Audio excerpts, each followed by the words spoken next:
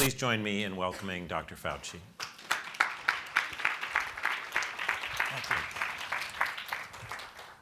Thank you very much. It's a pleasure to be here with you today. The idea that we are now a few days away from a new administration, there is no question that there will be a challenge to the coming administration in the arena of infectious diseases, both chronic infectious diseases in the sense of already ongoing disease, and we have certainly a large burden of that, but also there will be a surprise outbreak. Outbreak. Outbreak. Outbreak. Outbreak. Outbreak. Outbreak.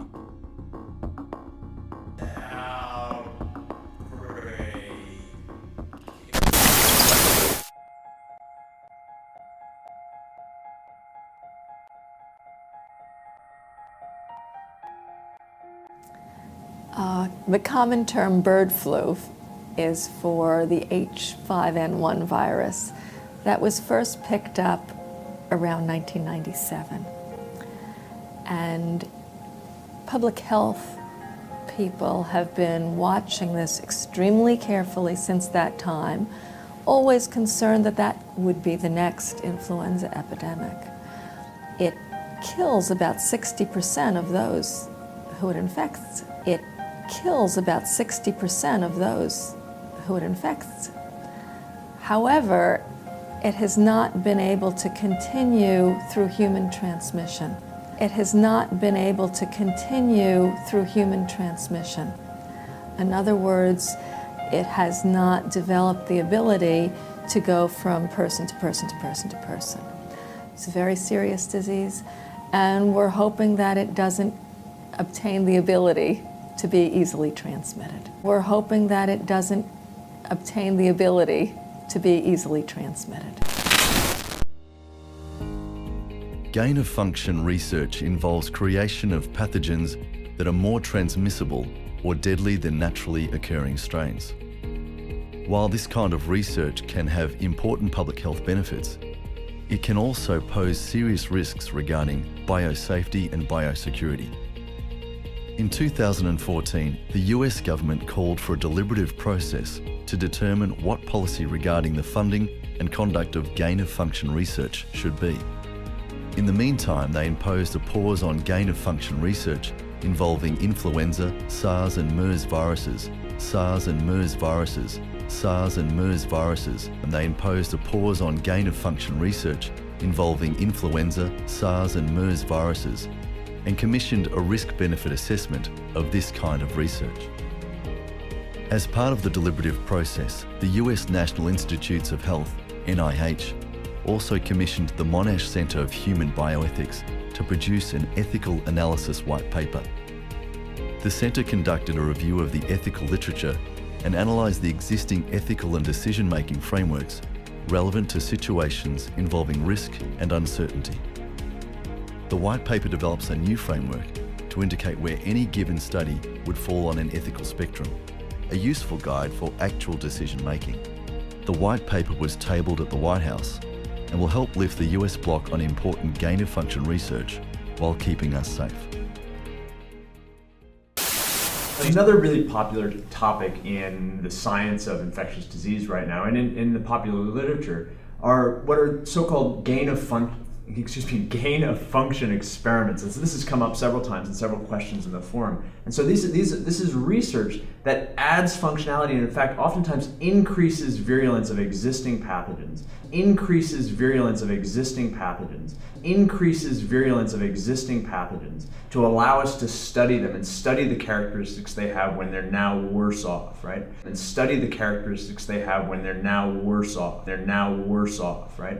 But so many of us can immediately, from a sort of sci-fi standpoint, imagine what the costs and the fears associated with these experiments are.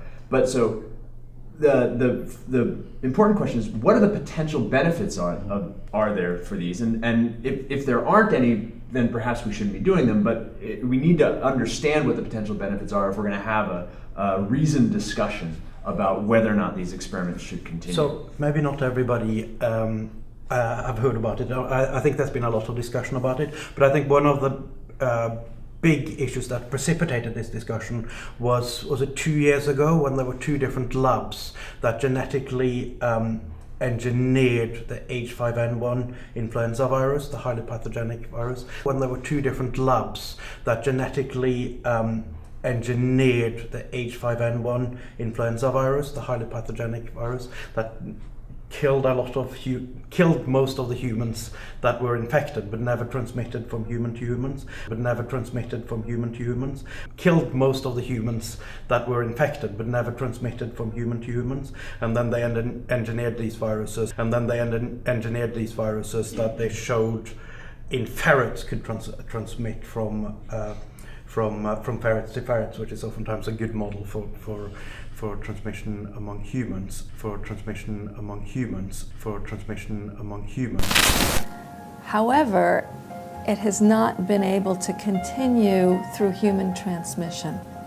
In other words, it has not developed the ability to go from person to person to person to person. And we're hoping that it doesn't obtain the ability to be easily transmitted. I think there were two scientific studies that were embargoed for 6 months or so from being published because nobody knew the risks associated with this, and so that's just a clarification of an example of what we mean by the gain of function. I think that example is really important because we as a scientific community don't know what we're doing. It's really important because we as a scientific community don't know what we're doing. So it's really important to. It's true. I know. There was recently the formation of the Cambridge Working Group. Marcel Salaté is part of that, and they gathered together a whole range of scientists to figure out what might we do, because we really don't know whether labs should work on this and how, to what extent government authorities should step in and mandate that this work shouldn't be done, because it is absolutely clear that it's very dangerous work. So there clearly uncertainties, but what are the potential? Why do this in the first place? There's a long history, and the rationale is pretty simple. If you can identify a specific part, or say a gene in an organism that is responsible for disease, then you actually have a target that you can aim for therapeutics. Okay, and so the classical experiments, and this goes way back, is as long as we've had molecular biology or could do inbreeding of some sort, is to just take a genome and swap genes in one at a time.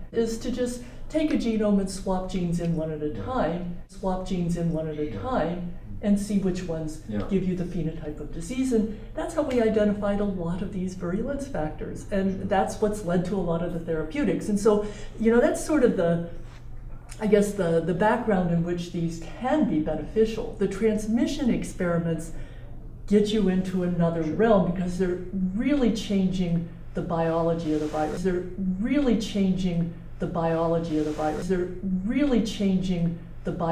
of an organism. In one case, you're just asking, we know we have a bug that can cause a specific disease. What part of it causes that disease? In this case, we're trying to confer a new phenotype.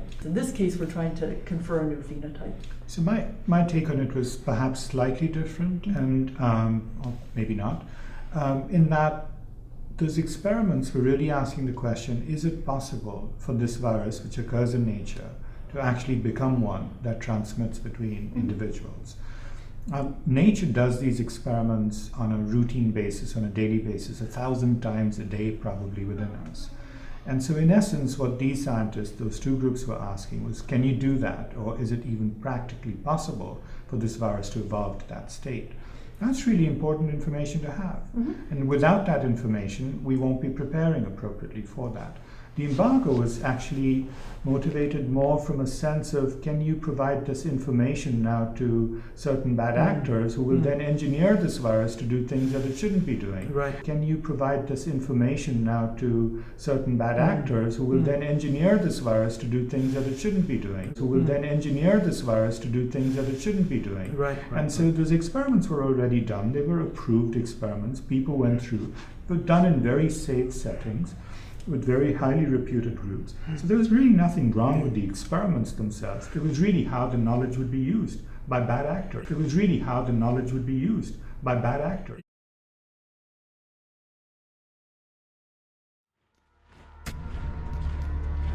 During World War I, hundreds of thousands of people were killed or maimed by chemical weapons. After the war had finally ended, it seemed certain that this would be the future of warfare. But those who had seen the horrors wrought by chemical weapons worked hard to prevent their future use, destroying 97% of the world's stockpile. As a result, the world was made a safer place, with the freedom to follow other pursuits. Chemical warfare was a frightening new idea, even at its inception. But not all ideas appear sinister at first glance. Wartime technologies are often extensions of peaceful technology that already exists. This is an example of what is commonly called dual use. When new technologies are developed, we consider the many ways we intend to use them. But it is more important to consider the ways that others might use them, or even misuse them. Over the last 30 years, genetically modified viruses have successfully been used within contained laboratories. Soon, they could be used as a common therapy to treat cancer and a wide range of diseases. Genetically modified viruses are normal viruses that have had extra DNA added to them. This allows them to do things they could not have done before. Until today, scientists have not intentionally released genetically modified viruses into the environment, barring several tightly controlled exceptions. The problem with any deliberate release is that, in many cases, it is difficult to control where the viruses will end up. We know of thousands of natural plant viruses, but none are known that can edit a plant's chromosomes. However, man-made viruses can be created to edit chromosomes across species. A new program called Insect Allies aims to use this kind of gene editing technology to help farmers and communities protect their crops. Until now, this technology has only been used indoors, but the military agency funding this program is interested in releasing it outside. While their idea is not new, it has never been done before.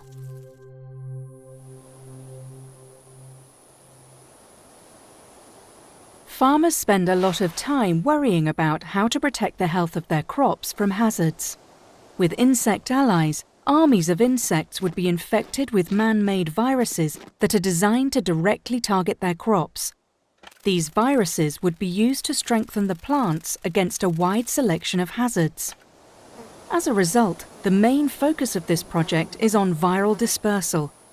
The Insect Allies themselves would only serve as viral vectors. For this plan to succeed, scientists would need to be prepared for anything. When the alarm sounds, they would need to quickly infect insects with the correct virus, transport them to farmers, and release them. The insects would then be able to distribute their infections to crops. To be useful in any capacity, all of this would require global infrastructure. It would need warehouses designed to house insects year-round and staff to breed and maintain them. These insects would also require safeguards that would prevent them living and breeding beyond their one-time use. Without these kill switches, there would be a risk of the virus mutating and spreading, as pathogens tend to do. Unfortunately, it is still unclear how the spread of a genetically modified virus would be controlled. Should we be worried? The designers of the Insect Allies program claim that they can greatly assist farmers in protecting their crops, much to everyone's benefit. However, this kind of technology can easily be used to sabotage and control access to resources on a local or global scale. Right now, scientists are hard at work to safely develop insect allies. They are using multitudes of kill switches to prevent unintended outbreaks. But is this enough? With the appropriate resources, it would be easy for anyone to turn off these safeguards and cause a deliberate outbreak. This would create a new and highly targetable form of biological weapon, one that is undetectable and untraceable. It can be hard to predict the future. Today's technologies can become tomorrow's weapons. So, knowing all of this, do we really want to go viral? And what can we do to control its possible use?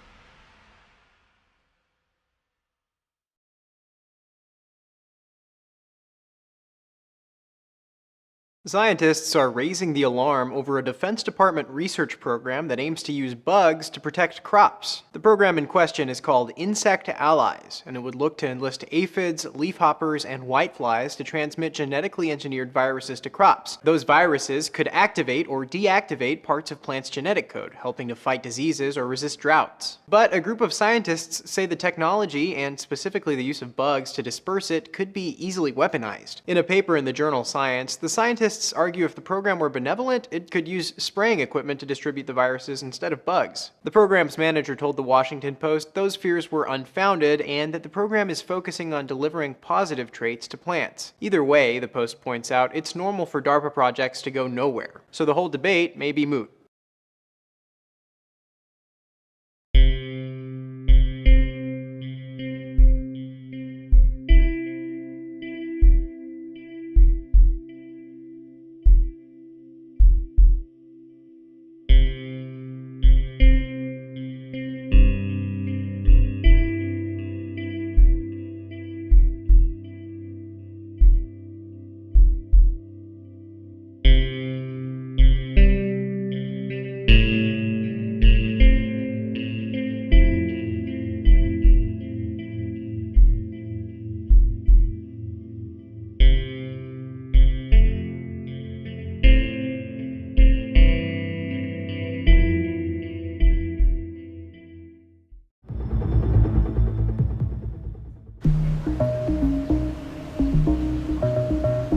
You stimulate all the muscles individually. So the beetle actually has no control over what it's doing. Yeah. Then. So you basically make it into a robot, actually. Like a robot. Could you tell us what you do here? We use this system to detect the leg motion, so we can put some small marker on the leg. And so this is the beetle that you're working with? Yes. You can see the many wires, right? And my student at the Tao Finder, he is very good at the implementation and working on this leg motion control, actually. And he knows about the location of the leg muscles very well. Can you tell me a bit what you're going to do? Basically, I will press there are two buttons. One can change the working gait. The other one is I can change the step frequency. That means how fast the leg moves. Yeah. And these LED lights, they correspond each to a muscle? Yes, so in total 8 muscles. Yeah. Okay. Let's see. So the step frequency is 0.125 Hertz. So it's tripod, so it's very slow now. And so now it's alternating its left and right. Yes, alternating. So if I want to increase the step frequency, I need to press this button. So that if I press once, so it's faster. Now it's 0.25 Hertz. So amazing that you just press a button and the beetle starts walking. Mm-hmm. It's I don't know. It seems almost unreal that you can kind of achieve this in a living creature. If I press one more time, 0.5 Hertz, so it's faster. Then this is really amazing. 1 Hertz. If I want to change to galloping, I press this button, so it will change to galloping. So, yes, it's galloping. And this is when it runs faster, basically? Yeah, the step frequency is 1 Hertz. Now it's 2 Hertz. Wow. Yeah. Okay, it struggles itself, but it still obeys the stimulation signals. And do you think, is he struggling to kind of stop these stimulation signals? Yes, I think so. But still, it obeys. You can see very clearly here. And this just keeps on working like this? Yes. It doesn't get used to it or something? It doesn't... No. I stimulate even like for more than half an hour, so it's still like this. We stimulate more than 7 days, more than 1 week. And it keeps working? Yes. You're putting in electrical signals into the beetle now, but is it using up its own energy source, basically? Is it using the food that it eats to drive the muscles, or are the muscles driven by the electricity? Yes, the food. So you have to feed it to be able to keep on doing this? Yes. Looking at this thing, it's unbelievable, actually, that humans can, take over control over the willpower of this insect, because the muscles are being driven by the insect itself. I mean, it has to feed it, it has to eat to be able to move the muscles. And all that they are doing is putting a bit of electrical stimulation into the muscles, and they can control it to a degree that's amazing if you think about it. These may just be the first stages of this, but if you think about where this could go, this is really incredible. And how long would a beetle like this live? The natural, regular beetles survive for 3 months to 6 months. Even after the implantation, beetle can survive for several months. We have never seen the beetle died right after the stimulation. So it doesn't really hurt? No.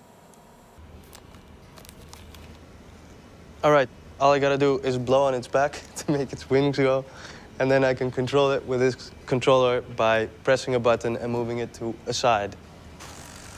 Yeah. Okay.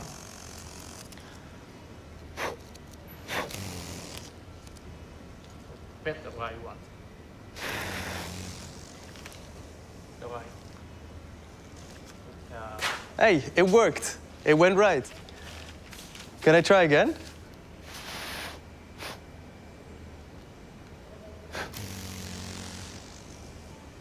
Als ik dan naar rechts druk, dan gaat hij naar rechts.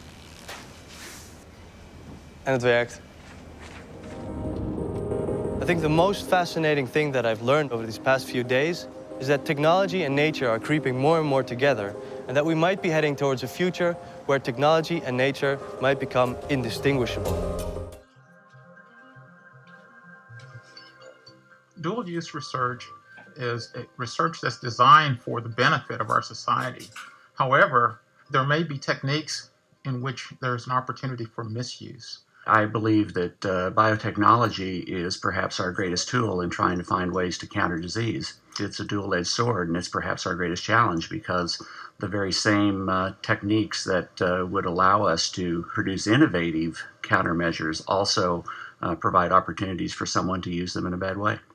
There have been a number of experiments that have produced unexpected results that, if technology fell into the hands of someone who wanted to do harm and had the opportunity to do so, it could be quite devastating. Well, dual use in the scientific sense is taking legitimate research and the results and product of that research and using it, or finding that there are other ways to use it that are more harmful to humankind than what it was initially designed to do.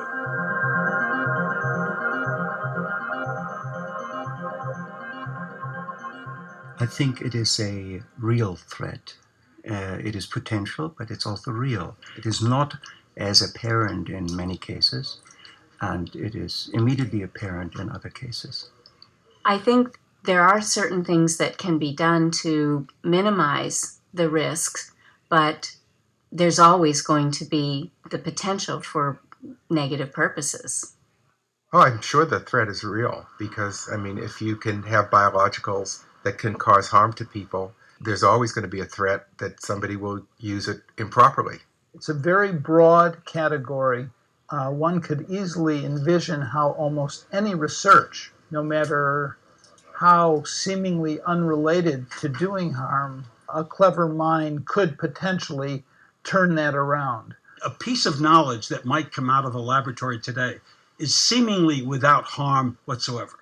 But when put into a series of other pieces of information, could be devastating. In the case of nuclear physics, there was an iconic experience, the mushroom cloud, that made it clear to nuclear physicists that their work had security implications. There has been no comparable iconic experience for life scientists.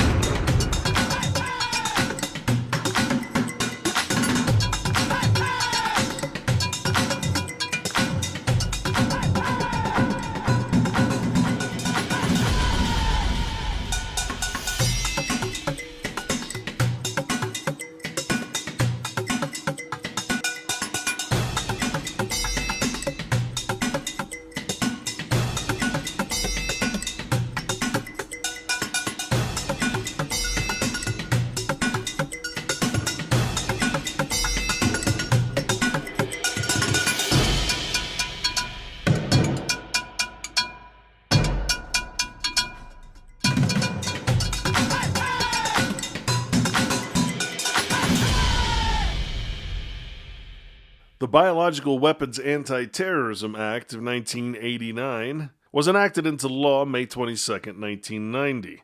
It provided for the implementation of the Biological Weapons Convention as well as criminal penalties for violation of its provisions. This Biological Weapons Anti-Terrorism Act was drafted by University of Illinois international law professor Francis Boyle. The Act broadly defined several terms related to biological warfare. Those terms were vector, toxin, biological agent, and delivery system. The Act defined a biological agent as any microorganism, virus, infectious substance, or biological product that may be engineered as a result of biotechnology, or any naturally occurring or bioengineered component of any such microorganism, virus, infectious substance, or biological product, capable of causing death, disease, or other biological malfunction in a human, an animal, a plant, or another living organism. Deterioration of food, water, equipment, supplies, or materials of any kind, or deleterious alteration of the environment.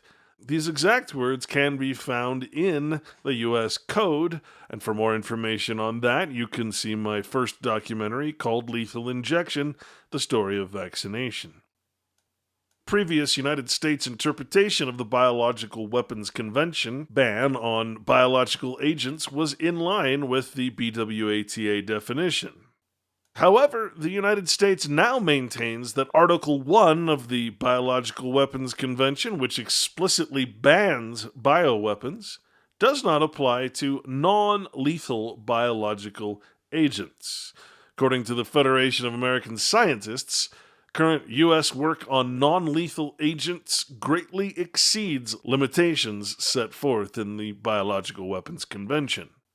The Act made it illegal to buy, sell, or manufacture biological agents for use as a weapon. With passage of this Act, it became known as Public Law 101-298 upon its passage and signing, and provided for criminal penalties for those who violated its provisions. Just one problem. The Act specifically exempted what is called peaceful or defensive biological weapons research.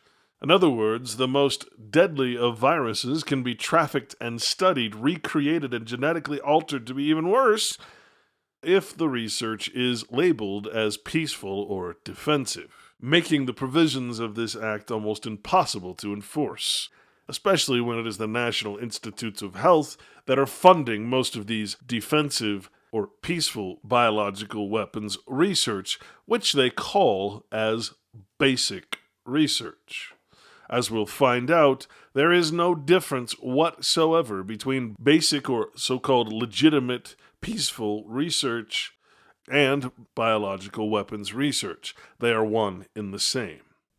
The act dictated sentencing for violators and stated that whoever knowingly develops, produces, stockpiles, transfers, acquires, retains, or possesses any biological agent, toxin, or delivery system for use as a weapon, or knowingly assists a foreign state or any other organization to do so, shall be fined under this title or in prison for life or any term of years or both. The Act also provides that if a quantity of biological agent or toxin appeared to have no peaceful purpose, it could be seized and subsequently destroyed. In addition, passage of the Act made violation of its provisions a federal crime. And so we can possibly understand the intent behind these so-called scientists who are conducting gain-of-function research on what otherwise would be called a biological weapon, why they are defending their actions. In other words, the terms peaceful and defensive are being used as an excuse to create the worst kind of biological weapons as a sort of workaround for this Biological Weapons Act, to avoid its provisions through dual-use research, and call them as basic or legitimate research. Again, there is no difference between basic, legitimate research and biological weapons creation. And this fact will be shown in great detail as we proceed. Francis Boyle, the author of this Biological Weapons Act, had this to say about COVID-19. I think I found the smoking gun here. There was a recent scientific study published in Antiviral Research 10 February 2020 by 3 scientists from France and 1 from Montreal who did a genetic analysis of the Wuhan coronavirus, and they said, quote, "It may provide a gain of function of the 219 coronavirus for efficient spreading in the human population compared to other viruses." Let me repeat that. May provide a gain of function to the 2019 coronavirus for efficient spreading in the human population compared to other lineage coronaviruses. That's the smoking gun for a offensive biological warfare agent. Gain of function properties is a tip-off. It's only useful for offensive biological warfare activity, and it is typically conducted in either it's so dangerous, in either a BSL-4 or a BSL-3 facility, and there in Wuhan you have the only BSL-4 facility in China. So I think it's clear it came out of this lab. Gain of function, means its DNA genetically engineered to be more lethal and more infectious. Gain of function means its DNA genetically engineered to be more lethal and more infectious. Clearly what we're seeing now with this coronavirus, it is basically SARS, which is already a weaponized version of a coronavirus. SARS, which is already a weaponized version of a coronavirus that has leaked out of that laboratory at least twice before. The weaponized version of a coronavirus that has leaked out of that laboratory at least twice before.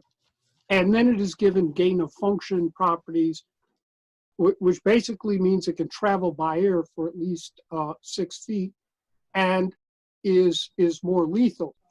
Second, we have an article here from the NatMed 2015, December 21, SARS-like cluster of circulating bacteronuses show potential for human emergence. This was at the University of North Carolina. In Chapel Hill. They have a biosafety lab level 3 there, and I have previously condemned them for using gain of function work on MERS, and I have previously condemned them for using gain of function work on MERS, which is the Middle East respiratory syndrome.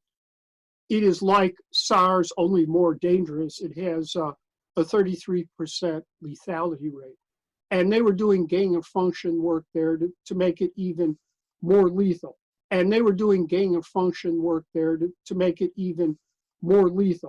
Well, it turns out if you read the article, they admit that they were doing this with SARS, that they were giving it a gain of function activity.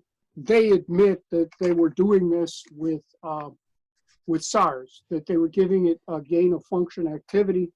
And it turns out part of their team was a researcher from China, Zheng Li Shi, Key Laboratory of Special Pathogens and Biosafety, Wuhan Institute of Virology, Chinese Academy of Sciences. And they gave a grant to the University of North Carolina to get their scientists in on this extremely dangerous Nazi-type biological warfare work. So it appears that what happened was, instead of stealing this technology, China bought it. And they bought it from the lab there at the University of North Carolina. They put their person in there. They took the technology and they brought it back to the Wuhan lab. It's right there. This fellow works for the Wuhan lab. And it also appears that the North Carolina lab got cells from Fort Detrick, which is the U.S. Major facility for the research, development, testing, stockpiling of biological weapons. Fort Detrick is the U.S. equivalent of Porton Down. So that's where they got some of their cells here. And they made it clear the work that they were doing was to increase the pathogenicity of original SARS by giving it this gain of function activity. As I started looking at this information, and as I started seeing that this is actually a chimeric version, something that was developed here in the United States in 2015, was published in Nature magazine, that it was developed in the University of North Carolina, Chapel Hill, where all the initial studies were done. The chimeric research, despite having a moratorium by the US government to prevent any chimeric research, by the way, just so your audience understands, chimeric research basically means that they're taking a naturally occurring substance or virus, in this case, and then mutating it, genetically modifying it, genetically modifying it, changing the configuration morphologically to gain function. It's called a gain of function study or gain of function research. And that basically means that they're making something that already may have some potential to cause harm, making it more harmful, making it more virulent, making it more resistant, making it more harmful, making it more virulent, making it more resistant.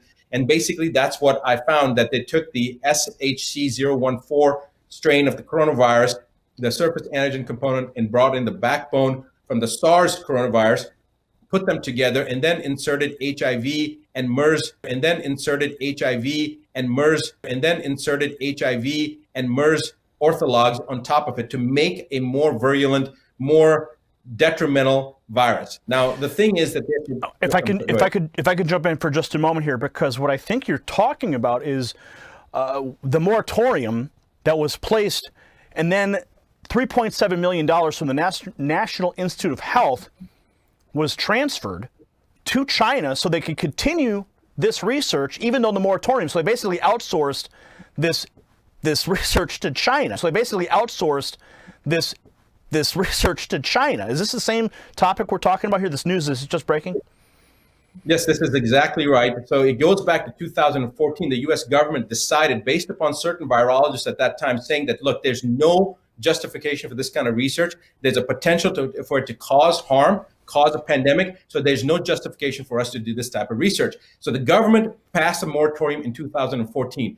Fauci approved monies to be section for this type of research. So basically, and I'm getting really, every time I think about this, it gets me really flustered because I'm so angry that he basically broke the law. He more than broke the law. He created this entire cascade that we're seeing with the world shutdown was created by this initial aspect back in 2015. He broke the law. He went against government moratoriums. He took taxpayer money and he funded research that has now led to the COVID-19. In 2017, he was documented at Georgetown University saying that there will be a pandemic that this presidency will face, that this term will face. How did he know that in 2017 that something was going to happen in 2018, 19, or 2020?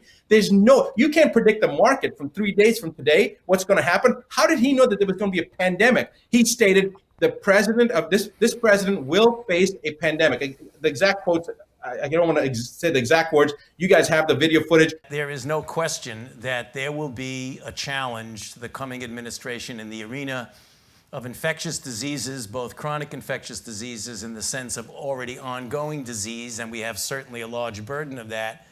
But also there will be a surprise outbreak. There will be a surprise outbreak. There will be a surprise outbreak. My point is that when somebody starts making these type of statements, and then they were involved with the breaking of the law to fund the research that American taxpayers paid for, that then goes to Wuhan and now trying to create this diversion and say that it was China. God, I don't know whether it came from China or released in China, whether it was already released here. It's irrelevant. The complicity of what's going on right now, whether it was released in China or whether it was already here or however it happened, the U.S. system has condoned it, has jumped on it. They're opportunistic. They're shutting down the economy when they know, in fact, that there's no basis. Is Fauci directly responsible for this pandemic because he maneuvered the money, he maneuvered around the moratorium, kept this chimeric research going in China? Is he directly responsible for not just the pandemic, but also the response that's killed the economy, put,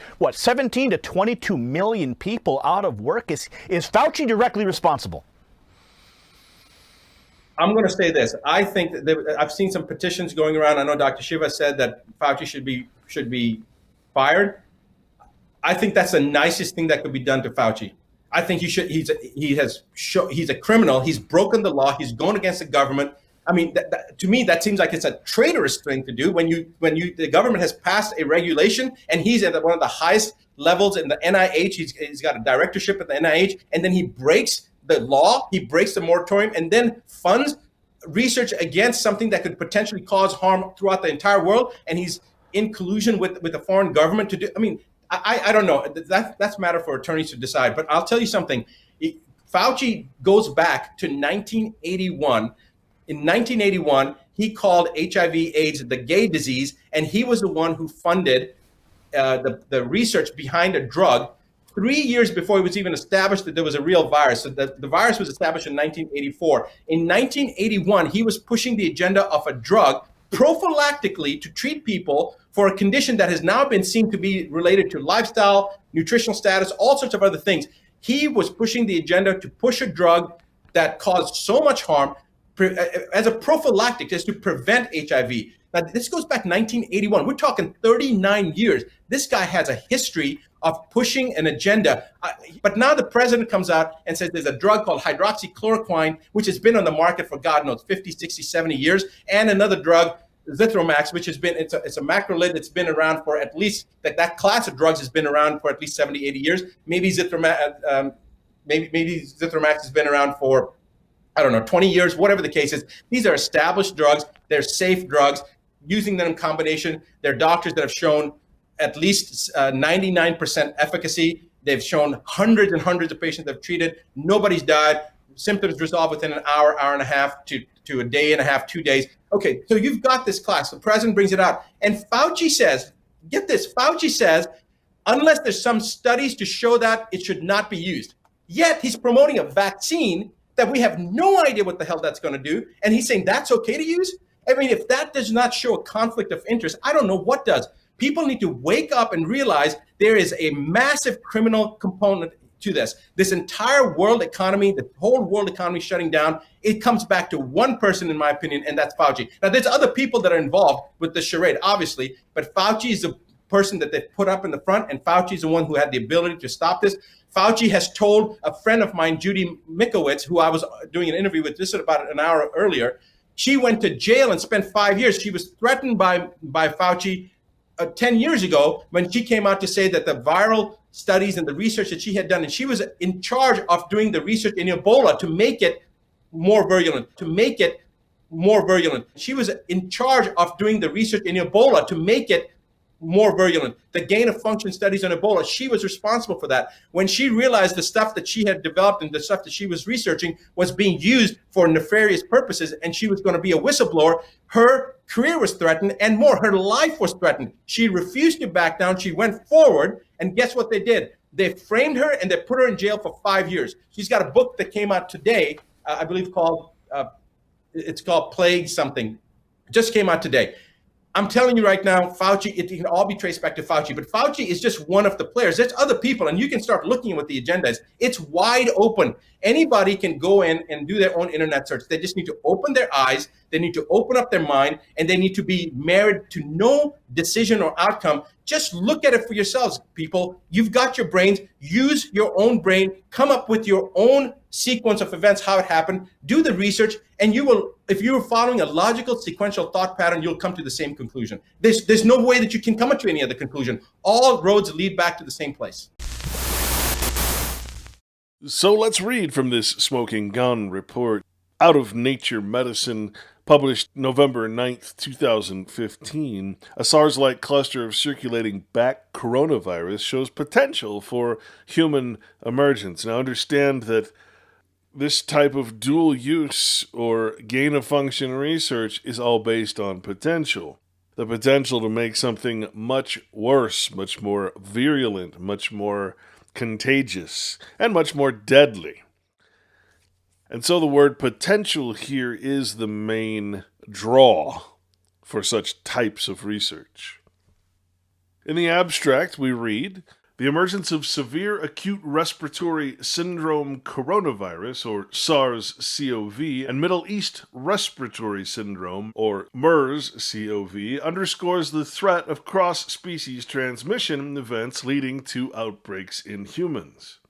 Here we examine the disease potential of a SARS-like virus, SHC014-CoV, which is currently circulating in Chinese horseshoe bat populations. Using the SARS-CoV reverse genetics system, we generated and characterized a chimeric virus, expressing the spike of bat coronavirus, SHC014, and a mouse-adapted SARS-CoV backbone. The results indicate that group 2B viruses encoding the SHC014 spike in a wild-type backbone can efficiently use multiple orthologs of the SARS receptor human angiotensin converting enzyme 2, or ACE2, replicate efficiently in primary human airway cells, and achieve in vitro titers equivalent to epidemic strains of SARS-CoV. Now, in case you're not familiar with the symptoms, that is basically a description of the current SARS-2 coronavirus, or COVID-19, affecting the lungs and many other organs. And that is based on the added function or gain of function research here described, where the spike or communication device, if you will, is able to connect to these cells through the ACE2 receptor. Additionally, in vivo experiments demonstrate replication of the chimeric virus in mouse lung with notable pathogenesis. Evaluation of available SARS-based immune therapeutic and prophylactic modalities revealed poor efficacy. Both monoclonal, antibody, and vaccine approaches failed to neutralize and protect from infection with COVs using the novel spike protein. I say again, Both monoclonal antibody and vaccines failed to neutralize and protect from infection using this particular novel or unique spike protein, one that does not happen in nature. On the basis of these findings, we synthetically re-derived an infectious full-length SHC014 recombinant virus and demonstrate robust viral replication both in vitro and in vivo. Our work suggests a potential risk of SARS-CoV reemergence from viruses currently circulating in bat populations. Now, to put that in layman's terms, we took bat coronavirus, which likely cannot transmit to humans and certainly cannot be transmitted from human to human, and we added or put a new function, a gain of function, which is this receptor coming from a human or HIV virus. This, in other words, is what we're calling SARS-2. As we go further into the study, we find, quote, together, the results demonstrate that broadly neutralizing antibodies against SARS-CoV may only have marginal efficacy against emergent SARS-like CoV strains, such as SHC014. Again, speaking to the ineffectiveness of vaccine treatments. To evaluate the efficacy of existing vaccines against infection with this strain, we vaccinated aged mice with double inactivated whole SARS-CoV, or DIV. Previous work showed that DIV could neutralize and protect young mice from challenge with a homologous virus. However, the vaccine failed to protect aged animals in which augmented immune pathology was also observed, indicating the possibility of the animals being harmed because of the vaccination. Here we found that DIV did not provide protection from challenge with this strain with regards to weight loss or viral titer. Consistent with a previous report with other heterologous group COVs, serum from DIV-vaccinated aged mice also failed to neutralize this strain. Notably, DIV vaccination resulted in robust immune pathology and eosinophilia. Together, these results confirm that the DIV vaccine would not be protective against infection with SHC014 and could possibly augment disease in the aged vaccinated group. We can also look at just a few of the various reports that list the unbelievable amount of accidents that happen in these high-level labs. For instance, this report in Science, Mounting Lab Accidents Raise SARS Fears. This in April of 2004. And so this gain-of-function type of research has obviously been going on much longer than we realize. Reported in The Scientist, November 16, 2015, we read that the lab-made coronavirus triggers debate. The creation of a chimeric SARS-like virus has scientists discussing the risks of gain-of-function research. Now note that since COVID-19 has come out, this particular article has become very popular, with good reason. In the effort to calm the public, this update was added March 11, 2020. On social media and news outlets, a theory has circulated that the coronavirus at the root of the COVID-19 outbreak originated in a research lab. Scientists say there is no evidence that the SARS-CoV-2 virus escaped from a lab. And yet, by the end of this presentation, you will have no doubt that this and most other viruses have been lab-grown. Ralph Barrick, an infectious disease researcher at the University of North Carolina at Chapel Hill, last week, November 9th, published a study on his team's efforts to engineer a virus with the surface protein of the SHC014 coronavirus found in horseshoe bats in China, and the backbone of one that causes human-like severe acute respiratory syndrome, or SARS, in mice. The hybrid virus could infect human airway cells and cause disease in mice, according to the team's results, which were published in Nature Medicine.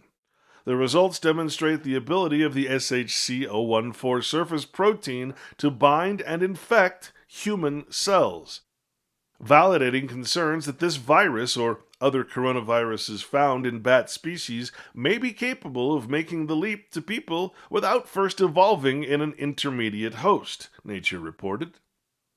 They also reignite a debate about whether that information justifies the risk of such work, known as gain-of-function research. If the new virus escaped, nobody could predict the trajectory. Simon Wayne Hobson, a virologist at the Pasteur Institute in Paris, told Nature.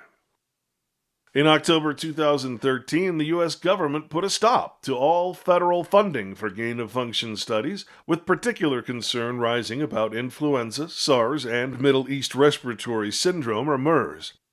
NIH, the National Institutes of Health, has funded such studies because they help define the fundamental nature of human pathogen interactions, enable the assessment of the pandemic potential of emerging infectious agents, and inform public health and preparedness efforts. NIH Director Francis Collins said in a statement at the time, "These studies, however, also entail biosafety and biosecurity risks, which need to be understood better."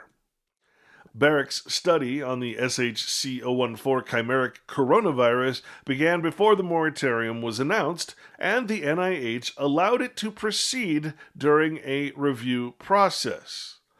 So to be clear, a moratorium on this type of research was declared, and the NIH allowed this SARS research to continue, despite that moratorium.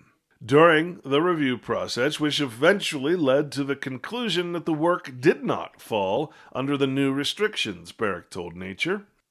But some researchers, like Wayne Hobson, disagree with that decision.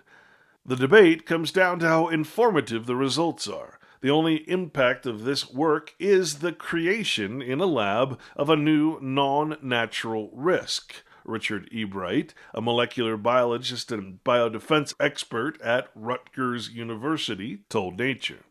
Quote, "The results move this virus from a candidate emerging pathogen to a clear and present danger. In other words, when man interferes with nature, it becomes a present danger instead of something that can likely never happen."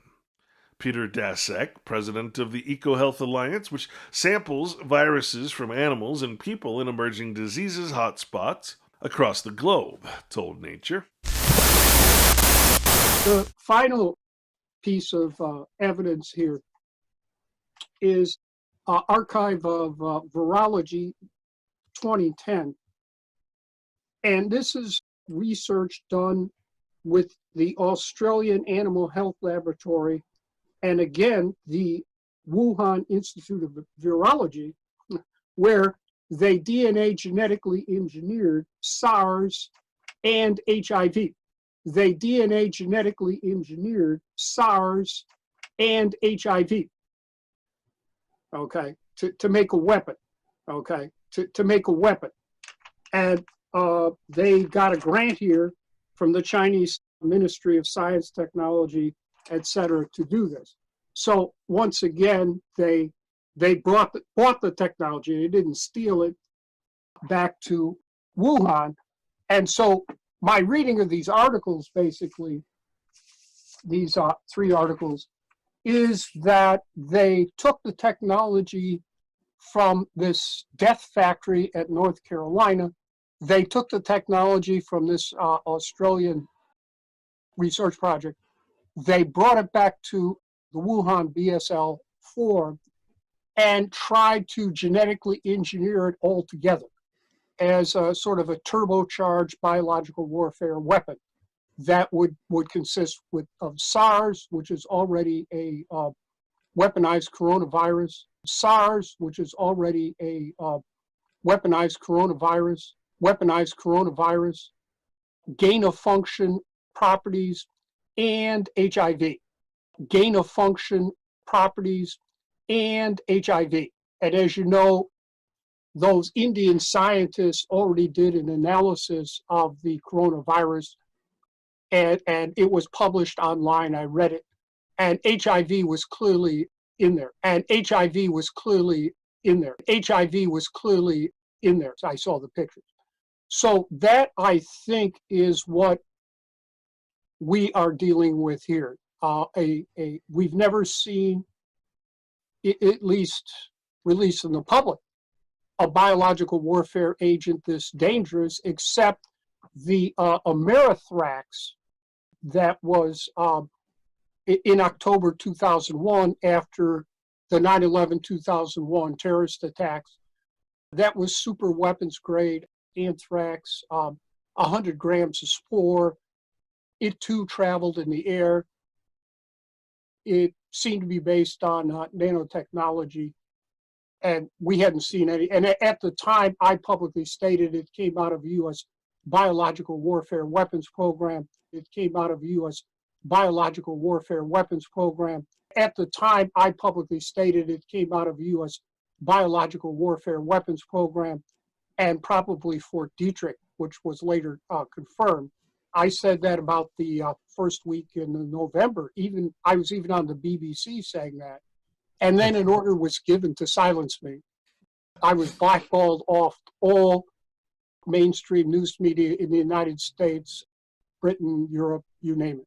So despite the fact my viewpoints are all over the world, no mainstream news media will touch me. So the Amerithrax, of course, was extremely dangerous, but not as infectious as what we're seeing here. So in a nutshell, that's where I see it as of today. So those experiments were already done. They were approved experiments. People went through. They were done in very safe settings with very highly reputed groups. So there was really nothing wrong with the experiments themselves. It was really how the knowledge would be used by bad actors. Yeah, but it's gone beyond that now, because I think you're a signatory of the Cambridge. So I signed the Cambridge Working Group document after some thought. I do feel we have to be very cautious when you start to say scientists shouldn't do things, because that way is a very slippery slope. The Cambridge Working Group is actually saying there should be a moratorium on it, and while we figure out what's going on, like there was for recombinant DNA in the 70s. And it's only on some pathogens, so SARS and MERS and a few of the flu strains. So SARS and MERS and a few of the flu strains. And it's only on some pathogens, so SARS and MERS and a few of the flu strains. To me, I think that the sort of question you're talking about is what evolution can do, what could come up.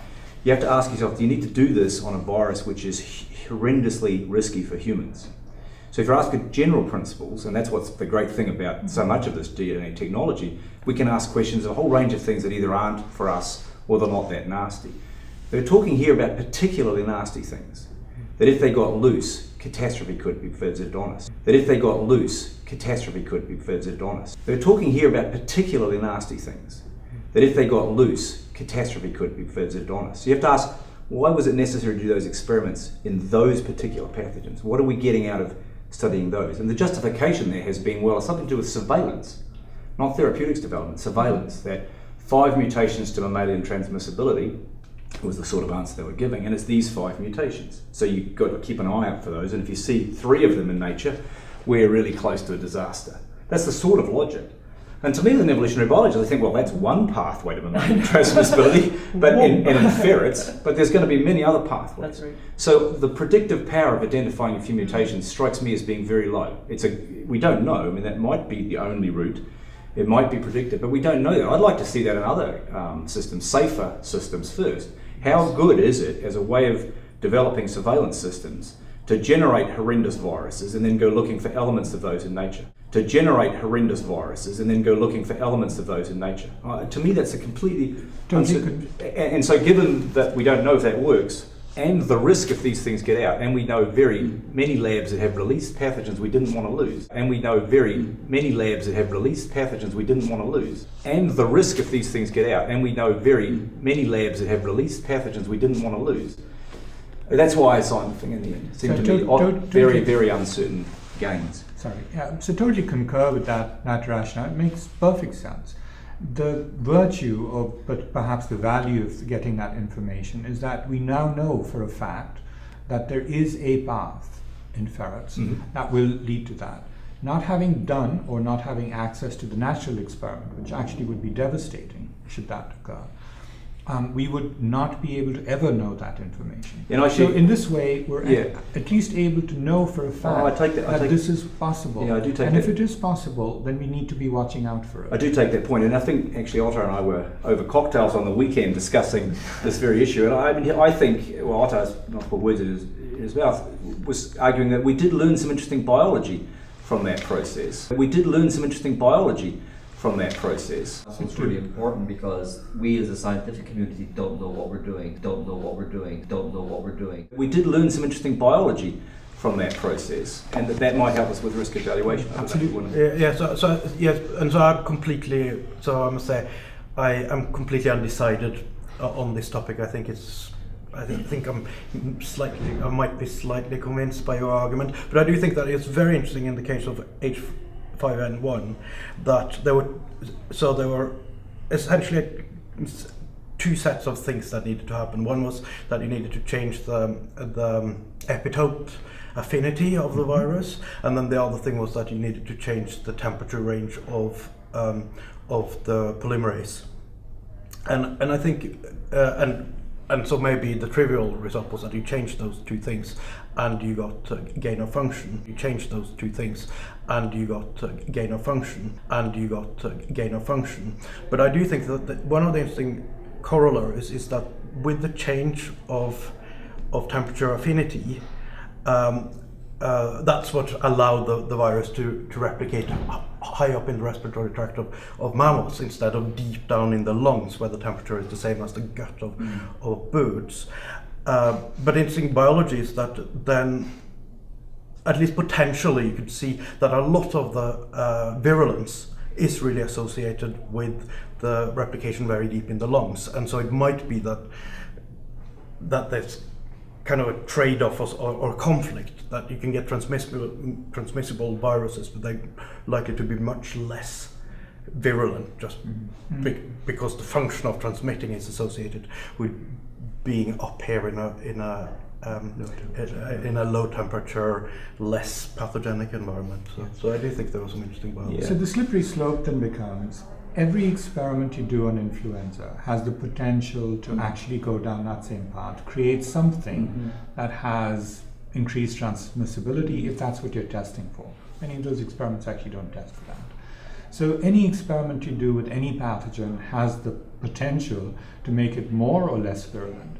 And we know from, for example, studies that have routinely introduced antimicrobial resistance into pathogens, routinely introduce antimicrobial resistance into pathogens, routinely introduce antimicrobial resistance into pathogens. Some of them are drugs that for which if an organism such as TB becomes resistant now to 8 different drugs, there are no treatments for. There are no treatments for. There are no treatments for. How do you deal with that? And in fact, the importance of, I think, this sort of the sense of gain of function experiments onto specific lipids means that you'd have to stop experimenting on pretty much anything. Yes. It's very difficult to predict what that gain of function might be. I agree on that. There is obviously a very strong argument for gain of function experiments. I've got no issue with that. The question is whether we should do it where we're trying to enhance certain types of function, in this case mammalian transmissibility, where we're trying to enhance certain types of function, in this case mammalian transmissibility, in pathogens that we're genuinely very scared about. We have every reason to be very scared. And I think this discussion is an example of why we need a moratorium here. We need to pause to think, what sort of questions are we really going to get good things out of for taking these risks? And that has to be put up against the possibility these things get out. And you can measure the rate at which people lose pathogens. I mean, the pathogens get out of labs, and it's it's not zero. And you can measure the rate at which people lose pathogens. I mean, the pathogens get out of labs, and pathogens get out of labs, and pathogens get out of labs, and it's not zero. Yeah. And this is clearly a discussion that's going to be continuing in the scientific community for some time to come. And I think I would really encourage more discussion about this. In fact, on the forums, to get some more perspective from the people that are taking this class in terms of what does the community that benefits from this science really get from the kinds of work that people like us are trying to do. I can't think of a moment bigger than this one. I've likened this as the moment for biology akin to the moment when fissile nuclear material was figured out by physics and offered both a way to solve the problems of the universe and nuclear weapons.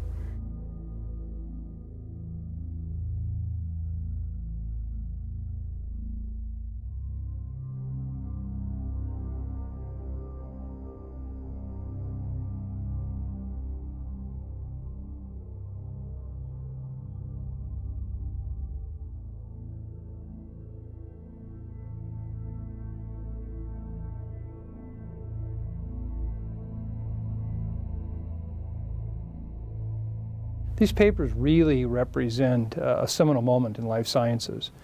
We now really have been confronted with examples of where the science itself, which is very important in moving forward for the public's health, also pose a potential risk for nefarious actions or even those situations where this virus might escape from a laboratory. So we're really at a point for the first time of trying to balance the need to know versus the need to protect. There is a need for dual-use research. That's the point for establishing of this committee, the NSABB.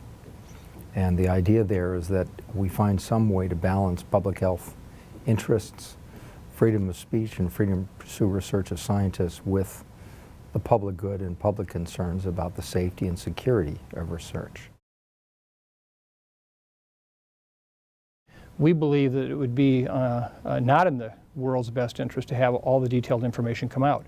Now, having said that, we also have made a very strong call for an international discussion about where do we go forward. So the NSABB never saw itself as being the final arbiter on this. Really, we're, I think you might say, the first court of appeals, and we know we need more guidance from all the life sciences around the world to move to the next step. I think we can learn a great deal about transmission of influenza virus through the air from this work. This is a question we know very little about. There are very few systems in which to study it, and these are the first advances that we have on studying the transmission in ferrets. So there's so many additional experiments that come from this. It would be a shame to suppress the data from these experiments.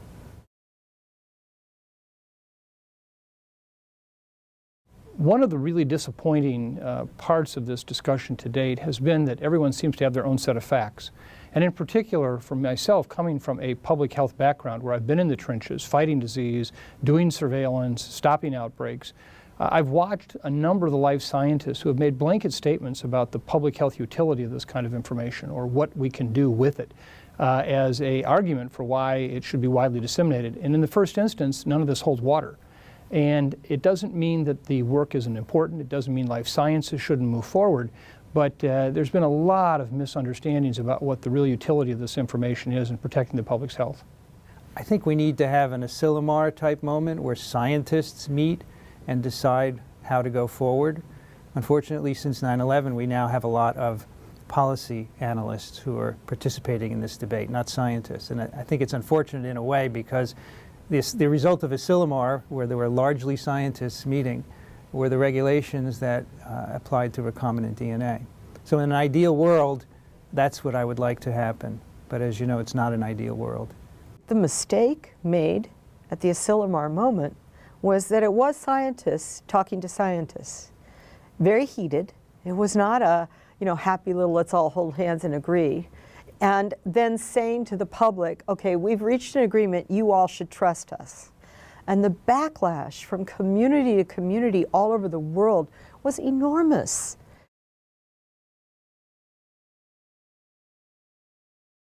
After you've pursued work, you've invested lots of resources in trying to get it done, and you've submitted for publication and be told that it can't be published. It would be far better to have discussions of this sort at the time that the work is first described. Everybody can be a Monday morning quarterback and say we should have thought of this, we could have thought of this, and we actually did. We just didn't think that influenza was the one we had to worry about. But now we're where we're at. Those days are over with. We now realize we have to be very concerned about how we move forward. Now, in my view, I can't think of an experiment done by a legitimate scientist seeking answers to a question that you wouldn't want to publish. I can think of many experiments that a nefarious scientist would do and you wouldn't want to publish, and they wouldn't either. But legitimate experiments, in my view, are all publishable. The issues about publication and about conducting this research really need to be addressed by the scientific community at large, with representatives from public health, with international representation. I think it's very important that this debate occurs now, and I think these papers have given us the opportunity to have this debate now. Welcome to NIH Natcher Center. My name is Sally Howard. I'm the Chief of Staff to Secretary Kathleen Sebelius here at the United States Department of Health and Human Services. It's my distinct honor to welcome everyone to this international consultative workshop on highly pathogenic avian influenza H5N1 viruses. The biomedical research mission of the department is carried out by the Centers for Disease Control and Prevention, the Federal Food and Drug Administration, as well as the National Institutes of Health, the host of today's meeting. Our topic for the next 2 days, highly pathogenic avian influenza, is pertinent to the research and public health missions of the department, but as importantly, is an issue of major concern around the globe. Highly pathogenic avian influenza has long been recognized as a significant agricultural problem. It is widespread among poultry in parts of Asia and the Middle East, and to date has caused an estimated $20 billion US in economic damage across the globe. More worrisome is the possibility that HPAI, H5N1, will become a major public health threat. We already know from experience that this virus is capable in some instances of jumping hosts and moving from avian species into humans, causing severe respiratory illness. This is thankfully a relatively rare event, but when this leap occurs, it can be quite lethal. Some 600 human cases have been reported since 2003, with a mortality rate of approximately 60%. Although currently H5N1 is not well adapted for sustained human-to-human transmission, recent studies underscore the growing concern that the virus may acquire this ability, and thus the importance of understanding this virus and its potential to become a pandemic disease agent, to become a pandemic disease agent. However, it has not been able to continue through human transmission. In other words, it has not developed the ability to go from person to person to person to person. And we're hoping that it doesn't obtain the ability to be easily transmitted. There are different approaches for studying the ways in which the H5N1 virus can spread, adapt to new hosts, or become more pathogenic. One approach is to engineer into the virus genetically based traits that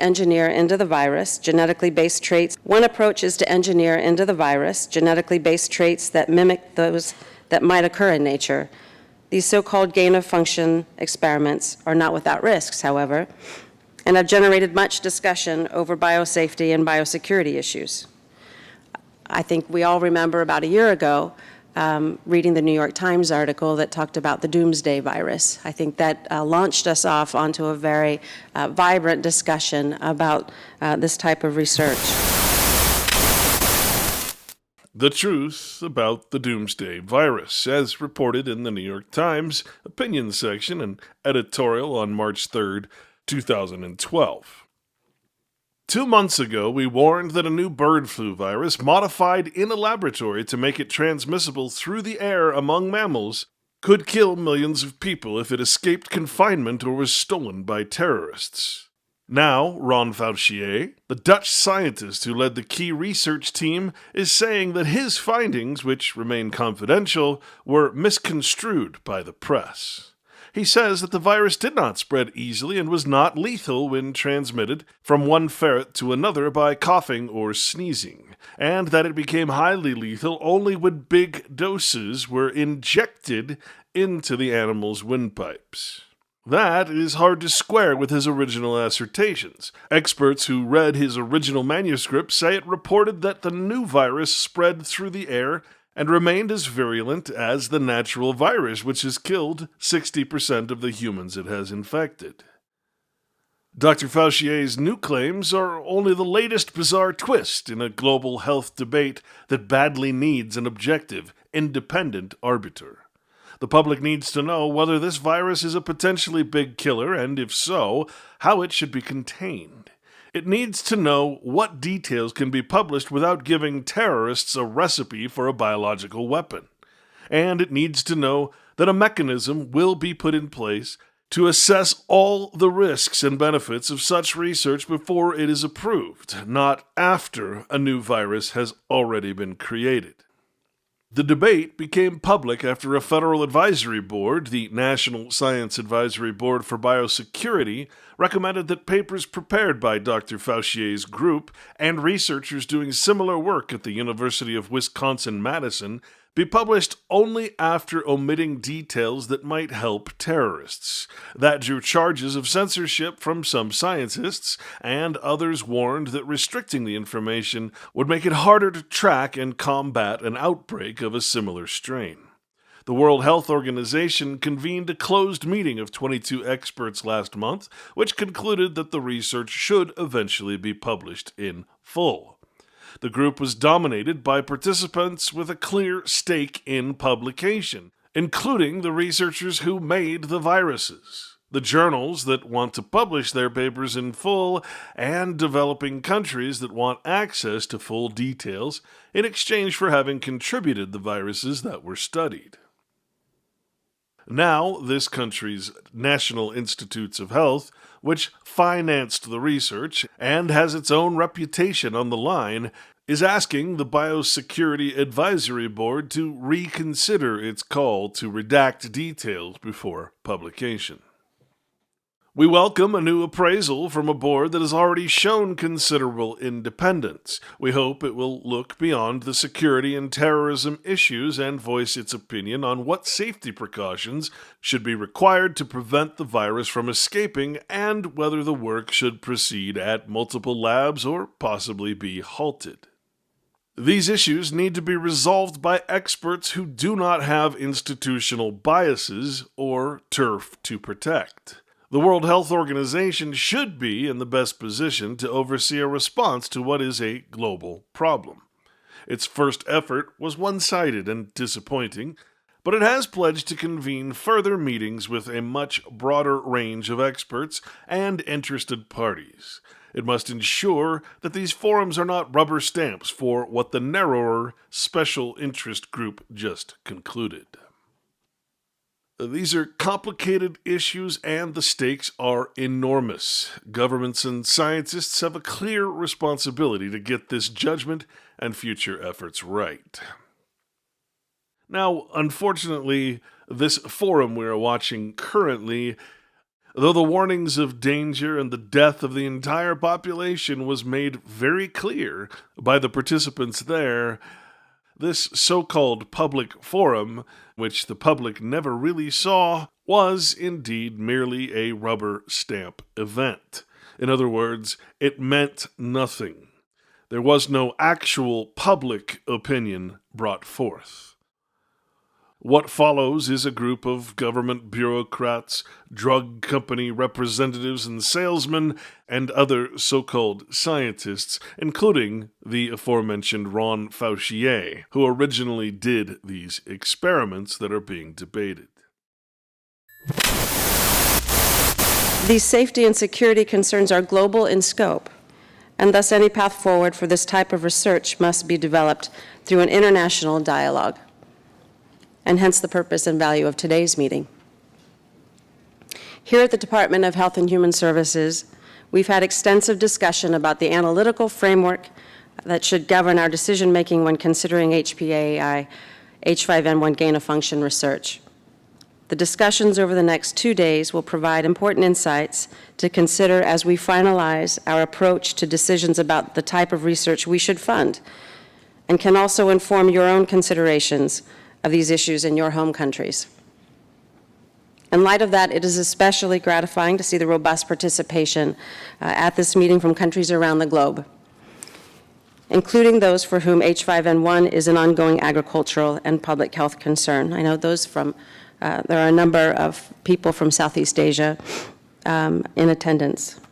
We're glad to have you share your views about the value of the research, its potential risks, the risk to public health preparedness of not doing the research. Ah, the sociopath's favorite logical fallacy. It's somehow unethical not to mutate and recreate deadly viruses that could escape the lab accidentally or on purpose, thus killing the entire population of Earth, though it would likely never happen in nature.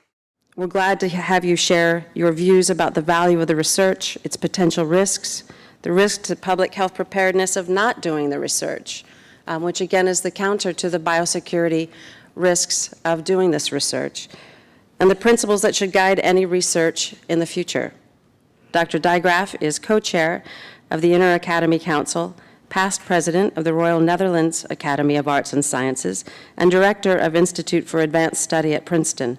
And the subject matter, gain-of-function research on highly pathogenic avian influenza H5N1, is a topic of special concern, of course, to scientists across the world, but also one which the scientific community in the Netherlands has given a lot of thought, since we had very active researchers working on this and understanding the agricultural and public health threats.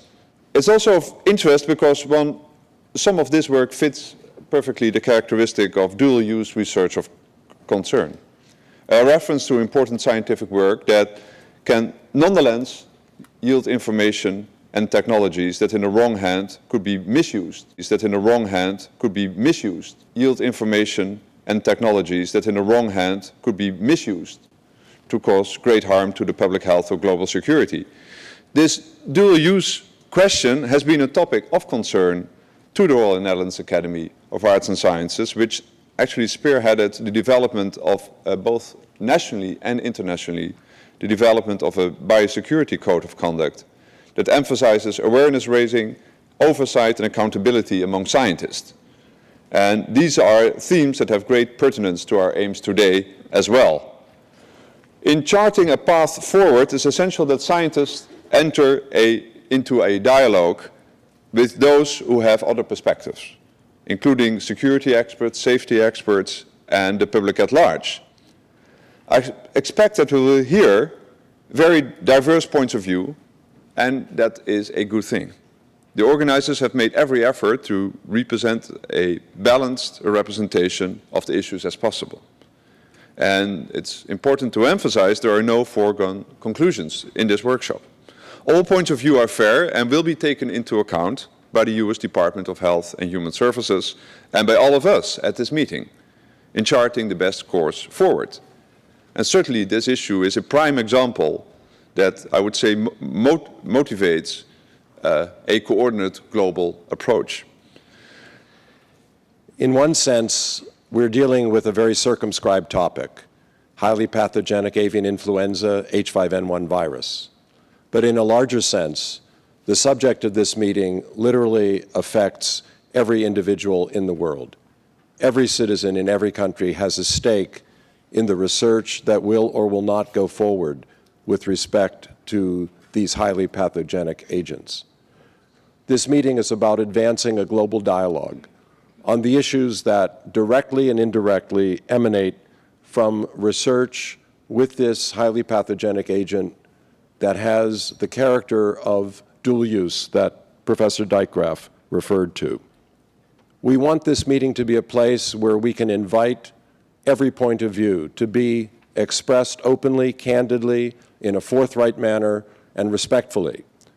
It's very important for us to keep in mind that our aim is not to reach a consensus amongst those here or amongst the panelists or in any group that is represented here. Our goal is to share and to hear individual points of view so that they can inform both the framework and the larger dialogue that surrounds these issues. In other words, your public opinions mean exactly jack shit at the end of this forum. After all, the agency that's funding these research projects is the same agency that will decide which projects to fund. And that's why many of you watching this have never heard anything about this topic or this forum, even as COVID-19, a man-made lab-escaped gain-of-function virus, a bad to worse case scenario in this forum, grips us all. Our topic, of course, is centrally focused on the safety and responsible conduct of research. And the research program in the United States government is focused particularly on the work of the National Institute of Allergy and Infectious Diseases here at the NIH. And we are very privileged in opening our conversation over the course of these 2 days to be able to hear the perspective of the director of the NIAID, who in this audience needs no introduction. But it is for me a great pleasure and a source of privilege to be able to introduce to you the director of the NIAID, Dr. Tony Fauci.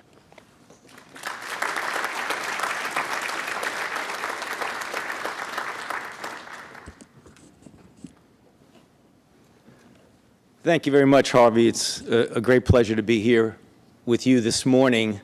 I want to take this opportunity, as you see on this first slide, to first welcome you all. I know I see so many friends and colleagues in the room who have traveled a great distance to be here with us today to discuss this extraordinarily important topic, but also to give a brief overview, as Harvey said, a considerable amount of the activity that goes on in this area from a research standpoint comes from the NIH and NIAID.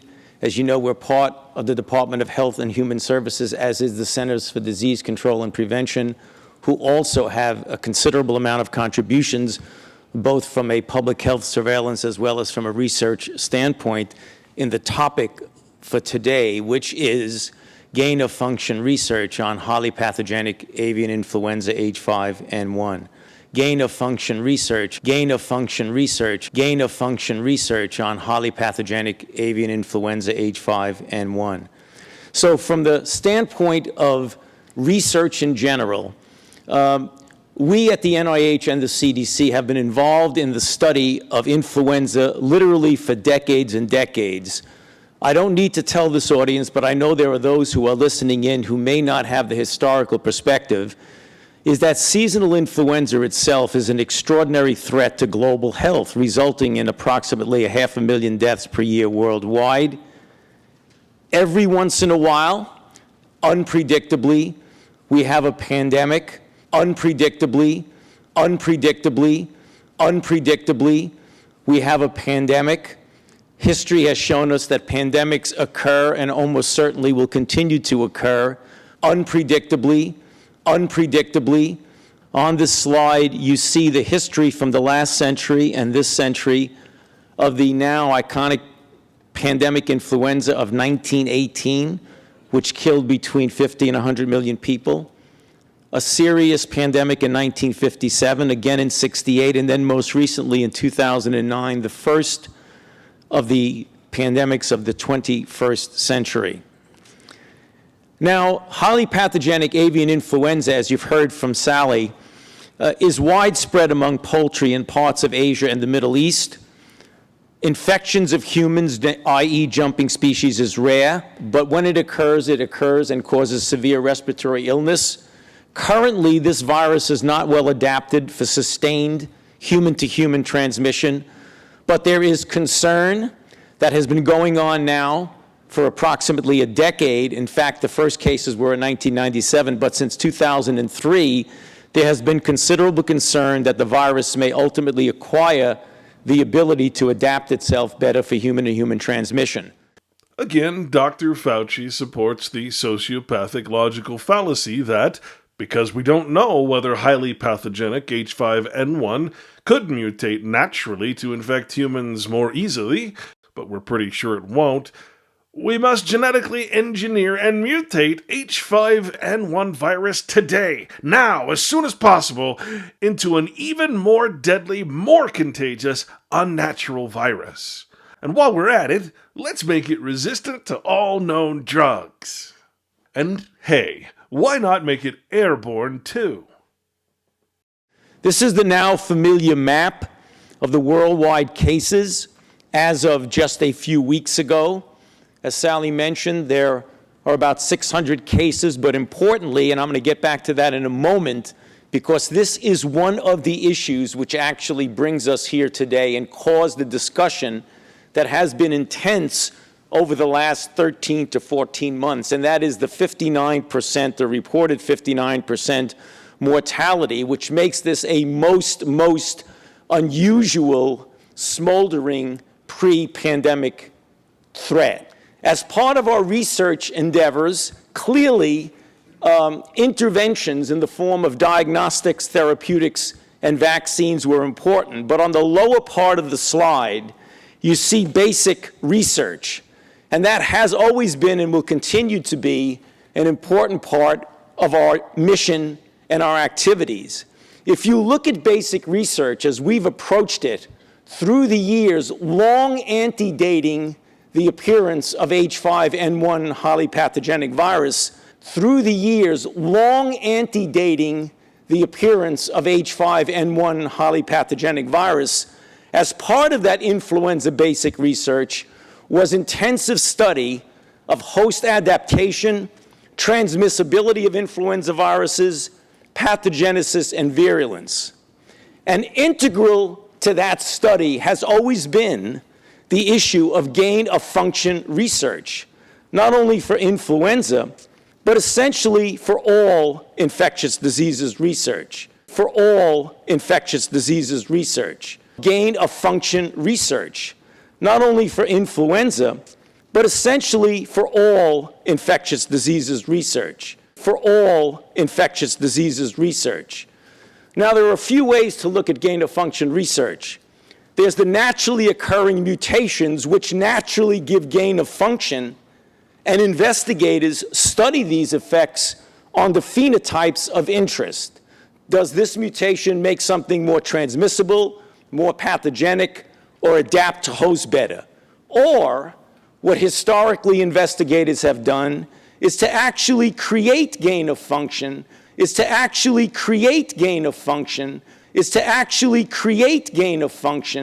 by making mutations, passage adaptation, or other newer genetic techniques such as reverse genetics and genetic reassortment. When we do that, often some phenotypes appear and others disappear. For example, it is commonly seen that when you increase a transmissibility,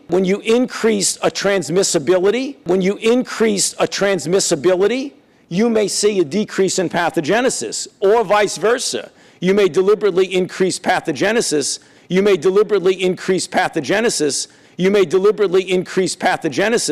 and see a decrease in transmissibility. But the bottom line is that gain and loss of function research is critical to understanding disease pathogenesis, antimicrobial resistance, and host responses, as well as to developing better techniques of surveillance, vaccines, and therapeutics. Specifically, to gain of function research on HPAI H5N1.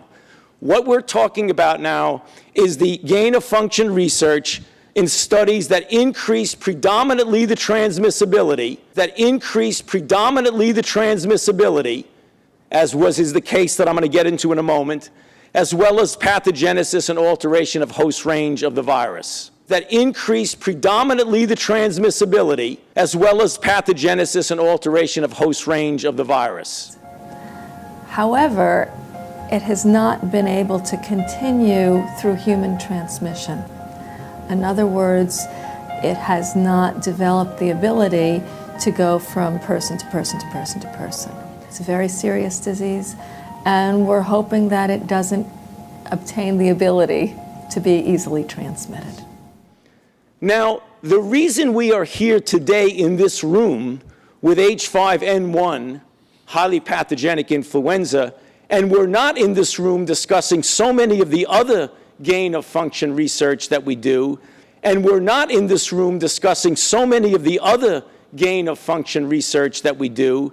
is because naturally occurring HPAI H5N1 viruses cause a reported almost 60% mortality in humans, which triggered a concern, understandably, clearly, that if you give a gain of function of a pathogenic virus to make it more transmissible, that's a whole different story than some of the other things we faced.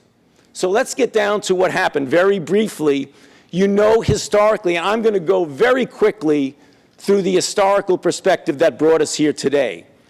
There were studies done by two NIAID-funded investigators, Ron Fouché and Yoshi Kawaoka, in which H5N1, a strain from Indonesia and a strain from Vietnam, were altered in a gain of function, in which H5N1 were altered in a gain of function, either by direct mutation or by reassortment, were altered in a gain of function, either by direct mutation or by reassortment.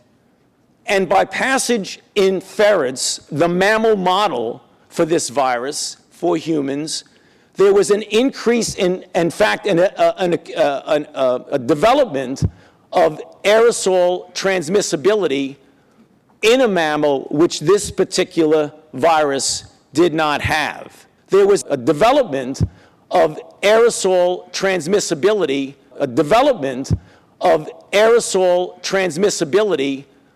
in a mammal which this particular virus did not have. Because of that, this triggered concern. This was after the experiments had been done and after they had been submitted to the journals. And from this press statement, we put it before our National Science Advisory Board for Biosecurity here at NIH, which is representative and advisory to the entire department of HHS as well as to other agencies. And the conclusion was made, and this is critically important for us to understand, and I take this right out of the statement that came from the NSABB, that due to the importance of the findings to the public health and research communities, the NSABB recommended that the general conclusions highlighting the novel outcome be published, but the manuscript did not include methodologic and other details that could enable replication of the experiments by those who would seek to do harm,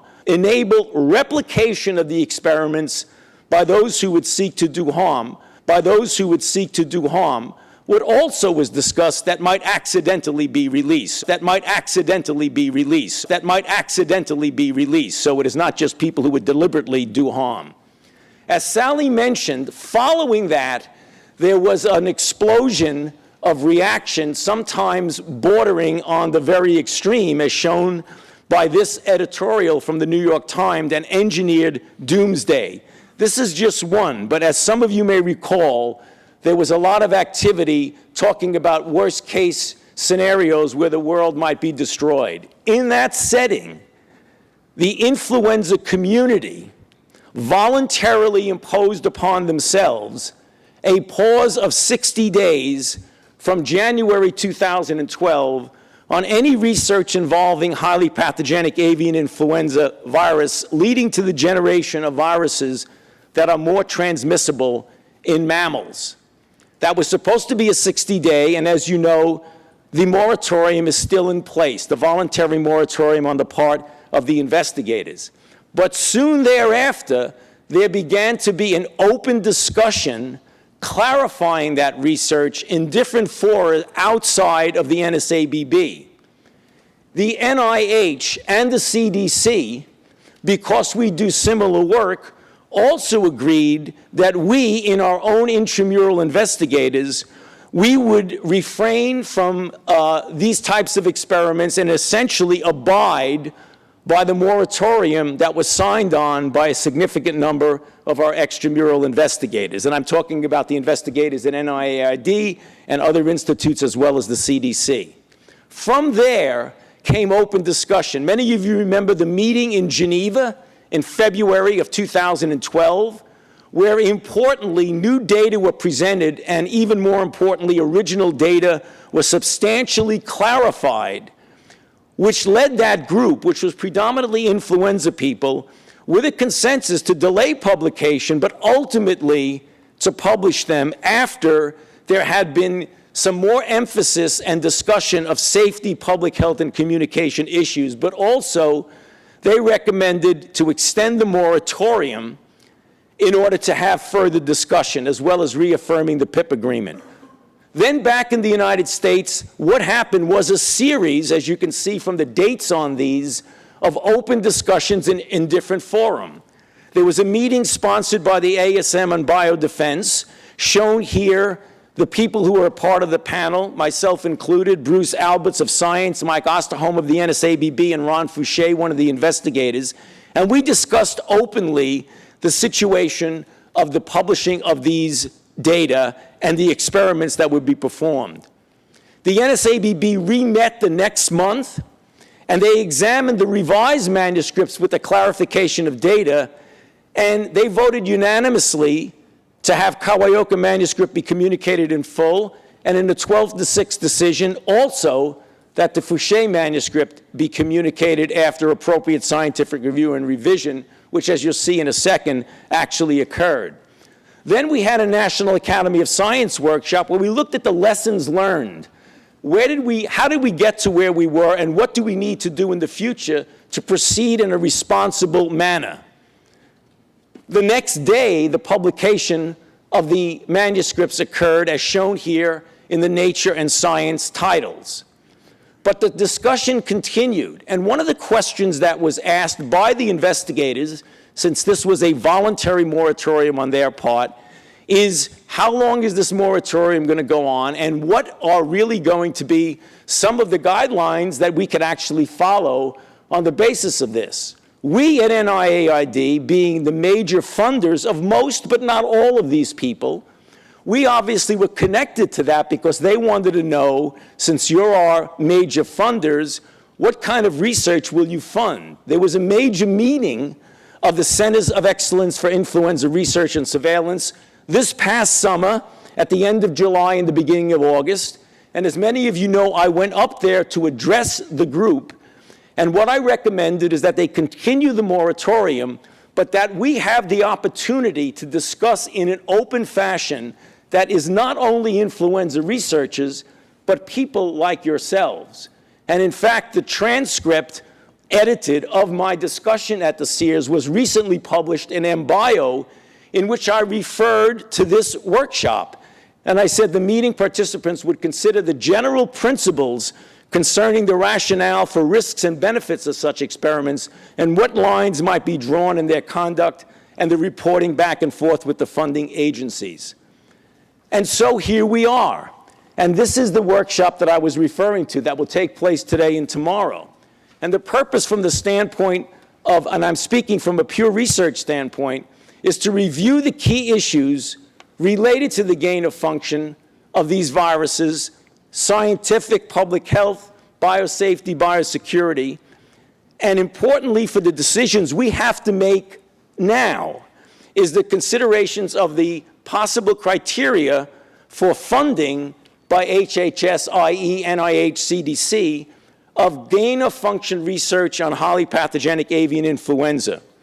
As you know, there's a draft framework that Harvey referred to that we will be discussing in detail, and you'll have the opportunity to comment on, to guide funding decisions. And that's the critical point I want to make from the standpoint of the NIH about this gain of function research. Now, just to put in perspective, are we talking about a major chunk of what we do? No. As a matter of fact, this is relatively small, because the research, gain of function of transmissibility, et cetera, on H5N1 highly pathogenic is a very minor part, but an important part of our portfolio. It's part of 4 flu research projects that contain this. It's around 10% of the entire H5N1 portfolio and less than 1% of the total NIAID flu research funding. But it has triggered a very important question. Now, I want to close on these last 2 slides because I believe it's important that you keep this in consideration. First of all, questions have come up about the concern of the danger of people that you fund. NIAID, NIH, certainly CDC, only funds and conducts gain-of-function research on H5N1 highly pathogenic avian influenza viruses for researchers who are highly trained, skilled, experienced, and adequately regulated. This issue has not been a major concern about the investigators, certainly the ones that I just mentioned, who clearly fall into that category. That was not the concern. The concern was that the products or information that were generated by these experiments might be used by others in a way that could harm society, either carelessly, in an unregulated fashion, by inexperienced people, or even by deliberate misuse. Now, there are some disagreements, and we've heard them in the broad discussion in those months that went from the time of the moratorium until now. There's disagreements as to the scientific and/or public health value of these experiments. But I believe the people who feel that they shouldn't be conducted are in the minority. But I believe the people who feel that they shouldn't be conducted are in the minority. But I believe the people who feel that they shouldn't be conducted are in the minority. Did anyone ask you or me? Are we, the over 6 billion people known as the general public, what you call the minority? Did anyone ask the entire human population of Earth if these potentially deadly, completely anti-nature, anti-scientific, gain-of-function, dual-use studies should continue to be done? Is this the first time you've even heard of this? Because even the most concerned members of NSABB felt that the experiments should be done, but the distribution of the knowledge should be restricted. Now here comes the rub. As of today, there is no mechanism to provide restricted access to information regarding research funded by NIH. So if NIH funds a grant, it is assumed that the results will be published. The only mechanism for restricted access is classification right now. NIAID does not, nor will we fund or do classified research.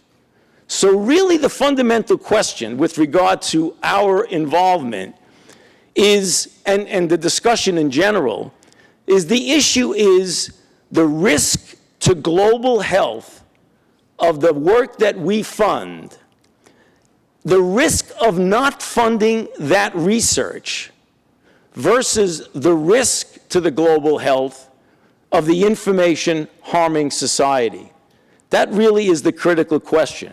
So therefore, even though, as Harvey said, there are going to be no conclusions or consensus, from our standpoint, the question is, should or should we not fund this research? And that's the thing that we're going to be concentrating on in the discussions that occur. Thank you very much.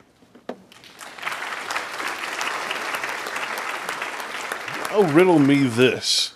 When has Dr. Fauci spoken about this gain-of-function dual-use bioweapon research on SARS, MERS, flu, and apparently every other viral disease known to man in any of his 2020 public speeches and reports, standing right next to President Trump regarding this man-made SARS-2 COVID-19? Good morning, everyone. By way of introduction, I'm Amy Patterson. I've had the pleasure of emailing many of you in the room. In a phrase, we are here because of scientific responsibility. And while collectively we bring a broad, diverse range of expertise, from infectious disease expertise, epidemiology, public health, countermeasure development, safety, security, ethics, agriculture, law, we bring a wealth of diverse perspectives and opinions on the topic at hand. We as a scientific community don't know what we're doing, so it's really important to, it's true, I know. Yeah. But what we share is a common interest in advancing scientific understanding, but first and foremost, a desire to protect public health. And underpinning that common interest is a shared value, a value that when we conduct science, it's important for us to not only think about its aims, its purposes, but also about its implications, its potential repercussions for society. And that's essentially why we're here today. As Tony mentioned, the focus of this meeting is what we're referring to as gain-of-function research. And in the context of this meeting, we are referring to research that will confer new biologic properties, research that will confer new biologic properties by enhancing the transmissibility, enhancing the pathogenicity, or potentially expanding or altering the host range, that will confer new biologic properties by enhancing the transmissibility, enhancing the pathogenicity, or potentially expanding or altering the host range of highly pathogenic H5N1. And as Tony mentioned, the reason that is the focus of this meeting is because case reports to date, particularly since 2003, have underscored the high human mortality associated with human infection with this virus. The high human mortality associated with human infection with this virus. So the notion of potentially conferring additional biologic attributes to this agent is really what underscores the concern today. Conferring additional biologic attributes to this agent is really what underscores the concern today. As Tony mentioned, researchers in this community of work demonstrated their commitment to responsible science by declaring a pause on the research, a pause on research that would increase transmissibility of high path H5. That pause has been in place since January of this year, and we're just about to close out 2012. The community is seeking guideposts for its own path forward. And while this meeting is not going to make a decision per se about that pause, we believe that the discussions here today will illuminate the guideposts that are sought for by that community. And importantly, this meeting is going to provide a wide range of perspectives, hopefully ideas, concepts that we haven't yet thought of, that will inform the Department of Health and Human Services as we finalize our framework for how we will approach making decisions about which of this research we will support, if any, and if we do support it, under what conditions will it be funded and supported. The perspectives that you offer over the next 2 days are going to be taken to heart as we work to finalize this framework over the next several weeks. We believe, in addition, that this forum will make a significant contribution to the international dialogue on this issue. We hope that the meeting will highlight ideas, perspectives, and approaches that will inform your national efforts for those of you who come from other countries, and help inform the way that you think about policy, the way you might approach your own funding decisions. And at this juncture, I'd like to quickly review just the topics on the agenda, and again, some of the meeting mechanics that I think might come in handy for you.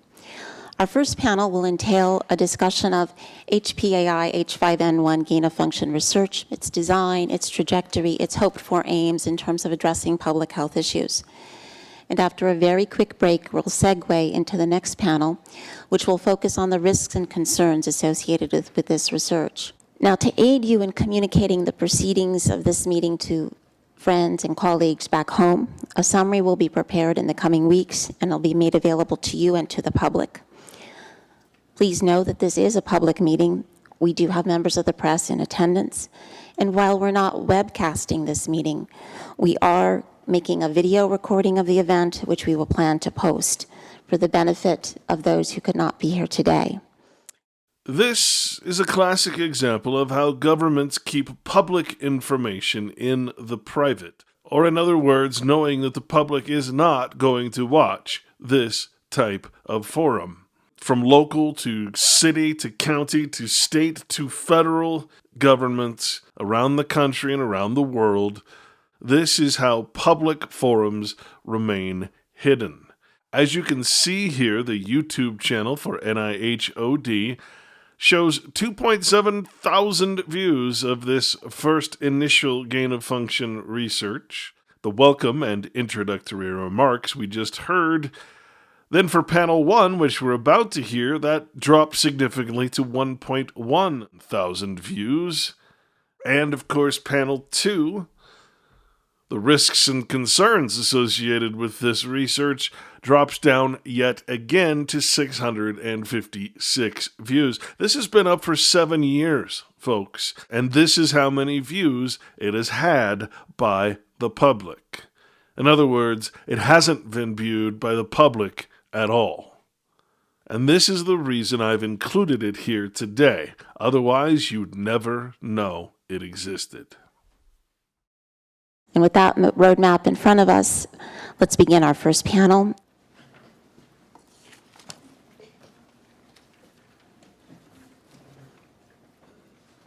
So a pleasure to thank you, Dr. Patterson. It's a pleasure to introduce the first set of co-moderators for the first panel, which will focus on the HPAI H5N1 gain-of-function research and its implications for global public health, and then they can actually introduce the panel members. So the co-moderators are Dr. Kanta Subarao, Chief of Emerging Respiratory Viruses Sections here at the National Institute of Allergy and Infectious Diseases of the U.S. National Institute of Health, and Dr. Robert Webster, member of the Department of Infectious Diseases in St. Jude Children's Hospital at Tennessee. Thank you. Thank you, Dr. de Graaf. It's my honor to be invited to be a coordinator of this very important topic together with Kanta Subarao. I believe that Dr. Fauci, Drs. de Graaf and Finberg have given us our mission for today and very clearly laid the background. I want to step back in history for a moment or two. It was over 15 years ago that I went to Hong Kong and the initial outbreak was going on. 18 children were infected, 6 had died. The decision was to eradicate this virus from Hong Kong, and that was successfully done.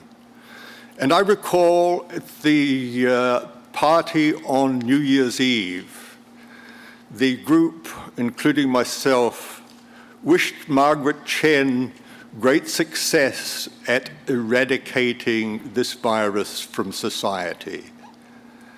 And that was our mistake. So look where we stand today. There are still something like 60% of those infected die. We don't understand the pathogenesis and mechanism of control. We don't understand the pathogenesis and mechanism of control. This virus has spread from that region of the world across much of Eurasia and is now endemic in some of the most highly populated areas of the world, including Egypt, Bangladesh, and Southeast Asia. So we move forward. We've heard the experiments that explain that this virus can be made transmissible. This virus can be made transmissible. It has not been able to continue through human transmission.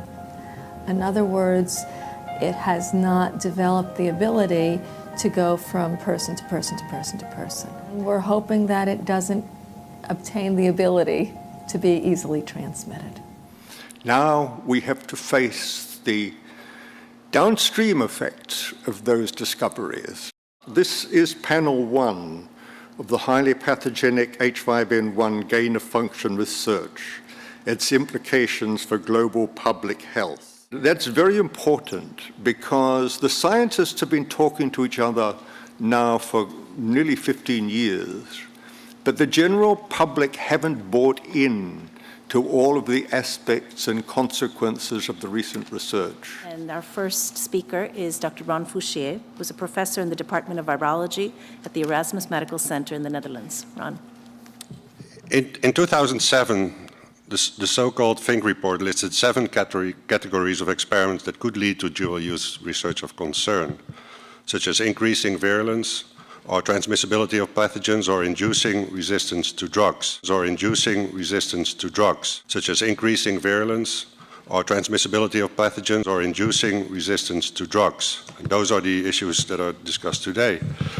This list contains 5 or 6 categories of research that have been used in H5N1 virus research to date. that have been used in H5N1 virus research to date. The reason why so many categories have been used is that this list of 7 of the Fink report exactly represents the research agenda of the infectious disease field. When outbreaks with novel pathogens occur, whether it's enterohemorrhagic E. coli or SARS or SARS or SARS or SARS or pandemic H1 or highly pathogenic H5N1, infectious disease specialists get asked the same question time and time again. Why does this pathogen cause such a severe disease, and why does it kill humans? Can this pathogen be transmitted between humans, and via which routes?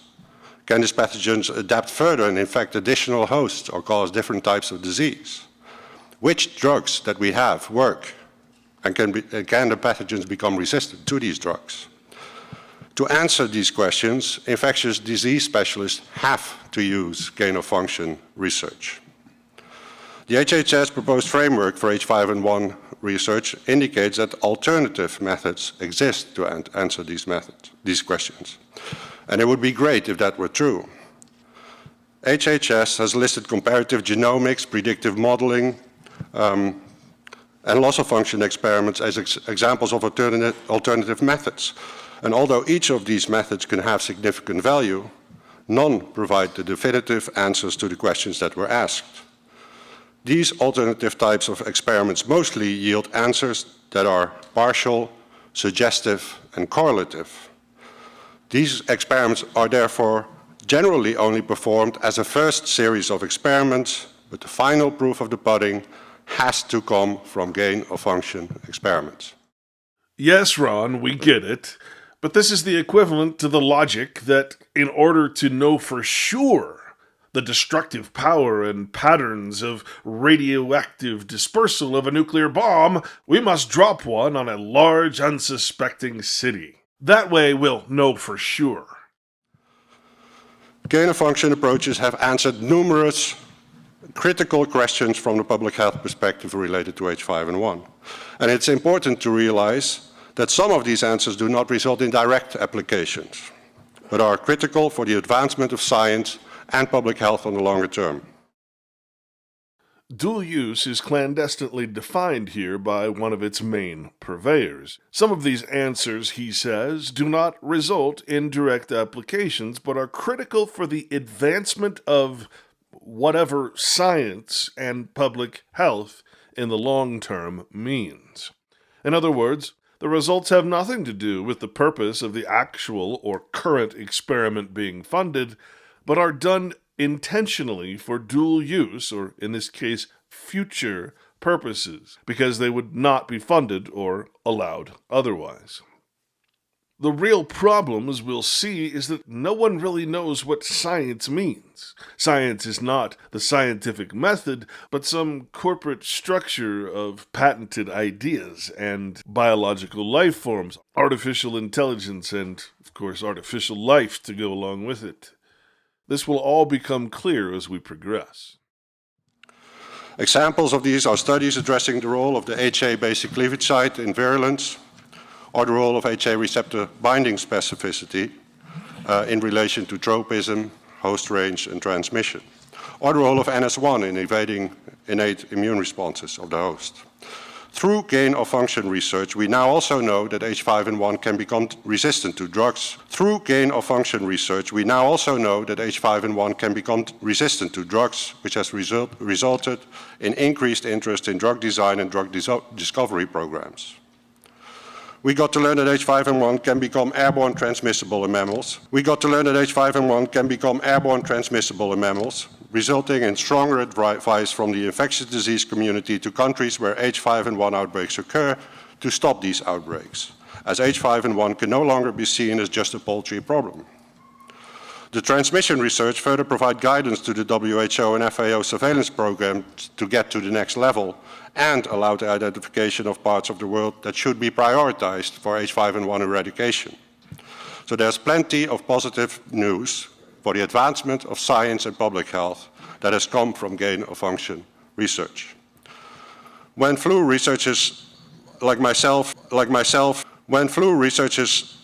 like myself from around the globe announced a voluntary 60-day ban on this type of research. This was done to provide some time for organizations and governments around the world to find solutions for the challenges and for the opportunities that stem from this work. And it is sobering to see how much time has been spent on the challenges and how little on the opportunities. As a consequence, the benefits from the gain-of-function research have not yet been claimed to the full extent. And this is why I have been a strong advocate to convince the NIH and other organizations to stop the research pause and give the green light to continue the research. To stop the research pause and give the green light to continue the research. We have identified key questions for surveillance, key questions for further fundamental research, and we have generated the tools and reagents to better evaluate vaccines and drug candidates. In my opinion, it is undesirable and perhaps even unresponsible to maintain a ban on this follow-up research. All of this research is aimed to prevent flu pandemics or to mitigate their impact if they cannot be prevented altogether. Here again, we see this sociopathic logical fallacy card being played. We are supposed to believe that force evolving a more virulent, more contagious, more drug-resistant, more deadly, and of course, more patentable, and thus more profitable viruses will help prevent the spread and pandemic potential of the natural viruses we copy and intentionally mutate through gain-of-function research by causing those mutations that most often cannot even happen in nature in the first place. To compare what happens in the lab to what happens in nature is patently ridiculous. So in summary, I argue that gain-of-function approaches are essential to advance science and public health in general, but certainly for H5N1. Gain-of-function approaches have contributed enormously to advance science and public health. Laws and regulations are in place, and they have been shown to work. Some incremental refinement may be required, but whole new layers of rules and regulations are not needed.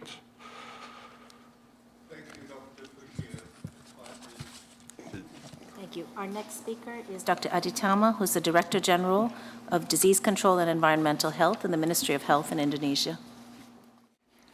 Ladies and gentlemen, for Indonesia, the research is very important as a guide for risk assessment. As the virus evolves naturally, we need to monitor whether it is acquiring the mutation as found in the research. The research is also potentially to improve vaccine development program. I believe that the benefit of conducting gain-of-function research generally outweigh the risks as long as the research is done in accordance with the ethical clearance and in biosecure laboratory setting. At this point, I would like to raise the importance of active involvement and participation of the country scientists from where the virus is found to be able to solve the real public health problem in the field, in the community, in the people. Thank you, ladies and gentlemen. Thank you very much. Our next speaker is Dr. Robin Robinson, who's the Director of the Biomedical Advanced Research and Development Authority and the Deputy Assistant Secretary for Preparedness and Response at the Department of Health and Human Services in the U.S. Thank you, Kanta. Thank you, Rob. And thank you for the opportunity to be here this morning. And so we have on this panel Ron Fouchier, the actual listed scientist that did this original gain-of-function work that caused this debate in the first place. And now we come to Robin Robinson. Now, does Mr. Robinson have any conflicts of interest here? Any reason he should not be on this panel, perhaps? Well, Dr. Robin A. Robinson is the Chief Scientific Officer for RenovaCare, a cell renewal company. Cell renewal being a definite dual-use qualification. From their website, we read that Dr. Robin A. Robinson is a respected authority on the development of breakthrough biomedical technologies and a seasoned expert in consummating collaborations with leading U.S. government agencies, Fortune 500 companies, academic research groups, and foreign governments, for which he was cited in 2018 as one of the top 100 innovators in medicine. Notably, Dr. Robinson was appointed as the first director of the Biomedical Advanced Research and Development Authority, or BARDA, at the U.S. Department of Health and Human Services. with an annual budget of $1.35 billion and a staff of 250 scientists and medical experts.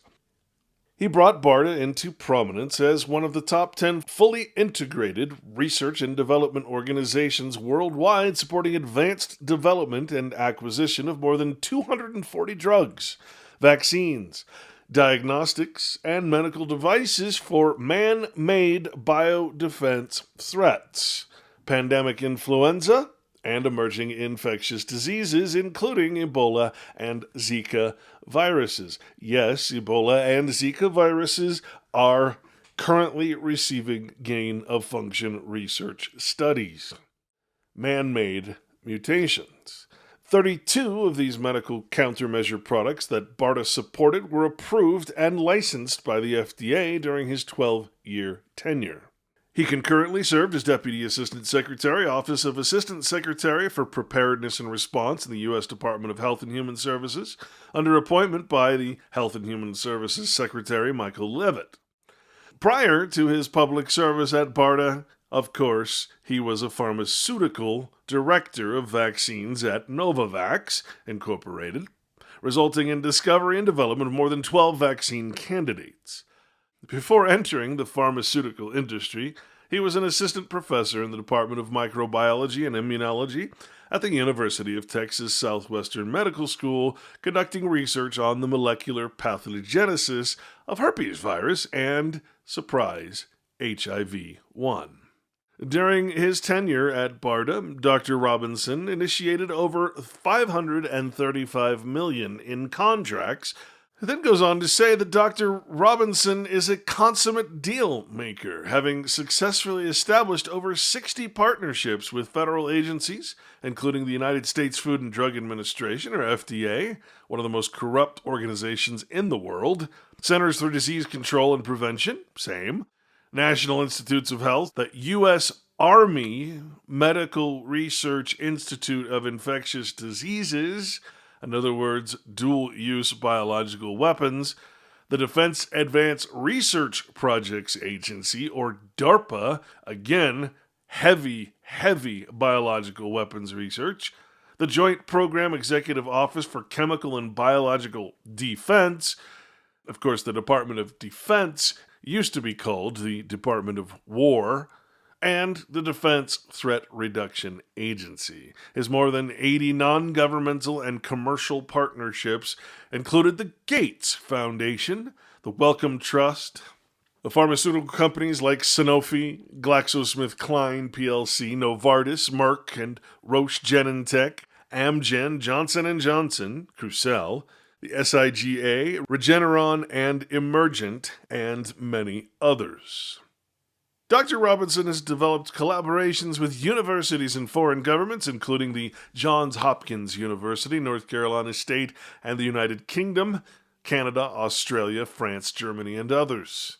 At Revenacare, Dr. Robinson is responsible for setting the company's scientific strategy and leading our science and engineering teams in research and development activities. Dr. Robinson is a key participant in new product innovation and development and is charged with advancing the company's technology along with its FDA submission pathway. Just one more case of a pharmaceutical worker going into government and then back into private practice using his government connections for profit. Dr. Robinson oversees and directs Revenacare's strategy, execution, and engagement with government agencies, contract research organizations, academic institutions, and select opinion leaders. Dr. Robinson chairs the Revenacare Scientific Advisory Board. Now, does this sound like someone who should be deciding on the fate of the entire human population when it comes to dual-use or that is, gain-of-function research? No sane person could answer in any other way than absolutely not. And yet, here we are in this supposedly public forum. The Biomedical Advanced Research and Development Authority at HHS in the Office of the Assistant Secretary for Preparedness and Response is a new agency established in 2006, but has been at the forefront in making available funds for supporting the development and the availability of countermeasures such as vaccines, antiviral drugs, diagnostics, and medical devices that would be needed in a number of different events, including biothreat events such as anthrax, smallpox, pandemic influenza, and emerging infectious diseases. Relative to this type of research, we have actually done an assessment, and we're not able to identify any of our research that was being funded being in dual use. But it's this last area of advanced development of medical countermeasures with H5N1 where we've moved forward with development of cell-based recombinant molecular vaccines and new antiviral drugs. And in that regard, the gain-of-function activities and research would have a very big effect also in our areas for diagnostics that we work very closely with Centers of Disease Control. And we would benefit greatly by being able to predict what new viruses are circulating and to be able to use the stockpiles that we have made available. The stockpiles have actually become very operative in the course of immunizing the vaccines, laboratory workers and manufacturing workers for these vaccines that make the H5N1 stockpiles. In addition, those stockpiles of antiviral drugs can be made available to those workers that are at high risk. It's the issue of what are the potential benefits and risks going forward if we weren't to do this research that I call your attention to, especially on the antiviral. Because of the prevalence of antiviral drug resistance occurring so quickly with some of the existing antiviral drugs that we have in our stockpiles, we and the NIH have had to look at other targets. And relative to viral targets, lack of gain-of-function studies would really affect some of the viral RNA polymerase inhibitors, antiviral drug candidates that we have and others in the U.S. government are sponsoring the development. Antiviral drug candidates that we have and others in the U.S. government are sponsoring the development. Because if those functions the mutations were to affect the function of those genes, that those targets would no longer be effective, then those antiviral drug candidates would become obsolete. The mutations were to affect the function of those genes, that those targets would no longer be effective, then those antiviral drug candidates would become obsolete. Those antiviral drug candidates would become obsolete. Secondly, host cell surface receptors. We've had to move to look at host targets for the effectiveness of antiviral drug candidates. And so as we move forward with, say, sialase surface receptors for the hemagglutinin binding, what effect would they have if we do not move forward those research? And lastly is an area in which the cancer field has moved very briskly forward, and is to understanding what are the gene expression profiles of a given disease, the treatment of that disease, and also the prophylaxis or adaptive immunity associated with the disease, in this case being influenza, to understand those genes that are expressed or whether they be turned off or turned down during an infection or vaccination or after antiviral drugs. And these gain-of-function studies would actually then limit us being able to understand that pathogenesis profile. Thank you. Thank you, Robin. Our next speaker is Dr. Thomas Inglesby, who's the director for the Center for Biosecurity at the University of Pittsburgh Medical Center in the U.S. Thank you, Kanta and Rob. Thank you, Dr. Fauci, Dr. Patterson. Three major benefits have been argued for creating lethal and transmissible H5N1: basic science understanding, surveillance, and vaccine and drug development. So will this research benefit basic science? I think yes, clearly, I think that's inarguable, and we'd all like to know more about the biological basis for transmissibility and pathogenesis and the genetics of H5N1. But in my view, this isn't enough to justify the risks. This isn't enough to justify the risks. So second, does the work seem to benefit surveillance for H5N1? And in my view, I don't see it as being practically useful for on-the-ground surveillance systems, but I'm sure we will have a discussion about that today. Only a tiny fraction of avian influenza infections in the world are sequenced, and when they are sequenced, it can take years to analyze them, and surveillance systems aren't set up to provide immediate sequence information that links to immediate action on the ground. It's still not clear to me what actions would be taken if surveillance found H5N1 strains that matched lab-engineered strains. Right now, the recommended action is to cull the flocks of birds known to be infected with H5N1. So if we found H5N1 strains in nature that matched the lab-engineered strains, what would we do beyond what is now recommended? Third, would engineering H5N1 strains to become transmissible benefit vaccine development? Over the past year, I don't think there has been a concrete argument sufficiently describing the case for this, but there are leading experts in the room today who I think will speak to this. And Robin, we just heard from Robin on this. So overall, are the benefits worth the risks? In my view, no. If high-path H5N1 is engineered to spread like seasonal flu, and if it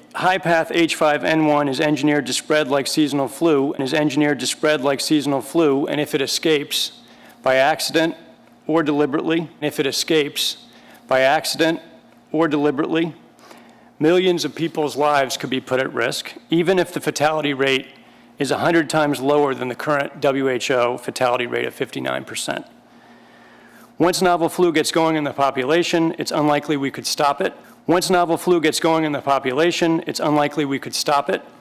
Incubation time is short.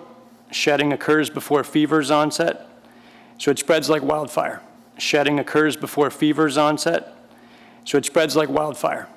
In 2009, H1N1 proved the point. By the time it was recognized, it was spreading around the world with no way to stop it. Flu strains circle the globe annually, infecting as many as 10 to 20% of the world, despite large supplies of vaccine and medicine. In the case of H5N1, we have only enough vaccine for a small number of people. So we shouldn't support the work with the belief that we could stop engineered H5N1 from spreading if it escapes from the lab accidentally or deliberately. So we shouldn't support the work with the belief that we could stop engineered H5N1 from spreading if it escapes from the lab accidentally or deliberately. Accidents are rare, but they happen.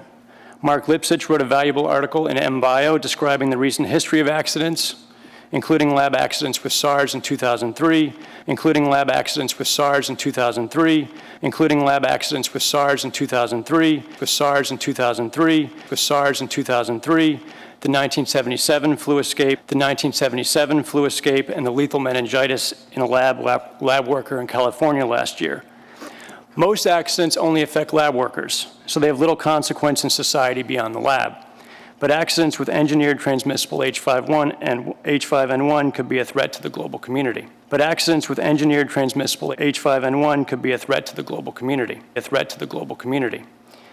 On the proposed HHS framework for H5N1 funding decisions, I think it's a very good step forward. It's better to have it than not. And the criteria are all generally valuable. But I have concerns, which hopefully we can discuss later today.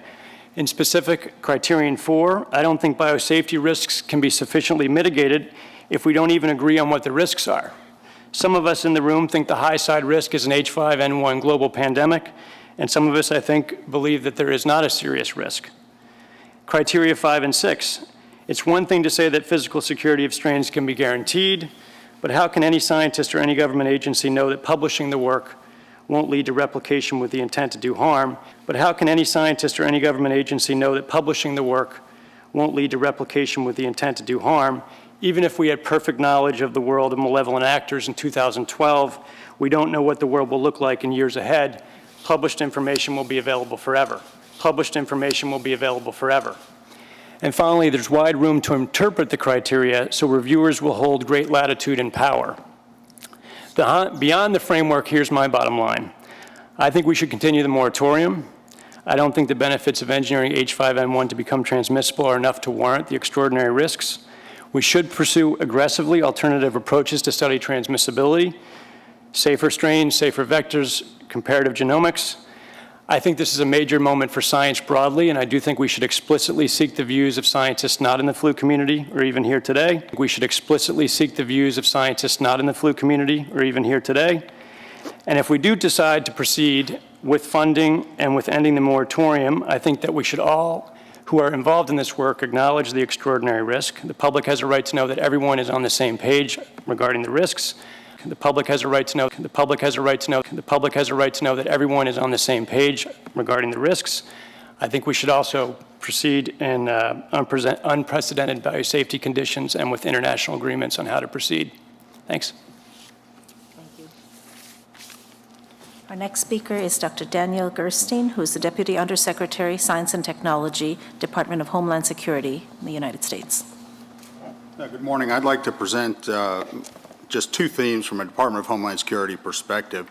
The first is that H5N1 threat characterization studies, including these gain-of-function research, are essential for protecting against a broad range of biological threats, but we must also mitigate against the threats and risks of such research.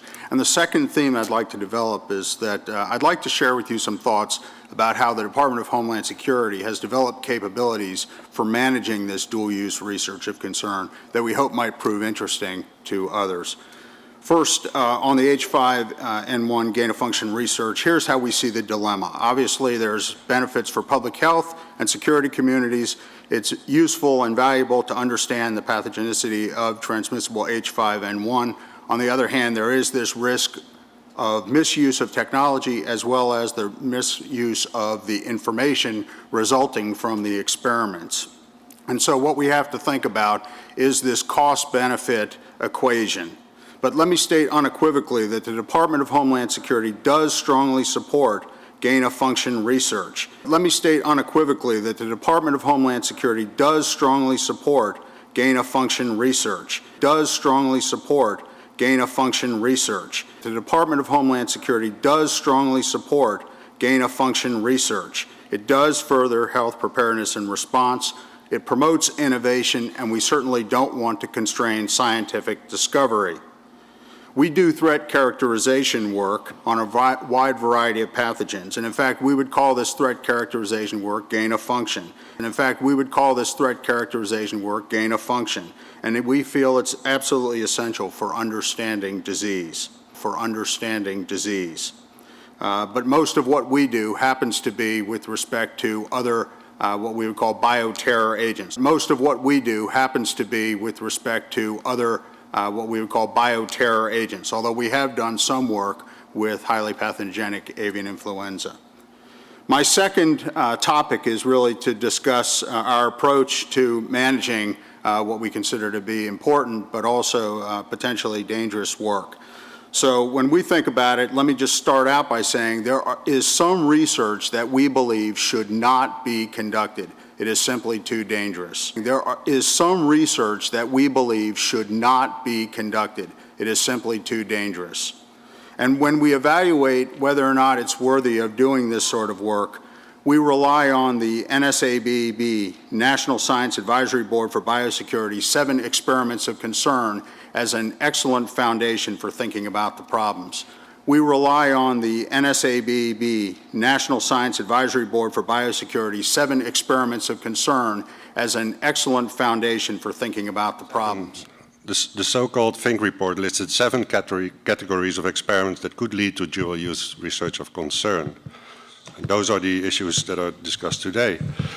This list contains 5 or 6 categories of research that have been used in H5N1 virus research to date. The reason why so many categories have been used is that this list of 7 of the Fink report exactly represents the research agenda of the infectious disease field.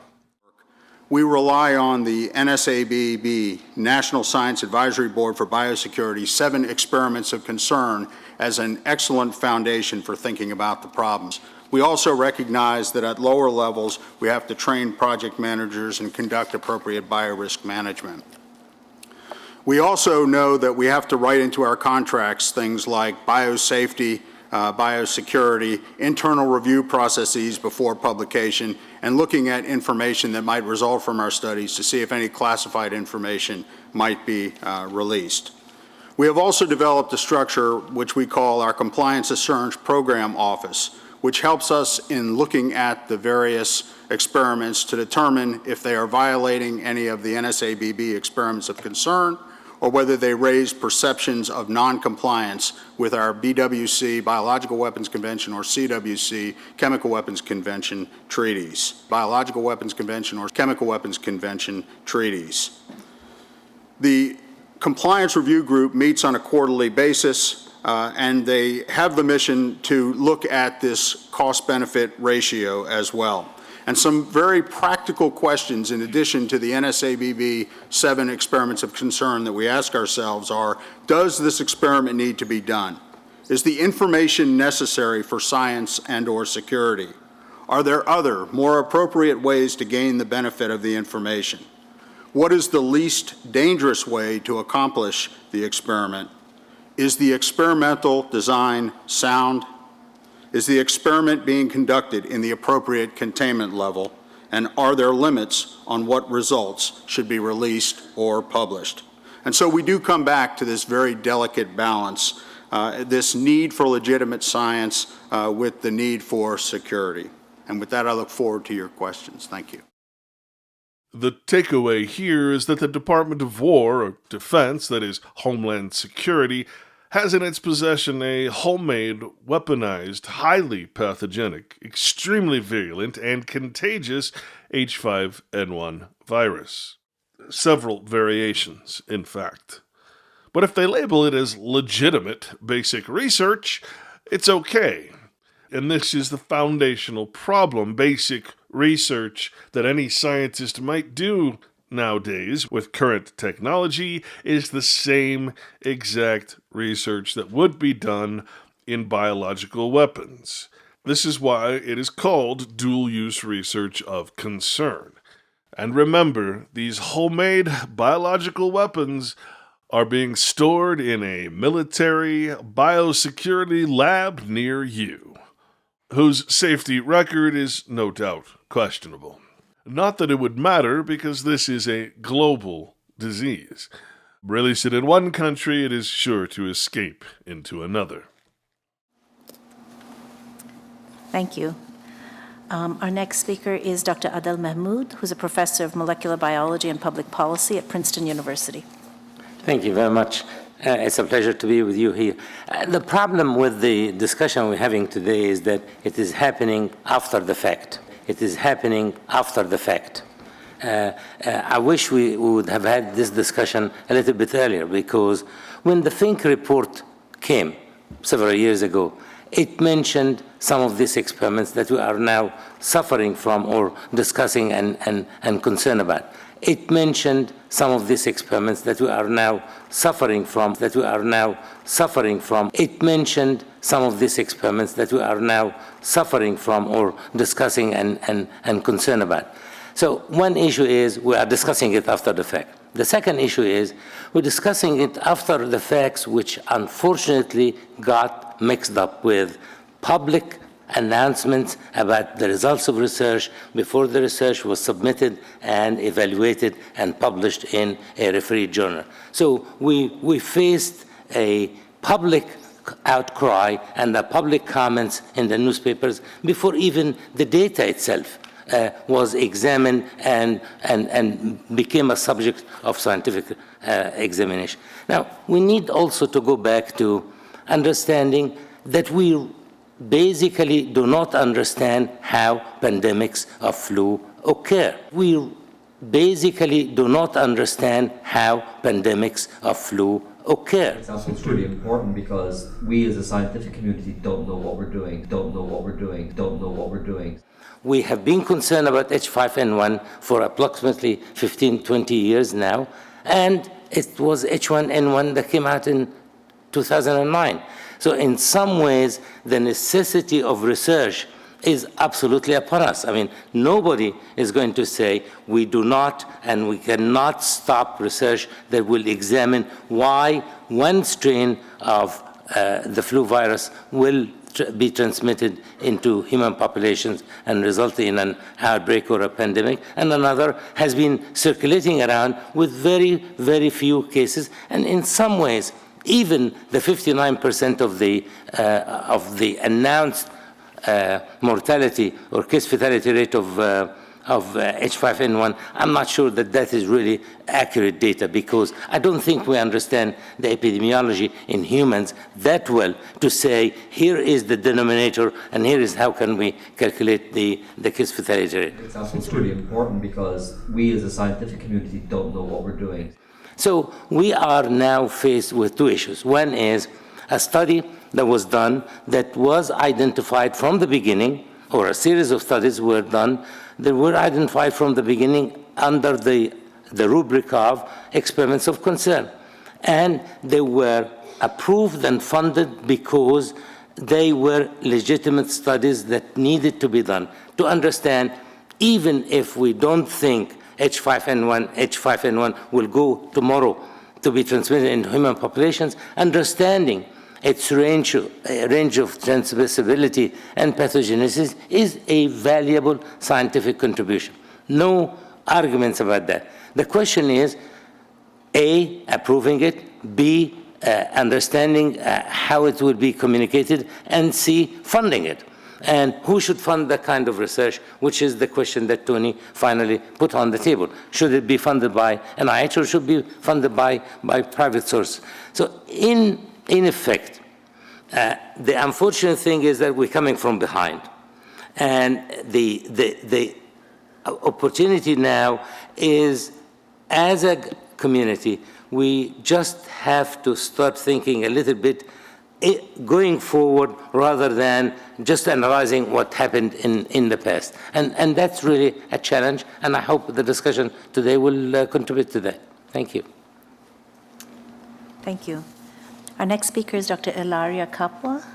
She's the Director of Research and Development Department at the Institute of Zooprofilattico Sperimental della Venezia, Italy. Ilaria. Good morning, everyone. For those of you who don't know me, I run an international laboratory which is active in surveillance, mainly in animals, for influenza, mainly in birds, and particularly in developing countries. Malik Peiris, who's sitting next to me, wrote in a paper for Science, I think, that nature is the worst bioterrorist of all.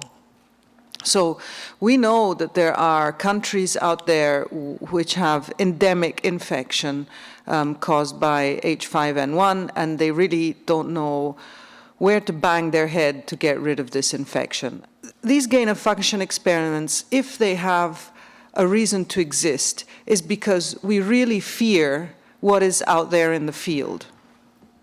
Because we think that there is a bioterrorist out there, which is Mother Nature, which can generate a virus that can become a very severe pandemic virus. So the work that has been carried out by the two teams is extremely important in identifying signatures or characteristics of these viruses so that we understand which viruses in the field have the potential of becoming potentially pandemic. In other words, these so-called scientists have a belief system that they, mankind, can improve upon nature's or God's design, and more importantly, believe they, collective incorporated science, can protect man from nature and its supreme laws. Now, we are starting to uncover the foundational dual-usage intention behind much of this gain-of-function mutation of nature.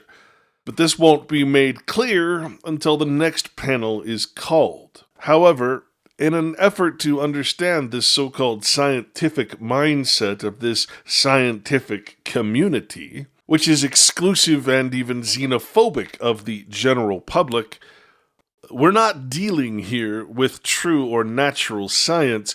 We're dealing with a religious belief system called scientism.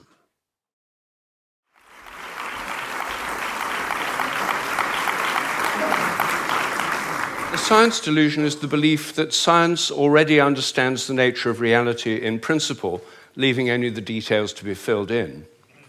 This is a very widespread belief in our society. It's the kind of belief system of people who say, I don't believe in God, I believe in science. It's a belief system which has now been spread to the entire world.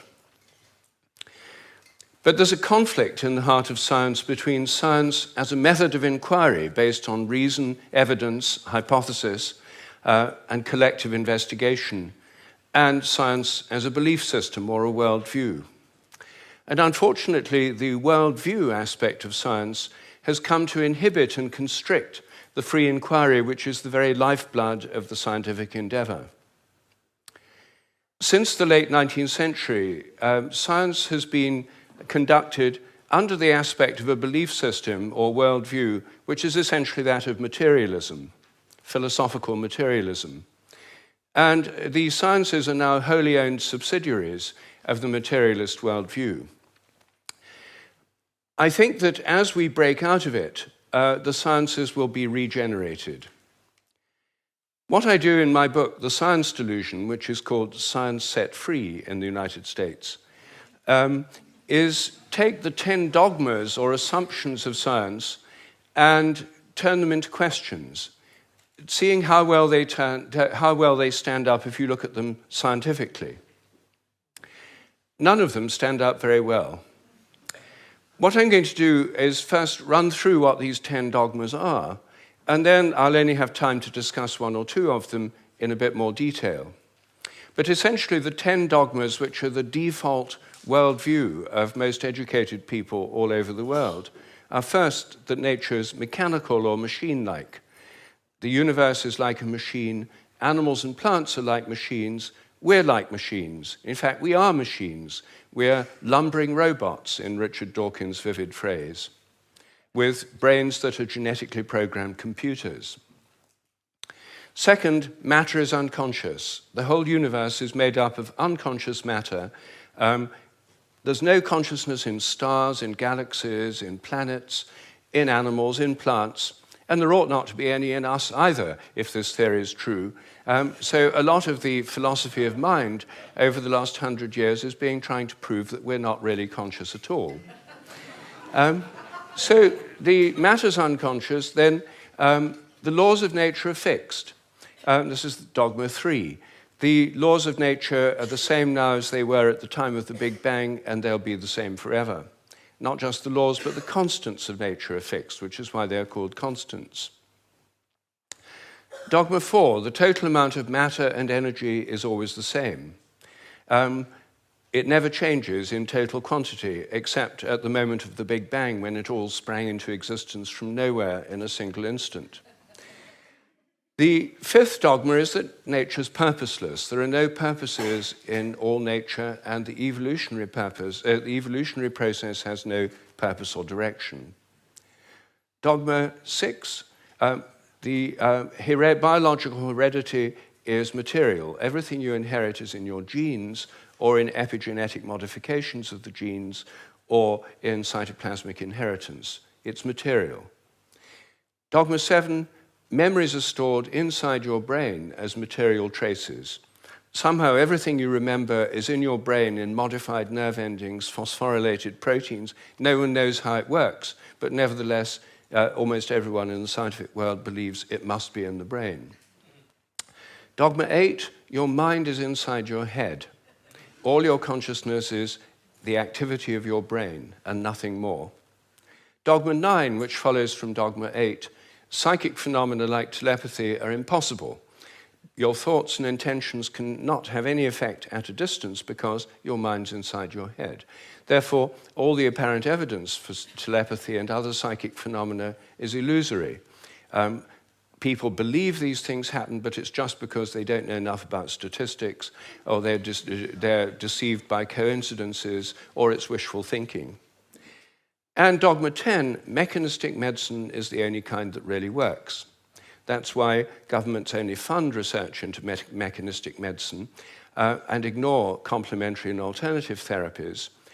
Those can't possibly really work because they're not mechanistic.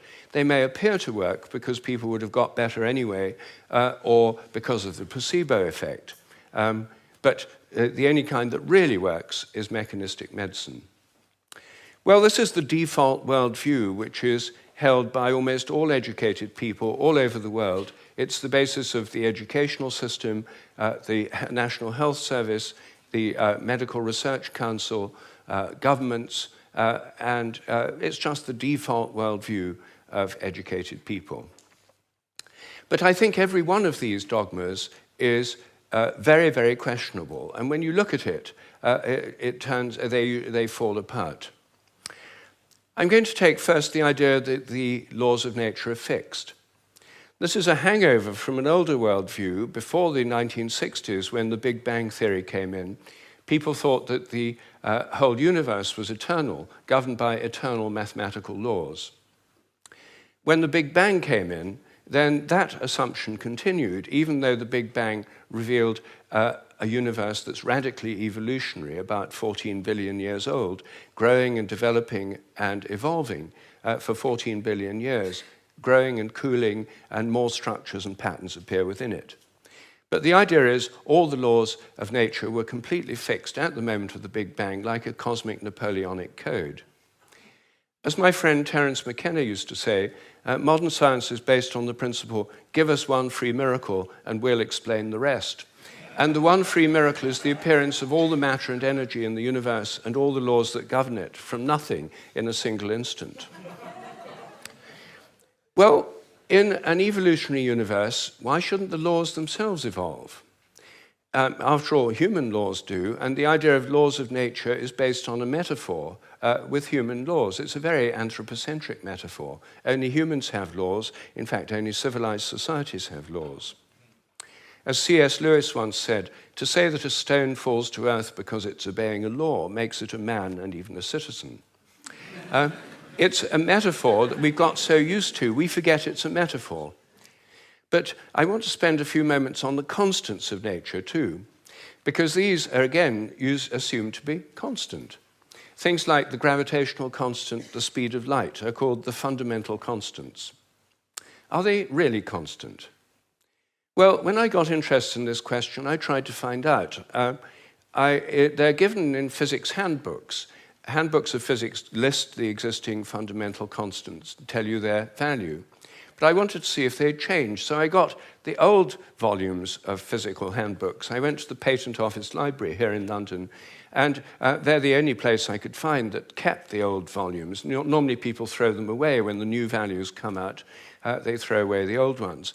When I did this, I found that the speed of light dropped between 1928 and 1945 by about 20 kilometers per second. It's a huge drop because they're given with errors of only fractions of decimal points of error.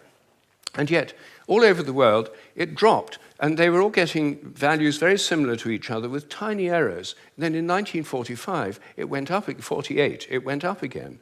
And then people started getting very similar values again. I was very intrigued by this, and I couldn't make sense of it. So I went to see the head of metrology at the National Physical Laboratory in Teddington. Metrology is the science in which people measure constants. And I asked him about this. I said, what do you make of this drop in the speed of light between 1928 and 1945? And he said, oh dear, he said, you've uncovered the most embarrassing episode in the history of our science.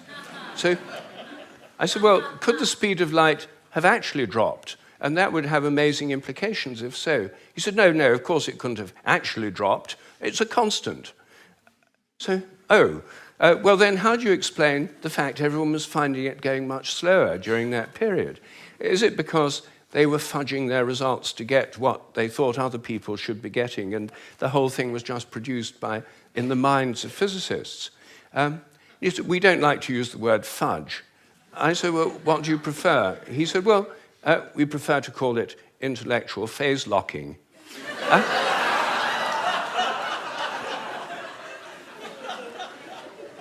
So I said, well, if it was going on then, how can we be so sure it's not going on today? And that the present values are produced by intellectual phase locking. And he said, oh, we know that's not the case. I said, how do we know? He said, we've solved the problem. And I said, well, how? He said, well, we fixed the speed of light by definition in 1972. So I said, but it might still change. You said, yes, but we'd never know it because we've defined the meter in terms of the speed of light. So the units had changed with it. So he looked very pleased about that. They'd fixed that problem. But I said, well, then what about big G, the gravitational constant known in the trade as big G? It's written with a capital G, Newton's universal gravitational constant. That's varied by more than 1.3% in recent years. And it seems to vary from place to place and from time to time. And he said, oh, well, those are just errors. And unfortunately, there are quite big errors with big G. So I said, well, what if it's really changing? I mean, perhaps it is really changing. And then I looked at how they do it. What happens is they measure it in different labs. They get different values on different days, and then they average them. And then other labs around the world do the same, and they come out usually with a rather different average. And then the International Committee on Metrology meets every 10 years or so and average the ones from labs around the world to come up with the value of big G. But what if G were actually fluctuating? What if it changed? There's already evidence, actually, that it changes throughout the day and throughout the year. What if the Earth, as it moves through the galactic environment, went through patches of dark matter or other environmental factors that could alter it? Maybe they all change together. What if these errors are going up together and down together? For more than 10 years, I've been trying to persuade metrologists to look at the raw data. In fact, I'm now trying to persuade them to put it online on the internet with the dates and the actual measurements and see if they're correlated, to see if they're all up at one time, all down at another. If so, they might be fluctuating together, and that would tell us something very, very interesting. But no one has done this. They haven't done it because G is a constant. There's no point looking for changes. You see, here's a very simple example of where a dogmatic assumption actually inhibits inquiry. I myself think that the constants may vary quite considerably, well, within narrow limits, but they may all be varying. And I think the day will come when scientific journals like Nature have a weekly report on the constants, like stock market reports in newspapers. You know, this week, big G was slightly up, the speed on the charge on the electron was down, the speed of light held steady, and so on. That's one area, just one area where I think thinking less dogmatically could open things up. I don't have time to deal with any more of these dogmas, but every single one of them is questionable. If one questions it, new forms of research, new possibilities open up. And I think as we question these dogmas that have held back science so long, science will undergo a reflowering, a renaissance. I'm a total believer in the importance of science. I've spent my whole life as a research scientist, my whole career. But I think by moving beyond these dogmas, it can be regenerated. Once again, it can become interesting and, I hope, life-affirming. Thank you.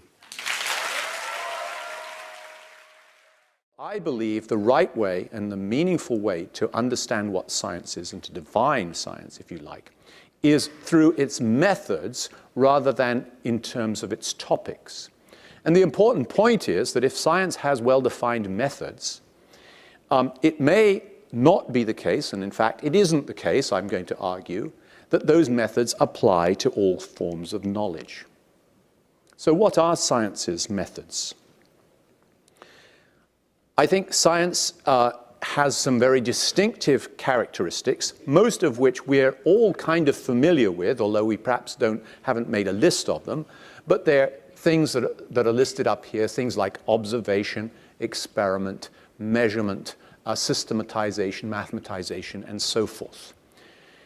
And these characteristics of science, I believe, can be brought together into two primary abstract categories. And so we can really, in a certain sense, boil down what we mean by natural science into the insistence upon reproducibility. So science depends upon repeatable experiments or observations. And clarity, and this means the unambiguous descriptions, things like measurement, sometimes things like mathematics, that science insists upon. And these characteristics, I would say, imply that science's scope of application is limited. What is scientism? Scientism is the belief that science is all the real knowledge there is. And I think scientism is at the heart of the question of the relationship between science and Christianity, or science and religious faith. Scientism is not a finding of science. It's a worldview.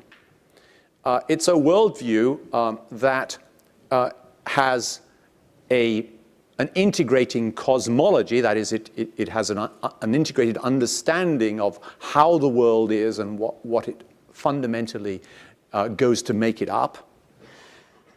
It has an interpretive lens or filter. In other words, it's something that you look through that colors your interpretation of the world if you adopt a scientistic position. And it has a number of other things. For example, it has a justifying narrative history. It has, you might be surprised to know, it has a community of believers, and those believers, that community, look to scientism as a source of ethics. Now, why have I pointed out these things out? I've pointed them out because I submit that these are the kinds of characteristics of a religion.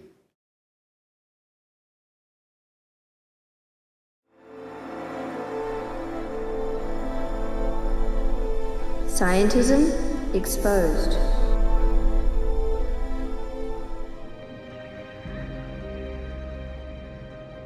It might come to a surprise to most people that one of the most dangerous worldviews one can hold is scientism. The failing of science is not really about the scientific method. It is about a largely unrecognized epistemology that developed as a result of the successes of science. This faulty epistemology can be called scientism, and we should make a sharp distinction between science and scientism. Science is a method of inquiry and the knowledge acquired by that method. The scientific method involves hypothesizing, experimenting, observing, and drawing conclusions. Central to the method of science is that no theory is ever considered final. All theories are subject to scrutiny and re-examination, and it is assumed that all will eventually be proven false by a more comprehensive theory. Scientism, on the other hand, is the belief that the methods of science are superior to any and all other methods of determining truth. Science believes things because they have been observed to be true. Scientism believes things because science says they are true. Most of us are guilty of scientism to some extent. We hear about things having been scientifically proven and we assume that means they must be true. We didn't do the experiments. We didn't look up the results. We didn't analyze the data. We simply assumed that if the science proved it, it must be true. As humanity emerged from the Middle Ages, a battle began to rage between the fathers of the Church and the new intellectuals of the Enlightenment. That struggle continues today, even though it had seemed for a time that the debate was over and that the science was settled.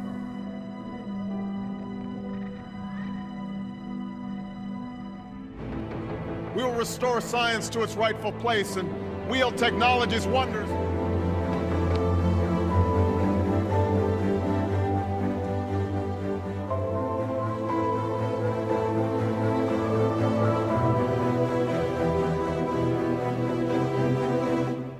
The issue is that science is no longer science.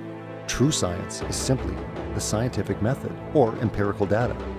What is commonly called science these days is actually just the religion of the world, full of fabrication and an anti-God agenda.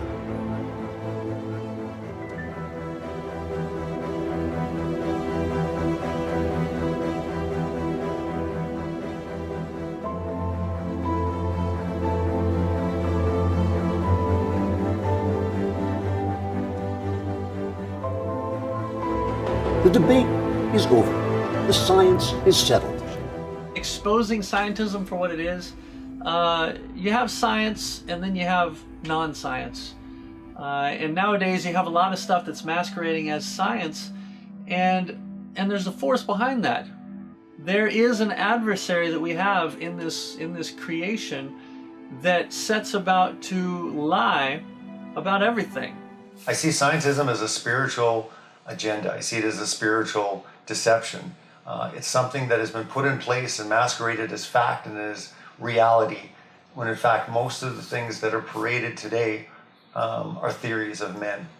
The deception will pull you any direction, and this is where scientism is. I think this is the whole purpose of scientism. I think there are dark forces behind it trying to pull people into what they think is logic, and it's really speculation, it's really theory. It's not as concrete as everybody thinks it is. Science is great. Scientism, however, is a religion, is a belief system. Scientism assumes that science is the controlling reality about life, so anything that can be validated scientifically ought to be done. Other things are subjective fantasy, like love, beauty, good, evil, conscious, and ethics. Science, which originally simply meant the study of the natural world, has in this view become conflicted with scientific naturalism, materialism, and a philosophy that the natural world is all that exists. Humans are reduced to objects that can be inspected, experimented on, and ultimately controlled. In 1922, G.K. Chesterton warned that scientism had become a creed taking over our institutions, a system of thought which began with evolution and has ended in eugenics. And again, remember, there's science and there's scientism. What have you fallen for? What have you believed in? Has it been real science or has it been scientism? We no longer feel ourselves to be guests in someone else's home and therefore obliged to make our behavior conform with a set of pre-existing cosmic rules. It's our creation now. We make the rules. We establish the parameters of reality. We create the world. And because we do, we no longer have to justify our behavior, for we are now the architects of the universe. We are responsible to nothing outside of ourselves, for we are the kingdom, the power, and the glory forever and ever. Darwin considered this by far the strongest single class of evidence. This textbook says, the human embryo growing in the mother has gills like a fish. Those little folds of skin are not gills. Those little wrinkles under your chin when you're growing up later develop into bones in the ear and glands in the throat. They never have anything to do with breathing. I've seen folks that have 5 or 6 chins and they can't breathe through any of them but the top one. Those are not gill slits. Ernst Haeckel, though, said the turning point in his thinking was when he read Darwin's book. He made huge charts of his posters of his drawings of these embryos and traveled all over Germany and just about by himself converted the Germans to believing in evolution. Haeckel took a drawing of a dog and a human embryo and he changed them to make them look exactly alike. On top are Haeckel's fake drawings, underneath are actual photographs of what he claimed he was drawing a picture of. Now either he's a lousy artist or he's a liar. Well, it turns out he's a liar. He was convicted of fraud by his own university, proven to be a fraud. But guess what? Haeckel's fake drawings are still used in textbooks in your state right now. It's only been proven wrong 125 years ago. I know it takes a while to get textbooks up to date, but that ought to be plenty of time. Adolf Hitler said, you let me control the textbooks, I'll control the state. You have science, you have true science, which is actual knowledge, things that are repeatable, testable, observable, different facts and things that you can really dig into as reality. But then you've got this thing in modern day society called, well, what's referred to now as scientism. It's a lot of theology dressed up as science. And it needs to be exposed.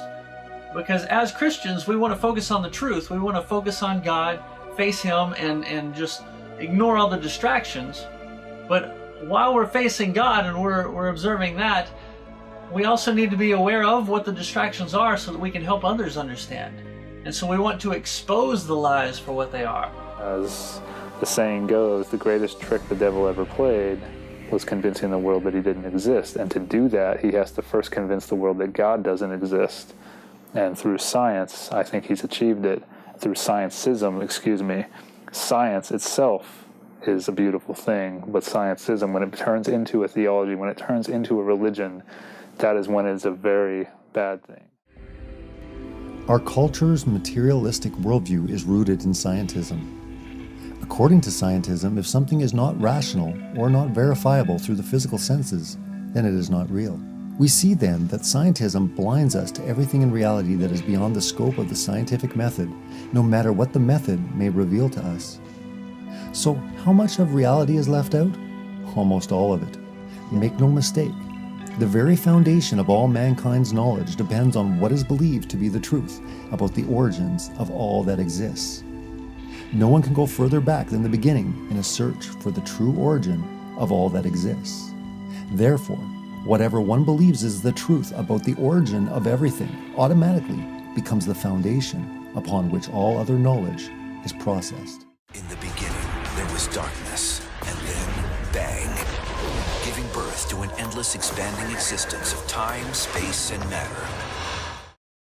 And they know the biggest problem with that is how can you have something come from nothing? So now you have these scientists that start talking really nutty, like the biggest problem with cosmology today is nothing. You've heard that probably. Essentially, you can get a universe from nothing without any supernatural shenanigans. That basically, by quantum mechanics and the laws of physics we understand in principle, an entire universe with 100 billion galaxies, each containing 100 billion stars, can come from nothing because its total energy could be zero. And therefore, you don't need to literally violate any laws of physics to create a universe. And no, we don't know that for certain, but even that possibility is amazing. And I find it worth celebrating the fact that we can probe such things, and we shouldn't be afraid of a universe that maybe has no purpose, because we create our own purpose, and our own purpose adds more meaning to our lives. It means our brief moment in the sun matters because that's the only moment we have.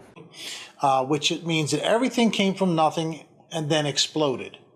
So when you really drill this stuff down to the basics, it doesn't make much sense. But since you're hearing this 24/7, and all the school systems teach it, nobody even thinks to question it.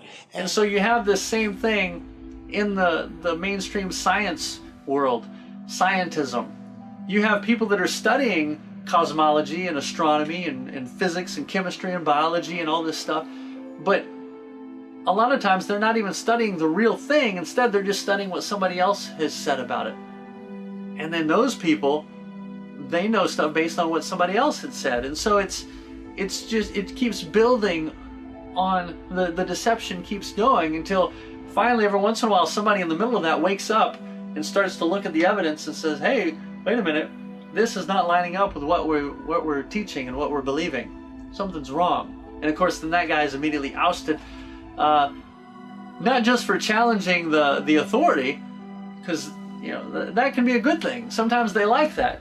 But if you're challenging the authority and bringing in real truth, that they don't like. It was a paradigm shift. There is now another way to explain the naturally occurring phenomena around us, and this is science. Since the Middle Ages, scientists have developed sophisticated new theories about the enormity of the universe and our place in it. God is an ever-receding pocket of scientific ignorance.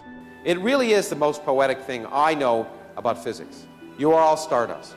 You couldn't be here if stars hadn't exploded, because the elements, the carbon, nitrogen, oxygen, iron, all the things that matter for evolution weren't created at the beginning of time. They're created in the nuclear furnaces of stars, and the only way they can get into your body is if the stars were kind enough to explode. So forget Jesus. The stars died so that you could be here today, okay? And anyway. Pythagoras identified numbers as the most fundamental elements of creation.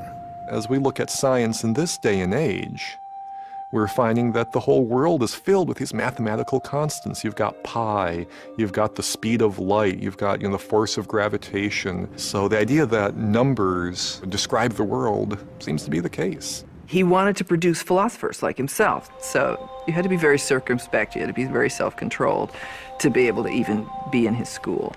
Pythagoras turned the numbering system of the Babylonians into a sacred science. They believed that number was like God, and to connect with this was to be talking to God. And so from that arises a whole lot of symbolism that later becomes numerology, Kabbalah, things like that. So the long and the short of it is that the Pythagorean mysticism, fetching disguised as something scientific, reduced practically everything to mathematical numbers.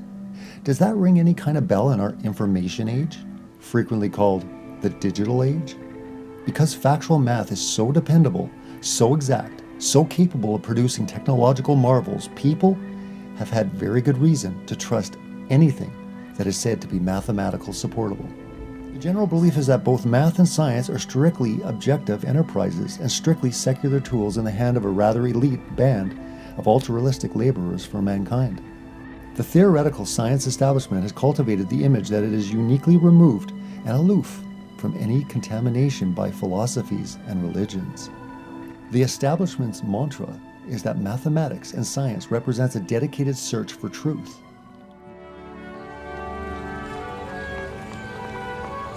Archaeology is the search for fact, not truth. If it's truth you're interested in, Dr. Tyree's philosophy class is right down the hall. So forget any ideas you got about lost cities, exotic travel, and digging up the world. We do not follow maps to buried treasure, and X never, ever marks the spot. 70% of all archaeology is done in the library. Research, reading. We cannot afford to take mythology at face value. And dark matter is a great example. The whole idea of dark matter came from the idea that galaxies spin too fast. They spin so quickly that the observable matter, which is based on light, it's the light that we can see from the galaxies, that there isn't enough mass there, that they're spinning so fast that they should fly apart based on the conservation of angular momentum. So we've made this assumption that there's more mass there that we can't see, and that's what dark matter is. That's where it comes from. It's based on that assumption that we see these things out there in space that are, very, very far away, and that they're spinning so fast and there's all this mass there that it defies the basic laws of physics here on Earth. And so besides the idea that might not even be true, that those things might not be that far away, we're forcing things in the night sky to have to comply with our physics here on Earth. Now that in itself is an enormous assumption, but besides that, dark matter comes from that assumption. So we just build assumptions upon assumptions. And then dark energy, the other one that is supposed to make up an enormous amount of our universe, this dark energy comes from assuming that the law of gravity is true, because gravity says that all masses attract all other masses, but we have this infinitely expanding space. Everything's moving away from each other, but supposedly some calculations were done, I think in the 70s, that showed that long ago, since the Big Bang, they assumed Big Bang happened, that all of the masses should have started pulling each other back together, that all of these galaxies and everything should be coming back together into one big mass. But calculations have shown that that's not true, or the theory is that there's this dark energy that's pushing all of the galaxies apart. So it's counteracting this assumed force of gravity. So now we assume that there's another force that's pushing them all apart. And not only that, is galaxies appear to be disks, whereas gravity would want to make things spherical, or make things orbit in a spherical type state. So the dark energy is not only pushing all of these galaxies away from each other and arranging them in weird ways that doesn't really seem to make sense, it's also flattening galaxies into disks to give them the shape. So we have this mysterious force called dark energy. That's where these theories come from. They're based on assumptions, and it's really, like I said, it's kind of a house of cards. And so I started, I didn't realize it, but at the time I started imagining men in lab coats just figuring these things out. And it's like, who are these people? And now I look at this, and when I see this stuff now, that scientists have a new theory on semi-radial tachyons or something I saw recently about how those are some new particles they're finding. And I see these men in these white lab coats, and I kind of laugh to myself, like, who are these people? They're never really described to us, and it's just all these theories, all these crazy things that just come up in the news about science this and science that. And don't get me wrong, I love science, but scientists, it's like they're priests almost, and it's getting out of hand. We really got to just take a step back. Wait a second here. We're in dreamland here. There's a book I'm reading by a man named Lee Smolin who's a theoretical physicist, just saying, whoa, we got to back up and get back to testable, scientific method physics. And it doesn't seem like mainstream science wants to go that route. It really seems like They want to keep all of this theoretical stuff that really, to me, is just kicking the can down the road, avoiding the question, who made this? Just add more and more time, more and more billions of years, more and more expanding infiniteness that has no explanation, no beginning, no real beginning at least. Science is supposed to be point A, B, C, and D. You come up with a hypothesis. You then come up with a way to test that hypothesis, and hopefully it's a repeatable method that you can get the same results. And you can then verify if your hypothesis is true or false. Well, then who did create the heavens and the earth? Why do you use the word who? You see, you immediately beg the question by using the word who. Well, then how did it get created? Well, by a very slow process. Well, how did it start? Nobody knows how it started. We know the kind of event that it must have been. We know the sort of event that must have happened for the origin of life. And what was that? It was the origin of the first self-replicating molecule. Right, and how did that happen? I told you we don't know. So you have no idea how it started? No, nor has anybody. Nor has anyone else. What do you think is the possibility that intelligent design might turn out to be the answer to some issues in genetics or in evolution? It could come about in the following way. It could be that at some earlier time, somewhere in the universe, a civilization evolved by probably some kind of Darwinian means to a very, very high level of technology and designed a form of life that they seeded onto perhaps this planet.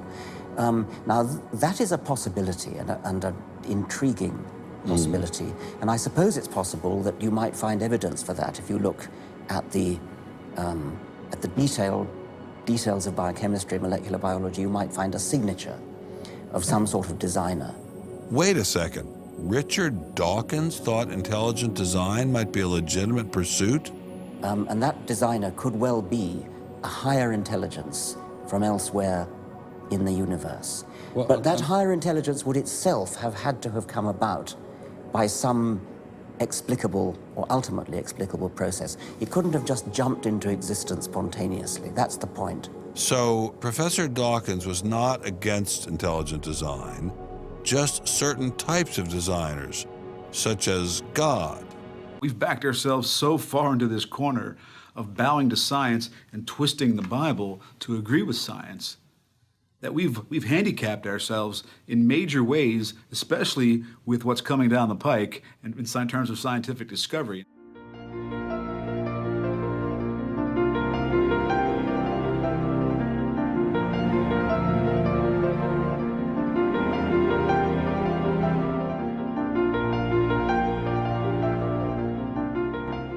C.S. Lewis thought that science was a good thing, but he also thought that it held some really strong dangers.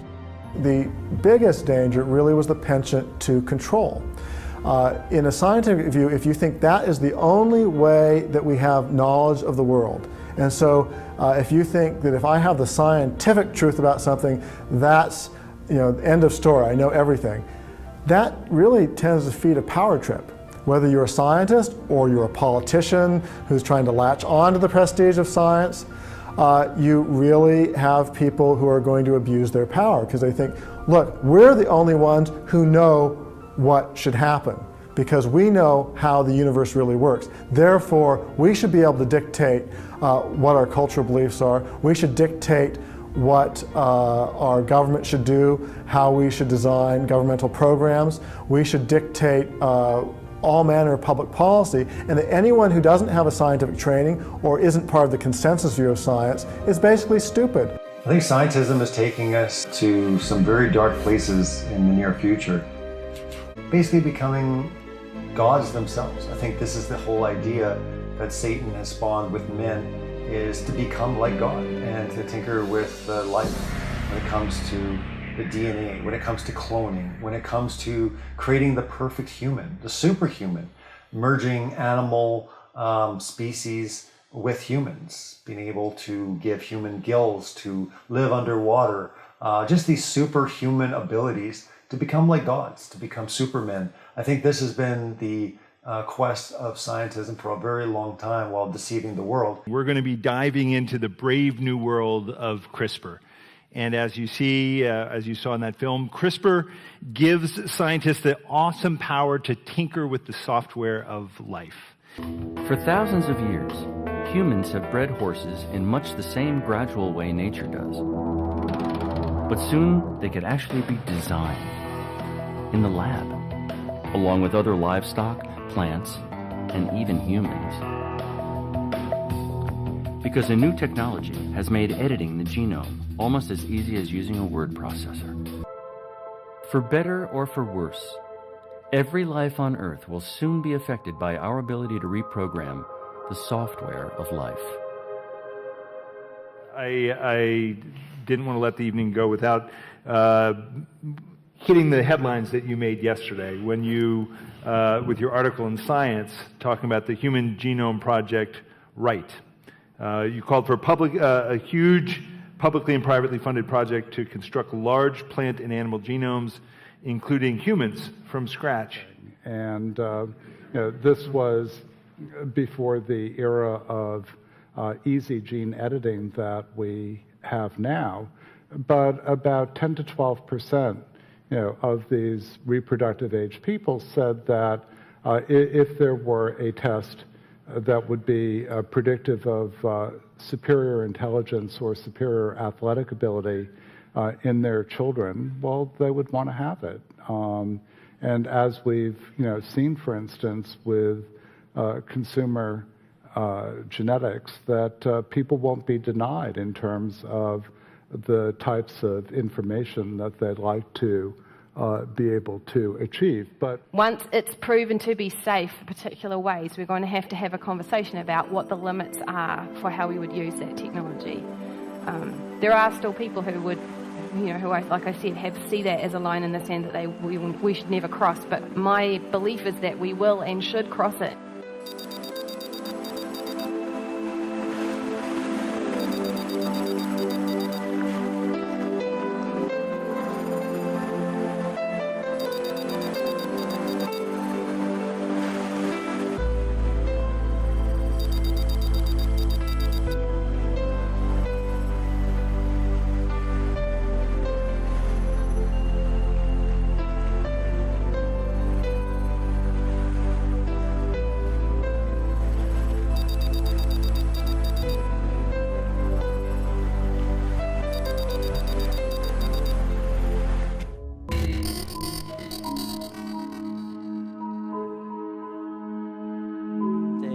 They ask questions that sound a little bit like science fiction, but many of them are becoming science fact very quickly. Do you think, I mean, you're actually pushing, the science forward. Do you think the consequences are well understood, the sort of leveling of the plate? Yeah, I don't think we understand. I mean, luckily for us, we sort of sidestep in regenerative medicine. We get a chance to sidestep this issue for a little while longer because it's still a bit of a hypothetical question. Can we grow body parts that are, right now, we're just trying to catch up to what nature can do. And so for a while, we get the chance to just, I think similar to people in AI, to get a chance to say, oh, we're just trying to catch up to what nature can do. But eventually, it's going to catch up to us, and we'll have to start answering these questions. Do we want to enhance and do more than what nature can do? It turns out that the really intelligent people are the only ones who actually get the boost, and suddenly there is kind of a superpower that you could have just for a small few. That would be really remarkable. It would be contra everything we've learned so far, but it would be remarkable, and it might change the conversation somewhat. But I think, from my perspective, what I'd rather do, rather than putting the brakes on it, is increase access and availability so Even that if people... that entails a little bit of creative destruction. Well, why would it cause creative destruction? Consider the statement, quote, "We should only believe what can be scientifically proven," end quote. Can that statement be scientifically proven? Well, obviously not. And thus the scientific naturalist's position refutes itself, and so it cannot be true.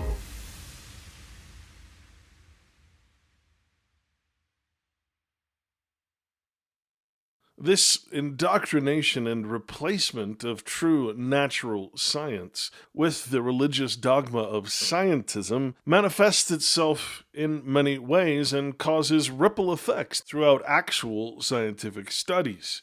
In fact, we find that because of this scientistic view of the world, this strange lens that so-called scientists look through to see the world, the unfortunate results can be accounted for by simply looking at the so-called scientific studies that are produced through scientism instead of science.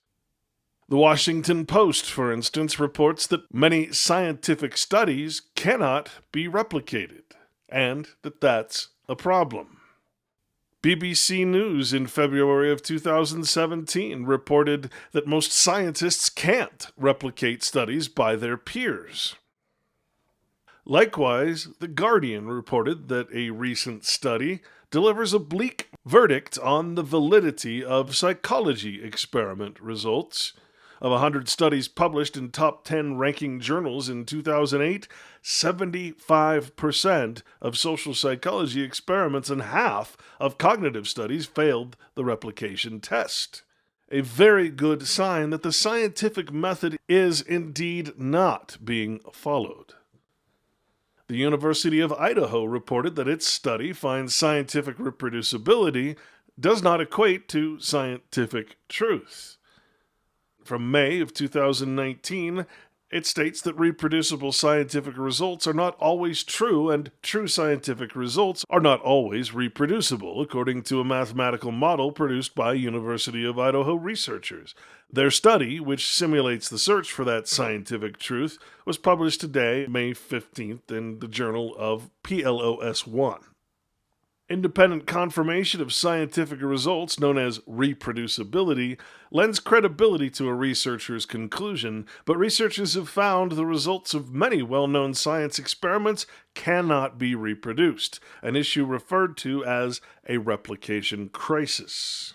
Over the last decade, people have focused on trying to find remedies for the replication crisis, said Berna Deviser, but proposals for remedies are being accepted and implemented too fast without solid justifications to support them. We need a better theoretical understanding of how science operates before we can provide reliable remedies for the right problems. Our model is a framework for studying science. When science itself as an institution needs to be studied for the reasons why it has a replication crisis, it becomes fairly obvious that the cult of scientism has taken over. Clear back in 1999, we had the same problem as Science reported that data in key papers cannot be reproduced. Another journal reported that way less than 30% of science articles are reproducible. This in 2012. Studies show very low reproducibility for articles published in scientific journals, often as low as 10 to 30%. Here is a partial list. And it gives examples such as the biotech company Amgen and a team of about 100 scientists trying to reproduce the findings of 53 landmark articles in cancer research published by reputable labs in top journals. Only 6 of the 53 studies were able to be reproduced, equating to about 10%. Scientists at the pharmaceutical company Bayer examined 67 target validation projects on oncology, women's health, and cardiovascular medicine. Published results were reproduced in only 14 of 67 projects, about 21%. The Project Psych file drawer, dedicated to replication of published articles in experimental psychology, shows a replication rate of only 3 out of 9, or 33% so far. The commenter states that my hair is standing on end as I read these numbers. Unbelievable! The reproducibility of published experiments is the foundation of science. No reproducibility, no science. If these numbers are true, or even half true, it means there is something fundamentally wrong in today's system of scientific research and education. On a practical level, the U.S. government gives nearly $31 billion every year in science funding through the National Institutes of Health only, which is mainly distributed in research grants to academic scientists. The 10% reproducibility rate means that 90% of this money, or $28 billion in taxpayer money, is wasted. That's a lot. How are the taxpayers supposed to respond to the scientist plight for more research funding given these numbers? Would you give more of your own money to someone who delivered you such a result? Beyond the practicalities, there is also an interesting philosophical question. Since the middle of the 20th century, life science research concepts and technologies have rapidly grown from the discovery of DNA to sequencing of genomes. Amazing technologies like microarrays, mass spectrometry, and high-throughput assays, imaging, and robotic surgeries were introduced, making biology a data-rich science. One would expect that all these new tools would make science more rigorous and precise, but something opposite is happening. Any ideas? What could be the reason? Who is the main culprit? The International Weekly Journal of Science, ironically called Nature, states in August 2015 that over half of psychology studies fail reproducibility tests. The largest replication study to date casts doubt on many published positive results. Don't trust everything you read in the psychology literature, Nature states. In fact, 2/3 of it should probably be distrusted. The journal The Conversation in 2017 reported about the science reproducibility crisis and what can be done about it. Back to the International Weekly Journal of Science, or ironically Nature, we find that 1,500 scientists lift the lid on reproducibility. Survey sheds light on the crisis rocking research. This in May 2016. It reports that more than 70% of researchers have tried and failed to reproduce another scientist's experiment, and that more than half have failed to reproduce their own experiments. Those are some of the telling figures that emerged from Nature's survey of 1,576 researchers who took a brief online questionnaire on reproducibility in research. The data reveal sometimes contradictory attitudes towards reproducibility. Although 52% of those surveyed agree that there is a significant crisis of reproducibility, less than 31% think that failure to reproduce published results means that the result is probably wrong. And most say that they still trust the published literature. In layman's terms, we'd call that indoctrination, and this perhaps gives us an idea of the percentage of how many so-called scientists out there really belong to the religion of scientism. In the PLOS journal, we read, "Why most published research findings are false." Dating from August 30th, 2005, the abstract summary states that there is an increasing concern that most current published research findings are false. The probability that a research claim is true may depend on study power and bias, the number of other studies on the same question, and, importantly, the ratio of true to no relationships among the relationships probed in each scientific field. Simulations show that for most study designs and settings, it is more likely for a research claim to be false than true. Moreover, for many current scientific fields, claimed research findings may often be simply accurate measures of the prevailing bias. Published research findings are sometimes refuted by subsequent evidence, with ensuing confusion and disappointment. Refutation and controversy is seen across the range of research designs, from clinical trials and traditional epidemiological studies to the most modern molecular research. There is increasing concern that in modern research, false findings may be the majority or even the vast majority of published research claims. However, this should not be surprising. It can be proven that most claimed research findings are false. Now, one thing you must start being conscious of, considering the vast array of so-called side effects from drugs, vaccines, and other pharmaceuticals, if the falsities of these so-called scientific studies is indeed this bad and probably worse, and when we consider that pharmaceutical companies are actually doing their own studies, they are not independent studies for their own drugs, then we must also consider that many of these falsified studies, these irreproducible studies, are the studies being used to prove both the safety and efficacy of these chemical drugs, vaccines, and other pharmaceuticals. And if this is the case, we no longer have to wonder why the whole population seems to be sick and dying. Even the pharmaceutical companies' own rags ask the question, should drug companies conduct their own clinical trials?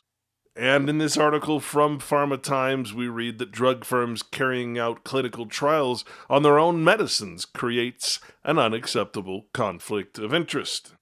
Increasing evidence points to a conflict of interest for the drug industry, which results in bad evidence, which in turn distorts medical decision-making and harms patients. And finally, one of the problems is that the industry can choose which data to publish and which to leave unavailable, pointing to the difficulties in getting clear information about the number of suicide attempts in industry trials, for instance, referring to Merck's anti-inflammatory drug Vioxx, which was removed from the market only after the FDA claimed it was safe and effective due to the pharmaceutical company's so-called scientific research.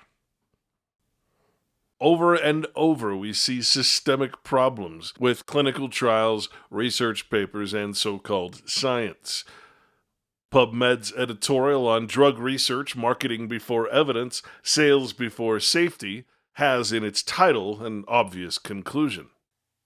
The Washington Post reports that as drug industry's influence over research grows, so does the potential for bias, and that companies should have no role in testing their own drugs. Another article from the New York Times from 2013, which states the pharmaceutical industry has responsibility for evaluating its own products.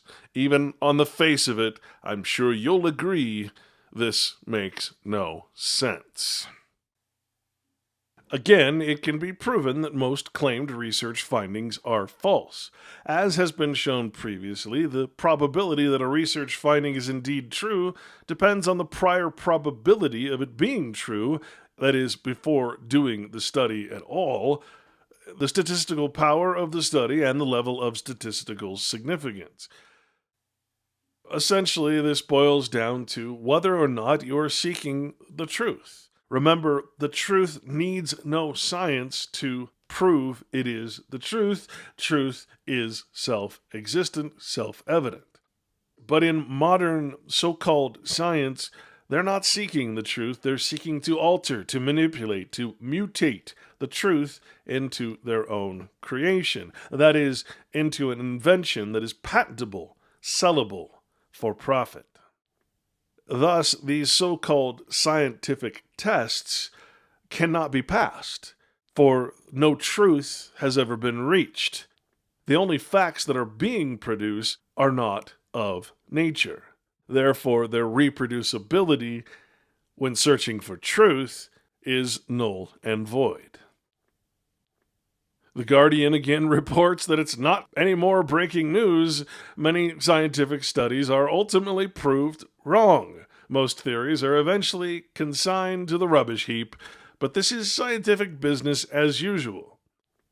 True science has been so far abandoned that now these so-called scientists are stating the reasons why it's time to publish research failures. Publishing bias favors positive results. Now there's a movement to change that. This is very much a double-edged sword. On one hand, negative results will certainly help these so-called scientists in their dual-use research. On the other hand, we find that in these unpublished testing results, if published, many drugs and vaccines would never be allowed to carry the label of safe and effective. After hours of testing, retesting, checking and confirming, Dr. Jones closes her lab book. Her experiments have not disproved the null hypothesis, and they don't support her new theory. She leaves her negative results behind, moving on to work on something new in the hope that she'll have a positive outcome next time.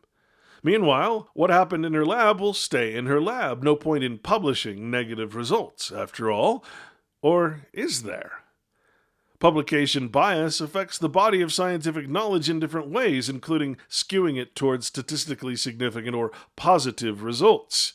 This means that the results of thousands of experiments that fail to confirm the efficacy of a treatment or vaccine, including the outcomes of clinical trials, fail to see the light of day. Now, this should disturb you that thousands of experiments that fail to confirm the efficacy and safety of vaccines, that they are failures and fail to be published. In other words, the information you need to know as an informed vaccine recipient, including deciding whether your children should be vaccinated, is never published. The amount of people that are harmed in these trials, in other words, is never published. The Conversation Journal again asks, back in 2013, scientific evidence. What is it and how can we trust it? It states that the phrase scientific evidence has become part of the vernacular, thrown about like a hot potato during discussions of major environmental, health, or social issues. Climate change is one example. The EU's ban on neonicotinoid pesticides is another. We've heard numerous mentions of the associated evidence indicating the importance of the issue and the need for action. This evidence is presented by proponents in much the same way that evidence is given in a court case, usually to back up policies or decisions that will impact people's lifestyles. But unlike in a court case, we are rarely told exactly where the evidence comes from and why it's evidence. So-called scientific evidence is information. Remember, information is not knowledge. Scientific evidence is information gathered from scientific research, which we've just shown is more often wrong than right, untrue rather than true, which takes a lot of time and patience to conduct. But there are a few things that all this research needs to have in common to make it possible for decision makers and ultimately all of us to accept it as evidence.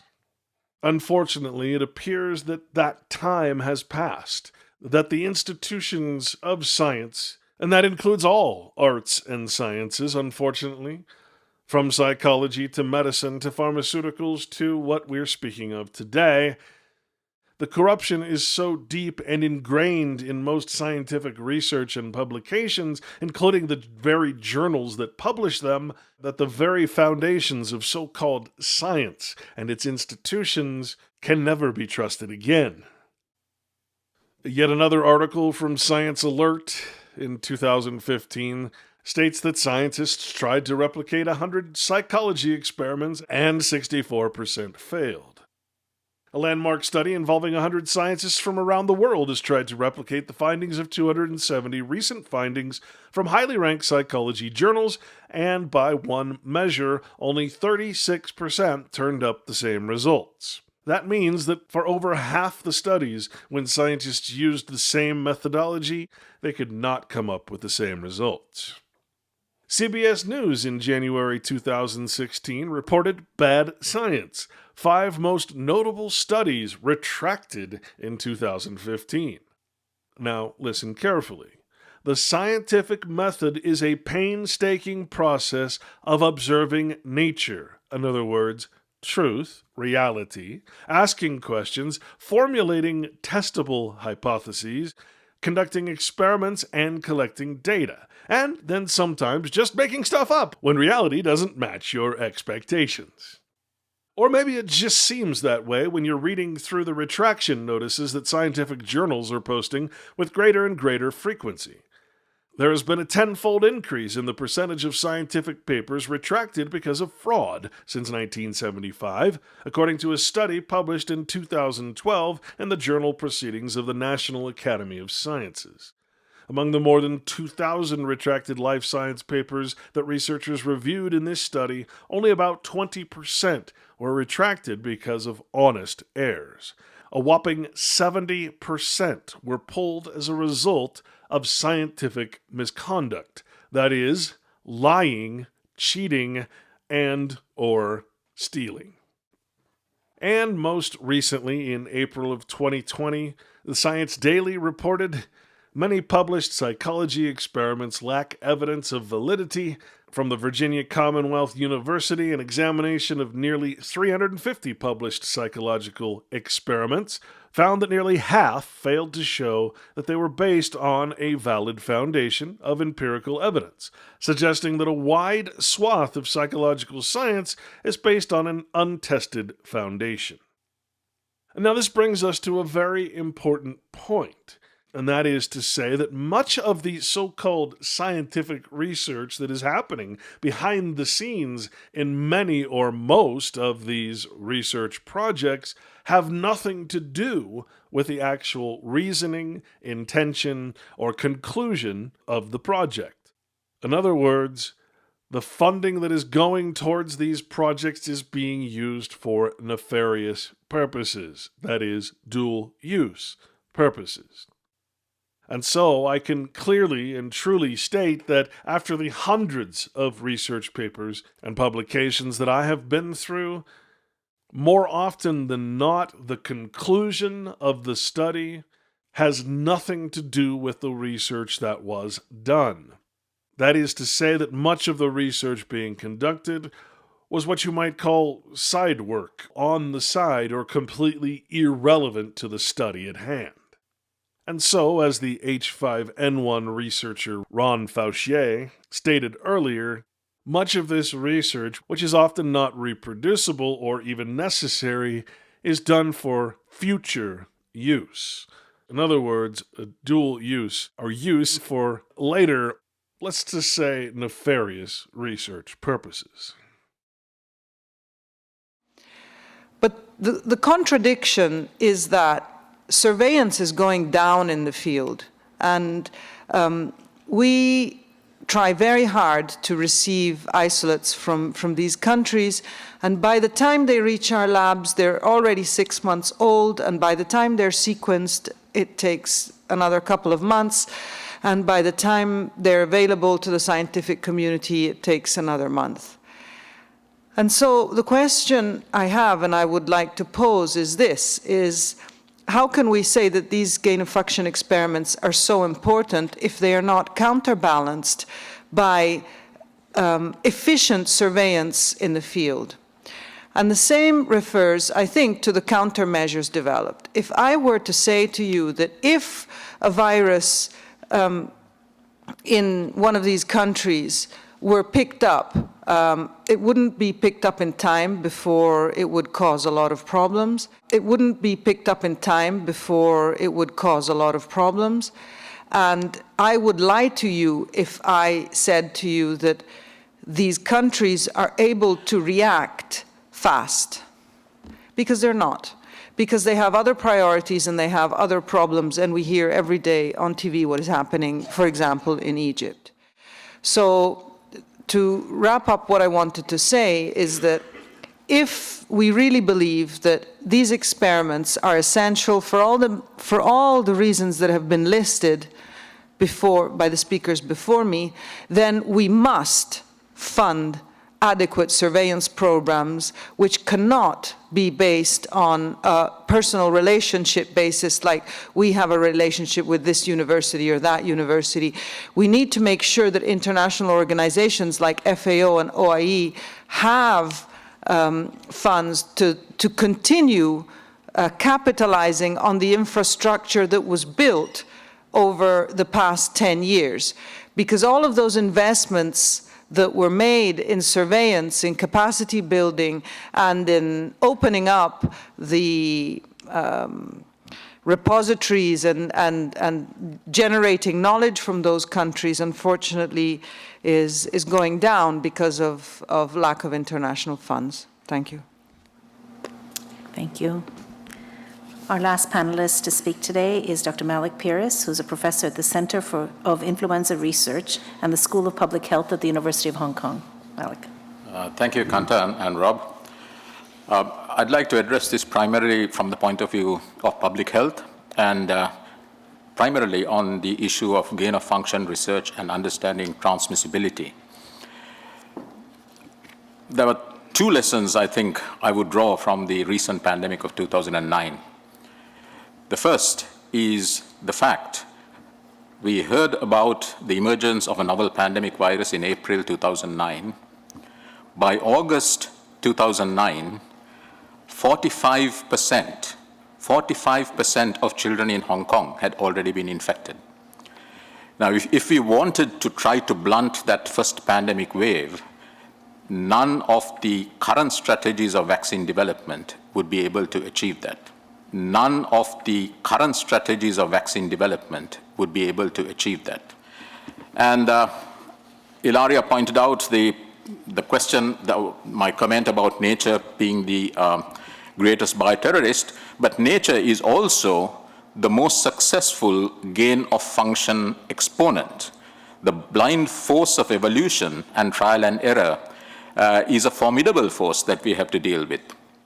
Bear in mind that this notion that nature or God is the worst bioterrorist of all is not meant as religious, for this is organized crime against nature or God and its universal self-evident law. The blind force of evolution here is equated to the design or law of nature, or in other words, chaos theory, where evolution is evidence of God's blindness or non-existence, and therefore man's destiny is to both conquer and bring forth a new world order to the universe, or that is God and nature, through the various arts of so-called science. These, again, are the tenets of scientism, not natural science. But the true source behind this fallacious justification for unnatural dual-use research is still yet to be revealed. But nature is also the most successful gain-of-function exponent. The blind force of evolution and trial and error is a formidable force that we have to deal with. And as I said, transmission remains one of the black holes of biology and infectious disease. Transmission remains one of the black holes of biology and infectious disease. Because we as a scientific community don't know what we're doing. And I'd just like to end by saying that we of course have to address the ethics of action, but we also need to address the ethics of inaction. So as was pointed out, this balance is something we do have to address, but do not forget the ethics of inaction. Thank you. Thank you, Malik. Well, I'd like to thank all of the speakers for keeping on time and presenting their work. I'd like to go back to Dr. de Graaf and ask, are there any comments or Dr. Finberg that you would like to raise before we have a cross-panel discussion? No one on the panel expressly, although perhaps indirectly, Dr. Gerstein referred to the question about the benefits from the research being public as opposed to the research being conducted. And I wonder if any on the panel would like to comment on that aspect of the questions on the implications and benefits for this research. Anyone on the panel volunteering, or shall I nominate someone to speak? Because that's my role. Ron, would you like to respond? Of course. Always, Rob. I do not think that science would advance if the data would be disclosed, shared only with a very small group of people with a legitimate need to know. We've seen it in physics, I think. I think in physics there's good examples of non-public information and how it actually stops the field moving forward. And I do not think that we have that luxury position in this type of research. So these data have to be shared. So I really don't think that classifying this research and not sharing the data is that that's a valuable option at all. Dr. Mahmood, did he really answer your question? No. That was my impression too. And so maybe we should redirect the question again to him. Was the information, scientific information, fully made available? Did the press get this information too soon? It is my impression that that's not the case. Of course, we did not. So we get the impression that all of this work and all of the results were kept under the radar, which is absolutely not the case. We were asked to address this question through consultations within an international community within the WHO and also a blue ribbon panel of the NIH. So the fact that this research was being done has been open from the beginning to the end. There have been several publications with negative data throughout the year since 2006. All of those have been published, and then it would be inappropriate to not publish positive results. In the Netherlands, we have a code of conduct on doing dual-use research, and this code of conduct says that the scientists should not act as Dr. Jekyll in their labs. We have consulted with the NIH, with our own university, with other experts in the flu field, whether we should openly discuss our results at the meeting prior to the publication. And the answer was unanimously yes. The infectious disease specialists were of the opinion that this work should be publicized openly, and this decision was not made individually by myself. And therefore, I think that we have been very responsible in communicating this result. It was very unfortunate that there was one person in the press who then felt that she should be reporting this in the written literature without proper knowledge of fact. And that has been very unfortunate. So from the beginning, wrong information has come out, not from me, but from the lay press. But there's unfortunately very little I can do about that. Other comments on this topic around the table? Without really spending the time on this subject, that is the danger of communicating outside the normal scientific methods, which is we have data, we submit it to a refereed journal, and there are some journals also that will prevent you from presenting the data publicly before it is submitted for publication. So I think in general, the scientific community has some sort of guidelines. Data need to be communicated through a refereed, peer-refereed journal and a scientific publication before we start talking about it to the public. Now, we cannot blame a journalist because that's their job. They want to run up with any information that creates havoc or creates news. For them, it sells newspapers. Maybe we should move on and look at other topics. I'm not convinced that our panel really addressed each of these questions very thoroughly. Kanta, what is your feeling about? Did our panel do a good job of answering our 4 questions?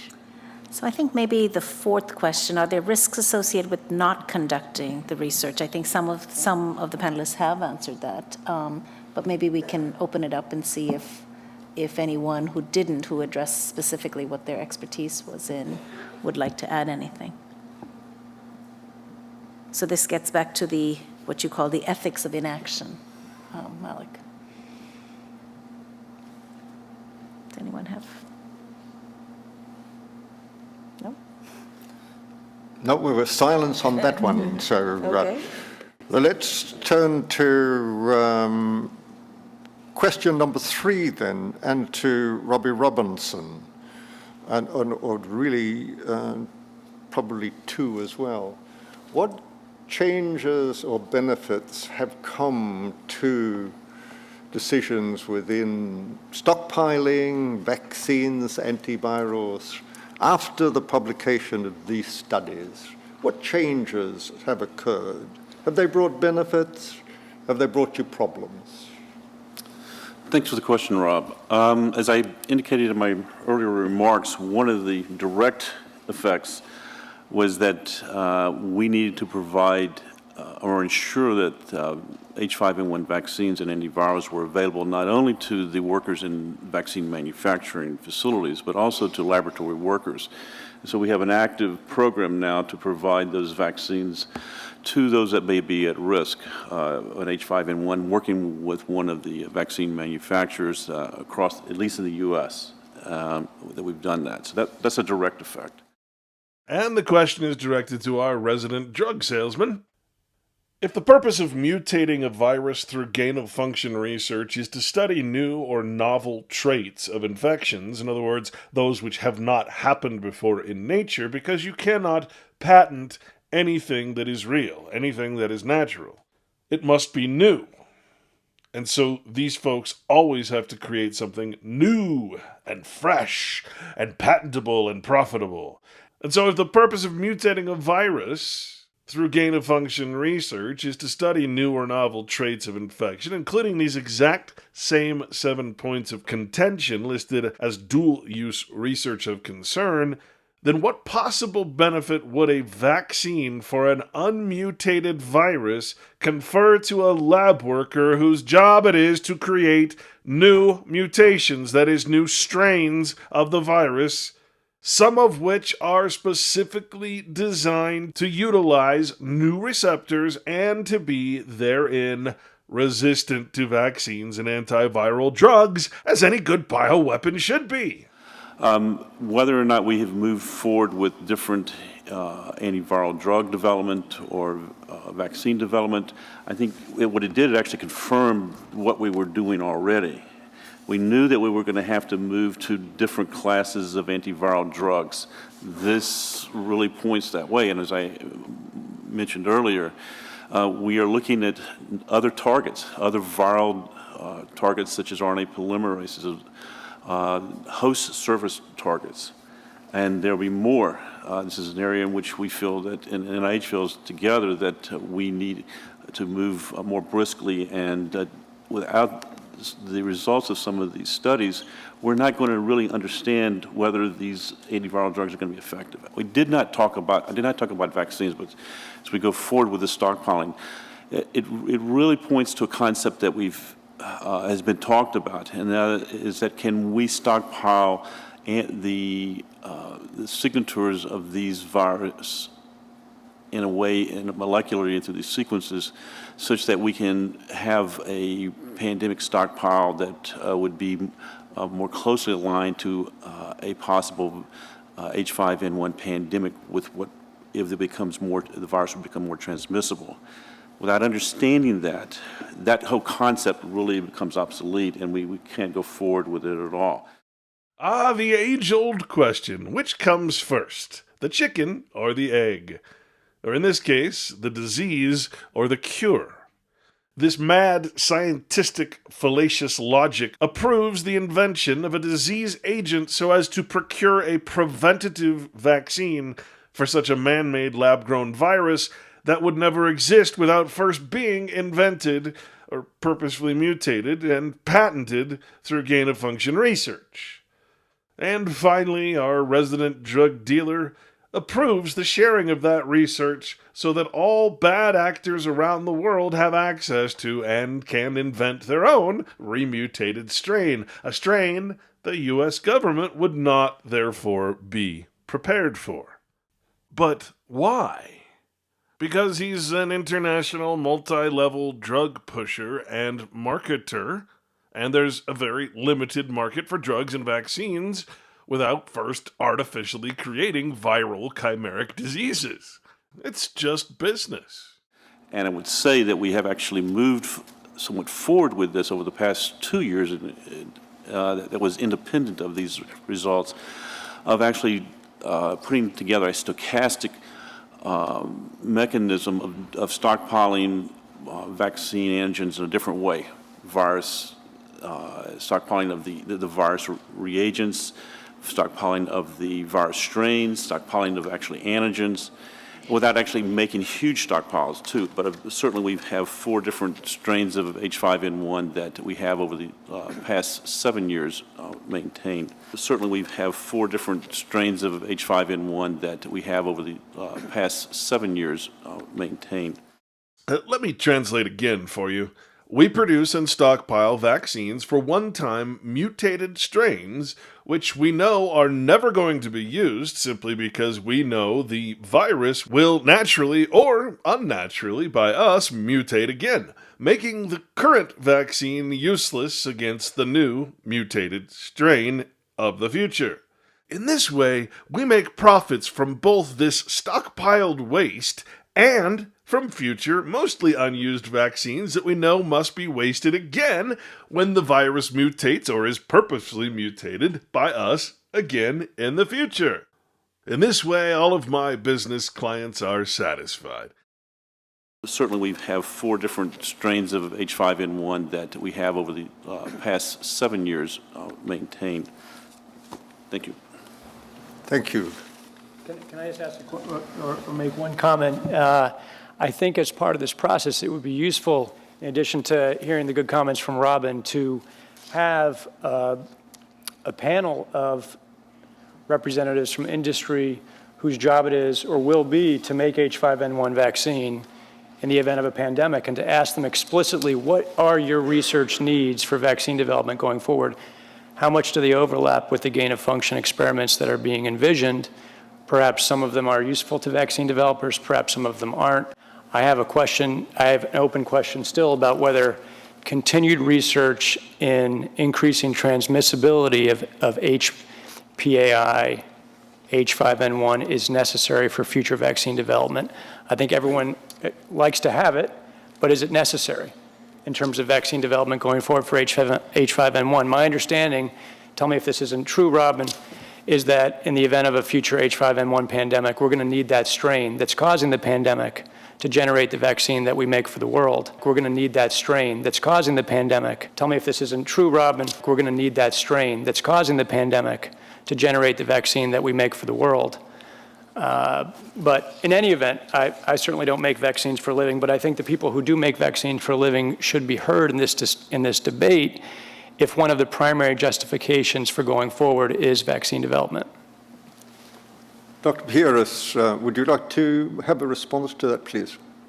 Yes, I mean, I think the benefits from this type of research is not to specifically identify the strain that's going to be matching the pandemic exactly, not to specifically identify the strain that's going to be matching the pandemic exactly, but number one, to prioritize the fact that a lethal virus such as H5N1 can become pandemic, not to specifically identify the strain that's going to be matching the pandemic exactly, but number one, to prioritize the fact that a lethal virus such as H5N1 can become pandemic. Because if you just think back to 4 or 5 years ago, there was increasing belief that this virus had been kicking around for 14, 15 years. It has not made it so far, and it will never do so. But is it necessary, Malik, to use the highly transmissible pathogenic virus to do those studies? If you wanted to answer the question of whether H5N1 can acquire mammalian transmissibility, there is no other way to do it other than use the highly pathogenic H5N1 virus. Now, if you're asking whether you could, for example, delete the cleavage site of that particular virus and do this with a less pathogenic strain, possibly, but I think by deleting the cleavage site, you change quite significantly the viral load, the replication characteristics. By deleting the cleavage site, you change quite significantly the viral load, the replication characteristics. So it probably will not give you the crucial answer. I just have one comment. Dr. Paris's comments, we're talking about the need to do this work in order to show or to prove H5N1 could be transmissible. I think there's a legitimate debate in the community about whether or not that was an important and justifiable aim for the research, about whether that work should have been done to prove the point that H5N1 could be human transmissible, to prove the point that H5N1 could be human transmissible. Whether or not you agree with that point now, it has been proven. It has been proven. It has been proven. So the question there would be, do we need to continue to do more work, additional work, create additional strains, H5N1 transmissible strains, to prove that it can become human transmissible when that point is made? I don't think that continues to be a good justification for going forward.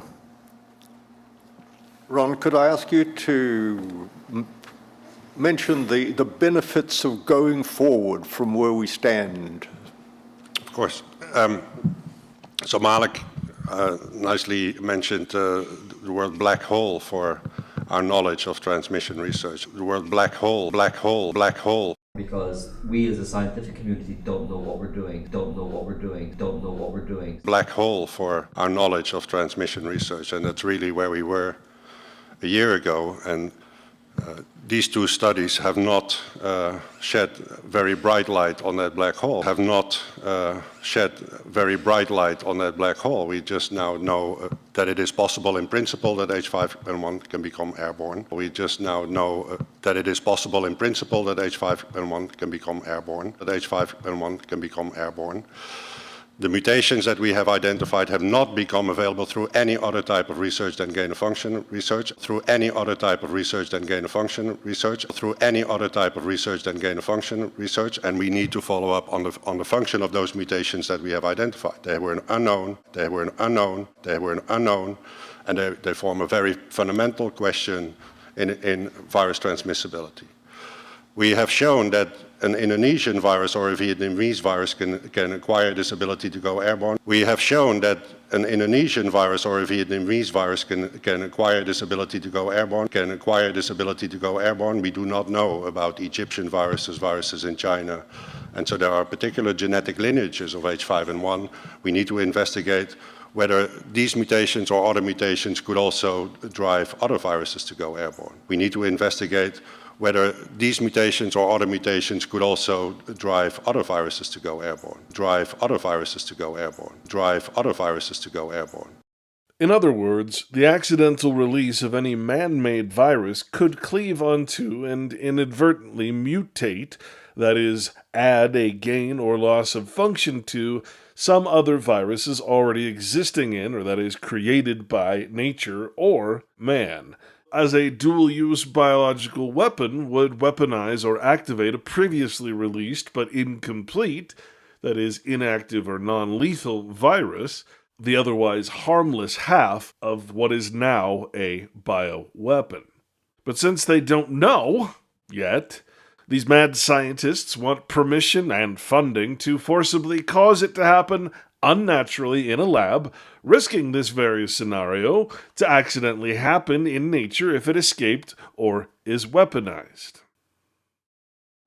So those are just very short-term action points, to understand the basis of this increased transmissibility, the context dependence, and also to do vaccination studies and antiviral drugs to test whether they would actually work against these viruses that have very distinct biological properties, So far, we have been testing our vaccines and drugs with viruses with the wrong biological properties. We now have strains at hand that have the right biological properties. Might not be the exact strains that caused the pandemic. These might not be the exact strains that caused the pandemic. But will inform us much, much better about whether our vaccines and antivirals will actually work. The insanity goes on. Man-made, that is, lab gain-of-function viruses, are obviously not the same strain that may cause a natural pandemic.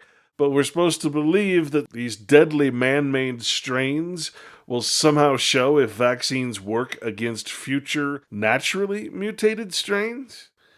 If this is true, then why do we supposedly need a new flu vaccine every year? Answer? Because all viruses mutate in nature, despite man's psychotically driven interventions. Now I'd like to turn it over to Kanta to lead the public discussion. Right.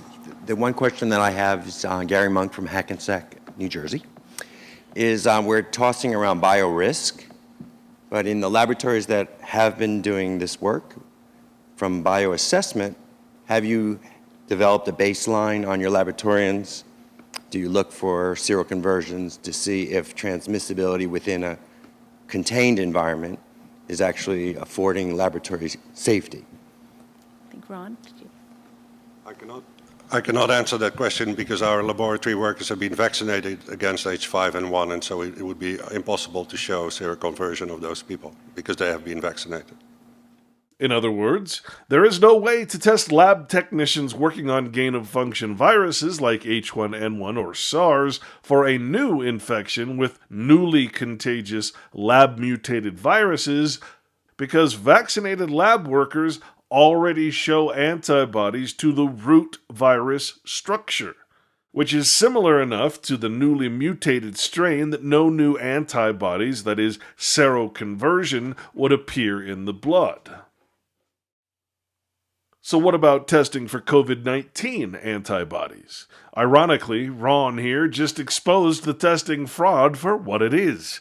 That is, if anyone has ever been exposed to any natural or man-made coronavirus in the past, and there are plenty of them, including the cause of the common cold, the test cannot distinguish between the new lab-mutated strain we call SARS-2 and, well, the common cold. You will show positive for quote-unquote coronavirus. From a 2020 article in Time magazine, we read, "What to know about COVID-19 tests, from PCR to antigen to antibody tests."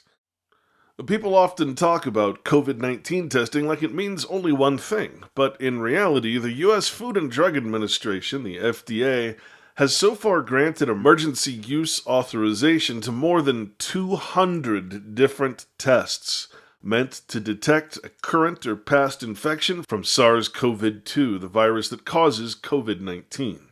These COVID-19 tests fall into three main categories: the PCR, antigen, and antibody tests. And this article explains the differences between those three tests. The most popular test is the PCR test, a test that its own creator said was not to be used as a diagnostic test. It states that the majority of COVID-19 testing happening in the U.S. right now uses polymerase chain reaction, or PCR, technology. These tests detect disease by looking for traces of the virus's genetic material on a sample most often collected via a nose or throat swab. The U.S. Centers for Disease Control and Prevention, the CDC, considers the PCR test the gold standard of COVID-19 testing. But, like all tests, they are not perfect. Studies have suggested as many as 30% of COVID-19 PCR tests results are inaccurate. For comparison, the CDC in 2018 estimated that rapid flu tests have about the same rate of incorrect results. With COVID-19 tests, false negatives seem to be much more common than false positives. So if you get a positive result, you very likely do have the virus. If you get a negative result, but have the coronavirus symptoms or recently encountered someone sick with the virus, you should still self-isolate until symptoms subside. And here we have another example of very bad science. Again, the creator of this PCR test was very clear that this test should not be used as a diagnostic test. However, the CDC considers it the gold standard, meaning the best possible test you can take for COVID-19, and the gold standard has a 30% inaccuracy rate? Well, apparently we do have an accuracy or clarity problem, a reproduction problem in science now, don't we? And that's because this test simply looks for a corona-type virus, not a specific strain. To be clear, this is why vaccines don't work. All viruses mutate spontaneously in nature. There is no vaccine against mutation. And we've heard these so-called scientists state that very fact, that mutation is the very problem with creating a vaccine, and it is why some years the flu vaccine has been a completely different strain than the one that actually is making up the season. But don't take my word for it. Let's listen to what the world's so-called experts have to say about the seasonal flu's ability to self-mutate. Influenza is unpredictable. Influenza is unpredictable. Influenza is unpredictable, and we need to monitor both the impact of the 2009 H1N1 and seasonal flu throughout the next several months. The one thing you could predict about influenza is that it's unpredictable. It's unpredictable. It's unpredictable. It's unpredictable. The virus still is very stable. But as we all know, influenza virus is highly unpredictable, highly unpredictable, highly unpredictable. Но, как нам всем известно, вирус гриппа очень непредсказуем. And has great potential for mutation. Our goal since the beginning of the outbreak is to be one step ahead of the unpredictable virus, the unpredictable virus, the unpredictable virus, one step ahead of the unpredictable virus, and do the planning and preparation necessary to keep Americans safe and secure, the President's #1 priority. We want to help stop the spread of the H1N1 virus. The outbreak in the past year has been characterized by a great deal of unpredictability, and in fact, influenza may be the most unpredictable of all infectious diseases. The most unpredictable of all infectious diseases. The most unpredictable of all infectious diseases. As people keep telling me, the predictable fact about the flu is it's unpredictable. It's unpredictable. It's unpredictable.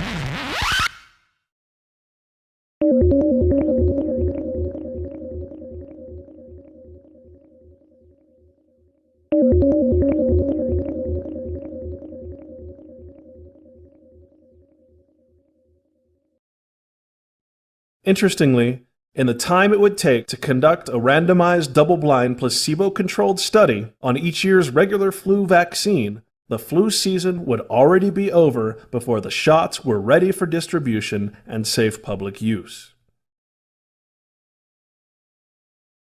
Vaccines, given the current technology, and even in more modern technology, you don't make a vaccine overnight. You have to first find out what the virus is you're dealing with, and then you go through a multi-step process in order to get enough vaccine to protect the population.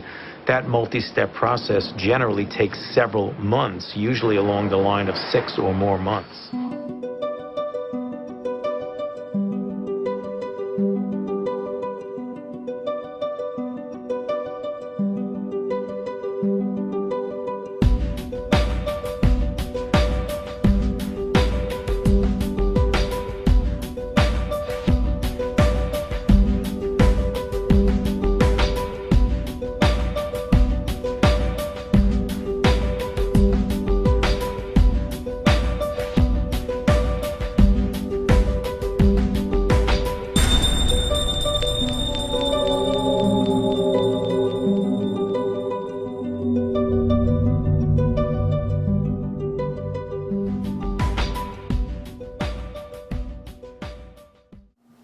Take the first question here now. Harvey Feinberg brilliantly pointed out at the time, in the 1970s... Could you identify yourself, Laurie please? Garrett from the Council on Foreign Relations in New York. Thank you. In the 1970s, we had a dominant theory that all biologists in the flu field believed in, of sort of historic cyclings of strains, and that there was a sort of timing predictability of when pandemics might occur. And that contributed to the over-response in 1976 to swine flu. Now I'm hearing that, well, we know the 2 mutations, the 3 mutations, the 4 mutations necessary, so Ilaria is just going to have to set up her entire biosurveillance system just for those mutations. And if we can keep following those mutations, we somehow will know when a pandemic's coming. But Ron just told us we have whole lineages we haven't looked at. There might be a whole other range of mutations. So are we actually setting ourselves up for building a whole biosurveillance apparatus, vaccine response, diagnostics, everything against a false canard? And nature, the ultimate bioterrorist, will give us a completely different set of mutations that ultimately will be the pandemic strain. I just wanted to add that maybe I was completely misunderstood. What they have shown is that this combination works, which doesn't mean that other combinations of mutations won't work. So the point I was coming from is that surveillance, if we really need to improve it, needs to be improved so that we can look for these mutations, but we don't have to leave other potential mutations out and other combinations out, which we don't know about yet. Right. Thank you. Hi, Dawn Woolley-Wright State University. With regard to these natural household transmissions that were talked about, in particular the ones mentioned from Indonesia, have we fully exploited those natural transmissions? Have we learned everything that we can learn from that before going on to create new variants in the lab that may or may not ever occur? Before going on to create new variants in the lab, before going on to create new variants in the lab, to create new variants in the lab that may or may not ever occur? Would you like to answer that?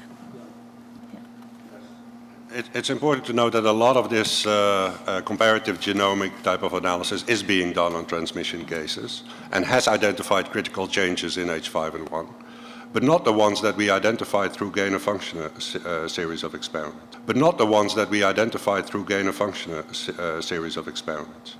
And so the mutations have been there in previous pandemic viruses, H1s, H2, H3, but simply by doing comparative genomics on existing clusters of human-to-human transmission has not led to the identification of the critical mutation. That information has been buried under other information, and the only way to dig up that information and to show it there are actually other phenotypes required to confer airborne transmissibility is by doing gain-of-function approaches. Translation: the only way to study a mutation that hasn't actually happened in reality, in nature, and which probably won't, and very likely cannot happen in nature without man's intervention through gain-of-function mad science, is to cause such a mutation artificially in a lab setting by forcing an unnatural mutation or evolution that otherwise is never to be found in nature. The question from this microphone.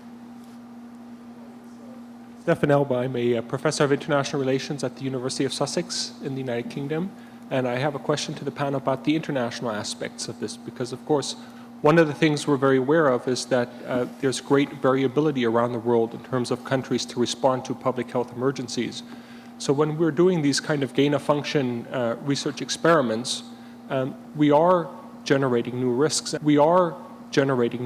And however small we perceive them to be, they disproportionately affect people around the world, in the sense that some countries will have very limited abilities to respond to any kind of new dangers that might emerge as a result of these kinds of experiments. Some countries will have very limited abilities to respond to any kind of new dangers that might emerge as a result of these kinds of experiments. The obvious, even self-evident answer: when creating a deadly viral bioweapon intended to infect as many people as possible, the intention is to spread the virus in a country that is, indeed, totally unprepared to fight against the virus. Wouldn't be much of a weapon if the enemy had a cure. So my question to the panel is, would it actually be easier for us to deal with some of these issues if we had more meaningful international collaboration to share medical countermeasures and to share the kind of benefits of this research as we move forward? The actual applicable question is, would you feel better knowing you've just created an unnatural, lethal strain of highly infectious virus by design, which could perhaps be used as a dual-use bioweapon if you shared the whole genetic sequence of that now weaponized virus with the rest of the world in easy-to-obtain, open-access format, so that any lab, government, or terrorist cell, or a guy in his underwear in his garage can then recreate it despite any type of safety level or oversight? The second question, just very briefly, is has anybody thought about the legal ramifications of this? If anything did ever happen, what the kind of legal exposure would be for scientists or funders if a new virus were created and did get out, if anything did ever happen, what the kind of legal exposure would be for scientists or funders if a new virus were created and did get out, and did cause substantial economic and human harm. Thank you. Yes, I'd like to follow up on two pieces of that. First, on the international, I think it's absolutely essential that we have international collaboration. The conflicts of interest here are phenomenal. Here we find Daniel M. Gerstein is, in fact, a senior policy researcher at the Washington office of the RAND Corporation. If you're not familiar with the RAND Corporation, you should be. Mr. Gerstein has a PhD in biodefense, attending George Mason University, has an MS in national security, a National Defense University, an MMAS in National Security Strategy, U.S. Army Command and General Staff College, an MS in Operations Research from the Georgia Institute of Technology, and a BS in Engineering from the United States Military Academy. Now, we read from the USA Today that Apple and Google release coronavirus contact tracing technology for public health mobile apps. This on May 20th, 2020. Apple and Google to harness phones for virus tracking. New software the companies plan to add to phones would make it easier to use Bluetooth wireless technology to track down people for who may have been infected by coronavirus carriers. That April 10th from the Associated Press. Apple and Google are releasing contact tracing technology to help public health officials develop mobile apps that can identify and test people who've spent time with or near someone infected with the coronavirus, the companies announced Wednesday. A number of U.S. states, including North Dakota and Alabama, and 22 countries have received access to the technology that was designed to help governments better track and contain the spread of the virus, the companies said. In a statement, North Dakota Governor Doug Bergman described the smartphone technology as being critical to getting communities and economies back up and running. This technology is very much supported by the RAND Corporation. To give you just one aspect of this company's influence in our culture, we see that Captain Kirk's predecessor in Star Trek was RAND Corporation Predictive Programming. In 2013, it was reported that in a rare and recently unearthed interview from 1965, the actor who preceded William Shatner as first captain of the Enterprise stated that the series was based on the RAND Corporation's projection of things to come. Actor Jeffrey Hunter, who played Captain Christopher Pike in the Star Trek pilot The Cage, told a Hollywood columnist in January of '65 that he hoped the pilot episode would be picked up as a series because he was intrigued by the fact that the series was based on the RAND Corporation's projection of things to come. Here we see the opinion of RAND, which is that automatic contact tracing should be integrated into the pandemic response system with widespread access to testing and a large number of manual contact tracers. And recently they released this video, COVID-19, the realities of automated contact tracing. The Atlantic reports, we were warned. When the inevitable inquiry into the government's response to COVID-19 happens, it will conclude that signs of a coming crisis were everywhere. How were we warned? We were warned in 2012 when the RAND Corporation surveyed the international threats arrayed against the United States and concluded that only pandemics pose an existential danger in that they were capable of destroying America's way of life. And that's why it's called predictive programming. We were warned in 2015 when Ezra Klein of Vox, after speaking with Bill Gates about his algorithmic model for how a new strain of flu could spread rapidly in today's globalized world, wrote that, quote, a pandemic disease is the most predictable catastrophe in the history of the human race, if only because it has happened to the human race so many, many times before, unquote. If there was anything humanity could be certain that it needed to prepare for to prevent the deaths of a lot of people in a little time, it was this. From the RAND blog, we read, it's going to be the vaccination, stupid. From August 21st, 2020, it states that the increasingly positive news on COVID-19 vaccine development is also bringing growing alarm over whether Americans will trust these vaccines when they become available. Indeed, as the possibility for a vaccine increases, so too may rise tensions and protests. As a former head of Rand Health and as the current chair of the Rand Health Board of Advisors, we are part of a small group of Rand, UCLA, and Stanford researchers who are attempting to tackle the logistical challenges of opening schools and the economy without negative health consequences. Here is what we know and what we would propose to increase public acceptance of widespread vaccination. While we were clearly not prepared for this virus, we now need to understand how we are going to roll out any proven vaccine. Unfortunately, there's no such thing. Here are some ideas about approaching vaccine distribution strategically in this environment. It states that, firstly, a crash effort in vaccine literacy should include the federal government, including the President, Cabinet, Congress, and Supreme Court, and all federal employees, whether they are Republicans or Democrats, should publicly get the vaccine together. Social media platforms should not be allowed to function as unfiltered vectors of anti-vax falsehoods. Now keep in mind that if you are anti-vaccination, meaning against vaccination, it really just means you're pro-nature. You just want to be left alone. If you are pro-vaccine, you have a belief system, a scientific lens that you are looking through, believing that vaccines actually work, when in truth there is no scientific evidence whatsoever that shows vaccines to be safe or effective. This will be shown in depth as we proceed through this series of documentaries. Second, we need an equitable distribution plan that reflects social realities.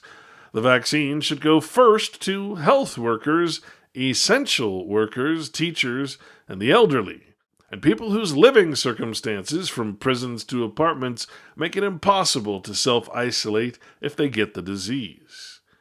Now, anytime a corporation, or for that matter government, labels you as non-essential, you know there is a huge social and civil problem. We need to ensure there is no discrimination, racial or otherwise, in the distribution process. And vaccinating teachers is particularly important because we cannot expect them to risk their lives to teach their students. There's broad agreement that keeping the schools closed will increase the gap between advantaged and disadvantaged children. A generation is at stake. Most importantly, we should consider whether and how to provide, at the time of vaccination, an electronic readable card confirming that the person had been vaccinated. We should also consider whether it is good policy or even legal to require employees, guests, students, or others to present a readable card proving they have been vaccinated if they want to work, fly, eat at a restaurant, study in a classroom, go to the opera, take a cruise ship, etc. And now the true intention of the Rand Corporation can be seen for what it is.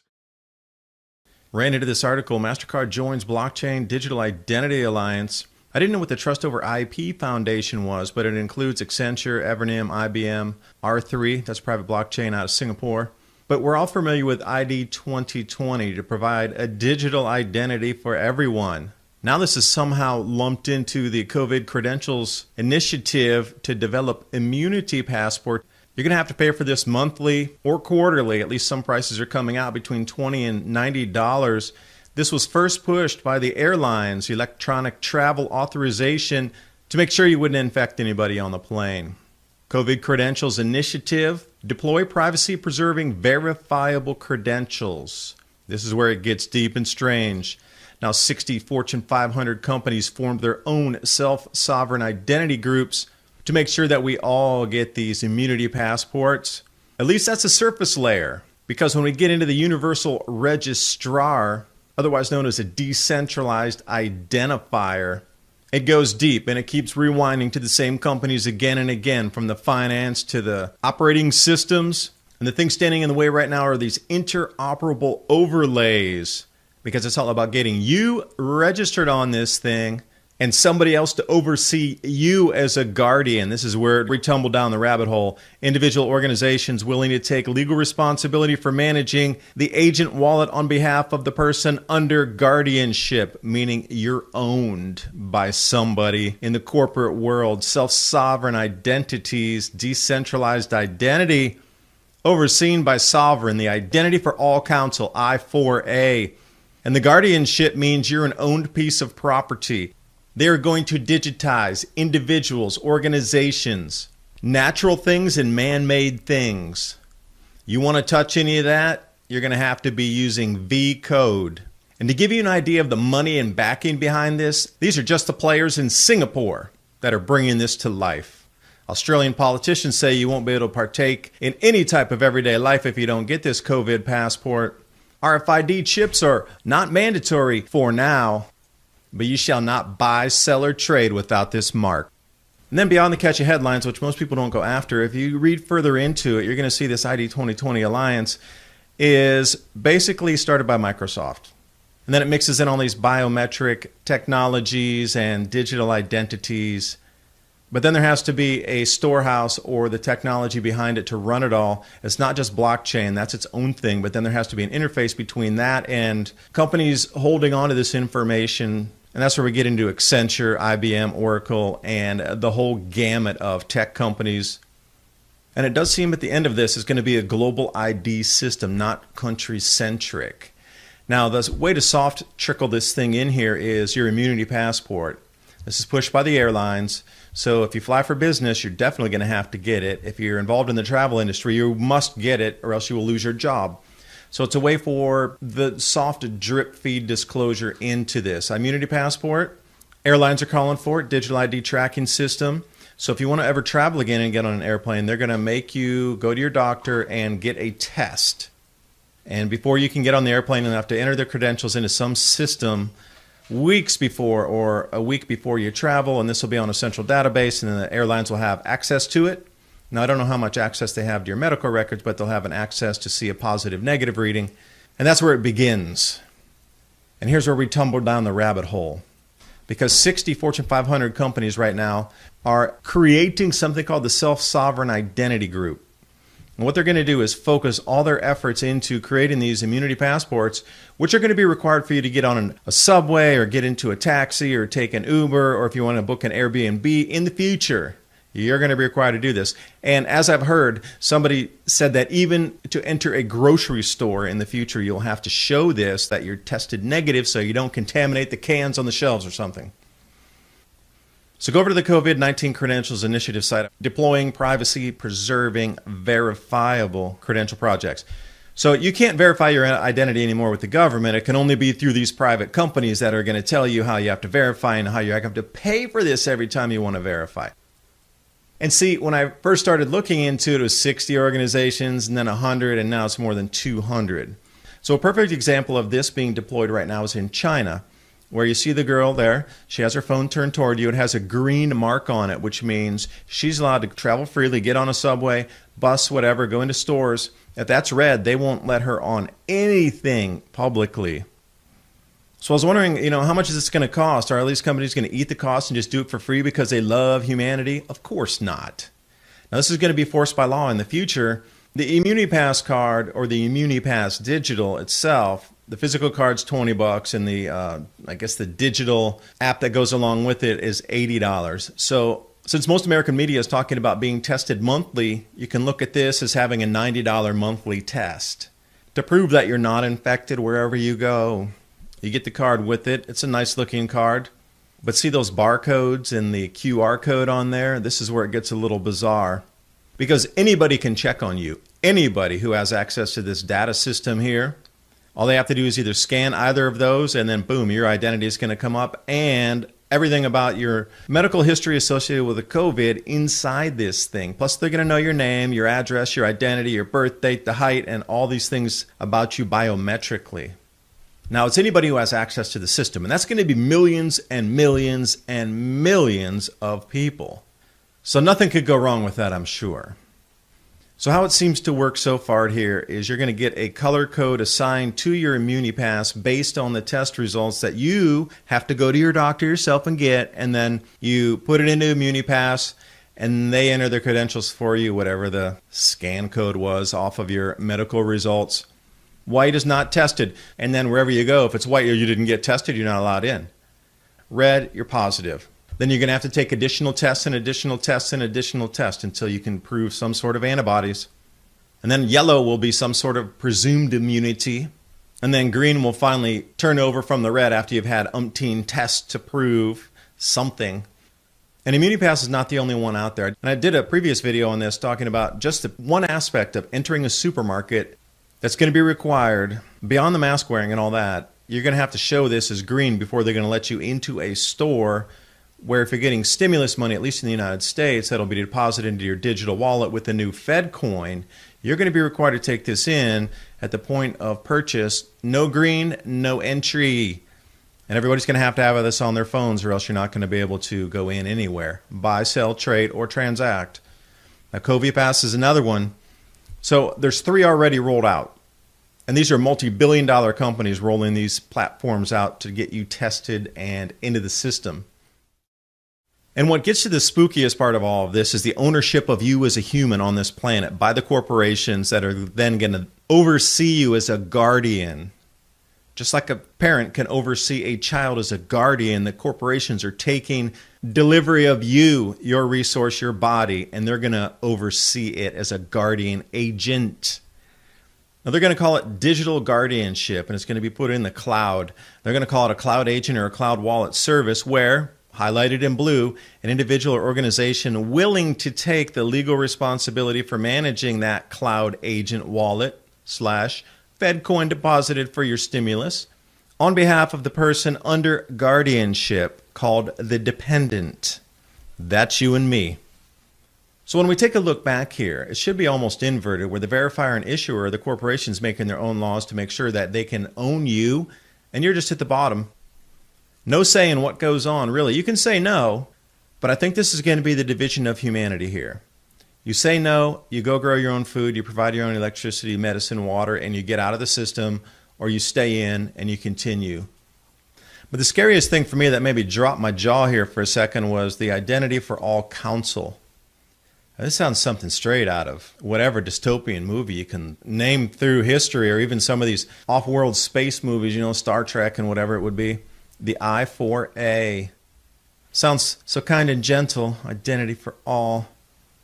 So when you see such innocent language as MasterCard joins the ID 2020 initiative exploring decentralized digital identities, that's exactly what they're doing. To own you. And not just you, individuals. It'll be about organizations, governments, companies, natural things, man-made things. Anything ever made, anything ever grown, natural or synthetic, will be in this system digitized. And when you have to buy your food by the calorie moving forward, which is part of this plan, you will have to understand cloud wallets. You will have to understand blockchain. And you'll quickly come to the realization that without any of that, you will not be able to buy, sell, or trade anything as a human being on this planet. The tentacles are around you. And you might say, well, I will never do that. But the Australian politicians are already a step ahead of you and passing laws down there that says you will be deprived of participation in everyday life if you do not do this. Two pieces of that. First, on the international, I think it's absolutely essential that we have international collaboration, both at the early stages so that we can understand the characterization of the disease and work collaboratively to try to mitigate the effects of the spread of the disease and hopefully to stem it in the early stages as we're moving forward. As we've said many times, disease knows no boundaries. Disease knows no boundaries. Disease knows no boundaries. So this is absolutely essential. I'm not a lawyer either, but I will move into some uncharted territories here and say that what I worry about with some of this is that much of the explosion in biotechnology today is such that it is happening well before laws and regulations and policies and best practices have been established. It is happening well before laws and regulations and policies and best practices have been established. And so I do worry a little that we wouldn't be able to do any prosecution if there was something nefarious. We wouldn't be able to do any prosecution if there was something nefarious because we have not put in place the superstructure. We have not put in place the superstructure, if you will. We're relying very heavily, and I think appropriately so, on the life sciences community. We talked about biorisk management, the biosafety, biosecurity, and bioethics. And I would emphasize the bioethics is absolutely essential third leg on that stool because we very much want to see legitimate science move forward, but on the other hand, we expect it to be done under the appropriate conditions for the appropriate purposes.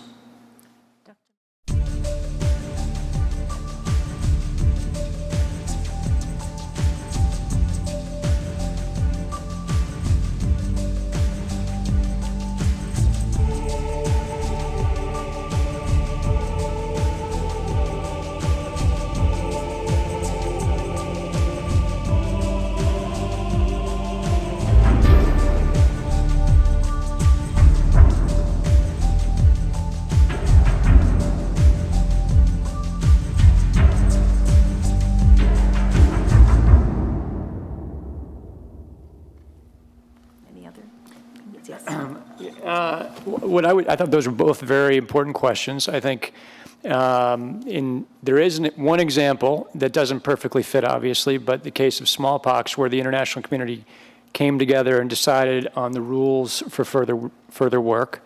It's only done in 2 places in the world with the approval of the World Health Assembly, so there's international support for that. I do think that going forward, there should be international agreement about how to proceed. I think Ilaria said in a public statement earlier, made a very wise comment, which was, we don't want to wake up, let me paraphrase, but wake up sometime in the future and find out there are 200 labs doing, you can correct my quote later, but that was the point that I took from your quote. I think it's not only a legal question, it's an ethical question. That's the reason why I said before that I feel like for this community to proceed, this isn't a panel about risks, it's mostly about benefits. But if this community is to proceed with this research, I think we need to have a common understanding about the high side risks. And if we do, it would give me a little bit more sense, a little bit more confidence that we're proceeding in the same way. But I don't feel like we have convergence on risk. We have a lot of discussion about benefit. Maybe we'll find out later today that we all agree on the risks, but I don't think that's the case. Okay, go on to the next question here. Alikoff with Science Magazine. My question is primarily for the non-U.S. panelists. If the United States moves forward unilaterally with adopting the framework which has been proposed, do you think it will be an act of leadership that will bring the rest of the world along to adopt similar policies, similar funding policies, or do you think it would fracture the flu researching community into 2 factions, one which abides by the U.S. funding rules and another which does not? Dr. Aditama. Okay. After the last 2 research being done by Ron and Yoshi, I have to say that there is no really public health impact being done in the country.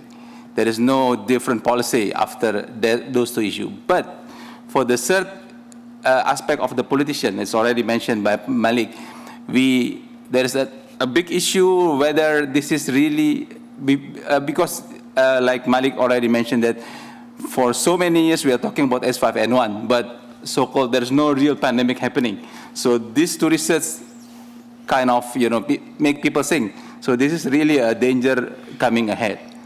That's the third reaction from those 2 research. The first one is for the lay people. When those 2 research are in the newspaper, people some people are kind of frightening. What is really happening here? But I don't think information is quite well taken by people in general at that time. Regarding the issue of other countries outside U.S. Of funding, I don't think funding issue is one of the important issue for country like Indonesia for this kind of research. I already mentioned that for us, epidemiological research and virus characteristic is more important to be able to control the public health aspect real in the field, not more on the gain of function as it is in the field. Peter Hale, I'm with the Foundation for Vaccine Research in Washington. We feel that the issue of liability, that insufficient attention has been given to the issue of liability. The organizers of the Asilomar conference 35 years ago made sure that there were lawyers participating in that meeting, which led, as we all know, to guidelines for recombinant technology. There is another community that I think should be involved, that we think should be involved, and that is the insurance companies. The insurers don't like what they're seeing, and they don't like where this is going. The insurers don't like what they're seeing, and they don't like where this is going. And in particular, the largest insurance companies that reinsure other insurance companies, they're experts on risk assessment, and they don't like what they see. And they don't like what they see. They're experts on risk assessment, and they don't like what they see. We understand there have been secret meetings in London at Lloyd's of the reinsurers. How are we going to reassure, even with the most stringent biosafety rules and procedures, how on earth are we going to how are we going to reassure the insurance companies? I mean, we're seeing premiums going up already. How are we going to reassure them that this is safe? Anyone like to come? Ron? I would like to point out that this issue that you're raising and has been raised earlier is not related to H5N1 gain-of-function research. This is an issue that is much, much bigger. There are hundreds of labs in the world that possess SARS. There are hundreds of labs in the world that possess SARS. There are hundreds of labs in the world that possess SARS.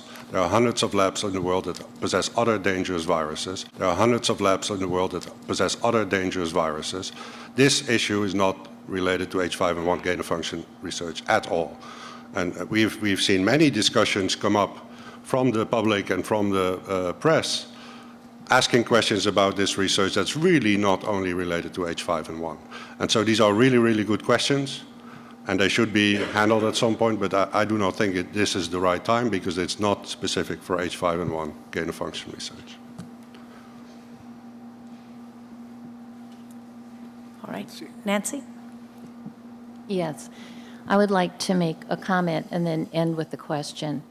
The comment I would like to make is that I know it's very difficult for people in the audience and people in the general public to understand the importance of this type of work to public health, but I'd like to explain just a little bit about it. In public health, we're really responsible for helping be as prepared as we can for the next pandemic. H5N1 viruses have worried us tremendously. And we've worked with our partners in the affected countries. I see my colleagues from Indonesia and Vietnam here today. And we've worked with FAO, OIE, WHO, and many other partners outside the US government, as well as with BARDA, NIH, and FDA within the US government family. We are very interested to know, we were very interested to know if these viruses could become transmissible. We were very interested to know if these viruses could become transmissible, and if so, how their characteristics would change, so that we could look at the vaccine viruses that we're always making, so that we could look at the vaccine viruses that we're always making at St. Jude's, at CDC, and other places around the world, to see if those vaccine viruses could be improved,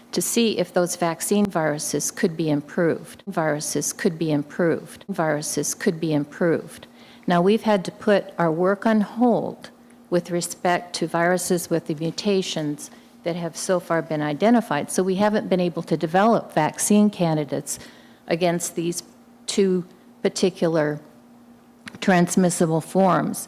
Neither have we really been able to do complete antigenic analysis using our panels of ferret sera, et cetera. So there's a tremendous amount of work that's extremely valuable that could take us forward in our preparedness that has simply not been able to take place. Influenza is unpredictable. One thing you could predict about influenza is that it's unpredictable. Influenza virus is highly unpredictable. Our goal since the beginning of the outbreak is to be one step ahead of the unpredictable virus. So there's a tremendous amount of work that's extremely valuable that could take us forward in our preparedness that has simply not been able to take place. So I'll leave it there, but I would like to ask the panel members if they think that the escape of SARS in 2003,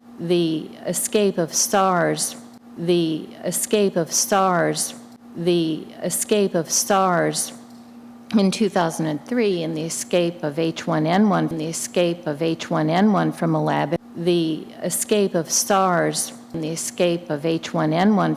if that's where it occurred in 1977, are really good comparators to escape of H5N1, which is in the United States a select agent pathogen and worked on in very specific conditions. Thank you.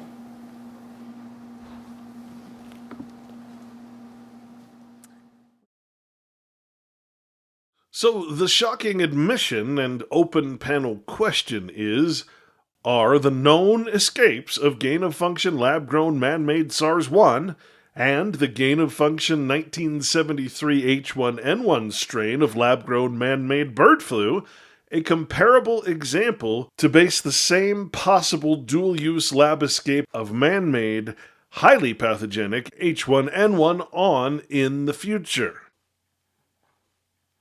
Now, bear in mind that though this is a quite surprising and unexpected confessional for this public forum, these insiders on the panel cannot answer this question without either denying or conceding silently that these are true statements, that the SARS-1 and H1N1 so-called pandemics were actually gain-of-function lab-grown viruses released into the public.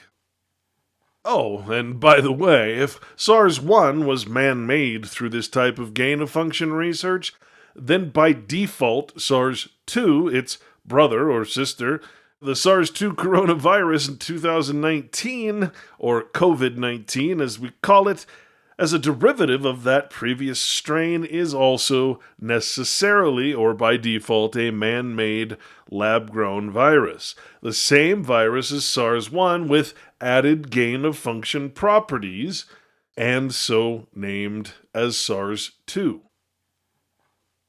Unfortunately, our lone antagonistic anti-hero speaks again in this overwhelmingly scientistic forum without denial. Would you like to take that? Sure. I think your question was whether or not the risk is the same now. I'm trying to understand when you said they're good comparators. I think that the reason they're good comparators to me is to provide anecdotes in a discussion otherwise that has not raised risk at all, almost, of the possibility of accidents even from high biocontainment labs, at least in the case of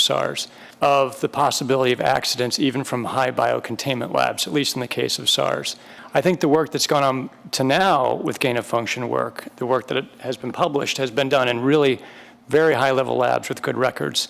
I haven't heard any discussion yet about the rules of the road going forward, whether there would be some set of criteria to limit those labs going forward, whether it should be done in all places that now do vaccine candidate development around the world, what those rules would be. So it's hard to make a direct comparison worldwide, but I do think it's important because of the fallibility of human systems, the fallibility of human systems, the fallibility of human systems. We have systems that are designed as best we can design them, but I don't think any of them are foolproof. We have systems that are designed as best we can design them, but I don't think any of them are foolproof. But I don't think any of them are foolproof. But I don't think any of them are foolproof. Thank you.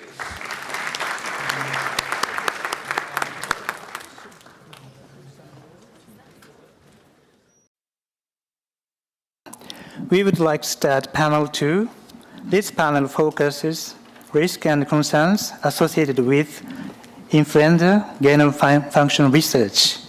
First, the panelists will identify and discuss the range of concerns that have been raised over influenza genome function research, including biosafety risks, biosecurity risks, dual use and informational risks, and the implications for national and global security in conducting the research. We have 3 important discussion points. First one is, what are the specific risks and concerns associated with influenza genome function research? And second point is, which components of influenza genome function research experiment raise particular concern? And the last one is, are there experiments that should not be done? And if so, why not? There is a very diverse situation around the world with reference to potential of carrying out these experiments and potential of these PPPs, potentially pandemic pathogens, to be released. And I personally think that the issue of the concerns, which are mainly related to accidental release, are not a major concern in certain parts of the world, namely in this country. I think that in this country you have all the systems in place to avoid that accidental releases can occur, and also in many European countries. I don't think that a similar situation occurs in other parts of the world. And I also think that this problem needs to be addressed, not with reference to what is going to happen tomorrow morning or within the next year, but with reference of what can happen in the next 20 years or so. Also, with technology which is becoming more and more widespread.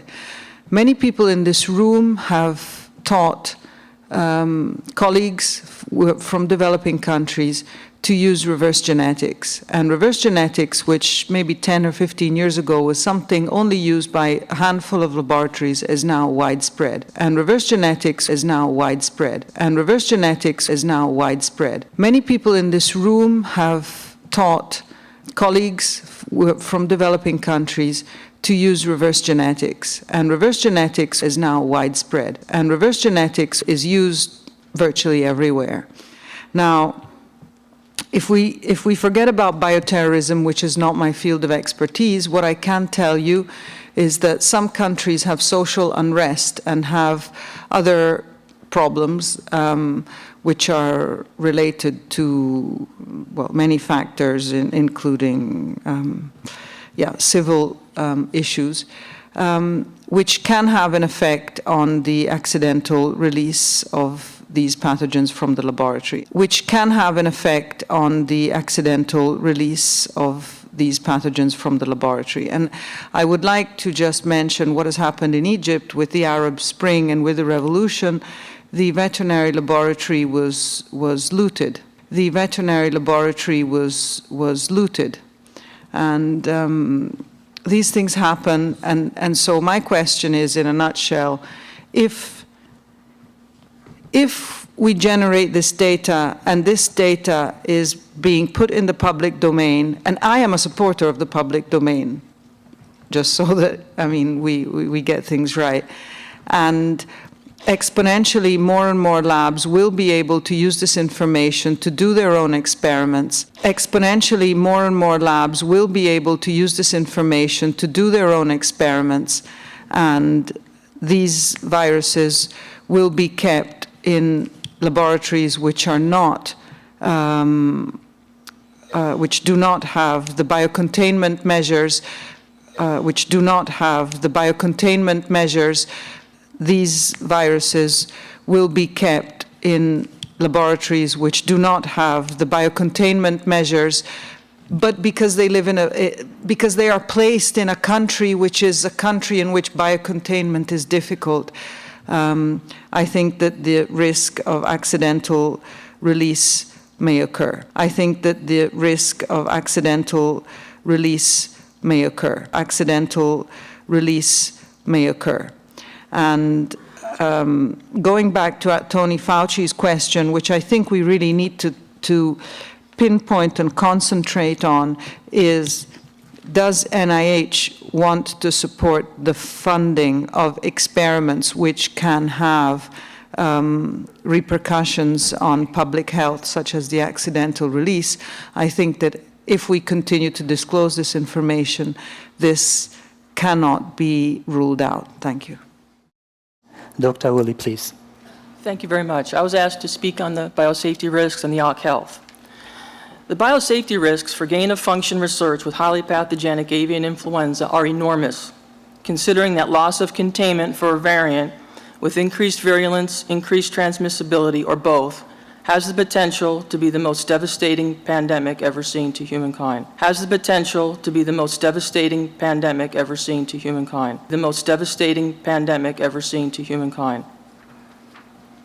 Currently, biosafety level 3 enhanced is the recommended level of containment for high-path avian influenza H5N1 for the reconstructed 1918 strain, for the reconstructed 1918 strain, for the reconstructed 1918 strain, and for the H2N2 pandemic strain circulating between 1957 and 68. Yes, as I showed in Lethal Injection, the story of vaccination, they dug up the 1918 Spanish flu virus that killed between 50 and 100 million people from the permafrost in Alaska, from the frozen remains of the lungs of an Eskimo or Inuit woman, and then re-engineered it in a lab. They then filed the paperwork to patent it. Then, coincidentally, I'm sure, the patent was granted just a few months before the 2009 H1N1 strain, the re-engineered so-called Spanish flu, was upon us yet again.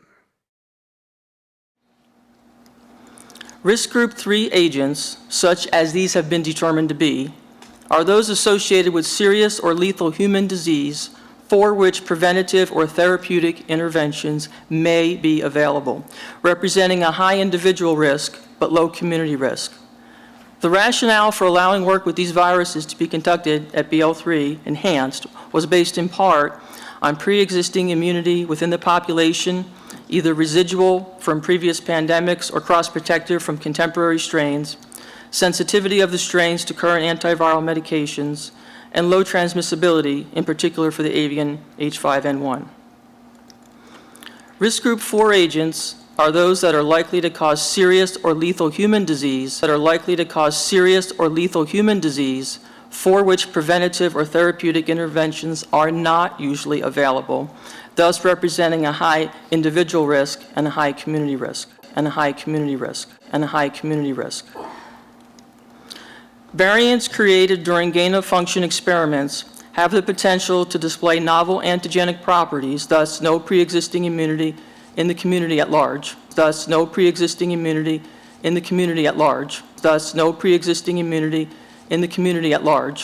and they have the potential to be resistant to all current antiviral medications, thus no pre-existing immunity in the community at large, and they have the potential to be resistant to all current antiviral medications. Logically, then, such novel variants fall into the risk group 4 definition. In conducting this type of research, we must plan for the worst-case scenario. a novel antigenic variant that is drug resistant.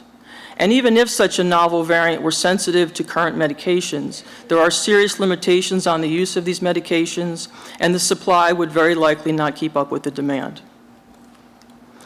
We must also assume that we cannot quickly produce a protective vaccine against such a novel variant. We cannot quickly produce a protective vaccine against such a novel variant. We need only turn our attention to the recent 2009 H1N1 pandemic to see the consequences of this. By the time the vaccine for this strain became widely available in December 2009, the peak of this pandemic had already passed. Fortunately, the case fatality rate for this strain was relatively low. Thank you. Dr. Deval, please. Thank you. So I think it's important to keep in mind that gain of function is a research tool. In fact, it is a human tool for probing nature. And it is a very, very powerful tool. And there was we knew a lot about influenza before such experiments could be done. And you can probably learn a lot without doing gain of function studies. So I'm very reluctant to take such a powerful tool off the table on principle alone. Should gain of function experiments be done? I think so, yes, provided the two questions are answered. Is there information from gain of function experiments that is critical for pandemic preparedness that cannot be obtained by other means? If the answer is yes, this rationale has not been clearly articulated. In my opinion, basic curiosity that drives most science is not enough. If the work is supposed to inform surveillance, then surveillance needs to be done right. If the work is supposed to inform vaccine development, I would like to see the rationale how this will lead to be used in that case. And to my knowledge, this has not been clearly articulated. The second question is, are there alternatives to gain of function that provide comparable information? And here the answer must be no, for the gain of function experiments to be done. But before you say that the gain of function is critical for providing certain information, I point to you to cosmology. We are in the midst of a revolution in understanding the cosmos. It is all done from description and observation alone.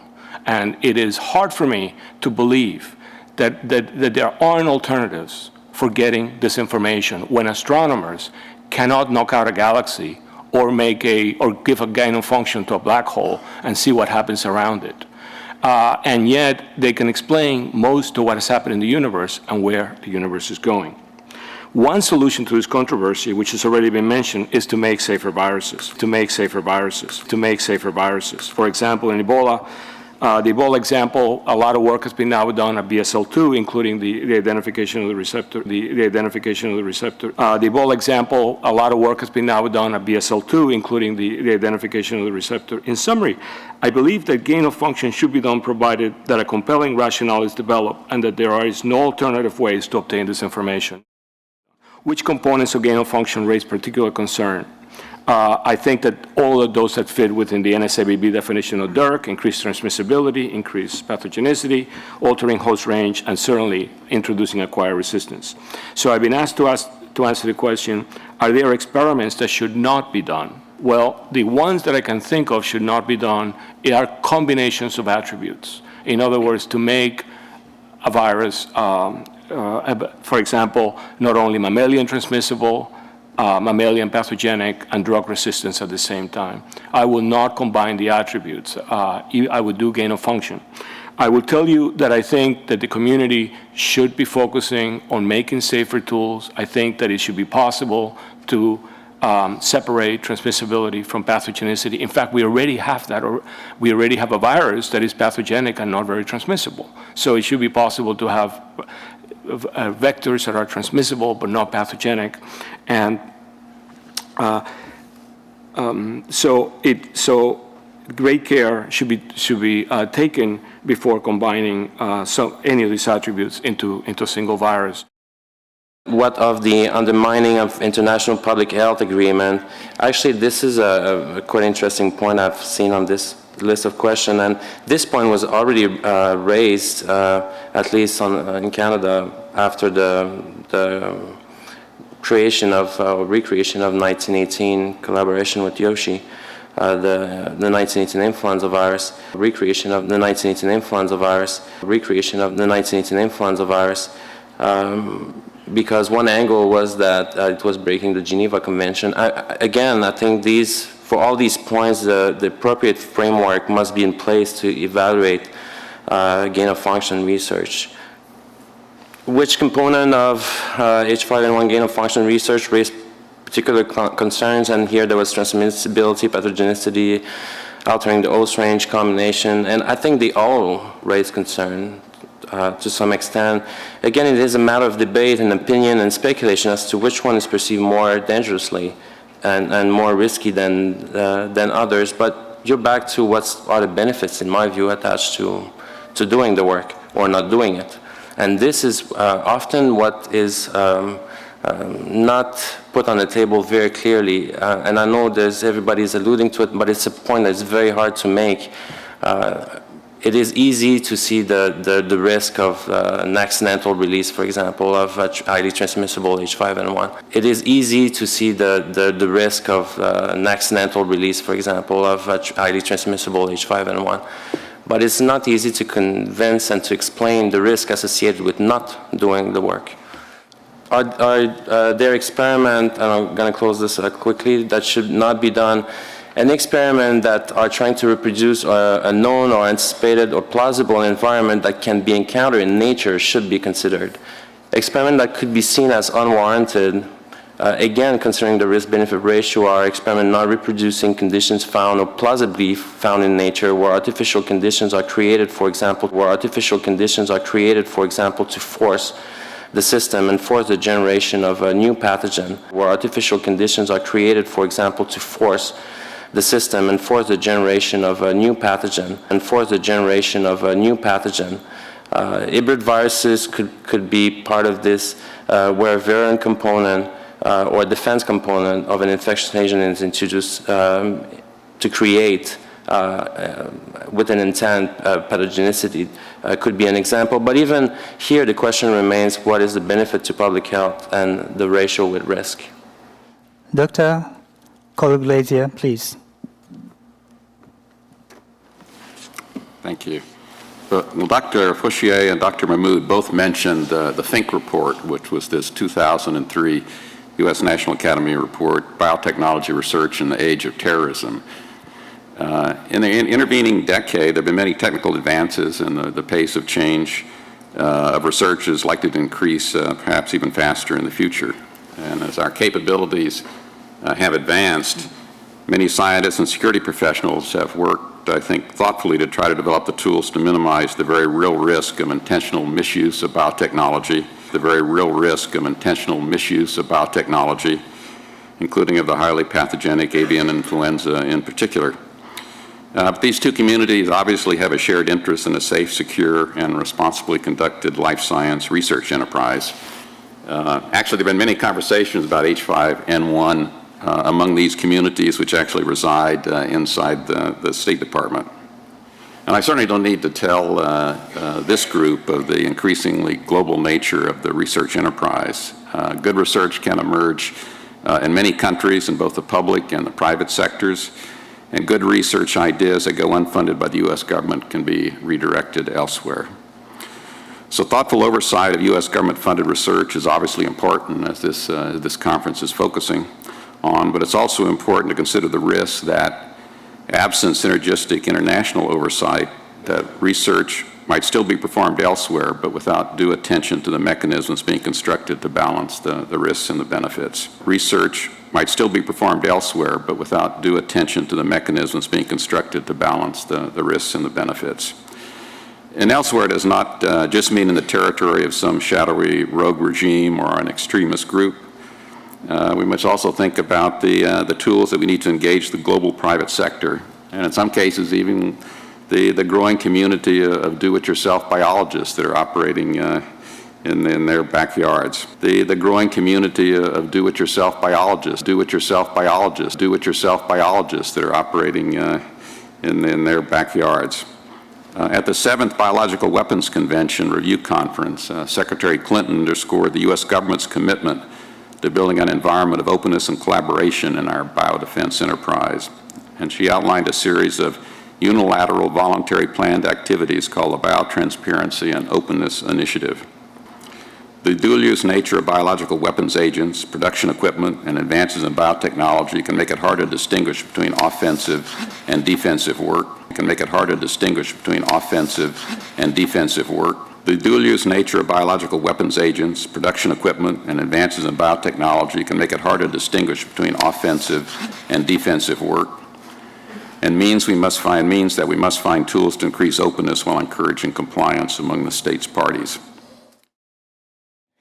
I hope to bring the perspective not only as someone from the Department of Homeland Security, but also from someone who has been thinking about issues of the governance of dual-use biotechnology for a decade and has been working at the interface of science, technology, and security for almost 3. I'd like to leave you with 2 main points today. First, that extremely consequential research warrants a greater degree of scrutiny, as with the framework we're discussing today. And I'd also like to spend a little time talking about the breadth of misuse scenarios, which I think the term bioterrorism does not capture and indeed may be misleading. The breadth of misuse scenarios, which I think the term bioterrorism does not capture and indeed may be misleading.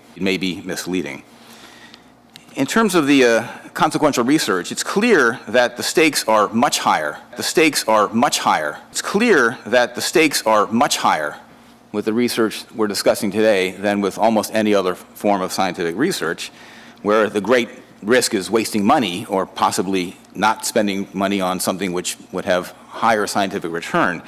Here, we are evaluating the risk of generating, whether accidentally or deliberately, a global pandemic, potentially putting millions of lives at risk, potentially putting millions of lives at risk, and weighing that against the risk that failure to do research would leave us less prepared for such a pandemic that might break out naturally. So the stakes are clearly high here.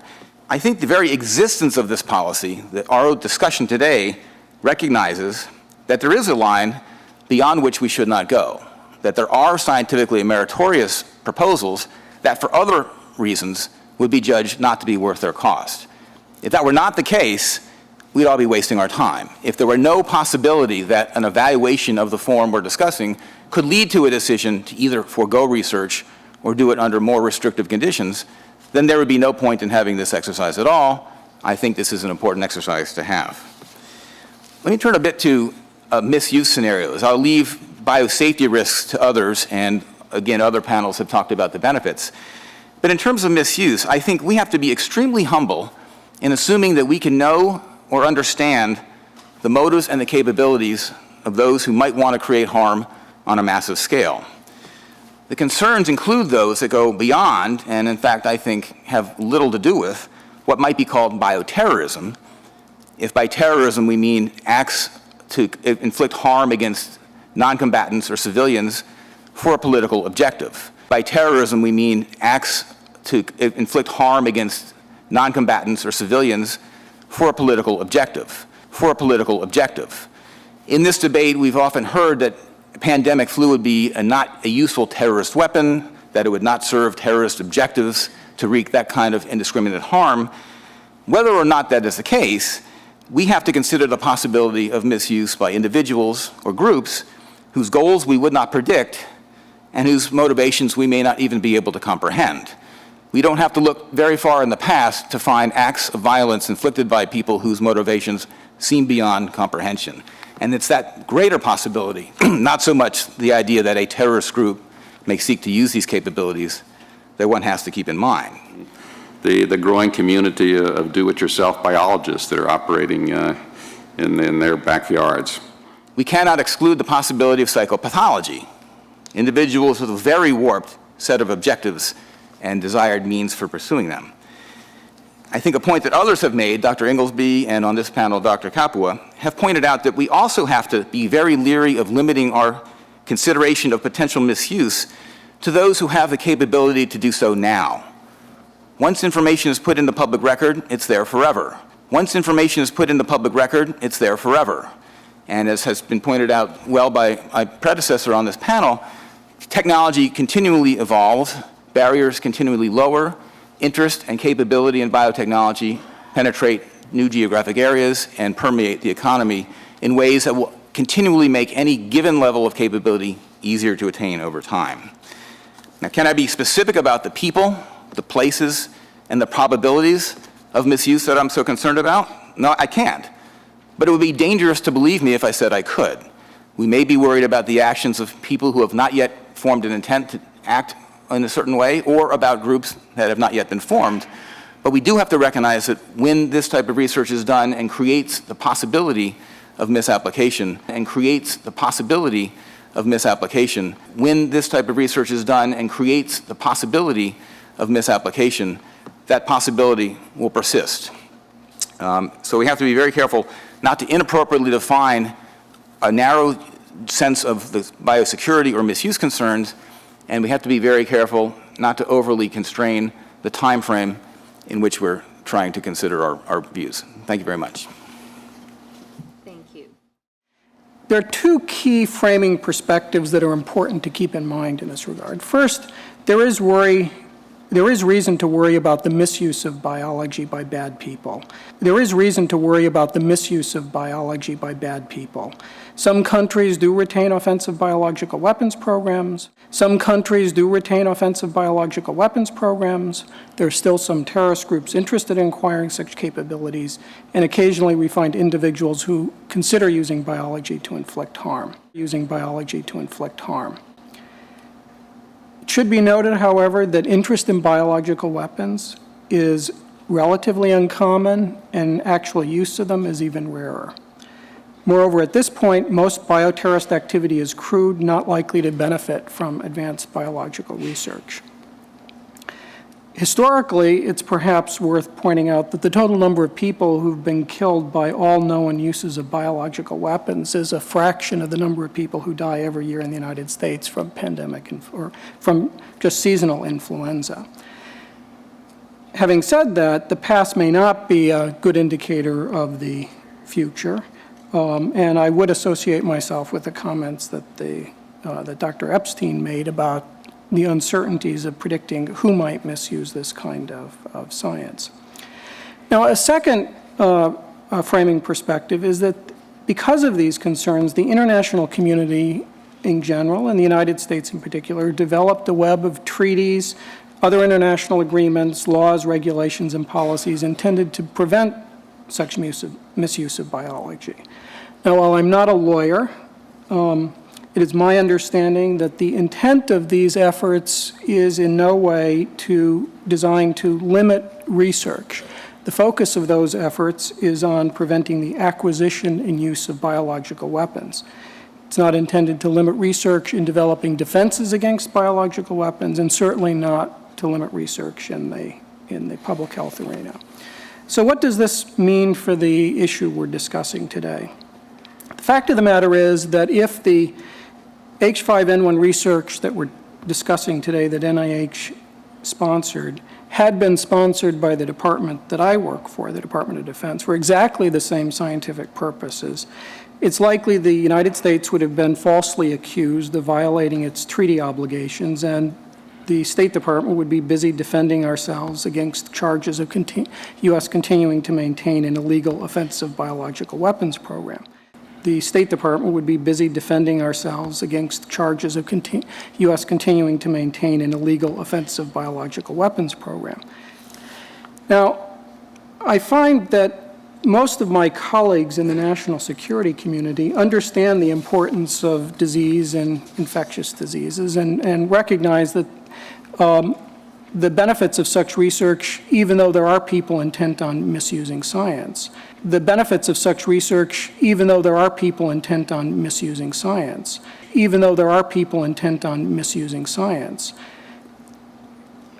In some cases, this recognition is very specific to our communities. Thus, many of my colleagues in the Defense Department worry about the health of our armed forces, which depends on exactly the same public health medical countermeasures developed for the general population. And those involved in biodefense are interested in enhancing our understanding of scientific processes. Biosafety issue has occurred in history due to the increase of incidence of laboratory-acquired infections. Afterwards, biosecurity issue rise when dual usage of disease agents, either for good or other risky intentions started. In the last few decades, the world has seen the emerging of several new infectious diseases. Most of them are potential epidemic forms, such as SARS and avian influenza. Many factors may induce the occurrence of these diseases, both man-made as well as natural factors. Many factors may induce the occurrence of these diseases, both man-made as well as natural factors. Both man-made as well as natural factors. Ladies and gentlemen, in conclusion, research in the laboratory which work with dangerous pathogens, no matter what it is, will increase transmissibility or pathogenicity or even alter host range of HPAI, H5N1 virus. Will increase transmissibility or pathogenicity, will increase transmissibility or pathogenicity or even alter host range of HPAI, H5N1 virus. I ask you, is this an issue for the scientific community in isolation? Or should we be speaking to our communities and nations in the vocabulary pertaining to doing this work? If the public doesn't see the value and want this done, should the work be done? Why did we put salmonella into a microgravity environment? Was the outcome part of the hypothesis? Why do we do genetic knockouts for cancer research? Is there an analogy to that model? The questions posed as written in question 2 all raise concern within multiple communities. However, it's important to understand that we, as human beings, tend to form our initial opinions on the basis of intuition and emotion.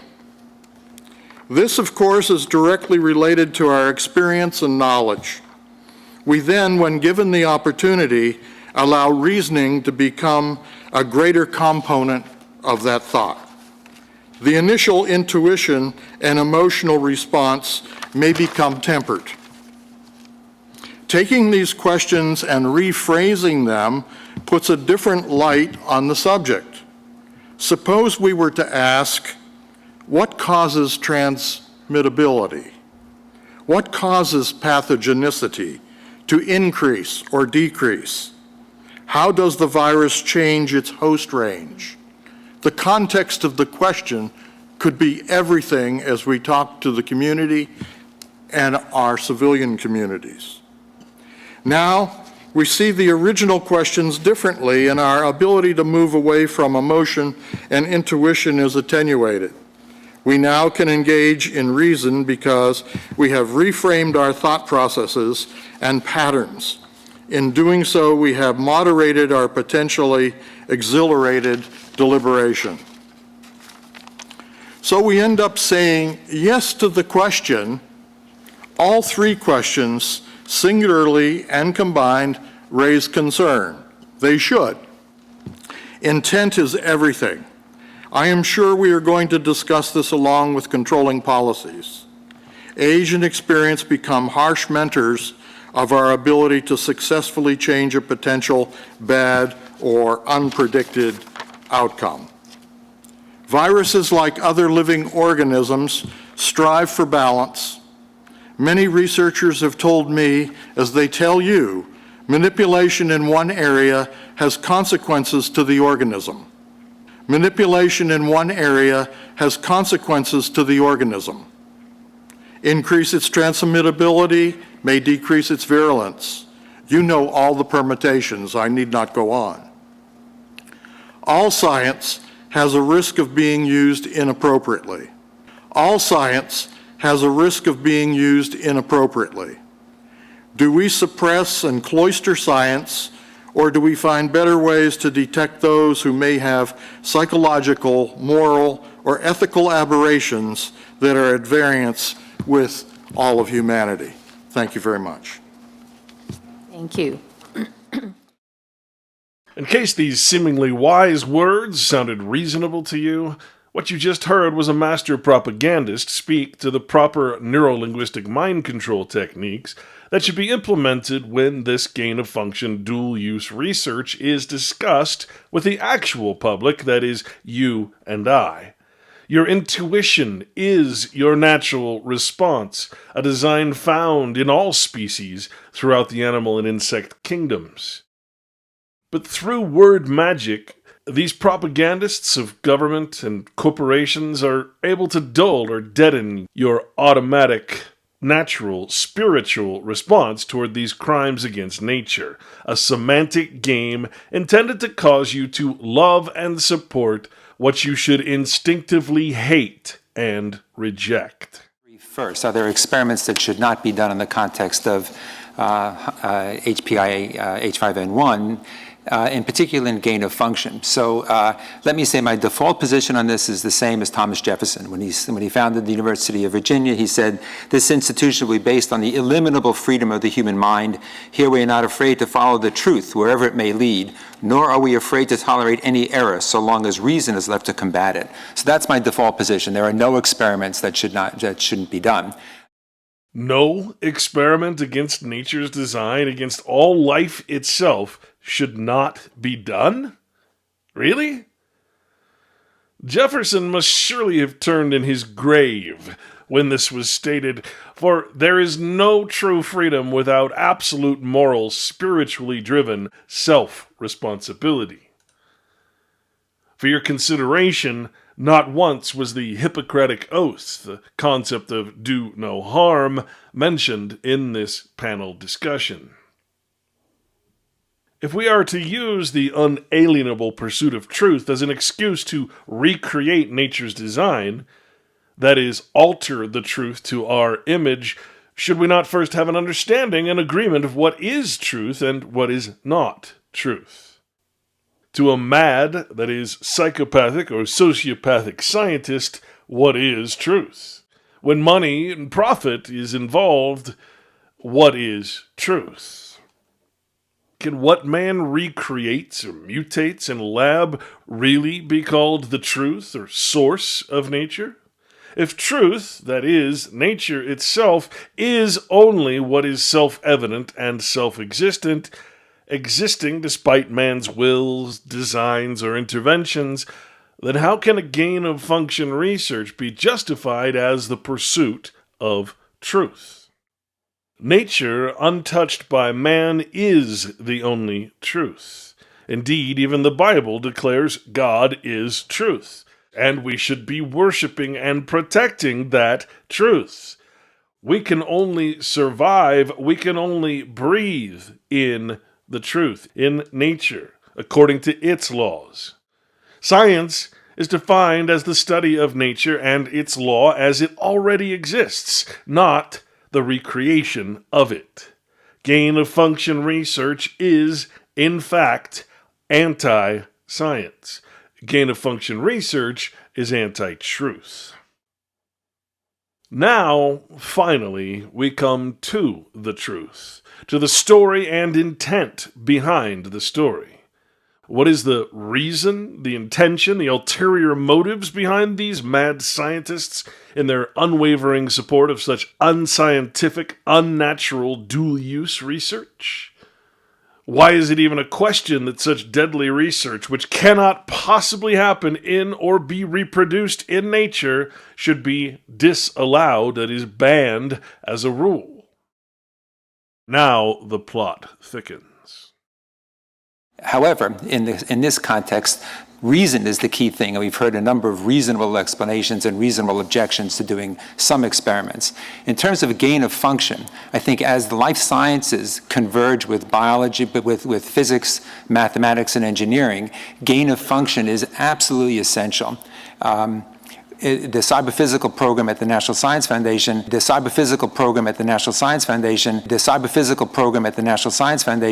actually is premised upon that fact, that if we can actually engineer something in and predict its properties, that is gain of function. If we can actually engineer something in and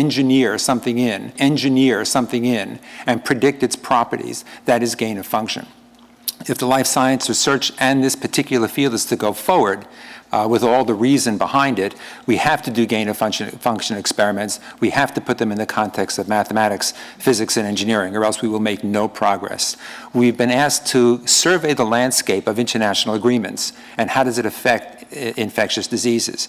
Well, the capabilities are quite different, but the rules and regulations and the advisory committees are legion. So we have the World Trade Organization, we have the Biological Weapon Convention, we have NSABB as an advisory board, export controls, Australia Group, international health regulations, the trade-related aspects of intellectual property, TRIPS, and now we have the United States International Strategy for Cybersecurity, which clearly deals with how we're going to exchange information over the web.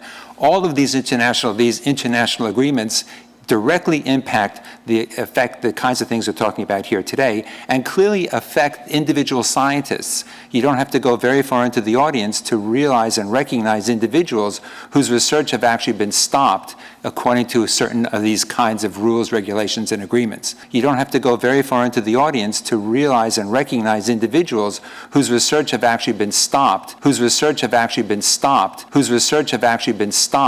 according to certain of these kinds of rules, regulations, and agreements. And in fact, what I'm concerned about is that we will put in place regulations and rules and advisory committees that will hinder the kinds of research that absolutely have to be done, as Arturo clearly said. So I think that what we really have to do is recognize that science is an international endeavor. There was a National Science Foundation study published just last August showing that in the life sciences, 23.9% of those responding actually have international collaborators. We have to be concerned that there are places in the world that can't meet the set of criteria that we will set up. So this differentiated capabilities has to be something we have to take very, very seriously. I think it would be most useful for this panel to really reflect on question number 3, if we could, just a bit more, because I think this is kind of at the heart of what it is that we're talking about. And question number 3 is, are there experiments that should not be done? And if so, why not? I believe that if you cannot speak to why you want to do a specific piece of research, if you have not really looked at the why, the intent, and the possible consequences, if you haven't met those criteria of knowing why you need to do the work, it shouldn't be done. So I guess I sum it up by saying that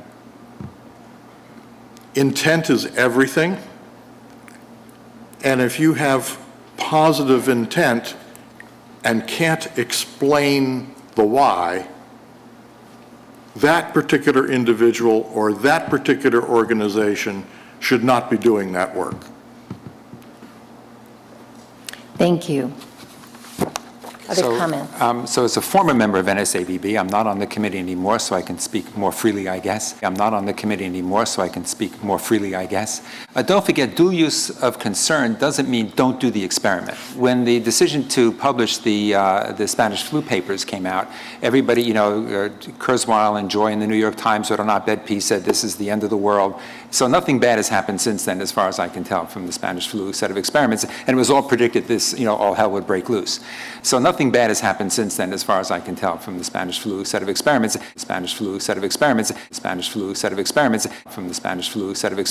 So I think the key thing here is reason. And I don't know how many of you have written NIH grants, but if you don't write the significance, and if you don't write very clearly why you want to do these experiments and what would happen if they go wrong and so on, and are the facilities up to date, and are the human subjects protected, are the animal subjects protected, there's a whole bunch of stuff you have to do when you write these grants. So that goes without saying. It's the kind of folks that Jerry has reminded us that I think are the real problems. And we can't predict who's going to be out there. We can't predict who's going to be out there. We can't predict who's going to be out there. And should we tailor our set of experiments for the worst of all psychopaths in the community? Should we tailor our set of experiments for the worst of all psychopaths in the community? I'm not sure I'm willing to go there just yet. In terms of what shouldn't be done, I would look at the actual phrasing of the NIH proposal that we're evaluating today. I don't think that's on the screen now, but for example, one type of experiment I think would be hard to defend would be creating strains that would be extremely unlikely to arise if it were not for the fact that we were creating it. If it were not for the fact that we were creating it. Creating strains that would be extremely unlikely to arise if it were not for the fact that we were creating it. And in that case, we would be accepting the risks of such a work, but we would not be attaining any benefit because we would be anticipating a problem that was extremely unlikely to happen. I realize a lot is tied up in extremely unlikely, and that's what the discussion would key around. I think a second category, looking at another of the bullets in the proposed review framework, would be experiments producing results that for whatever reason cannot be usefully applied. Experiments producing results that for whatever reason cannot be usefully applied in mitigating the concern that is motivating that work. So again, all I'm doing is restating objectives that are in the review framework, saying these are the questions one should ask, and if one can't answer them, then that's a clue that maybe the work that's being proposed doesn't meet that bar. I think that whatever gets done, there ought to be sunset provisions. For example, whatever we decide, it should be at this time, because things move very rapidly. You know, I drew the line in making a virus that is highly pathogenic, transmissible, and drug resistant. I mean, I think at this time, that probably is very hard to defend. On the other hand, I could imagine that things could move. And that I could imagine that you would need to know that information because it turns out that the three attributes together influence yet another aspect. So one of the things that worries me, and I go back to this, is that all these regulations, and as you begin to put in all these red flags, people, the smart people, the people basically which are limited are not going to be doing this work. The smart people, which are limited, the smart people, which are limited, the smart people, the people basically which are limited are not going to be doing this work.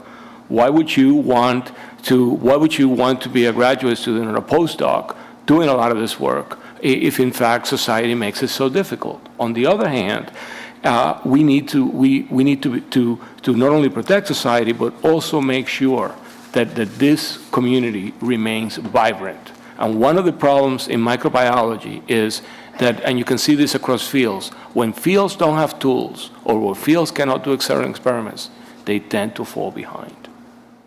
I think that's right. If you start limiting the human ability to question and push the boundaries, that's going to kill the field. And in particular, the issue that we were discussing, that Jerry raised about unlikely to arise, there's a whole area now of biological research looking at stochastic events. And it turns out, and I think you've even, it turns out that the unlikely events may in fact be very, very important. In fact, they are very important.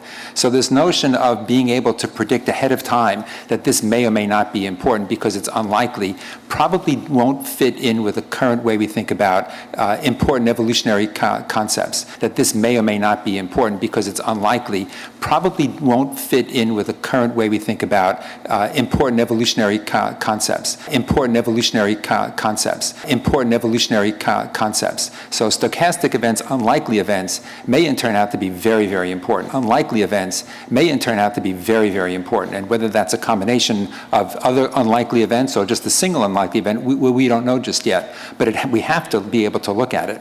And I think in the context, we can think of very safe ways to ask those questions, and those are the kinds of things we do on the benchtop. And we can think of very unsafe ways to ask those questions. Here we find the prime universal example of what is called dual-use research. It's not so much a secret as it is a normalized part of the medical, university, private, government, and military systems, which are funded and work together in mutual benefit through open research findings and shared patenting. The correct term is syndicalism. What is found in a medical study, in other words, might be funded and used by the Department of Defense, while also contributing to advances in technology or other artful anti-sciences. This indirectly beneficial dualistic use and sharing is not, of course, accidental, nor in the least unexpected. If we reconsider the reasons behind so much bad science, behind so many failed and retracted studies, and behind so many irreproducible experiments, we just need to consider that these are abuses of the funding being provided, and in my own research, I've found an extraordinary amount of what is referred to as synthetic biology, that is, the creation of synthetic life and the creation of synthetic environments both inside and outside the human body. And this allows us to understand why science has gone astray. Its intentions are upon transhumanism, that is, futurism, which is the ultimate fulfillment of the dogma of scientism. And so while government laboratories claim that none of their gain-of-function research is classified, this certainly does not mean that the results of those studies aren't being continuously used within classified projects and corporations such as DARPA, Google, etc. But most shockingly, after researching this subject for over 15 years, the most insane sociopathic dual use for this biological gain-of-function capability has to do with what is collectively known as transhumanism. Transhumanism, the unnatural combining of man and technology, cybernetics, and artificial intelligence, is the anti-science of artificial evolution, or unfolding of the biology of man so as to induce such unnatural traits as immortality and human-computer interface.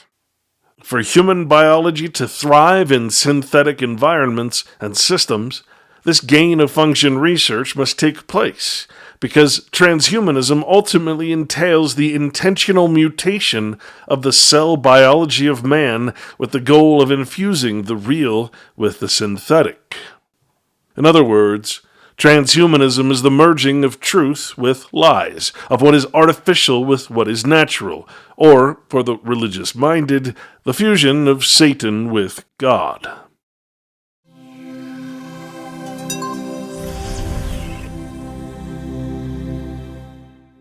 Every aspect of our lives has been reshaped by technology, from the way we get around, the way we seek information, and the way we communicate. It's easy to think that if only our technology advances enough, we'll finally be satisfied. The fact is, we remain shackled by our primitive Darwinian brains.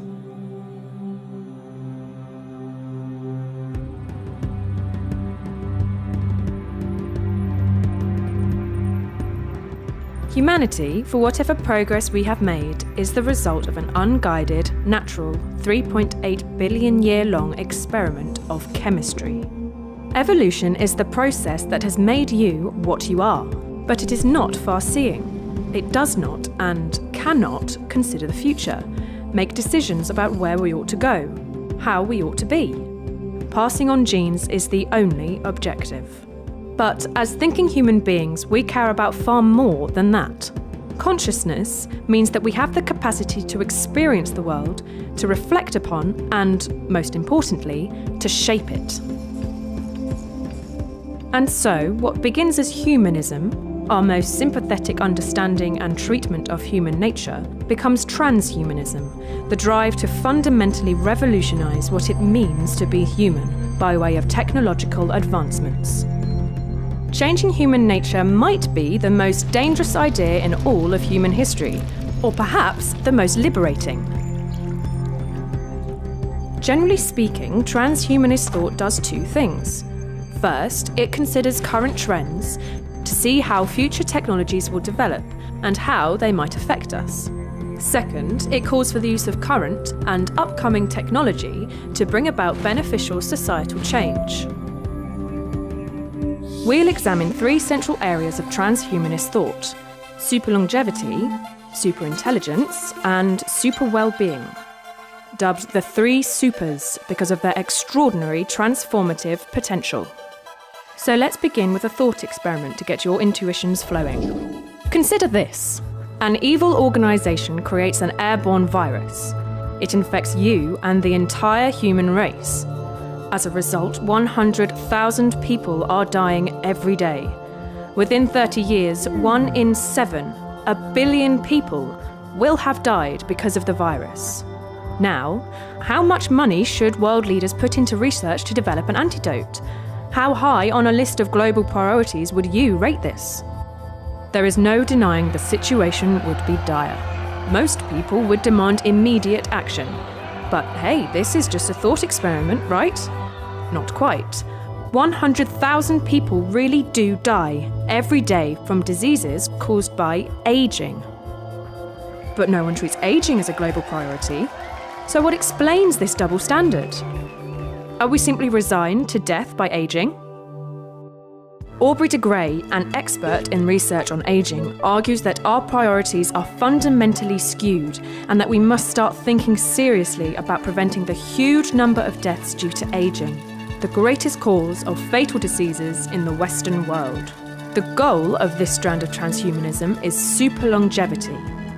Today, we have the minds and the equipment to begin developing technologies to combat aging. Unfortunately, we lack the will and the financial support to do so.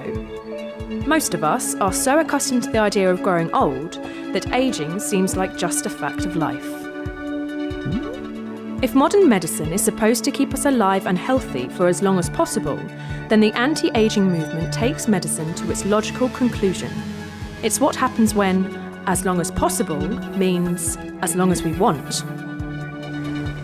But what would a world without aging look like? How would we manage the huge population growth? And who would own the technologies that make it possible? These are huge questions, but we only have time to raise them. We'll investigate them in depth in future videos. Let's move on to the next area of transhumanist thinking. Every year, computers are getting more powerful. What used to fill up a room now fits in our pockets. More crucially, the time it takes for computer power to double is also getting shorter. At the outset of computing, the doubling process took 18 months, and this interval appears to be getting smaller. Plot this on a graph, and it's not a straight line, but an exponential upward curve. We need only project into the future to see that there is a point at which this line is practically vertical, a moment in human history referred to as the technological singularity. The futurist thinker Ray Kurzweil postulates that as these technologies develop, we will likely edit our bodies in order to integrate with computers more and more. This concept should be familiar. We're already in a symbiotic relationship with technology. You can send your thoughts at incredible speeds to recipients on the other side of the planet, find your precise location using satellites, and access the world's repository of recorded human knowledge with the device you carry with you at all times. And all of this was unthinkable 20 years ago. Out of this predicted computer capability explosion may eventually come artificial intelligence, a simulated consciousness in silicon.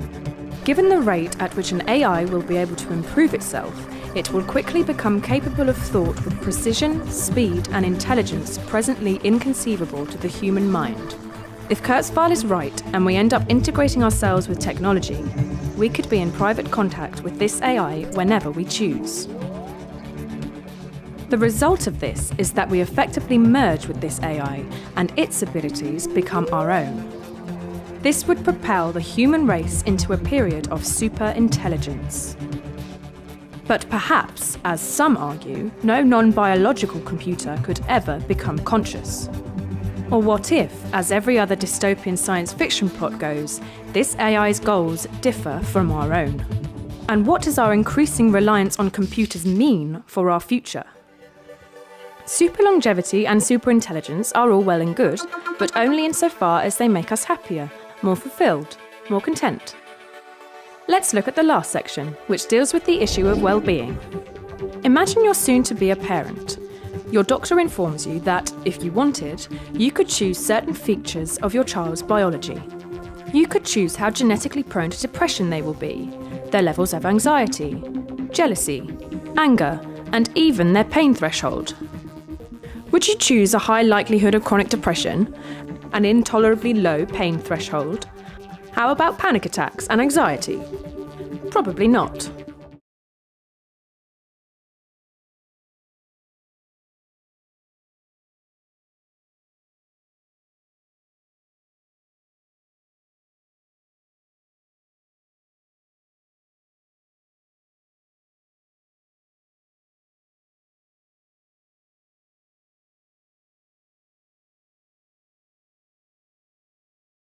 The last major branch of transhumanism, spearheaded by philosopher David Pearce, aims to investigate and phase out suffering. He argues that, ultimately, all our conscious states, our feelings, moods, and emotions are all an expression of our brain chemistry. For Pearce, it is clear that natural selection hasn't designed us to be happy, it's designed us to be good at surviving and passing on genes. A species that is permanently anxious and discontented will have a higher motivation to watch out for predators and take precautions for survival. But in today's world, these emotions are vicious. Our biology has barely changed in 200,000 years, which means that whilst culture and society has arguably made progress, we are still those same aggressive, jealous, anxious, savannah-dwelling hunter-gatherers. This is why Pearce argues that if we ever hope to increase the well-being of our species, we will have to edit our genes. Minimising our suffering, and the suffering of those we care about, is a crucial part of what drives us. Hence, so-called abolitionists argue that we start using modern technologies to do exactly that: minimise and eventually abolish suffering, ushering in an era of so-called super well-being. At present, every child is a roll of the genetic dice. Pearce argues that the least we can do is load the dice in our favour to create happier, healthier, longer-living humans. But might our compassion, curiosity, and pursuit of knowledge become secondary to our hedonism? If we're all content, why visit the stars? And isn't suffering sometimes a good thing? These are the three key areas of transhumanist thought, and we've only begun to scratch the surface. The three supers, super longevity, super intelligence, and super well-being, might radically change human history if, or when, they are realised.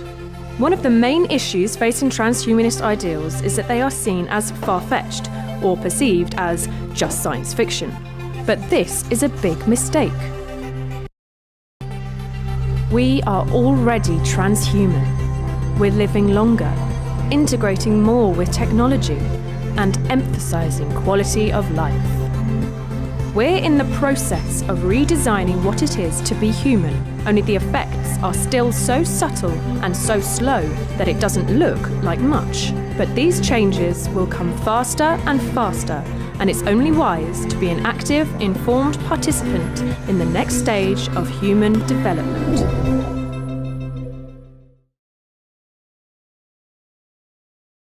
The world is on the verge of global change. The speed of data transmission has increased by multiples of millions. The rate of globally significant events and that of discoveries and crises is growing exponentially. Our civilization is like an uncaptained ship sailing on rough seas with neither chart nor compass, all the while moving faster and faster. The time we have to make the right decisions is shorter and shorter. We are facing the choice to fall into a new dark age, into affliction and degradation, or to find a new model for human development and create not simply a new civilization, but a new mankind. Historic crises show that to break the deadlock, we need technological revolution. It is clear that today's revolution will also require the deepest social transformation.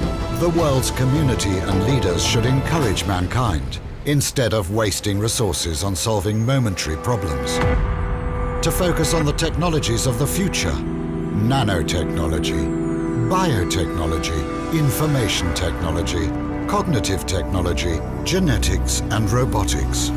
Doing so will allow us to find new sources of energy, create fundamentally new architecture and transportation, allow unprecedented developments of human cognitive abilities, refine artificial intelligences and brain-computer interfaces, simulate complex systems, create humanoid robots and cyborgs, and with the help of nanorobots, we may develop manageable matter. Find ways to transfer one's personality to an artificial carrier. Yet what we need is not just another technological revolution, but a new civilizational paradigm. We need new philosophy and ideology, new ethics, new culture and new psychology, and even new metaphysics. We must reset our limits, go beyond ourselves, beyond the Earth, and beyond the solar system. This is an adequate response to the challenges of our time. Thus, new reality and future man will arise. Could it happen spontaneously, by itself? Unlikely. Humanity does not have a master plan of its development. It seeks stability. It lives in the present and does not plan. It preserves the status quo and tries to escape development. It does not tend to map future centuries and take responsibility for evolution. In consumer society's culture, there is no evolutionary vocabulary and rhetoric. To break the deadlock, the Russia 2045 movement was founded. It is a mega project intended to reach new heights and meanings. We intend to create a new vector for civilization, aimed at constant human development and evolution. As happened with the mega projects of the last century, the nuclear and the space programs, we integrate the latest discoveries and developments from the sciences: physics, energetics, aeronautics, bioengineering, nanotechnology, neurology, cybernetics, cognitive science. May everlasting spiritual ideals and values help us avoid going astray. Our project will give new meanings to the millions of people on Earth, will become a result of their joint creativity, and will lead us out of the impasse. Away from the murder of nature and physical death, forward to the realm of freedom and creativity, to the depths of the ocean and to the stars, to the infinite universe of our inner world. Our forecast for the next 40 years. February 2012. Global Future 2045 Congress is held in Moscow. It is a debate platform for discussion of our civilization's prospects for development. 2012 to 2013, the global economic and social crises are exacerbated. The debates on the global paradigm of future development intensifies. New transhumanist movements and parties emerge. Russia 2045 transforms into World 2045. Simultaneously, the 2045.com international social network for open innovation is expanding. Here, anyone interested may propose a project, take part in working on it, or fund it, or both. In the network, there are scientists, scholars, researchers, financiers, and managers. 2013 to 2014. New centers working on cybernetic technologies for the development of radical life extension rise. The race for immortality starts. 2015 to 2020. The avatar is created. A robotic human copy controlled by thought via brain-computer interface. It becomes as popular as a car. In Russia and in the world appear, in testing mode, several breakthrough projects. Android robots to replace people in manufacturing tasks. Android robot servants for every home. Thought-controlled avatars to provide telepresence in any place of the world and abolish the need for business trips. Flying cars. Thought-driven mobile communications built into the body or sprayed onto the skin. 2020 to 2025. An autonomous system providing life support for the brain and allowing it interaction with the environment is created. The brain is transplanted into an Avatar B. With Avatar B, man receives new, expanded life. 2025. The new generation of avatars provides complete transmission of sensations from all 5 sensory robot organs to the operator. 2030 to 2035, Rebrain. The colossal project of brain reverse engineering is implemented. World science comes very close to understanding the principles of consciousness. 2035, the first successful attempt to transfer one's personality to an alternative carrier. The epoch of cybernetic immortality begins. 2040 to 2050. Bodies made of nanorobots that can take any shape arise alongside hologram bodies. 2045 to 2050. Drastic changes in social structure and in scientific and technological development. All the prerequisites for space expansion are established. For the man of the future, war and violence are unacceptable. The main priority of his development is spiritual self-improvement. A new era dawns. The era of neo-humanity.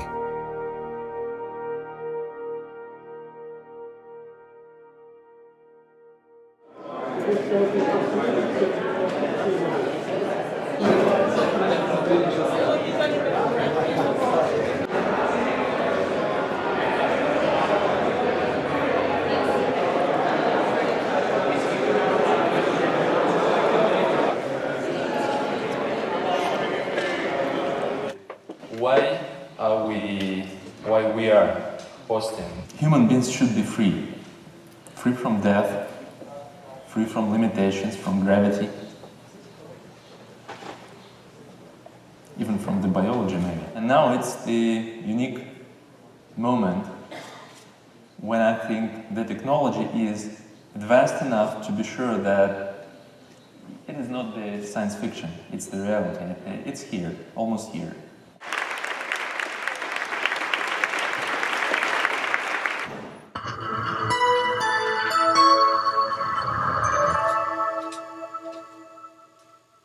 I'm Ray Kurzweil. I'm an inventor, author, and futurist, and I invite you to join me at Global Future 2045, which will be a fabulous congress to explore the brilliant future ahead. Well, we're going to become increasingly non-biological to the point where the non-biological part predominates and the biological part is not that important anymore.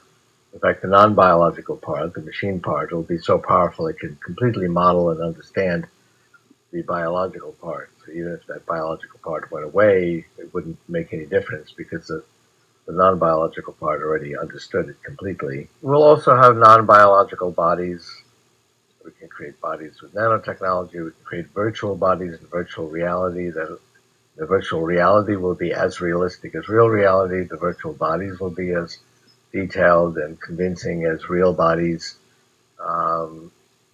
We'll have different ways we can create bodies. We do need a body. Our intelligence is directed towards a body, but it doesn't have to be this frail biological body that's subject to all kinds of failure modes. Well, I think we'll have a choice of bodies. We'll certainly be routinely changing our parent body in virtual reality. So today you can have a different body in something like Second Life, but it's just a picture on the screen. Although research has shown that people actually begin to subjectively identify with their avatar. But in the future, it's not going to be a little picture in a virtual environment you're looking at. It'll feel like this is your body and you're in that environment, and that your body is the virtual body, and it can be as realistic as real reality, and the environment can be as realistic as real reality. So we'll be routinely able to change our bodies very quickly, as well as our environments, in virtual reality, but it will feel very real. We'll ultimately be able to do that with real reality too, like self-organizing swarms of nanobots that can link themselves up into a virtual body. If we had radical life extension only, we would get profoundly bored. We'd have a profound existential ennui, running out of things to do and new ideas. But that's not what's going to happen. In addition to radical life extension, we're going to have radical life expansion. We're going to have millions of virtual environments to explore. We're going to literally expand our brains. Right now, we only have 300 million pattern recognizers organized in a grand hierarchy that we create ourselves in our neocortex. But we can make that 300 billion, or 300 trillion. We can expand it.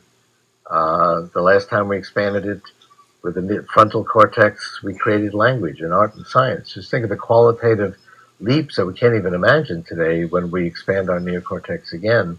We'll be thinking grander, deeper, more hierarchical thoughts than ever before, creating whole new institutions like art and science that we could not articulate.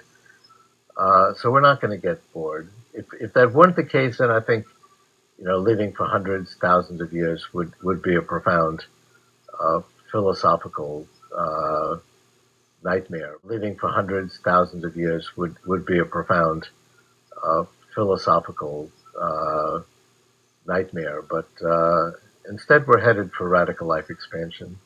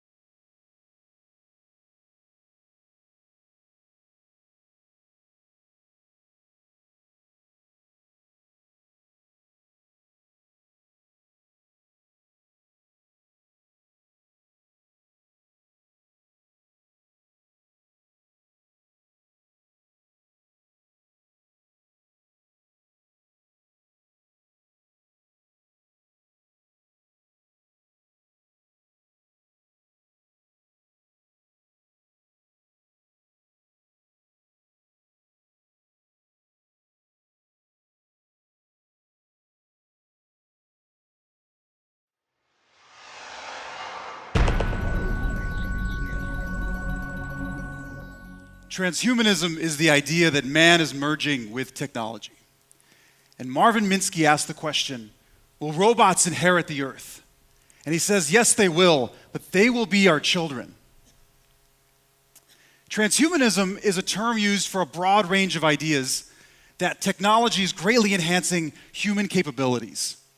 This means everything from bionic limbs, brain implants, artificial intelligence, to even someday uploading our minds to the internet. And we have already a symbiotic relationship with our technology. And in that sense, we're already transhuman. And I'm sure many of you here today brought your smartphones with you. But transhumanism is the future of connectedness. It is technology as an extension of ourselves. It is technology as an extension of ourselves. So how do we get from where we are today to this science fiction future? Well, rarely are there major technological jumps. Technology usually follows a very predictable evolutionary path. Technology usually follows a very predictable evolutionary path. And it's the groundwork that's laid by these previous technologies that allow these new levels to be achieved. So for example, the cell phone infrastructure that was created allowed for the rise of mobile computing. And the internet allowed for the rise of social networks and cat videos.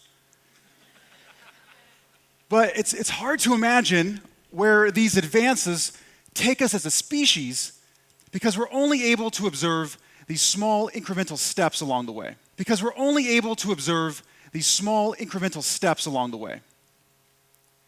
Now, I believe that the pace of technology will evolve to the point where biology will become the limiting factor. The pace of technology will evolve to the point where biology will become the limiting factor. So how many thoughts can you hold on in your mind at once? 2, maybe 3? How many of you are still memorizing phone numbers? So we've already begun the process of augmenting the capacity of our minds onto our devices. So one of the principles of this evolution in technology is that technology is getting smaller, faster, cheaper, and more powerful every day. And in terms of physical size, it's 100 times smaller every decade. And this principle is known as Moore's Law. And it's the idea that technology will grow exponentially or double about every 2 years.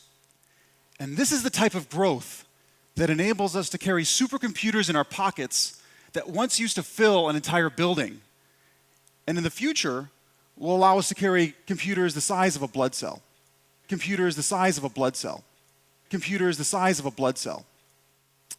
Now, wearables are widely believed to be the next big thing.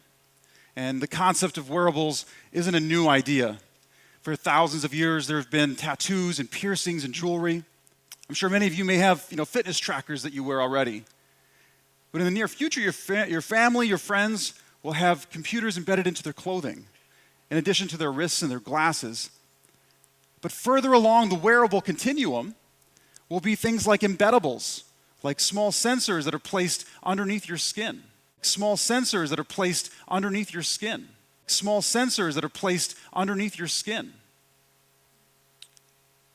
And as technology becomes smaller, cheaper, and more powerful, 50 billion devices will be connected over the next decade. And the internet will be more like a utility, like electricity. It'll be something you plug into. And this invisible force will connect all of these fragmented systems, becoming a digital nervous system for the planet that you, me, everything we interact with will become a part of. And soon thereafter, you won't just wear technology, but you'll ingest it. Smart pills powered by your body, using the same principle that allows a potato to power a light bulb, will monitor your vital signals for up to 72 hours, and it'll provide real-time insights on your health wirelessly to your doctor. And if this sounds a bit science fiction, it's already received FDA approval, and it's expected to be released in late 2015. So if that wasn't weird enough for you, Body 2.0 will include artificial eyes with zoom capabilities, infrared sensors, and night vision will be possible. And the prosthetic limbs of the future will be even more flexible and powerful than our original organic limbs that we have today. Retinal implants in a few years will allow the blind to see and recognize faces. And there are already arms that are controlled by human thought using a small implant in the brain. And if you think Inception was just a movie, MIT scientists have implanted memories into mice.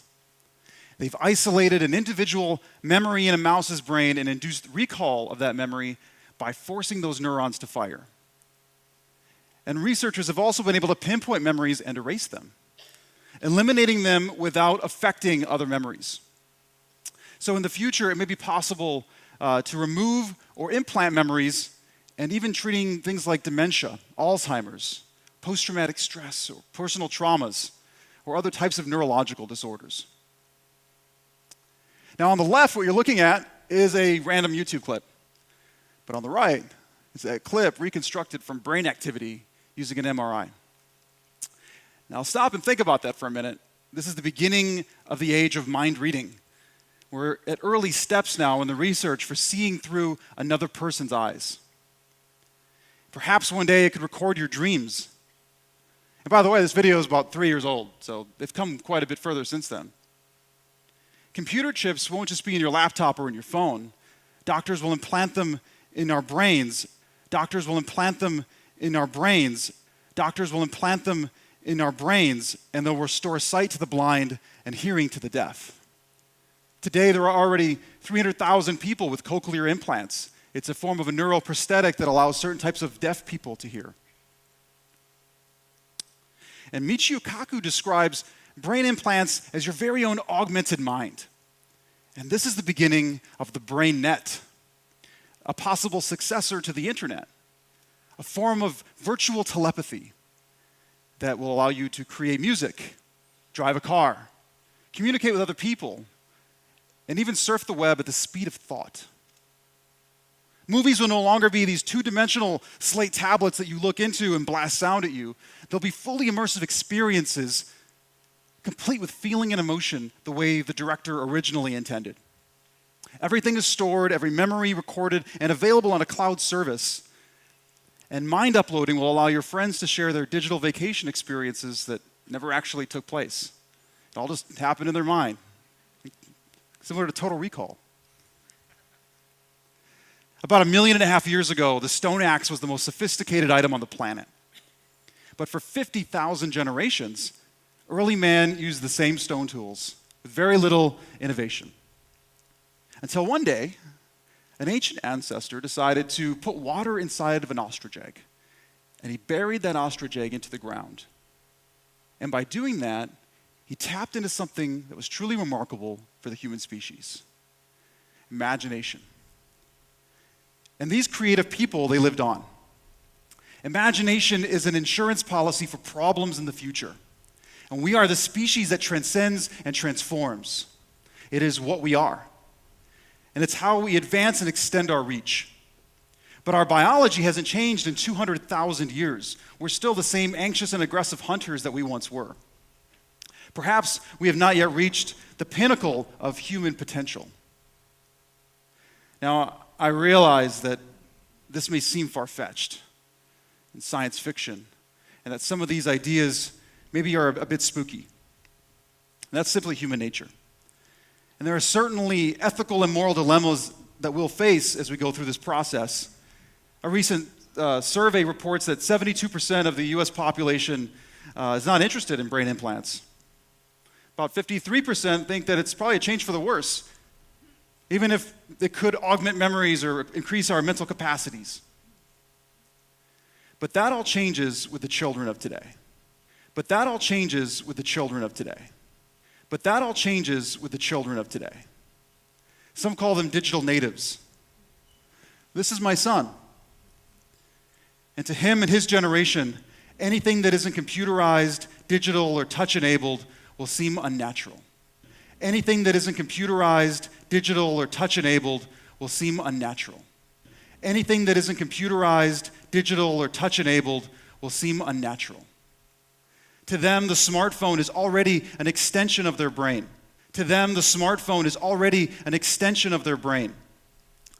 To them, the smartphone and mind uploading powered exoskeletons will be just a part of life. Just a part of life. To them, the smartphone and mind uploading powered exoskeletons will be just a part of life.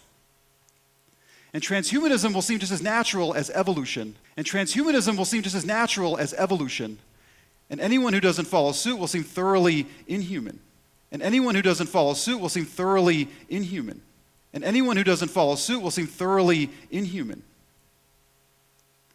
What new things could we accomplish if we didn't have the limitation of biology? What if our thoughts weren't limited to the 2 or 3 things that we can think about at once? What if we could explain our thoughts and feelings without the limiting barrier of words? Maybe we could explore the stars, save the planet, or enhance lives for people here on Earth. There's a lot to be hopeful for. And technology is not a panacea. There are many facets that make up this complex array of risks and benefits. But why wait until a breakthrough in designer babies? But why wait until a breakthrough in designer babies, before we begin the discussion? Or until nanotechnology is at our doorstep before we consider the risks and dangerous implications? Now, I believe that the future is hopeful. And I'd like to share another quick video called The Future is Ours. And it was created by my friend and director, Michael Morantz. And it's a video that's an inspiring message of hope. So I hope you enjoy it. Climate change, deadly earthquake, the suicide bomber, terrorism, nuclear device in the heart of the nation's capital. It's no wonder that we're pessimistic. It's no wonder that people think that the world is getting worse. But perhaps that's not the case. Perhaps we forget that we've only just begun. Doing what's never been done before is intellectually seductive, whether or not we deem it practical. What we're seeing is unfathomably new possibilities all of a sudden becoming available to us.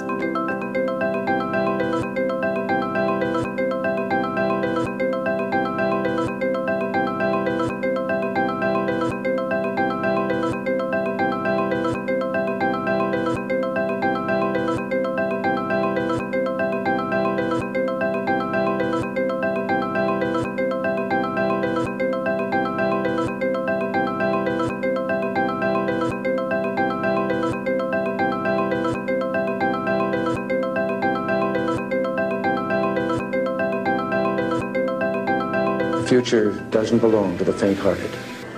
It belongs to the brave. You have to trust in something. Your gut, destiny, life, karma, whatever. We truly are living in an extraordinary time, and many people forget this. So now technically your device is on. Can you tell? Can you hear me? The yearning to do what we do in the service of something larger than ourselves. Where did we come from? Are we alone in the universe? What is the future of the human race? When you conduct those exercises, innovation follows just as day follows night. We can do this. I know we can because we've done it before.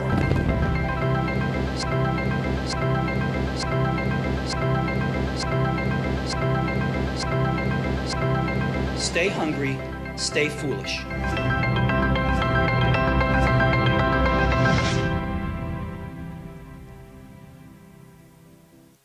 Terence McKenna said, "You are an explorer, and you represent our species. The greatest good you can do is to bring back a new idea, because our world is endangered by the absence of good ideas. Our world is in crisis because of an absence of consciousness. My goal is that I've awakened something within you. The world of possibilities is at our doorstep. Let's embrace it. Push humanity forward." Thank you.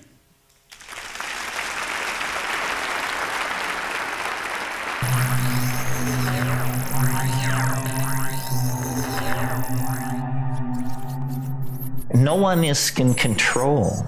No one is in control. No one is in control.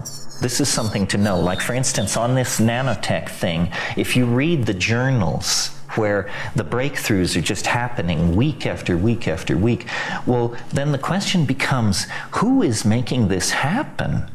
Do governments want this? And they say, no, governments don't want it. It's so weird, they can't, they're just trying to come to terms with, the computerized battlefield. And when you start talking about aerosol, I mean, no, governments do not want this.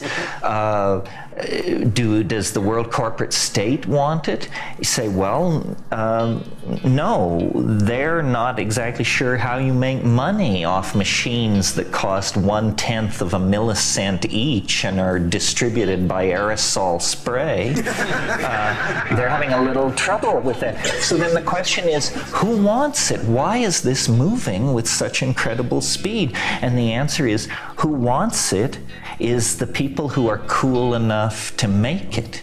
In other words, in these research and development skunk works and think tanks, all the heads love it.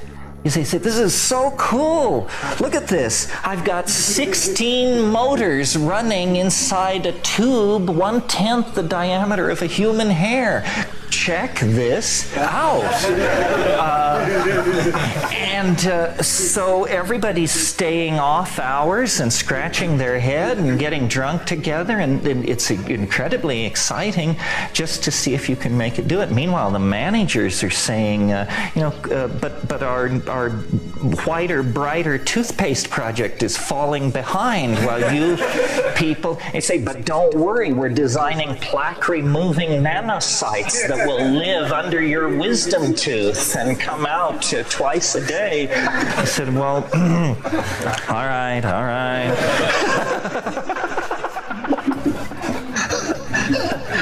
And what it seems to mean is that, information uses bright people. Information uses bright people. Information uses bright people. The thing that is I think the unspoken truth behind human history is that you can't trust smart people. You can't trust smart people. Information uses bright people. You can't trust smart people.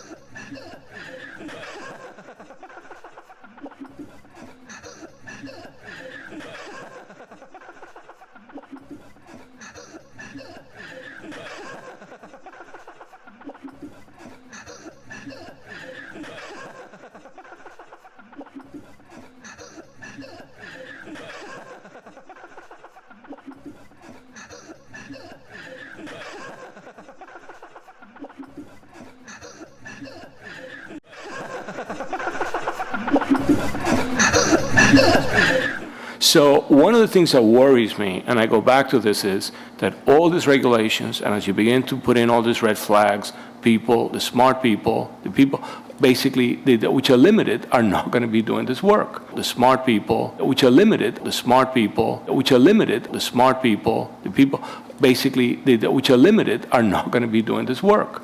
We need to not only protect society, but also make sure that this community remains vibrant. And one of the problems in microbiology is that, and you can see this across fields, when fields don't have tools or where fields cannot do certain experiments, they tend to fall behind. That you can't trust smart people.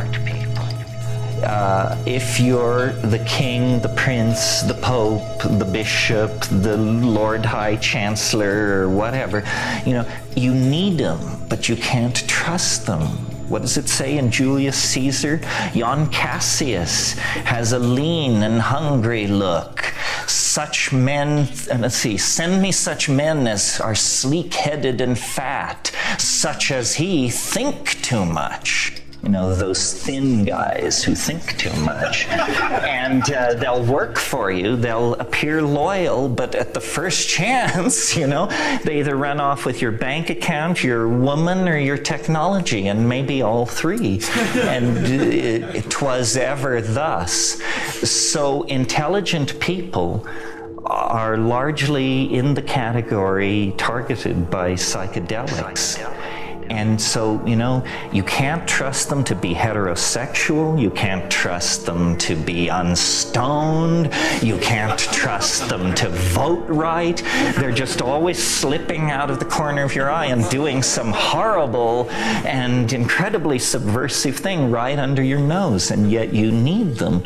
And this is happening more and more. I mean, I go to these skunk works places like Paul Allen's Interval in Palo Alto and all that. And they're just colonies of the most stoned, arrogant, smart people I've ever met. And what they're trying to do is produce weirder and weirder things for their own amusement. And I think they serve the zeitgeist very well. I mean, people say, well, they're spoiled and they're pampered and why. But on the other hand, this is where the first computers came from. This is where virtual reality and the glove and all that came from. It's where the net came from. Apparently, creative dreaming in the presence of technology is a place where haunted by genies, genies that will wrap you in the blanket of their mysterium and lead you forward. This has always been known. I mean, alchemy, interestingly, is about, of all the traditions of the West, it maintains a kind of shamanic connection. The alchemist, the artificer, is aided by demons, D-E-A-M-O-N-S, the demons of artifice, Blake called them. And they teach you how to make things. But as was discussed yesterday, is it a con? Whose agenda does it serve? They only teach you to make certain things which amuse their demon aesthetic.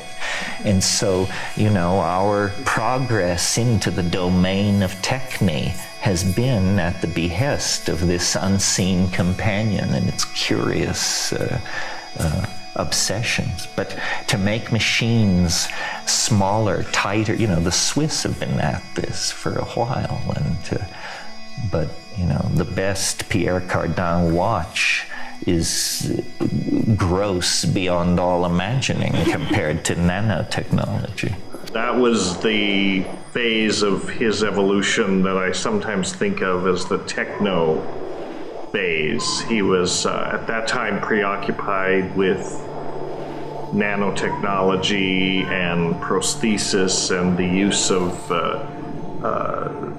various technologies to extend the capabilities of the human species to the next stage of evolution beyond humanity, the so-called post-human stage of evolution. Perhaps with some amount of prosthesis, electronic processing, signal processing, I'm not sure what it would be. If we had $500,000 even, which isn't a lot of money, we could probably find out. But we need to build an environment where we can produce acoustical signals that we can see and play with in real time. And I've seen, and you probably have too, things somewhat like this. I've seen spaces that you could dance into and create a visual impression on a screen. In other words, a system of lasers is being interfered with by your body, and it's being uploaded into a complex hallucination-like piece of performance art. But I think we need to push on visual language. I think this is what these elf things want us to do. And that, you see, from an engineer's point of view, what we're talking about here is what's called bandwidth. And bandwidth is more and more the problem. Bandwidth is how fast you can move information between 2 points. And the more bandwidth you have, the more complicated and detailed the information you can move is. When I speak to you, this is one of the most inefficient forms of communication ever invented. We're going here at about 30 baud, 30 to 40 baud. The baud rate means bits per second. A standard modem operates somewhere between 14,400 baud and 28,800 baud. An ISDN line is 5 times faster than the upper end of that. T1 is 10 times faster than that. Bandwidth allows depth of field, and communicating at 30 baud with an acoustical signal of small mouth noises is just, it's amazing that we can crawl onto the theater of discourse and claim to be communicating at all. And yet, notice, we have built a global civilization on small mouth noises and the consultation of local dictionaries. In other words, we don't even have a shared sense of meaning. When I talk and you listen and you think you understand, the unspoken assumption is that your dictionary and mine is the same. And since we're all English speakers, it's maybe 60% true. But since you're of one tribe and I'm of one from the other side of the planet, we don't even have the comfort of local associations. And so as you listen, you strive for a kind of internationalizing of your dictionary. And as I speak, I try to be as non-colloquial and self-referential as possible and speak a kind of standard international English. But it's a feeble thing, hedged about by these kinds of limitations. If we could produce language sculpturally, a lot of the ambiguity would be drained from the system, and every iota of ambiguity that leaves the communication enterprise brings us closer together. I mean, our whole task is to make ourselves understood and to understand others as they wish to be understood, not as we wish to understand them. And so telepathy, for my money, is not hearing people think, it's seeing what people mean. And it may lie ahead of us in the future, springing out of our own technologies and neurological and physiological organization.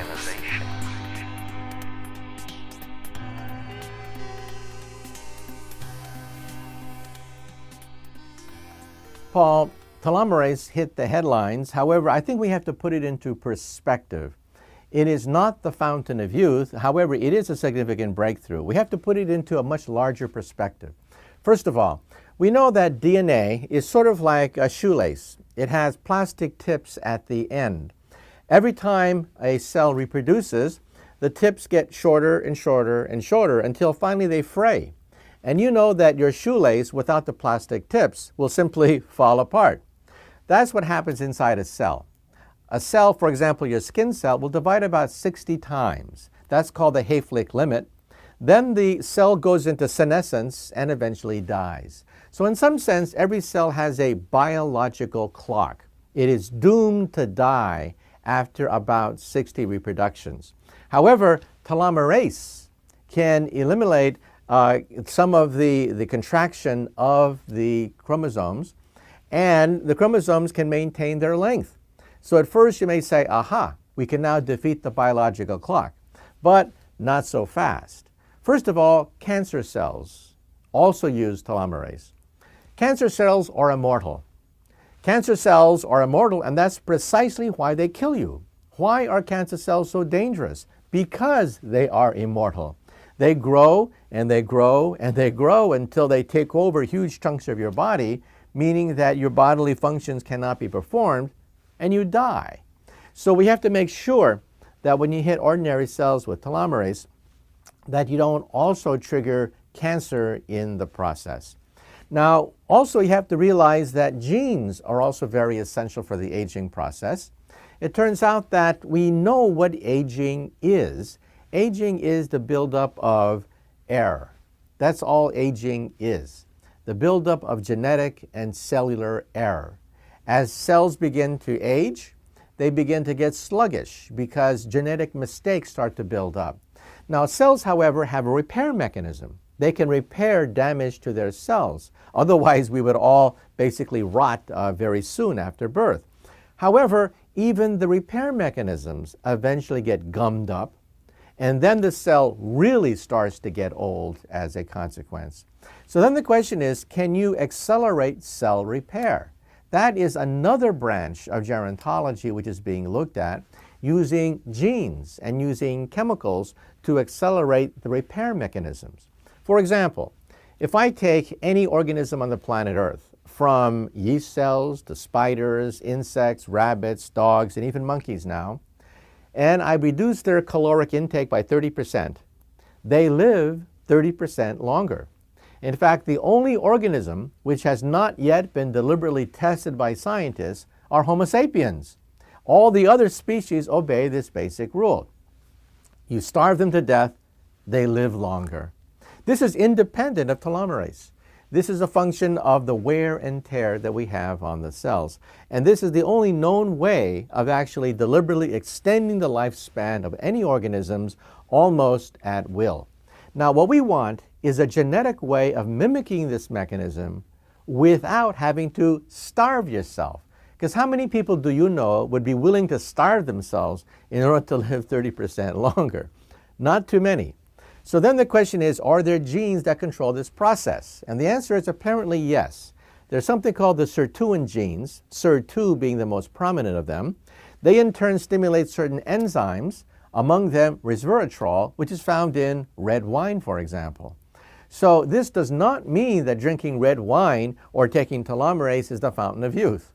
I don't think that anyone has a fountain of youth yet.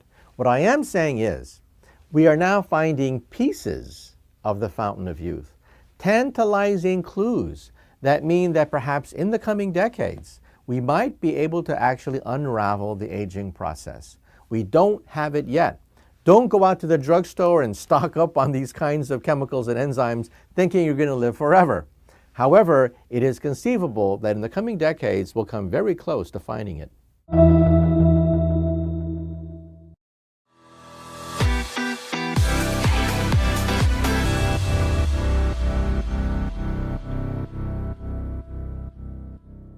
One of the great things about transhumanism is it's kind of what we call transhumanitarianism. There's this idea that we're really trying to help people. We're really trying to solve suffering, solve medical issues. And exoskeleton technology is one of the most important. About a third of everybody on planet Earth has some type of mobility issue. So exoskeleton technology is really leading the way in terms of getting people to be able to be mobile again and do things like that. And what's really interesting is also that you think you can't climb Mount Everest, but there's a chance sometime in the future you may be able to climb Mount Everest just because you have exoskeleton technology. There's also the idea that you might be able to run a marathon. As I wrote recently for the New York Times, you get the exoskeleton technology working well enough, you'll be able to run on water. I mean, this stuff is really incredible. So can you imagine running a marathon on water? Well, this is what people want to do with exoskeleton technology. Now, I would say the biggest thing about transhumanism, and where a lot of people go for getting into pocketbooks of investors, is really when you start talking about disabilities. A huge amount of people around the world have disabilities. So we already have things like this, the Argus 2, which allows a blind person to basically see, navigate streets, go into rooms and things like that. So I think, overcoming disability is really a huge part of also what we're doing. And that goes as far as cochlear implants with deafness. We don't really have deafness anymore on planet Earth. People that are born that can't hear end up having a cochlear implant put in, if they're allowed. There are some cultural differences too. But deafness as a disability has been mostly wiped out due to radical technologies. Again, transhumanist technologies. And of course, one of these things is putting implants in your body, implants in your brain, implants in your arms, as I have in my hand, and doing all sorts of things. We call this biohacking, where you actually put all sorts of stuff in yourself to monitor what's going on and also to help you do things that you wouldn't be able to do, like hear or see. So the idea of brain plants is really complex. I was doing an interview earlier, and they were asking about the future of work. And you know, where I'm from, Silicon Valley in Los Angeles, California area, there's a couple different companies now like Neuralink with Elon Musk that are working on basically brain implants in order to allow your brain to interface directly with machine intelligence. Now, why is this important? Well, machine intelligence is important because, you know, already like in Wall Street, for example, there's a bunch of mid-level traders that are being wiped off the floors. And the reason is because they can't compete with algorithms. So what a lot of kind of entrepreneurs want to do is, in order to have humans keep up with machines, they want to merge our brains with machines so that we can start thinking in real time in the internet. So the thing you have in your pocket, cell phone, smartphone, basically can be put in through your head through an implant or a headset. Already in Florida, they're doing things like racing drones around a track and stuff like that, just using brainwave technology. And already you can have conversations in your mind with people through brainwave headsets and brainwave implants and things like that. And we're going to get to a point, you know, Elon Musk says there'll be a commercial device in 5 years. I don't know if that's the case, but definitely within 10 years, there's a good chance that there will be a commercial device on the market that will allow you to talk to your friend or give a speech in real time like I'm doing now, where people would actually hear it and listen and maybe answer back, and you would hear it in your head.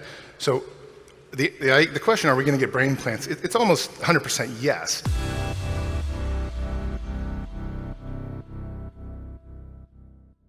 I think that's right. If you start limiting the human ability to question and push the boundaries, that's going to kill the field. And in particular, the issue that we were discussing, that Jerry raised about unlikely to arise, there's a whole area now of biological research looking at stochastic events. There's a whole area now of biological research looking at stochastic events. There's a whole area now of biological research looking at stochastic events. And it turns out, and I think you've even, it turns out that the unlikely events may in fact be very, very important. In fact, they are very important.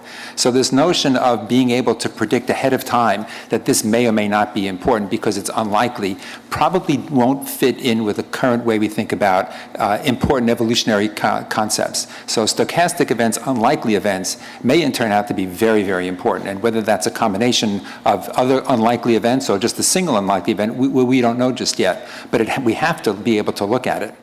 I'm a basic researcher, but I'm also a biosafety professional. So I fully understand the benefits of basic research. And I think that if we do gain-of-function research, there's no doubt we're going to learn a lot. But what I was hearing from the first panel is that what we learn may not directly translate to saving us if this were to be released accidentally or however. And so, you know, and that's often the case with basic research. It's not directly translational. Sometimes it can be. And I'm also not convinced that the natural transmissions that have occurred, that goes back to the question that I asked in that session, I don't think we fully exploited the information that we could have gotten from those natural transmissions and done all of the molecular analysis and biochemistry and everything else that could be done. And if we haven't done all of the work on the natural ones, why create new ones that we then have to study as well? And so I strongly support studying some of the natural isolates. And I think that there perhaps are experiments that we should not do. And I think we really need to seriously review the ones in creating mutations that might not occur naturally. And I think we really need to seriously review the ones in creating mutations that might not occur naturally. I have a lot of trouble with cloistering information, especially scientific information.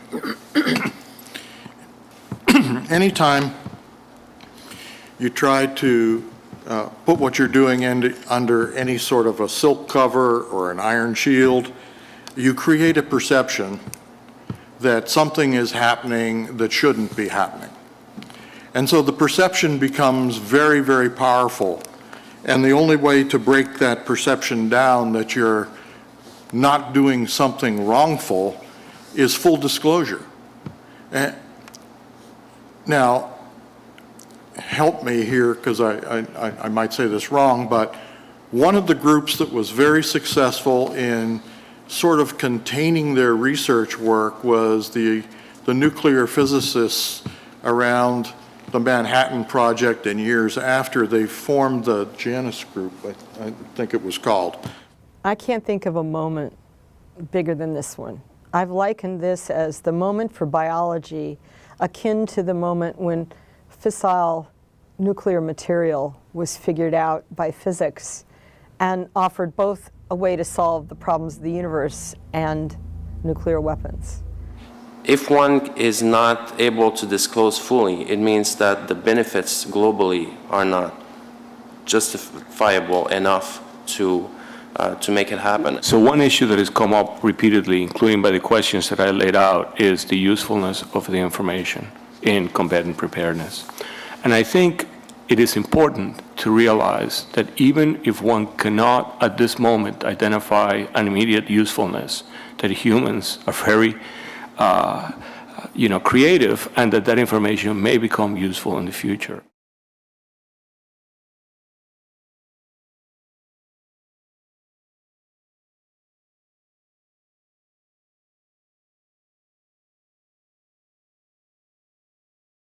I think we need to think about the timing of the experiments, and maybe the question is, are we ready for these experiments now?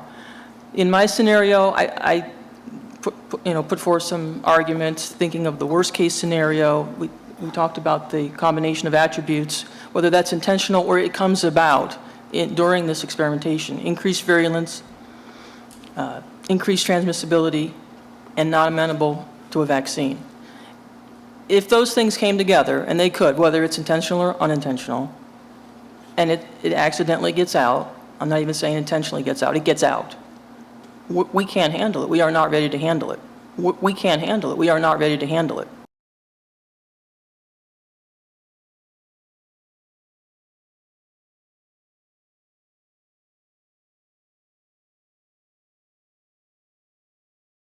And so should we be doing something right now that we are not ready to handle? We can't handle it. We are not ready to handle it.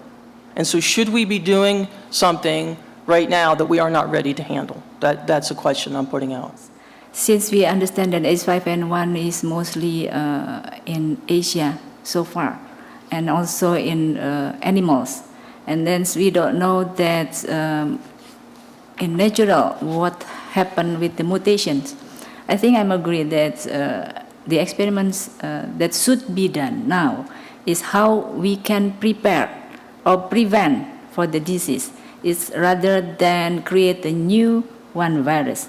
The research has to be in the appropriate laboratory, and then in developing countries there is no, maybe about the climate also can also affect the mutation itself. So we don't know so far if we make a new one creation to understand how the transmissibility or pathogenicity or something, and maybe will make worse. Maybe will make worse about altering host range and everything. I heard from Dr. Rubin that, of course, it is obvious that we have some institutions around the world who are capable of managing this sort of work, and others that can't, and we have to make clear that there is this distinction. The problem is that you can identify them, but you can't really prohibit anyone to do anything. I mean, how are you going to stop them? You can't really prohibit anyone to do anything. I mean, how are you going to stop them? How are you going to stop them? How are you going to stop them? And this goes back to other things that we've heard this morning, which is that you can't stop technology. I mean, you can find anything on the web, and so my concern is that if you put in place a regulation and you say these are labs which can and these are labs which can't, the ones who can't, if they want to do it, they just say, well, so what? They just say, well, so what? The ones who can't, if they want to do it, they just say, well, so what? You know, if I want to do it, I'll do it. And the key question, which was posed by Tony Fauci at the start, is should NIH fund this work? And therefore, NIH only funds work which can be disclosed. So I think that we all recognize the importance of work. There's a gray area which maybe the benefits of releasing all the information may be not as, they're not, maybe not an efficient cost-benefit analysis. So what I'm asking you is, do you refer to classifying the research, or do you refer to not doing it at all? Well, based on the other things that we have heard here, for example, the concerns about biocontainment, the concerns about biosafety, the fact that we are learning how to handle this, I think that that unless you can come up with a clear scientific rationale for doing the work that is just not curiosity, then I don't see that the work should be done at this time, classified or unclassified or whatever. But I want to emphasize one thing, that I think it is really important that whatever gets done here has sunset provisions that will force the community to rediscuss it again. You know, if you're going to basically end up with a moratorium, 1 year, 2 years, and then rediscuss it again, because things are changing very rapidly. And I may give you a different answer a year from now. I think a year from ago, I would have given you a different answer. At the time, I was not as aware of the issues that we're discussing, and I would have probably said, you know, you should not, science should be unfettered. We should be driven by curiosity.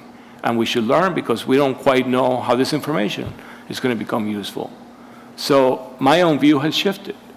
And I think it may shift again. And I emphasize, my one thought to you is to make sure that whatever gets done has sunset provisions, so that it forces people to have this discussion again.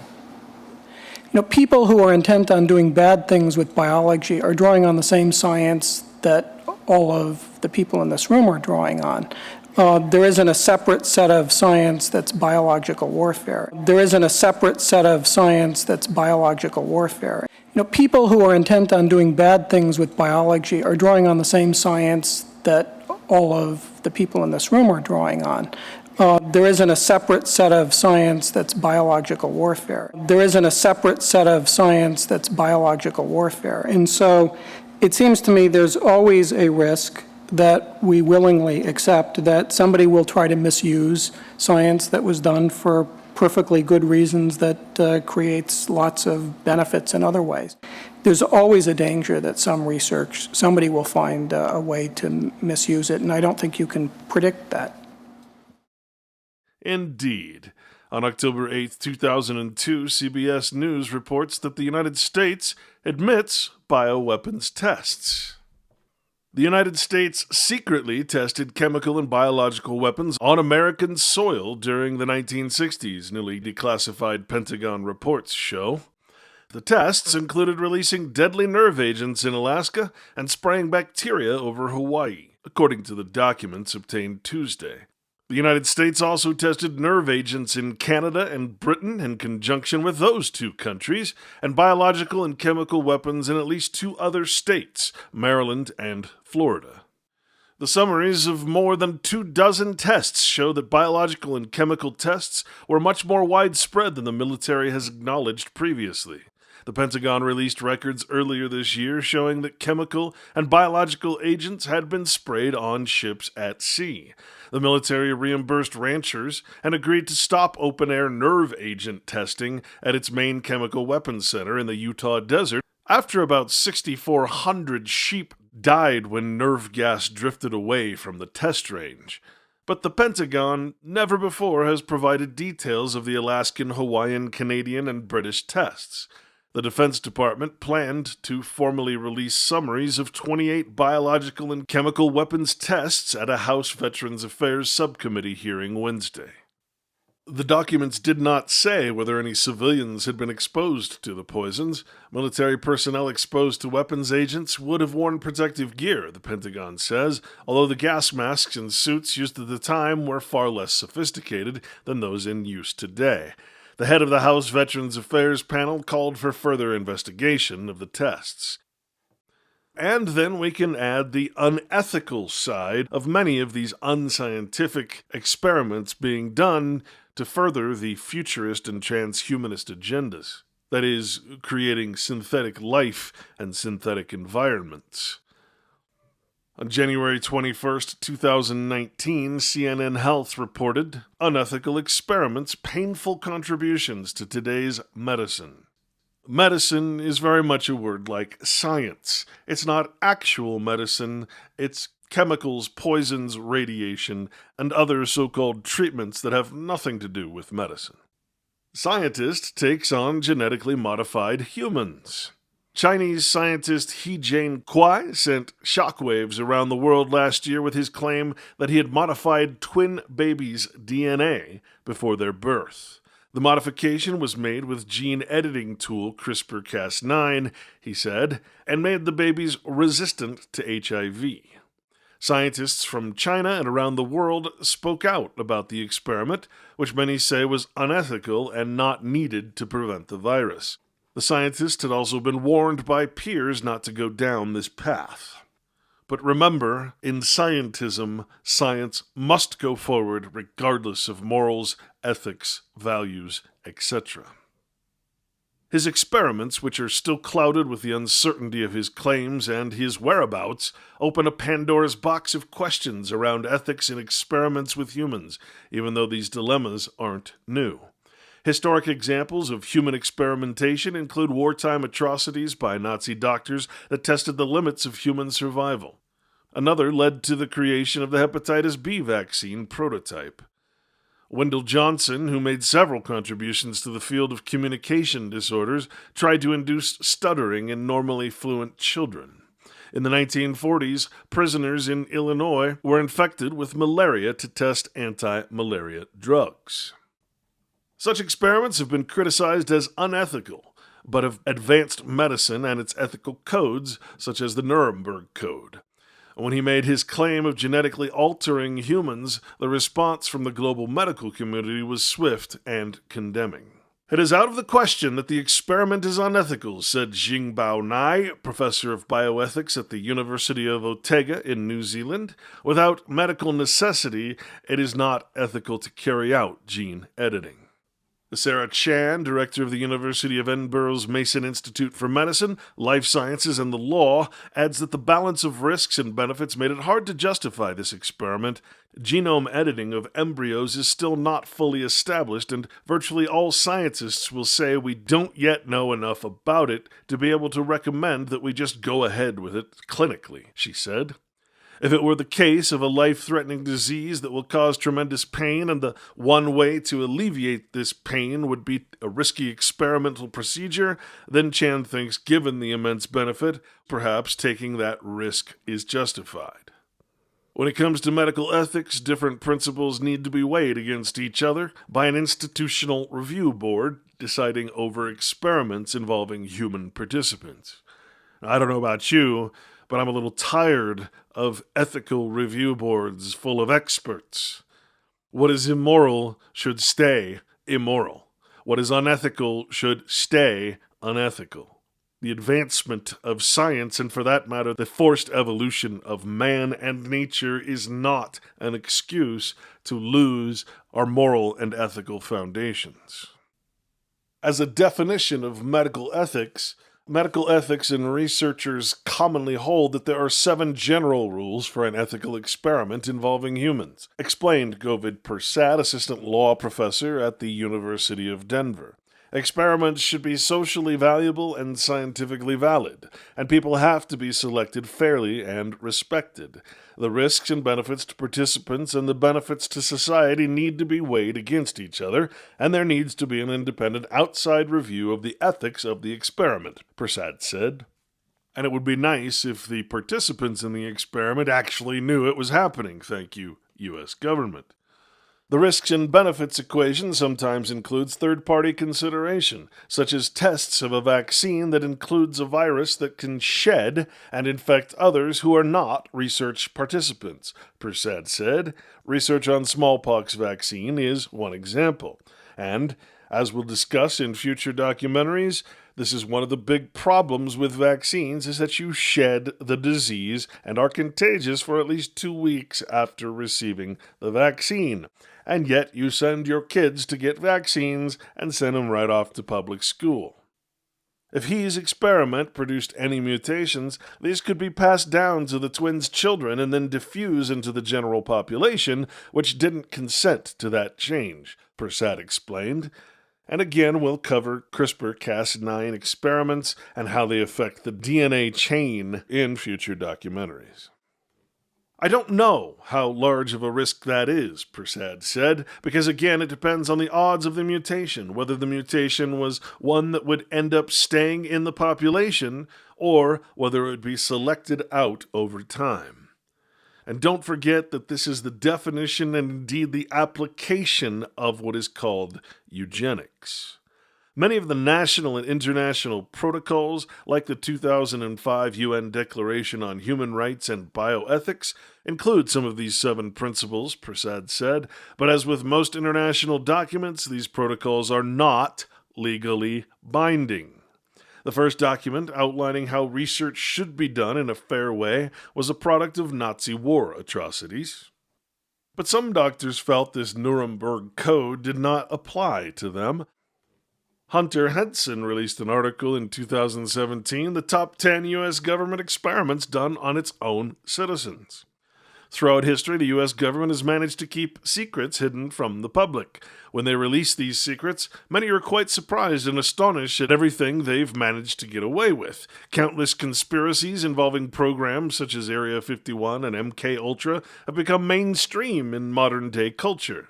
The desire for such secretive knowledge is ever abundant, and no matter how much we think we know, we're always proven wrong. Despite the current rise in conspiracy theories involving government testing, there are many verified instances of such cases that have remained hidden from the public for decades. Here are 10 of those. Most people are familiar with the Tuskegee syphilis study. The U.S. Public Health Service conducted this study beginning in 1932. A total of 600 African-American men were chosen to be involved in the study, 399 with syphilis and 201 without. Those with syphilis were denied proper treatment for the disease. The government wanted to ensure that they were able to track its progression without interruption by medication. The men were never given the option to participate in the study because they were never told it was an experiment. The experiment was only supposed to last for 6 months, but it became a long-term study that lasted up to 40 years. When penicillin became the main drug to treat syphilis, the patients were denied access and weren't given the option to opt out of the study. In exchange, though, they were given free medical exams and burial services. A lawsuit was later filed, and the government granted free burial services to all surviving patients. Perhaps they'll do that to the COVID-19 victims. The Stateville Penitentiary malaria study was conducted by the U.S. government in the 1940s at Stateville Penitentiary, which is located in Illinois. It involved over 400 prisoners who were illegally infected with malaria and subject to studies. The goal was to test experimental drugs in an effort to find a cure for the disease. In addition, the tests were administered and documented solely by the prisoners themselves. Not only were they the patients, they were also the proctors. The prisoners also decided which of them would take part in the experiment. The testing process counted toward their sentence and allowed some to serve much less time. The prisoners would also choose who was eligible to receive a reduced sentence. However intriguing this may have been for the prospective patients, the experimental drugs often had irreversible side effects. One of the most famous prisoners involved in the experiment was Nathan Leopold, who many may recognize from the Leopold and Leib murder case in 1924. He stated that the prisoners would often deal with the horrifying side effects without complaint. Despite the immorality of this experiment, it was praised by many for the benefits it would create for society, just as gain-of-function work is being praised for the same reason. Citizens saw it as a sacrifice to find the cure for malaria at the prisoners' expense. And then there were Navy-sponsored beef blood transfusions. Edward Cohn, a biochemist working at Harvard University, conducted an experiment in 1942 with sponsorship by the U.S. Navy. The Navy had contracted Cohn to engage in this secret project to discover a possible biological weapon. His work involved injecting prisoners with cow blood in an effort to detect a protein that could be used in the event of an upcoming war. The 64 subjects who were injected with the cow blood all suffered catastrophic effects, ending in death. And it is important for you to know that cow serum, that is blood, is used in many vaccines that are given to yourself and your children, along with other animals, insects, and fetal tissue from human aborted babies. Although this government experiment ended in failure, it was soon learned from Cohen's methods that the true way to identify the protein was not in cow blood, but in human blood. The methods were replicated using human blood, and the protein was not only isolated, but it was also pure. Instead of being used to harm others, this protein was later used to effectively treat shock patients. There was also plutonium testing. During the mid-1940s, the U.S. was busy with the Manhattan Project, the effort to create the atomic bomb. Because the effects of radiation from the bomb were largely unknown, the government spent years studying them, including with experimentation on its own citizens. Plutonium is one of the many radioactive materials the government used in these types of tests. Patients would receive doses of radioactive plutonium in the form of injections. The majority of these patients were terminally ill, which made the results of the experiment difficult to fully understand. They were never told what was being done to them, partly because the word plutonium remained a government secret until after World War II. Although most of the patients did not die from the effects of the plutonium injections, the government's secrecy and willingness to subject its own citizens to such experiments raised suspicion from many. During World War II, there were mustard gas experiments. The U.S. government conducted many experiments on its own soldiers to test the efficacy of gas masks and protective clothing. It is estimated that nearly 60,000 human subjects were used during the studies, mostly Caucasian men. However, many Japanese and African Americans were also used to identify any possible skin differences within the experiment.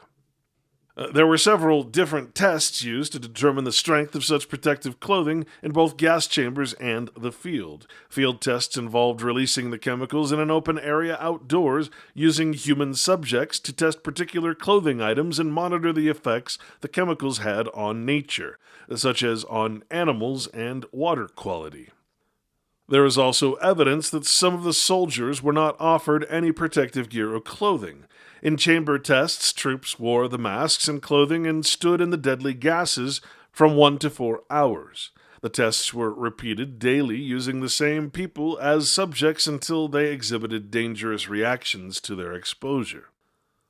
Now, I want to stress again here that all of this is considered as legal and not against the Biological Weapons Act because of the exception clause that says they can do this as a peaceful or friendly test, a so-called scientific or defensive test. In Operation Paperclip, the U.S. raced against the Soviet Union to attain as many Nazi scientists as possible before an impending war. The many advances German scientists had made, including synthetic rubber and much more, led to them being the most sought-after researchers. If the U.S. could employ these scientists, they could use their intelligence, the intelligence of unfettered, unregulated smart people, to develop many more advancements, ensuring national security if the Cold War were to escalate into another world war against the Soviets. The U.S. paid the Nazi scientists to work for the government, providing them with immunity from prosecution for their offenses following World War II. This is not unlike offering basic research scientists who are knowingly creating weaponized bioweapons by calling their work friendly, defensive, and legitimate. This immunity allowed them to escape jail and possibly execution. The U.S. government also offered to care for the scientists' families if they agreed to work for them. Originally, only rocket scientists were wanted, but the U.S. eventually employed up to 1,600 Nazis until 1990. These actions were highly illegal and remained extreme government secrets for many years. In September 1950, the U.S. Army was involved in a secretive experiment to test the possibility of biological warfare near the West Coast. They did so by releasing biological weapons into the streets of San Francisco to test their effects. They released a type of bacteria to gain information on how it would affect the population. this was done without the citizens' consent. By the end of Operation Sea Spray, 6 different biological warfare tests had been performed on the residents of San Francisco. These releases killed many people and hurt several more. The government then concluded that it was very likely for a coastal city to be affected by such warfare. One of the many deaths caused by this experiment was Edward Nevin. He died after bacteria from the government testing spread from his urinary tract to his heart. Other cases soon followed him, but many were cured after long, torturous hospital stays. Again, this is reminiscent of the current COVID crisis. But as we've seen, the problem is that government doesn't want to admit nor take liability for its actions. It is also important to note that many of these biological weapons tests and experiments were admitted to only after the statute of limitations had run out. It's very easy to admit your crimes when you can no longer be punished, or when the people who actually carried out the experiments are now dead. And then there's Operation Big Buzz. This catastrophic experiment conducted by the U.S. government in 1955 may not seem as harmful as it was. The government released millions of mosquitoes known to carry yellow fever into Georgia parks. The bugs quickly dispersed into the suburbs. The goal was to determine how effective insects could be in biological warfare by tracking biting habits on citizens. Although these mosquitoes weren't infected with yellow fever, the government still tested the potential for biological warfare by experimenting on its own citizens, with the people of Savannah, Georgia being the target. It is also recorded that government officials disguised themselves as healthcare officials in order to effectively record the mosquito bites and track their locations. Many other experiments similar to Operation Big Buzz were also performed, such as Operation Dropkick and Big Itch. Operation Dropkick is very similar in that they both tested mosquitoes in Georgia.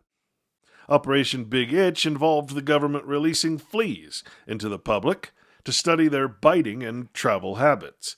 Like the goal for Operation Big Buzz, Operation Big Itch was meant to determine how effective fleas would be in spreading disease in biological warfare. All of these studies show the government's determination for developing advanced biological warfare methods. And let us never forget the Willowbrook experiments. The extremely shocking experiments were aimed at discovering a cure for hepatitis. The continuous study lasted from 1956 to 1970. The subjects were taken from Willowbrook State School, which is located in Staten Island, New York. They were mentally handicapped children. The series of tests involved injecting the children with experimental drugs that were meant to cure hepatitis. Not only were the children unable to provide consent, but they would often die from the treatments. When questioned about their actions, officials justified themselves by stating that hepatitis was prevalent in the institution and nearly all patients would become infected anyway. The children who did not contract the disease naturally were infected by the administrators to carry on the experiments. Thousands of vaccine experiments included many on the measles. Experiments involving the measles vaccine were conducted from 1990 to 1991 by the Centers for Disease Control, the CDC. The doctors wanted to know if they could use it to replace natural antibodies in babies. To test this, doctors injected thousands of babies in the Third World with the drug. The vaccine eventually led to several immune problems in the babies and caused many deaths, although the exact number is unknown. Knowing the drug had this effect, the government still tested on African American and Hispanic babies in Los Angeles. They injected more than 1,500 babies in the United States with the experimental drug. However, the study came to an end when it was discovered that African children were dying at an alarming rate up to 3 years after receiving the vaccinations. It is important to note that most side effects from vaccinations happen long after and up to dozens of years after the vaccine is administered. Thus, many of the side effects of vaccines are never reported. The CDC later admitted that the parents were unaware that their children were being injected with an experimental drug that had not yet been verified by the Federal Drug Administration. Unfortunately, all vaccines are experimental drugs.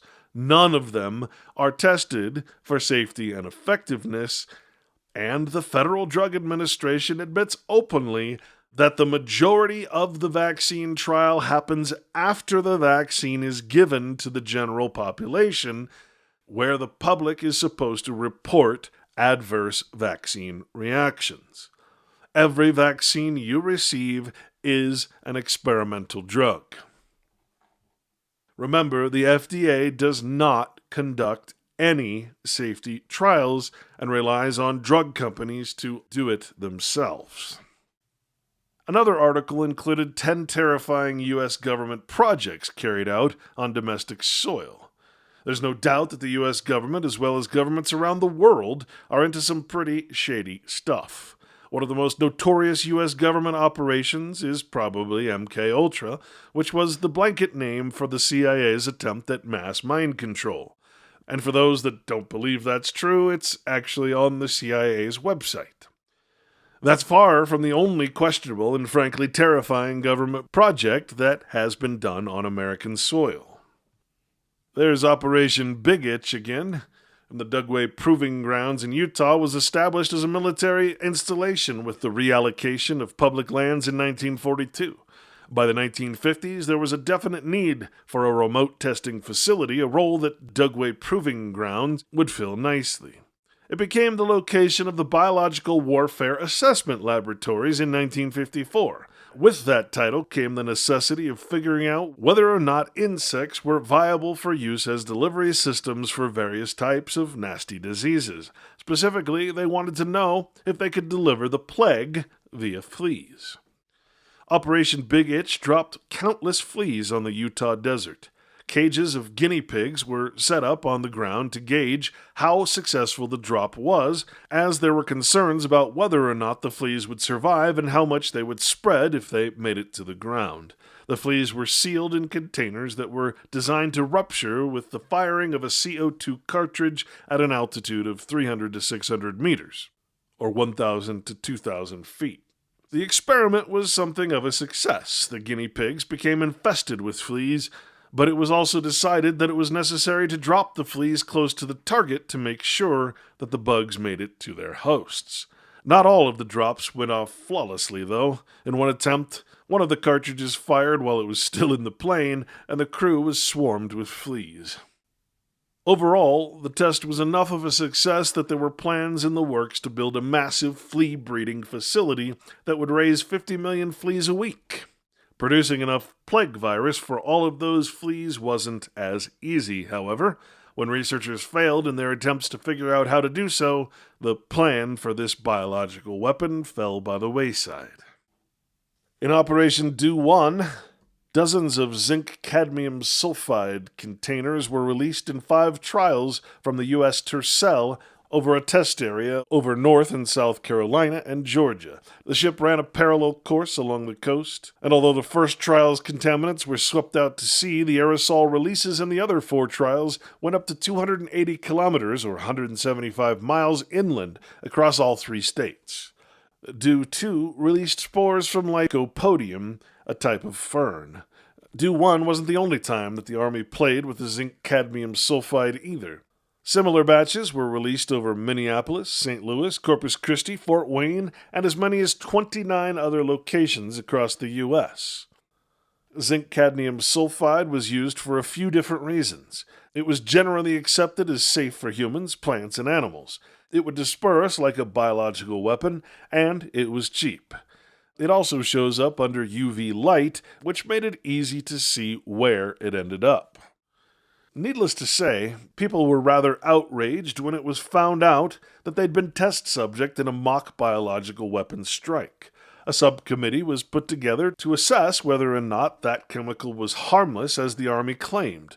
Basic results of experiments like feeding the compound to rats suggested that it was harmless, but the subcommittee recommended that the Army had better go back and run some more tests because they weren't sure what the ultimate effects of the compound really were. especially when it was inhaled in any quantity. The cadmium that was released was of particular concern because of its known carcinogenic or cancer-causing properties and association with lung cancer. Ultimately, it was decided that those who were exposed to the test had only a minimal chance of developing respiratory problems or lung cancer. As if that makes it better. And finally, there's Project 112 and Project SHAD. In 2002, the U.S. military started reaching out to veterans who may have been involved in Project 112 or Project SHAD. Both operations involved exposing personnel to substances chosen to act as stand-ins for biological weapons, allowing researchers to see how they spread. Project 112 was done at the Deseret Test Center in Utah in a series of tests from 1962 to 73, and Project SHAD, the shipboard hazard and defense, was done aboard warships in waters around the world. The details of the project might have remained under wraps for much longer than it did if it wasn't for the Department of Veteran Affairs requesting an investigation into the operations, as well as information on whether or not service members' health may have been compromised. Nearly 6,000 people, both military personnel and Department of Defense civilian staff, were exposed to the tests with and without knowledge. When information about the tests was released, it was thought that the agents released were harmless. However, it was also stressed that veterans with concern should come forward and that it was acceptable to reveal information about dates, places, and possible side effects with healthcare providers. There's a long list of biological agents that the test subjects were exposed to, including Q fever and staphylococcal enterotoxin B, which causes food poisoning. They also used some pretty horrific nerve toxins, including sarin, now classified as a weapon of mass destruction, and soman, a clear, colorless liquid that can cause death in minutes. Both can be fatal if only the tiniest amount gets on the skin. These same psychopathic, sociopathic personalities in the Defense Department and throughout the corporate defense contracting world believe that to protect ourselves from bioweapons, we may have to reinvent science itself. This from the Defense One website. Getting far better at predicting what research will produce may be the only way to save the world, by Patrick Tucker. This statement, of course, is the complete opposite of the scientific method.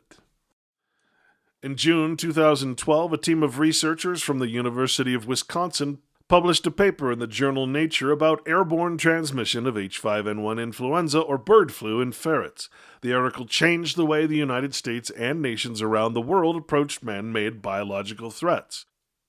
This was not the researchers' intent. The team had altered the virus's amino acid profile, allowing it to reproduce in mammal lungs, which are a bit colder than bird lungs. That small change allowed the virus to be transmitted via coughing and sneezing, and it solved the riddle of how H5N1 could become airborne in humans. Why do the research on how to make the world's most dangerous viruses and bugs more lethal? The answer varies tremendously depending on who is asking and for what purpose the research is taking place. While experts differ on their views on how and where such work should be done, there is wide agreement that the barriers to entry for new biological creations, including ones that could kill millions of people, are decreasing. Today, there is little international enforcement of limitations on bioweapons. For chemical materials like sarin gas, the Chemical Weapons Convention provides a treaty-based legal framework for stopping proliferation, and a watchdog group, the Organization for the Prohibition of Chemical Weapons, to investigate potential violations. No similar watchdog exists around biological weapons. All but a few countries have ratified the Biological and Toxic Weapons Convention. For instance, among the no-shows is Syria, where President Bashar al-Assad's regime is suspected of harboring strains of smallpox for research. In light of this, it is indeed Assad's biological weapons complex that poses a far greater threat than his chemical weapons complex, wrote bioweapons expert Jill Bellamy. Some of the biological research that the Assad regime was conducting was based in Homs, putting smallpox samples or possibly rudimentary bioweapons within reach of the Islamic State, or ISIS. Defense One also released this article entitled Dangerous Research, Unknown Unknowns. The genetic engineering of deadly pathogens is not the sort of thing that a terrorist or would-be supervillain could easily attempt in a kitchen.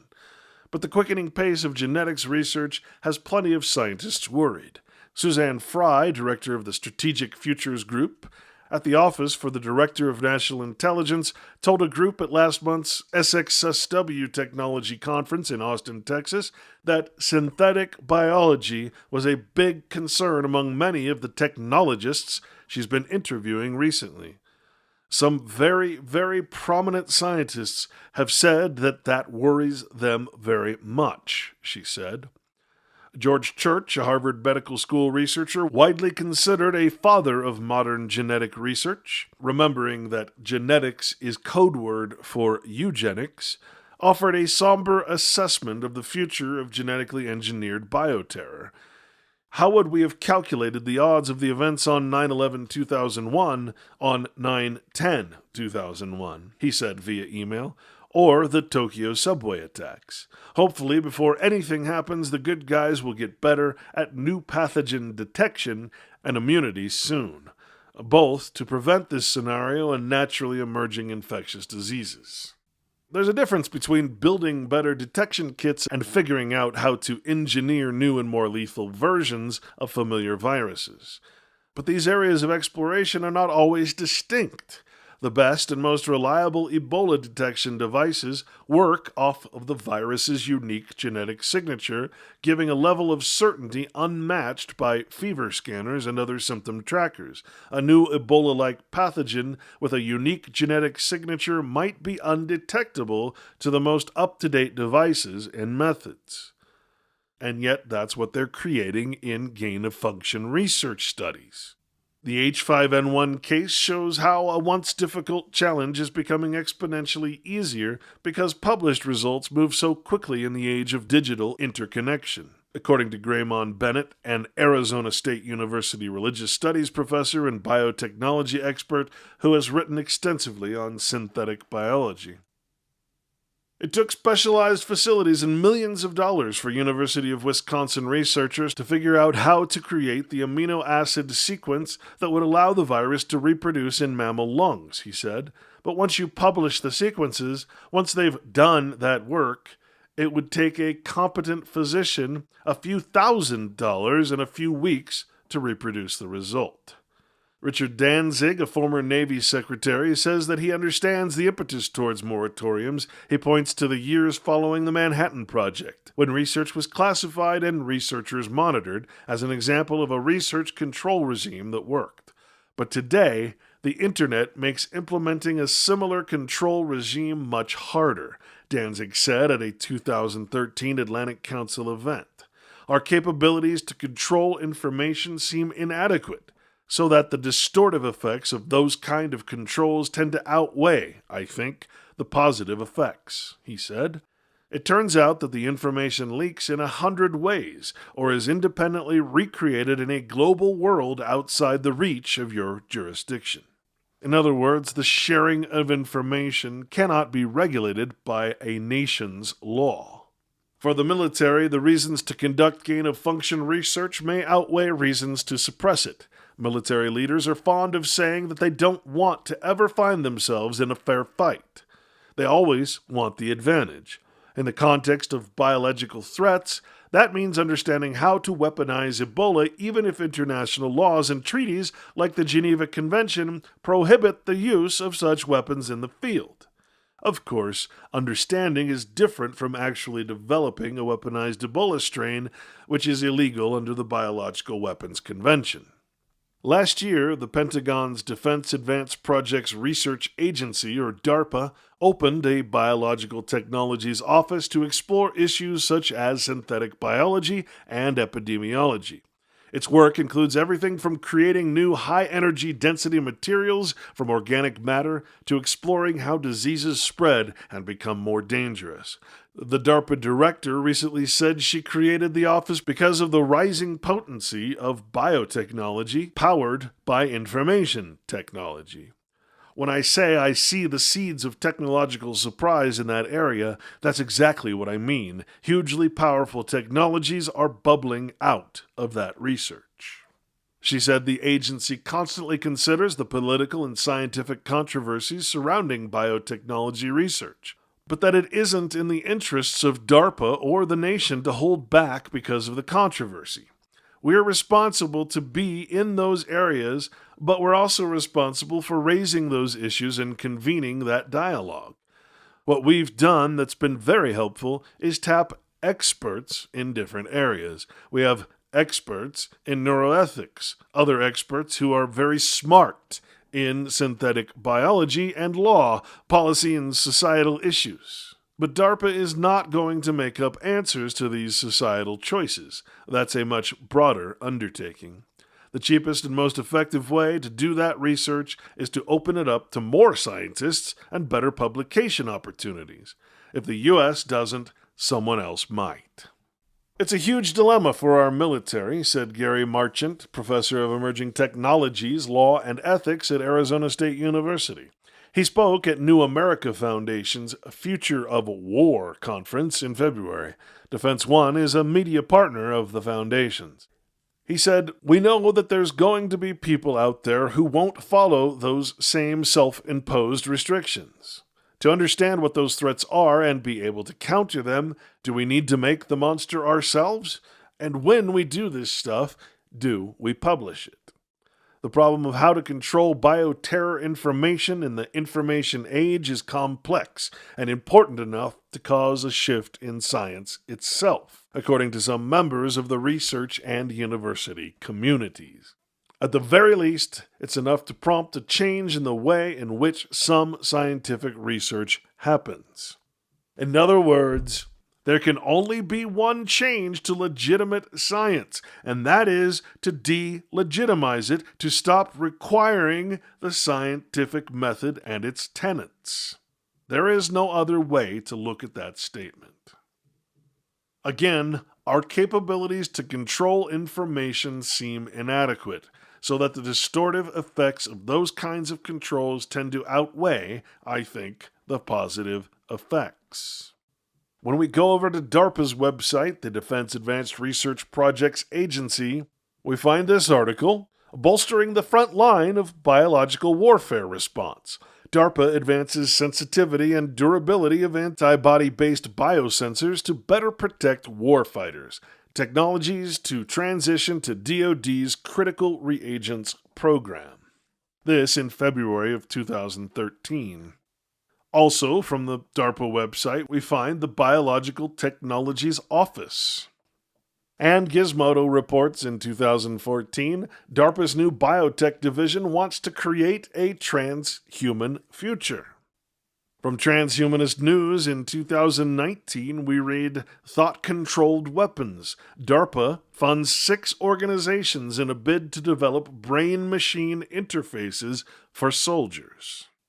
One of the last things anyone should want is a machine-brain interface, even if it is a non-invasive type that doesn't require brain surgery.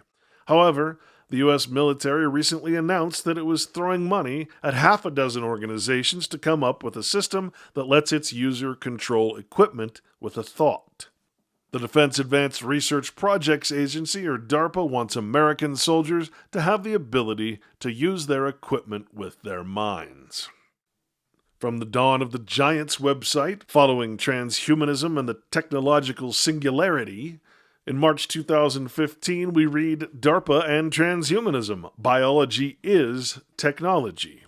Now remember that statement, biology is technology. This absolute fallacious statement is very, very important. DARPA is back in the game with a big vision and its Human Plus. DARPA, the world's most technologically advanced organization, is pursuing transhumanism technologies and supporting the transhumanism singularity movement. Just a thought to keep in mind while reading this: DARPA doesn't do science fiction.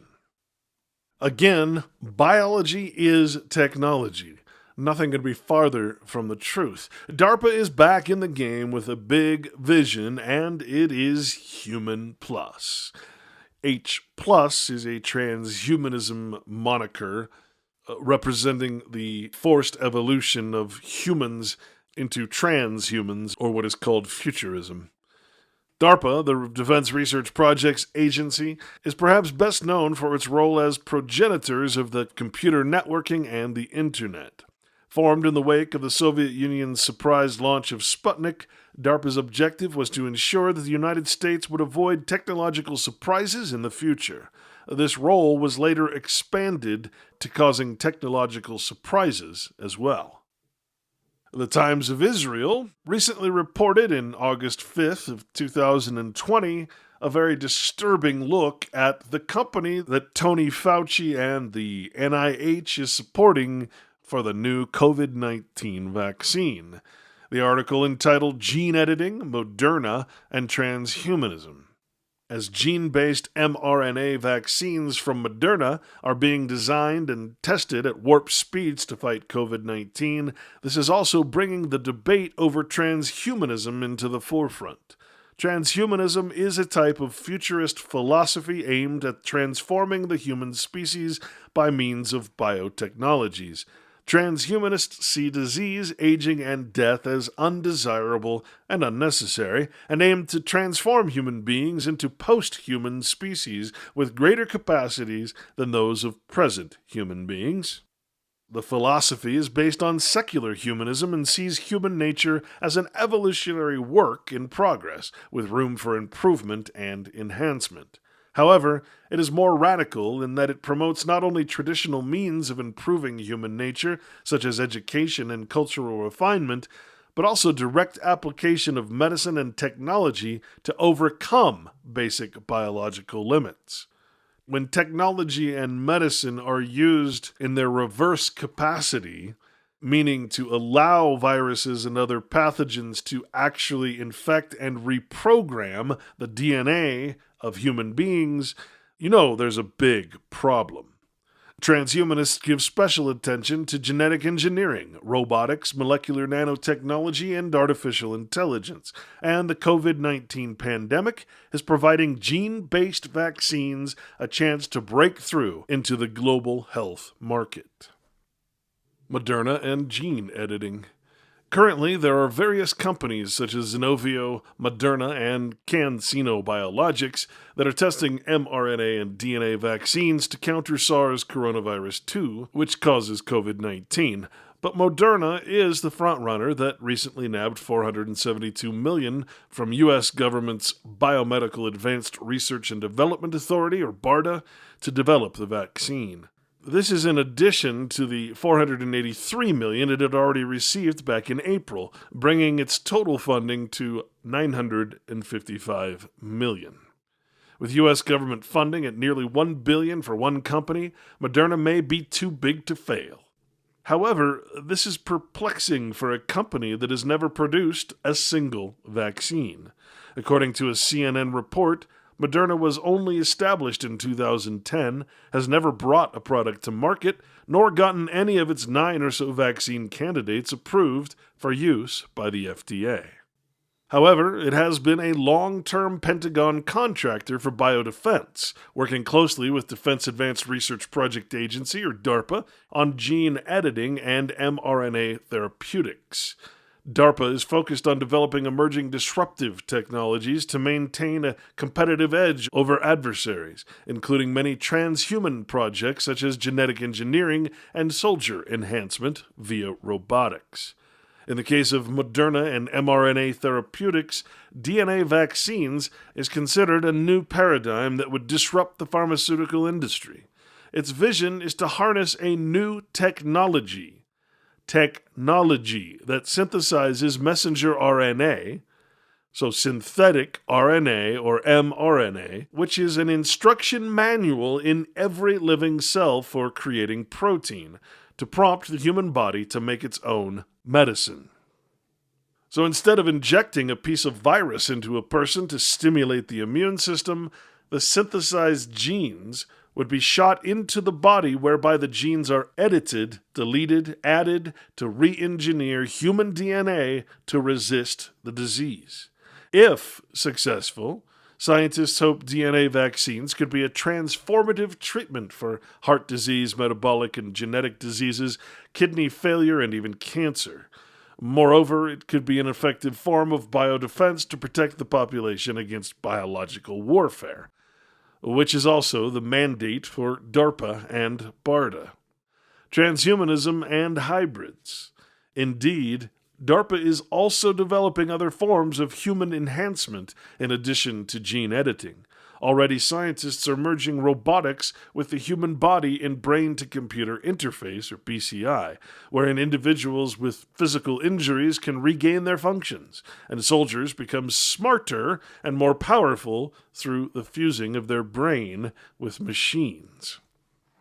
It should be stated here that this is very much like pharmaceutical drugs. Often, when you take one drug, 3 more drugs are needed to battle the side effects of the first, and so on and so forth. In comparison, the more synthetic biology and environments you place into your own body, the more dependent you're going to be on the technology and biological transhumanist interfaces being invented. The addiction of tomorrow will be on synthetic biology and machine interface. In a way, the Pentagon is now building a real Iron Man similar to the American superhero based on the Marvel Comics character. Soldiers in exoskeleton suits are physically more powerful than those without, while other soldiers with bionic limbs perform better than adversaries with human limbs. When one adds artificial intelligence with BCI, the sky is the limit for an army of these genetically modified and robotically enhanced humanoids. Take away empathy, morals, values, and ethics, and you've got a super soldier willing to do anything for his handlers. But United States is not the only country engaged in human enhancement and transhumanism, as Russia and China are also in hot pursuit with exoskeletons, vaccines, and brain implants. As the competition gains traction, one wonders what the future of their militaries may look like as human beings are steadily integrated with machines to become armies of iron men. Here, the book of Daniel may lend some insights. In interpreting King Nebuchadnezzar's dream of an image with a head of gold, chest and arms of silver, a belly and thighs of bronze, legs of iron, and feet of iron and clay, Daniel revealed the parts as the sequence of world empires, with the feet of iron and clay being the last. In Daniel 2:43 it is written, "As you saw iron mixed with ceramic clay, they will mingle with the seed of men. But they will not adhere to one another, just as iron does not mix with clay." That seems to describe a hybrid of man, or flesh, the metaphor of clay, mixed with machine, or iron. And as transhumanism and biotech gain momentum, armies of hybrid humans of iron and clay may be a real possibility in a not-too-distant future world. That is, after all, what DARPA and other corporate structures say they're planning. Just a minute to put a little bit things in perspective, because we're talking about H5N1, highly pathogenic, transmissible between ferrets. In my opinion, there's more dangerous viruses out there, and they are contained and they are worked with every day, and they are contained and they are worked with every day. There's more dangerous viruses out there, and they are contained and they are worked with every day, and a lot of the speculation that is happening right now is not happening for those other viruses. Not to say they will never happen, but what I'm saying is let's keep this a little bit rational. Again, that it's maybe again a matter of debate, but there is a lot of more aggressive and more dangerous viruses. out there than this one. Okay, the question, please. Hi, I'm Edward Hammond. I'm a policy advisor to Third World Network, which is an NGO with offices in Malaysia, Ghana, Uruguay, and Geneva, and former U.S. lab biosafety gadfly. I wasn't going to say anything, but I can't let that question 1D go by without a specific consideration vis-a-vis the PIP framework at WHO. Because if we had a meeting like this a few years ago, the question that would have been on the table would not have been, are we going to do gain-of-function experiments on virus isolates? It would have been, are we going to acquire the virus isolates at all? Because the problem at that point was that a number of developing countries, not just one, were not providing virus isolates to the international community because, or to the WHO system in particular, because it was felt that there was a lack of sharing of information and practical benefits from research that was conducted on them in the North or in the developed countries. And if in proceeding with this framework, we begin to undertake a large amount of research that a large number of people feel should be restricted somehow, either by classification or by some other bizarre artifice to try to keep it within a certain closed group of people. What I think a very real risk there is that you're going to create another situation that parallels the one that led to the crisis that we had several years ago, where there was a breakdown in international cooperation because it was not felt that there was adequate information flow and equity in the relationship between developed countries and developing countries that had endemic virus problems. So I think that it merits very serious consideration looking into the future on this issue in particular, thinking about what will the effect be on the countries where this virus is endemic in terms of their willingness to play ball with this group of researchers writ large, if they feel that they're being dealt out of the results that come from this research. And, you don't want to have government lurch from almost fixing that last problem. And we may, within a matter of months, have new money from the private sector going into the PIP framework to support surveillance. Isn't that what we want? But we don't want to undermine the PIP framework then by creating this world of information that will not be seen as being accessible by countries whose cooperation is needed, not only by us, but the whole world needs that cooperation. Any comments? Yeah, please. That's a really good point, and that's why this notion of common but differentiated capabilities as a fundamental framework for a global governance structure is really important, because that it leads to a way to incentivize countries to participate with a recognition of differentiated capabilities, and in some sense be able to support those capabilities, or maybe put a governance structure in that says you can't work on this for various reasons, but have it in an incentivized governance structure that's agreed upon by all parties. Okay, we have 2 questions, please. Yes, Peter Hale, Foundation for Vaccine Research.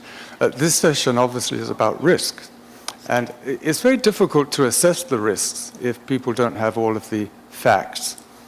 For example, we have had extreme difficulty accessing statistics that would tell us how many accidents or incidents there have been in labs in the last 5 years where a lab worker has become infected. So my question, I think this is for Dr. Woolley and maybe Dr. Kapua, is what reporting mechanisms are there in place that would answer that question and identify what kind of incidents, whether they were major incidents or minor incidents? And why isn't that, if I'm assuming there's a reporting mechanism in place in this country, but why isn't the data more readily accessible? on lab-acquired infections.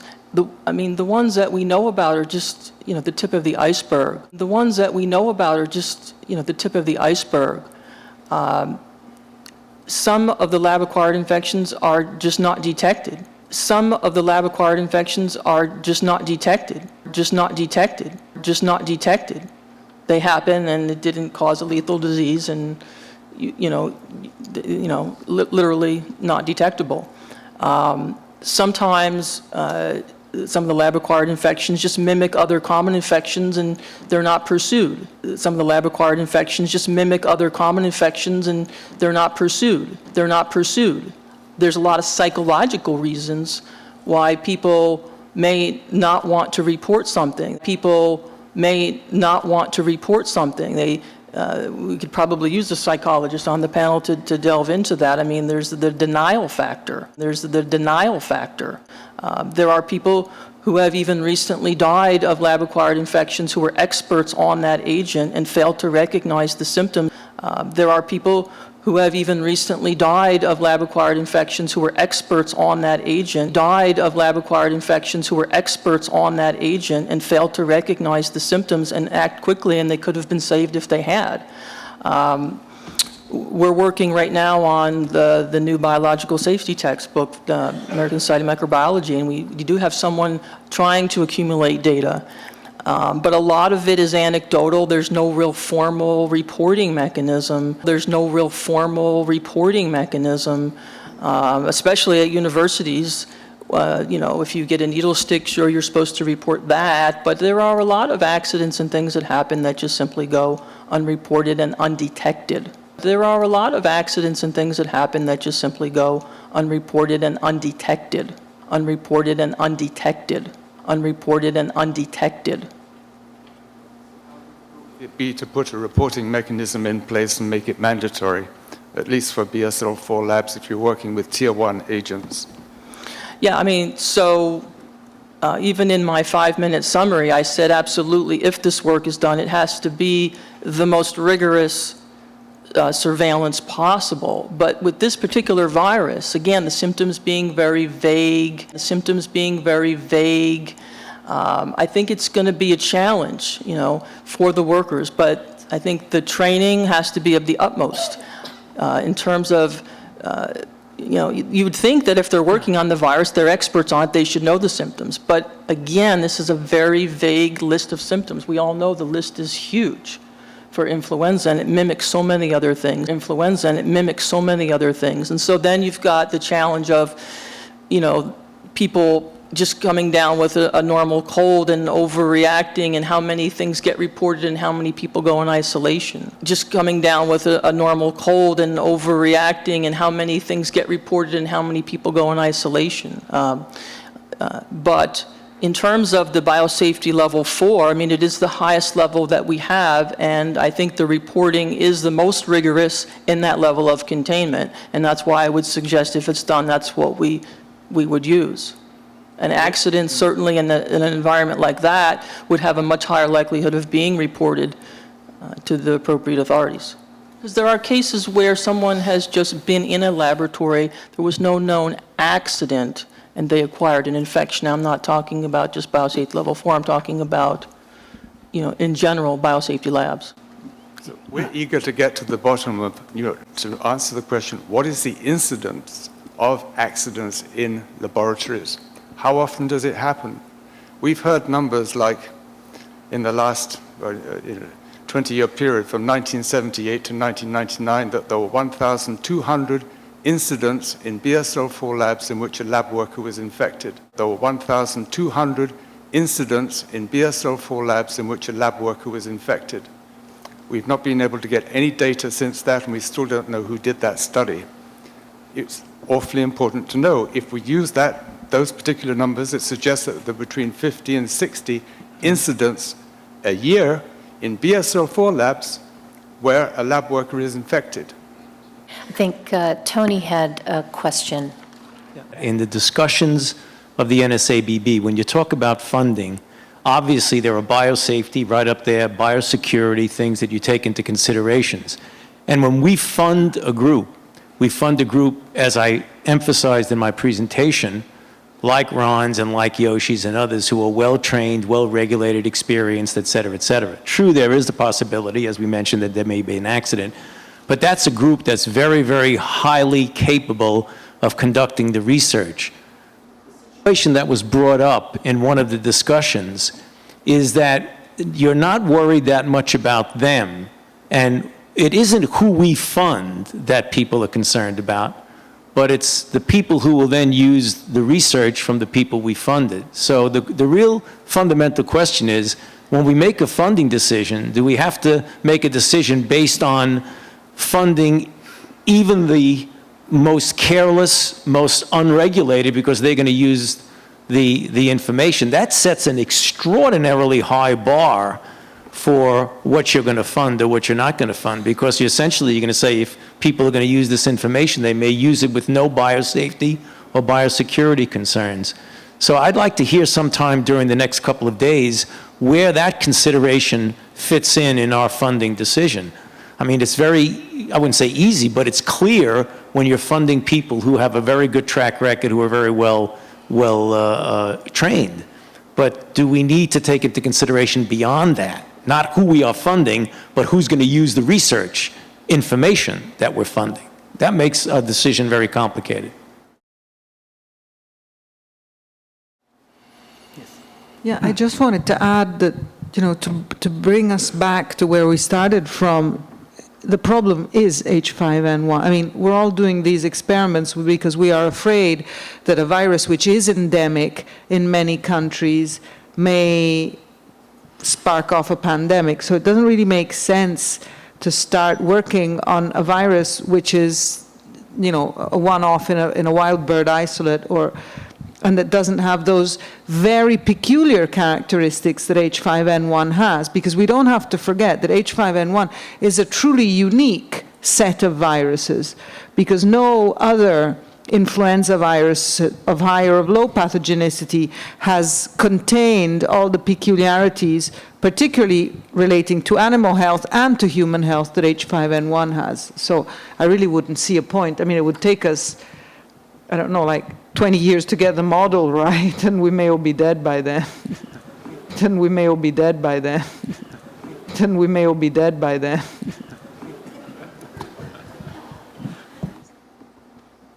I do agree that we really need to more clearly delineate the benefits. Just based on what I've heard and read, I'm not completely convinced that the benefits outweigh the risks. I think that basic science information is generally useful in the long term, but we have to get to the long term. We have to live to get there.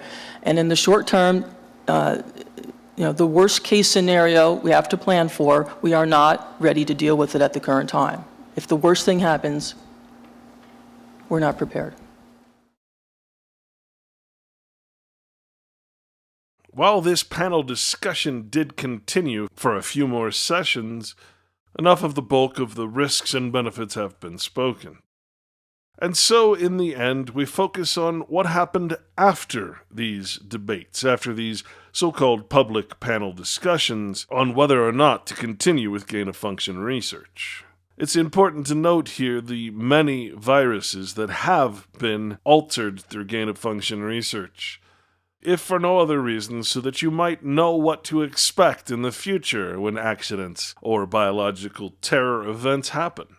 For instance, the journal Nature reported in January of 2006, the risks of resurrecting the 1918 flu virus outweigh the benefits. I would certainly agree. It would be hard to disagree with that assessment. Shortly thereafter, the American Society for Microbiology reported on the reconstruction of the 1918 influenza virus, unexpected rewards from the past. While this whole event was covered in my first documentary, the video part of it, let's read a little bit about what happened. The abstract reads that the influenza pandemic of 1918 to 1919 killed approximately 50 million people. The unusually severe morbidity and mortality associated with the pandemic spurred physicians and scientists to isolate the etiologic agent. But the virus was not isolated in 1918. Only in 1996 did it become possible to recover and sequence highly degraded fragments of influenza viral RNA retained in preserved tissues from several 1918 victims. Again, video evidence shows that they dug up these Inuit Eskimo women to extract their lungs and the virus within. These viral RNA sequences eventually permitted reconstruction of the complete 1918 virus, which has yielded, almost a century after the deaths of its victims, novel insights into influenza virus biology and pathogenesis, and has provided important information about how to prevent and control future pandemics. The Spanish influenza pandemic of 1918 to 1919 stands as the deadliest single event in recorded human history, killing approximately 50 million people worldwide. The unprecedented burden of morbidity and mortality frustrated physicians and scientists who were unable to identify the etiological agent, but also spurred advances in microbiology, clinical infectious diseases, and public health practice.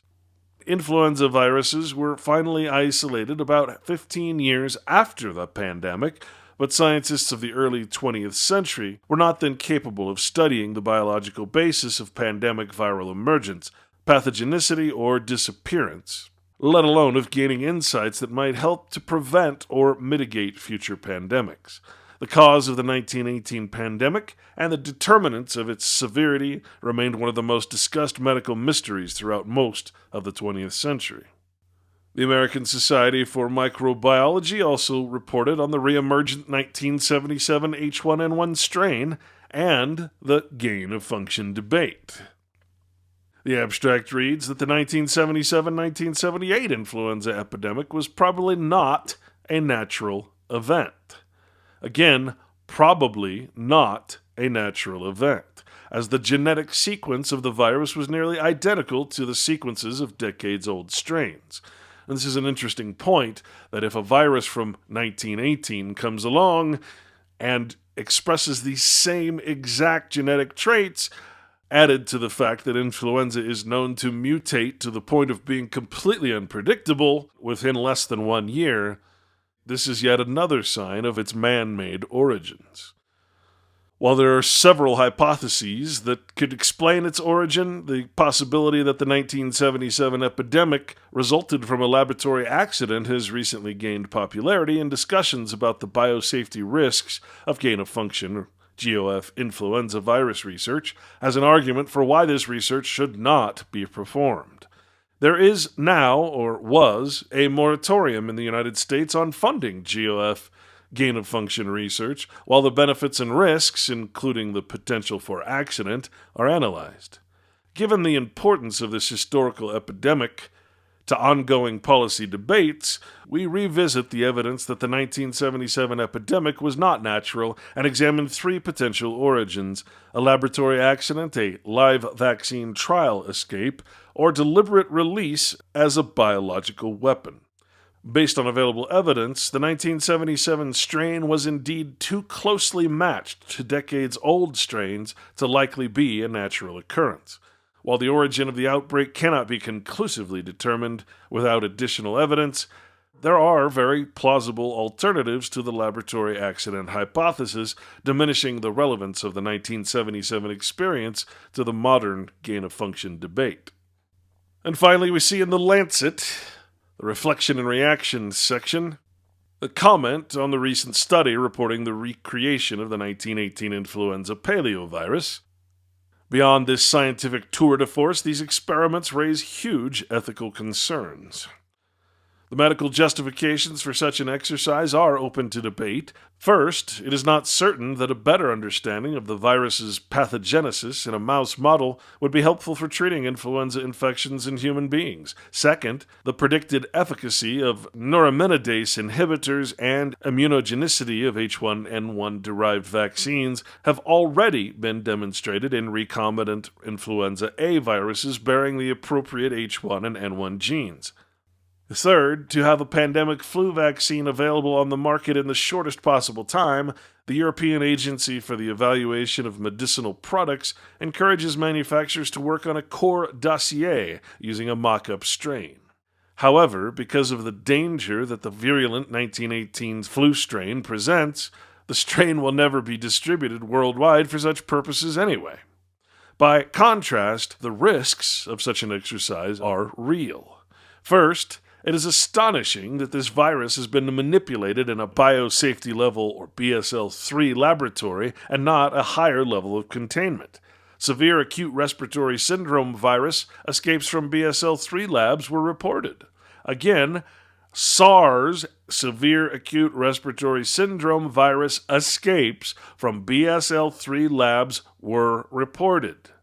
In addition, the H2N2 1957 pandemic strain was accidentally sent to 3,700 reference laboratories in 2005.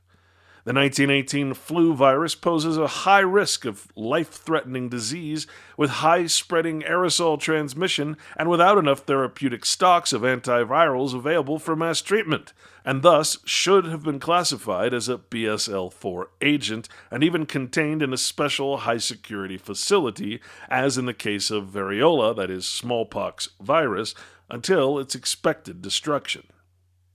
Again, to be clear, there are not enough therapeutic stocks of antivirals available for mass treatment of the very gain-of-function dual-use research projects, that is, viruses and other pathogens, that may be coming to a town near you.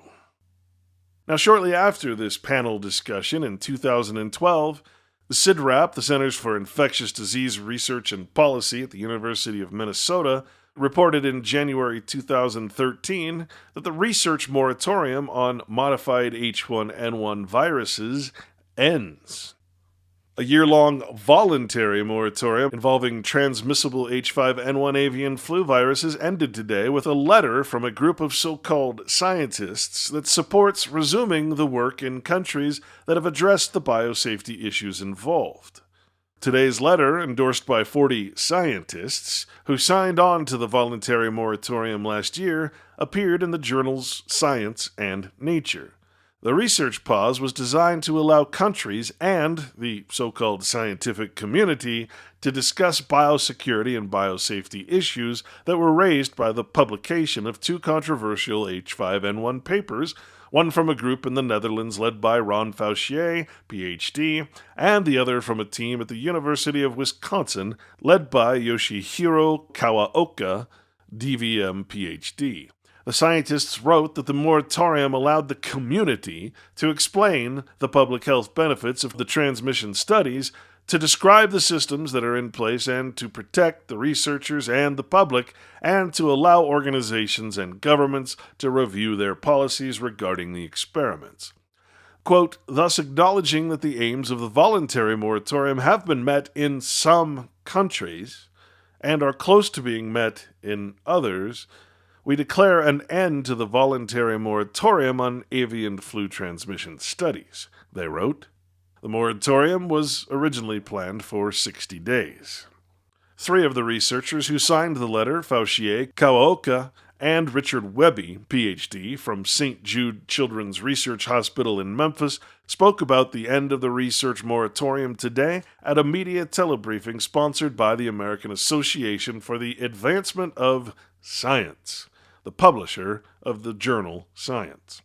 Kawaoka said the research work needs to resume because it has important public health benefits, such as providing more clues about what it would take for the H5N1 virus to become more transmissible in mammals.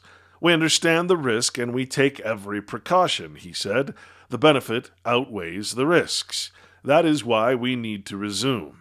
Many countries have reviewed their oversight of H5N1 research issues, so the need for the moratorium has passed, said Webby.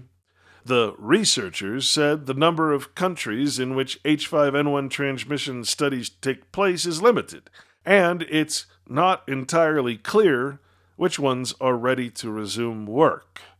They said the list includes the Netherlands, European Union countries in principle, and China. Canada has already said H5N1 transmission work can take place under biosafety level 4 of BSL-4 conditions. And that lands us firmly in July of 2014, where The Independent reports the exclusive that controversial U.S. scientist creates deadly new flu strain for pandemic research. Scientists express horror over the creation of a virus that could render the human immune system defenseless. A controversial scientist who carried out provocative research on making influenza viruses more infectious has completed his most dangerous experiment to date by deliberately creating a pandemic strain of flu that can evade the human immune system. Yoshihiro Kawaoka of the University of Wisconsin-Madison has genetically manipulated the 2009 strain of pandemic flu in order for it to escape the control of the immune system's neutralizing antibodies, effectively making the human population defenseless against its reemergence. Most of the world today has developed some level of immunity to the 2009 pandemic flu virus, which means that it can now be treated as less dangerous seasonal flu. However, The Independent understands that Professor Kawaoka intentionally set out to see if it was possible to convert it to a pre-pandemic state in order to analyze the genetic changes involved. The professor has so far kept details of the research out of the public domain, but admitted today that the work is complete and ready for submission to a scientific journal, so that any bad actor in the world can get it, including all governments. The experiment was designed to monitor the changes to the 2009 H1N1 strain of virus that would enable it to escape immune protection in order to improve the design of course, vaccines, he said. Through selection of immune escape viruses in the laboratory under appropriate containment conditions, we were able to identify the key regions that would enable 2009 H1N1 viruses to escape immunity, he said in an email. Viruses in clinical isolates have been identified that have these same changes in the viral protein. This shows that escape viruses emerge in nature, and laboratory studies like ours have relevance to what occurs in nature. So, to be clear, the excuse of vaccine research is being used on a virus that was specifically created to be immune from any possible antibodies the human body can make. This vaccine research excuse is wearing a little thin. The report goes on to ask what has been done previously in this laboratory. Professor Kawaoka of the University of Wisconsin-Madison attempted to increase the transmissibility of the H5N1 bird flu strain by genetic manipulation and repeated infection in laboratory ferrets, an animal model of human influenza. H5N1 is highly lethal when it infects people, but in the wild it is very difficult to transmit from one person to another and is usually caught by direct contact with infected poultry. Professor Kawaoka's most recent published research was on reconstructing the 1918 flu virus, the genetic structure which was known from samples retrieved from the frozen corpses of its victims buried in the Arctic from wild strains of bird flu isolated from ducks. He managed to do this, sure, but the study was widely criticized as stupid and irresponsible. Again, the interviews and video footage of this are available in Lethal Injection, The Story of Vaccination, my first vaccine documentary. Have there been any accidental releases from labs in the past? Some experts cite the unexpected emergence of a new H1N1 strain of flu in 1977, which spread globally over 3 decades, as an early example of a flu virus being accidentally released from a lab. Genetic evidence points to it having escaped from a lab in China or the Soviet Union. There are many examples of other infectious agents escaping from labs. Smallpox virus escaped from Birmingham Medical School in 1978 and killed a medical photographer, Janet Parker, the last person to die of smallpox. Foot and mouth virus escaped in 2007 from a veterinary lab in Surrey, and in 2004 the SARS virus escaped from a high-containment lab in Beijing, infecting 9 people before it was stopped. Again, it is acknowledged that in 2004 SARS escaped from a high-containment lab in China. Also in June 2014, American scientists controversially recreate the deadly Spanish flu virus. There are countless reports out there that we could go over, but the point has been made. And this scary folly of gain-of-function research projects brings us into October of 2014, where The Scientist reports that a moratorium on gain-of-function research is now put in place. In the wake of a handful of biosafety lapses at federal research facilities, the U.S. government is temporarily halting funding for new studies aiming to give novel functions to, you guessed it, influenza, SARS, and MERS viruses. The White House Office of Science and Technology Policy and Department of Health and Human Services last week, that is October 17, 2014, announced it was launching a detailed review into so-called gain-of-function research, in which pathogens are manipulated to alter their capabilities. Such research made headlines in 2012 after two groups instilled the avian influenza virus, H5N1, with the ability to transmit between ferrets through the air, a feat that prompted a year-long moratorium on H5N1 research. You know, the voluntary moratorium in which the gain-of-function research scientists decided no longer was needed? Now, in the face of threats like influenza, SARS, and MERS, which have killed scores in the Middle East and Asia, the government is instituting a pause to gain-of-function funding for experiments involving these deadly viruses. Now, it is what happened between this 2014 forced pause, or moratorium, on gain-of-function research in October of 2014, and this, in December of 2017, the last few remaining weeks of the Obama administration.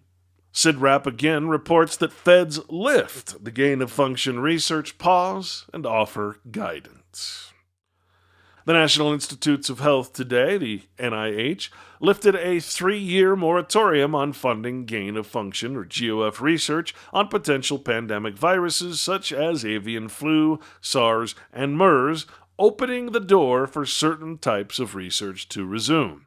The action coincides with today's release of a U.S. Department of Health and Human Services framework for guiding funding decisions about proposed research involving pathogens that have enhanced potential for creating pandemics. Experts involved in the discussions welcomed the development, but some said the new framework still leaves key unanswered questions, such as how to responsibly report findings from the funded lab work in medical journals. So, in other words, the very issue that prompted the initial moratorium, which was the fact that these studies are being published so that anybody in the world with the right equipment, including the do-it-yourself scientist in a garage, can reproduce these viruses from the published literature. This was never solved. Meanwhile, in research labs, some scientists plan to resume experiments and are relieved the pause has ended. Both groups are eager to see how the new review process works in real life. In a statement today, NIH Director Francis Collins, MD, PhD, said, "We have a responsibility to ensure that research with infectious agents is conducted responsibly and that we consider the potential biosafety and biosecurity risks associated with such research." He added that he is confident that the review process spelled out in the new framework will help to facilitate the safe, secure, and responsible conduct of this type of research in a manner that maximizes the benefits to public health, blah, blah, blah. Scientists gear up to resume studies. Research projects that were paused under the moratorium will now be reviewed based on the new framework, and the ones that clear the process will be able to proceed with appropriate risk mitigation measures in place. Yoshihiro Kawaoka, who heads a virology research group at the University of Wisconsin-Madison, said his team will propose experiments they couldn't do during the funding pause. He was lead author of one of the two controversial H5N1 avian flu papers published in 2012 that brought the gain-of-function controversy to a head. Specifically, we have been identifying amino acid changes that enhance the polymerase function of avian influenza viruses in mammalian cells to understand the molecular mechanism of avian to human transmission, in a system not involving live virus. Kawaoka said, "We will now propose testing the effect of those amino acid changes on virus replication." Gain-of-function research involves studies that enhance the pathogenicity, transmissibility, or host range of a pathogen to better understand the threat. However, gain-of-function studies have sparked dual-use concerns that center around the threat of accidental lab release or the pathogens becoming bioterror threats if they fall into the wrong hands. Or perhaps the right hands. The framework follows advisors' daunting task. In light of controversial research on H5N1 viruses in 2012, the Obama administration in 2014 announced a pause of federally funded gain-of-function research and asked a government advisory group to reevaluate federal gain-of-function funding policies and put together recommendations to help officials make their decisions. The expert group, called the National Science Advisory Board for Biosecurity, or NSABB, commissioned a 1,000-page risk-benefit assessment to help them make their final guidance, which they finalized in June 2016 along with an ethics white paper. As part of the process, the NSABB held 2 National Academies symposia on gain-of-function issues. Collins, in his statement today, thanked and praised the NSABB and the National Academies of Sciences, Engineering, and Medicine for their work on the issues. Of course, the depths of scientism have certainly worked their way into all of these so-called academies and institutions of arts and sciences. The work of these committees was instrumental in guiding the United States government in its job of creating rigorous policy that allows vital research to move forward.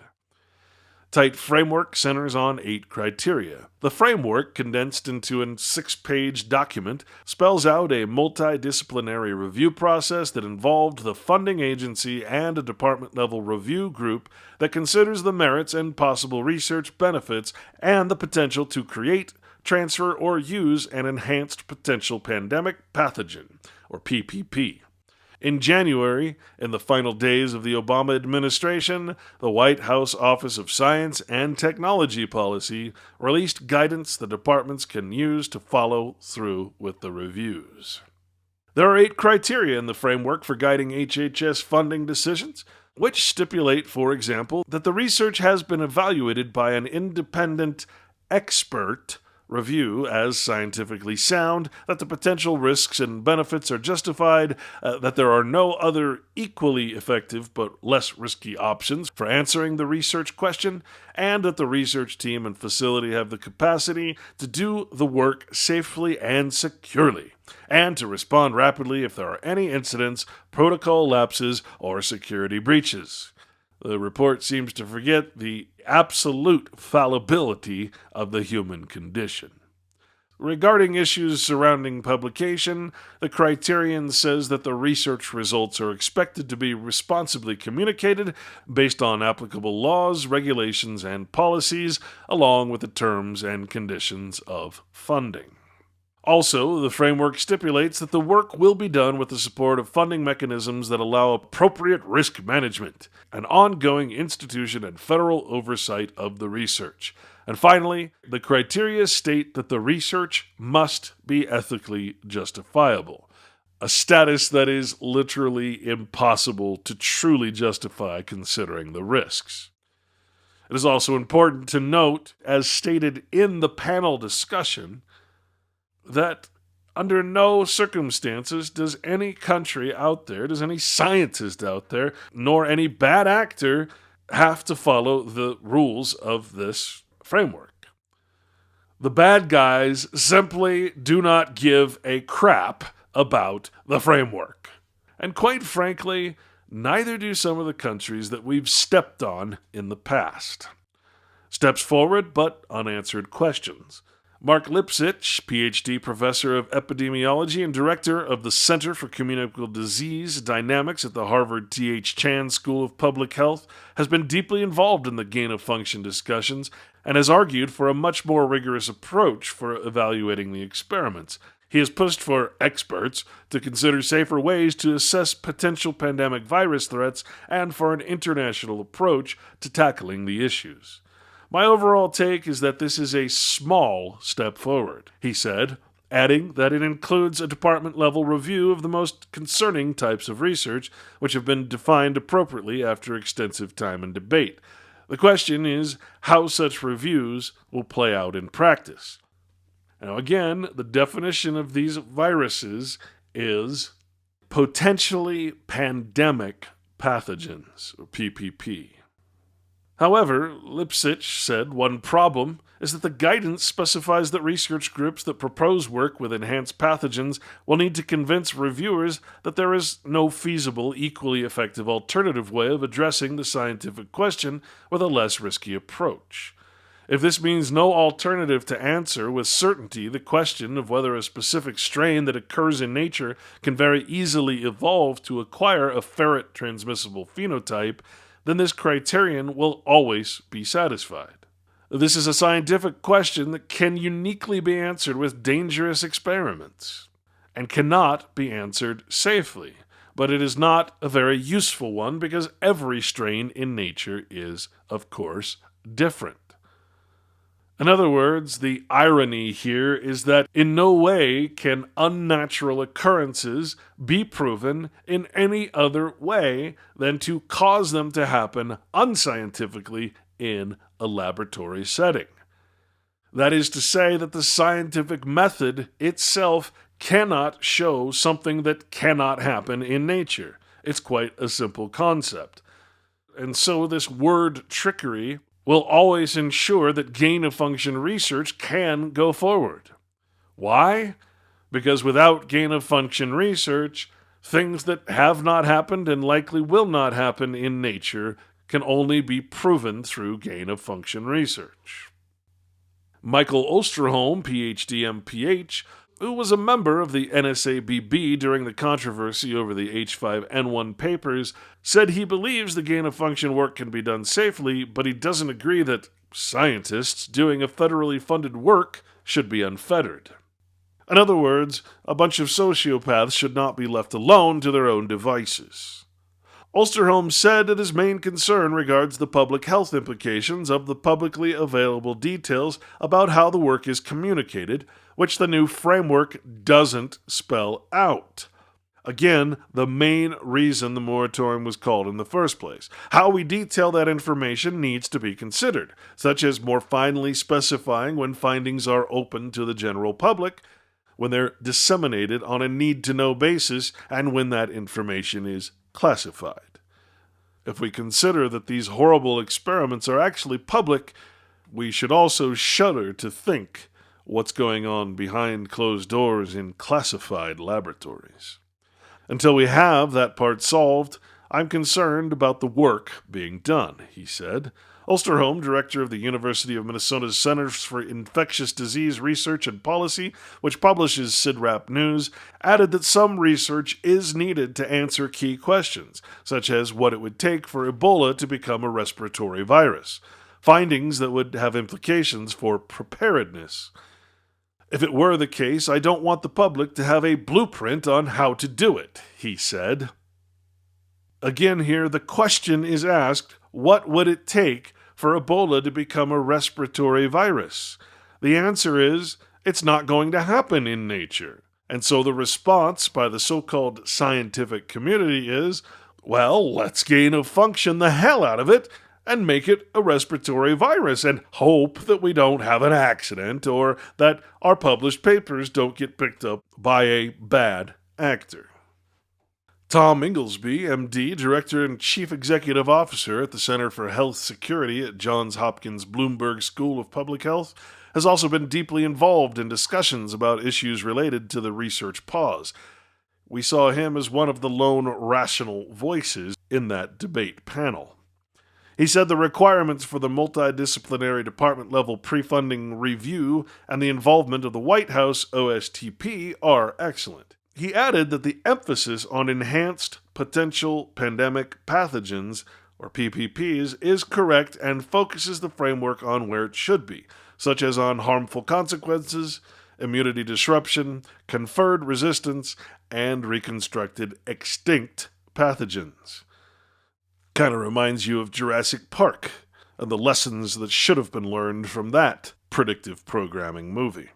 Though for the policy to be successful, it needs to, at a minimum, be able to oversee the creation of novel strains that may be highly transmissible and highly virulent, and should probably focus on that most intently to start.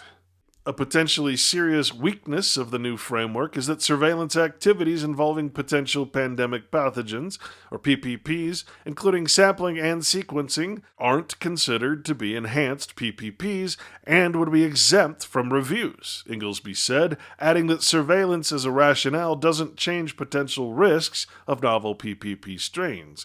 There are serious debates about whether specific enhanced PPP projects are materially useful to on-the-ground surveillance programs, he said.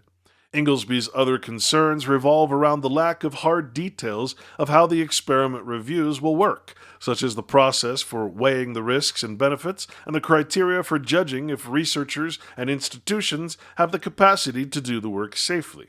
I would have liked to see if this framework was working as intended before the moratorium was ended, he said, suggesting that agencies funding the work publish their experiences using the new framework to show how it functions. The official announcement from the NIH director, posted on December 19, 2017, reads that the NIH lifts funding pause on gain-of-function research. Today, the National Institutes of Health announced that it is lifting a funding pause dating back to October 2014 on gain-of-function or GOF experiments involving influenza, SARS, and MERS vaccines. Gain-of-function research is important in helping us identify, understand, and develop strategies and effective countermeasures against rapidly evolving pathogens that pose a threat to public health. The funding pause was lifted in response to today's release of the Department of Health and Human Services framework for guiding funding decisions about proposed research involving enhanced potential pandemic pathogens. And you can download this report and read the worthless information inside for yourself. And if you're a bad guy, a bad actor, just toss it in the trash where it belongs. A flash forward 3 years to Tuesday, October 6th, 2020, and we find the most recent article in this documentary from Newsweek, where it states that Dr. Fauci backed controversial Wuhan lab with US dollars for risky coronavirus research.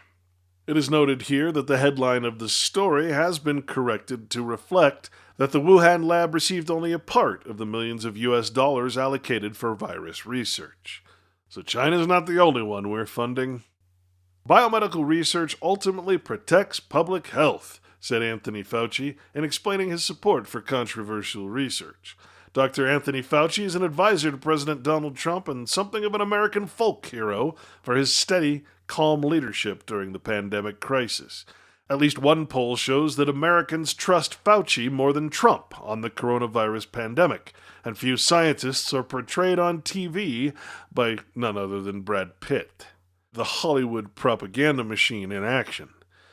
But just last year, the National Institute for Allergy and Infectious Diseases, the organization led by Dr. Fauci, funded scientists at the Wuhan Institute of Virology and other institutions for work on gain-of-function research on bat coronaviruses.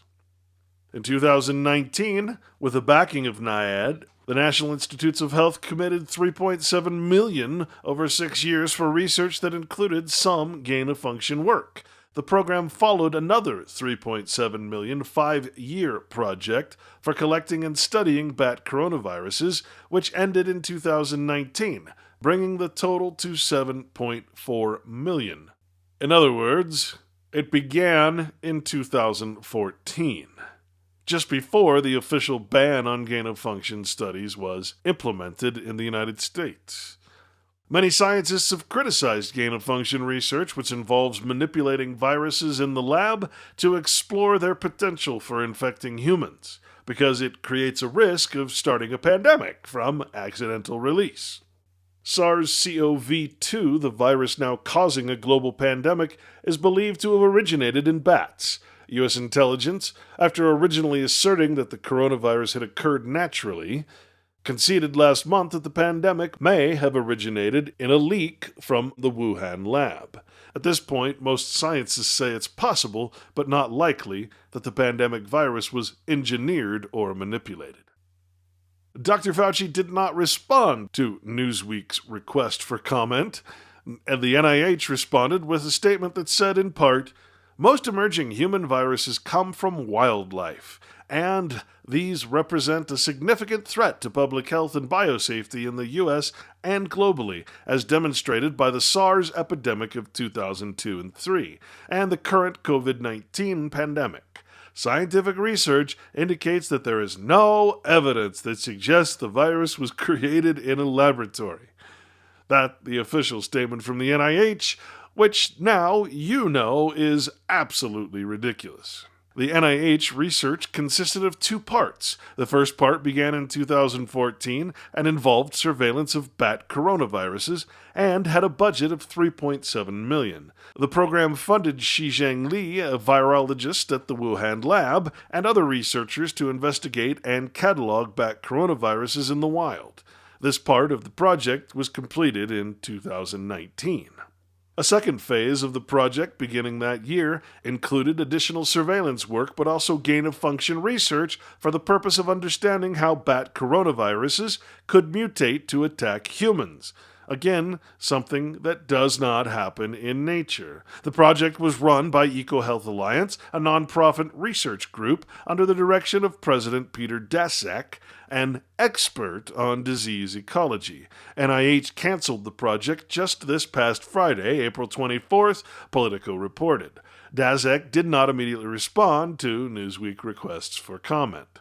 The project proposal states, "We will use S-protein sequence data, infectious clone technology, in vitro and in vivo infection experiments, and analysis of receptor binding to test the hypothesis that percent divergence thresholds in S-protein sequences predict spillover potential."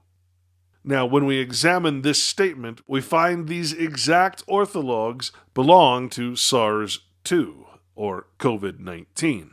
It does use the S-protein sequence data, and through gain-of-function research, HIV spikes were added for receptor binding to the human ACE2 receptor, which happens to be located in the lungs, the heart, and all the places where COVID-19 is attacking.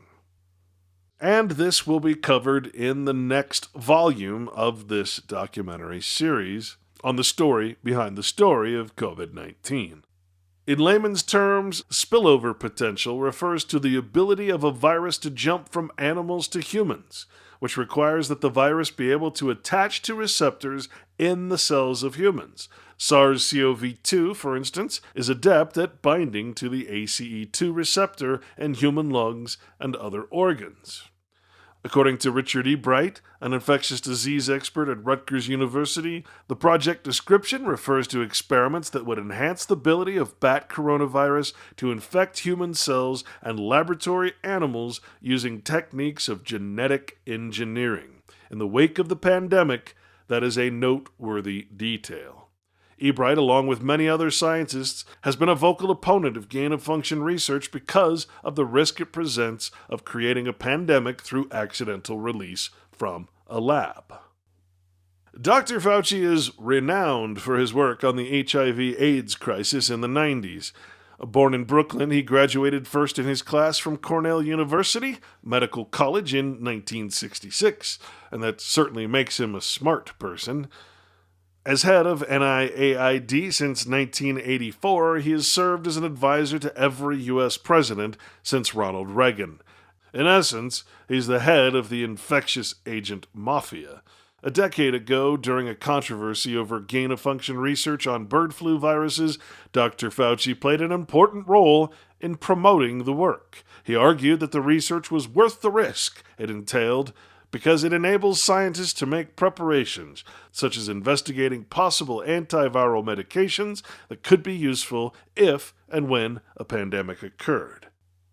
Now, let's be very clear here that when Fauci and other so-called scientists suggest that the benefits outweigh the risk in gain-of-function research, that means that millions, if not billions, of lives being lost to an escaped or bioterrorist release of these weaponized viruses and other pathogens is worth the risk of doing the research.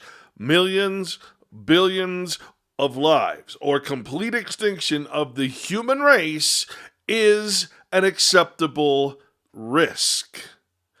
Please understand that is what is being said. The work in question was a type of gain-of-function research that involved taking wild viruses and passing them through live animals until they mutate into a form that could pose a pandemic threat. So-called scientists used it to take a virus that was poorly transmitted among humans and make it into one that was highly transmissible, a hallmark of a pandemic virus. This work was done by infecting a series of ferrets, allowing the virus to mutate until a ferret that hadn't been deliberately infected contracted the disease. The work entailed risks that worried even seasoned researchers. More than 200 scientists called for the work to be halted. The problem, they said, is that it increased the likelihood that a pandemic would occur through a laboratory accident.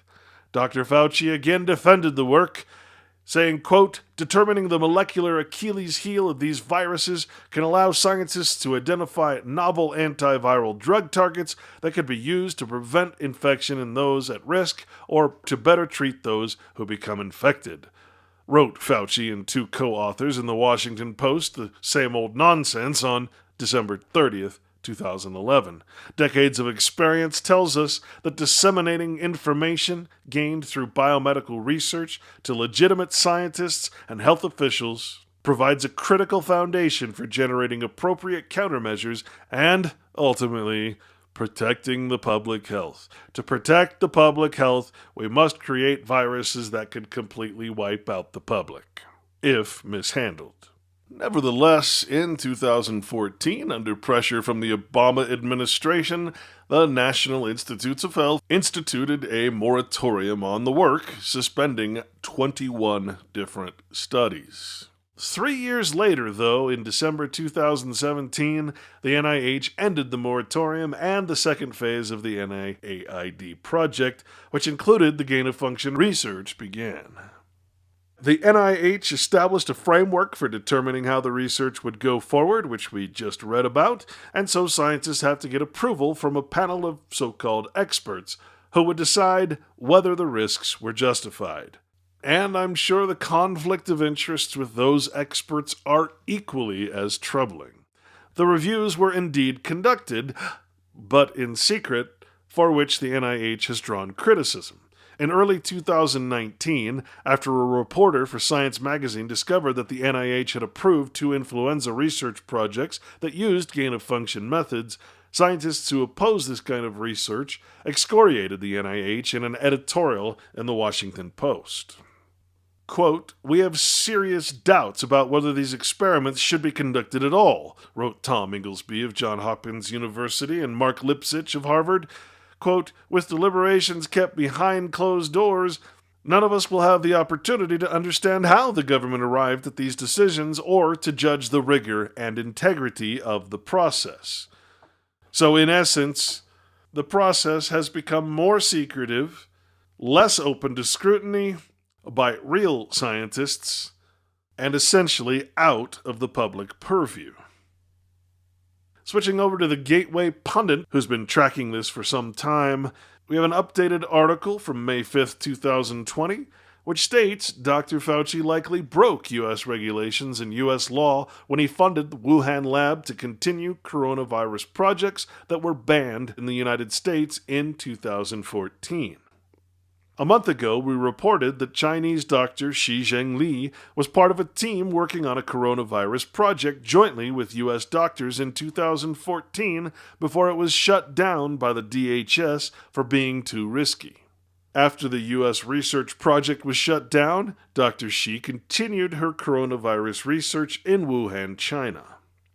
Dr. Shi Zhengli from China was part of a team including Dr. Ralph S. Barrick from North Carolina that published an article in a 2015 edition of Nature Medicine. In the article, they discussed bat coronaviruses that showed potential for human emergence. The article was published in 2015. Now, we covered this earlier in the documentary, but it is well worth the read. After the work stopped in the U.S., the Chinese moved forward with the project and ran research and development in Wuhan at the Wuhan Virology Center. From Shi Zhengli's papers and resume, it is clear that they successfully isolated the coronavirus in the lab and were actively experimenting with species-to-species transmission. It's also important to note that back in 2017, we had solid intelligence about a viral leak in a high-security Chinese virology R&D center that resulted in the SARS virus getting out and killing people. This was, of course, since confirmed. This information provides a basis that contradicts the theory that COVID-19 is a variant that just magically mutated in a bat in the wild, and then jumped to a human when they ate a delicious bowl of bat soup. We then reported that the Wuhan Institute of Virology in Wuhan, which was very close to the seafood market blamed in the first place, an effort to hide the truth, Hubei province in China was hiring individuals for an ecological study of bat migration and virus transmission in December of 2019. We now know from Dr. Shi's resume and papers that she was still working on the coronavirus at the time. This report was published shortly after their project was defunded by the U.S. Department of Health and Human Services.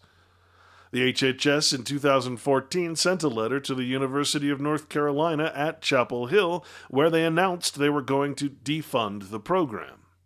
Dr. Ralph S. Barrick was identified in the letter, which states, NIAID has determined that the above-referenced grant may include gain-of-function or GOF research that is subject to the recently announced U.S. government funding pause, issued October 17, 2014. The following specific aims appear to involve research covered under the pause. Listing Ralph S. Barrick, Ph.D., as project leader, Project 1 was the role of uncharacterized genes in high pathogenic human coronavirus infection.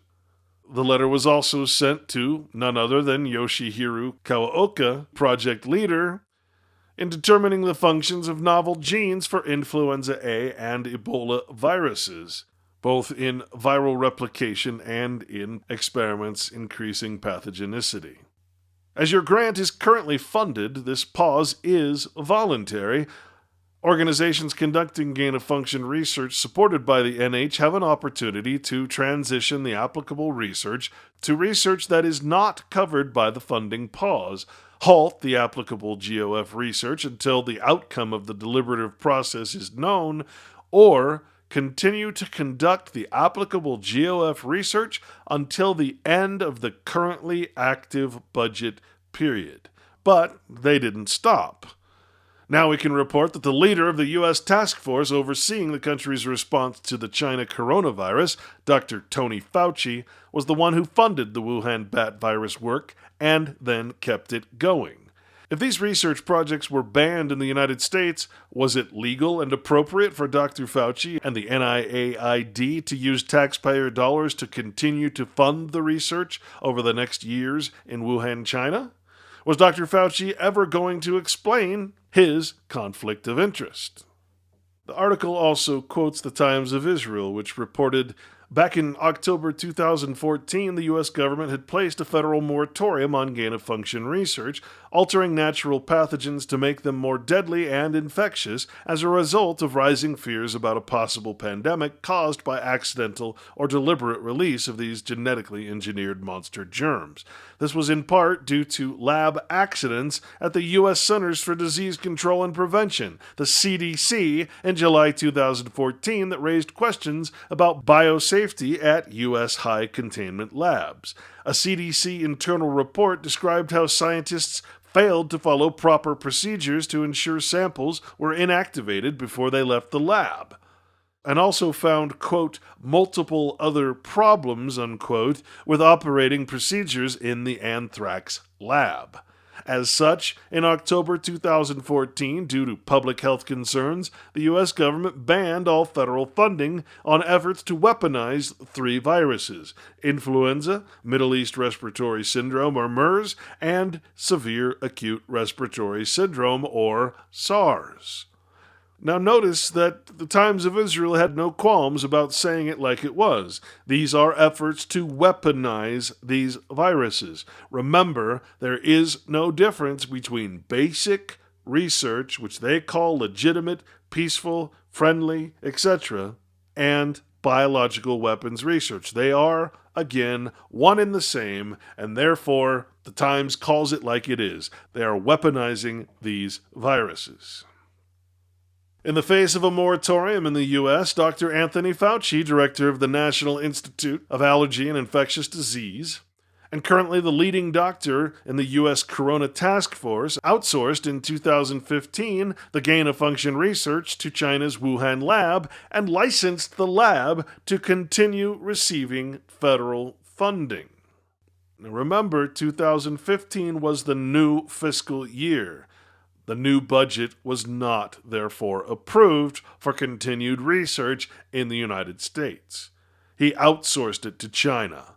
The Wuhan lab is now at the center of scrutiny for possibly releasing the SARS-CoV-2 coronavirus and causing the global COVID-19 pandemic.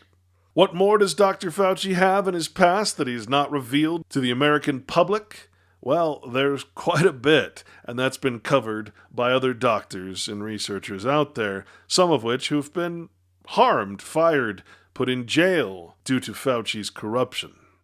From the blog of Christina Lin at the Times of Israel, she reports why the U.S. outsourced bat virus research to Wuhan. A well-sourced article detailing the illegal outsourcing of $3.7 million of U.S. taxpayers' funds by Fauci's NIAID to the Wuhan Institute of Virology to conduct gain-of-function research on weaponizing coronaviruses, which likely led to the COVID-19 pandemic. But don't worry, it's for the public good.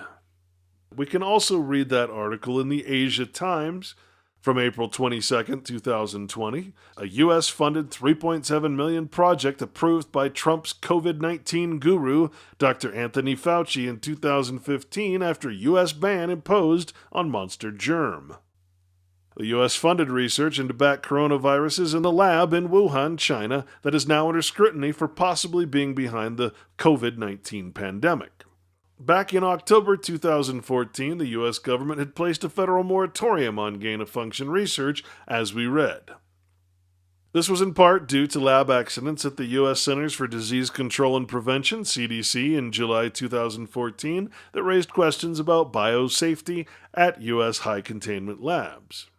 In the face of a moratorium in the U.S., Dr. Anthony Fauci, the director of the National Institute of Allergy and Infectious Diseases, and currently the leading doctor in the U.S. Coronavirus Task Force, outsourced in 2015 the gain-of-function research to China's Wuhan lab and licensed the lab to continue receiving U.S. government funding.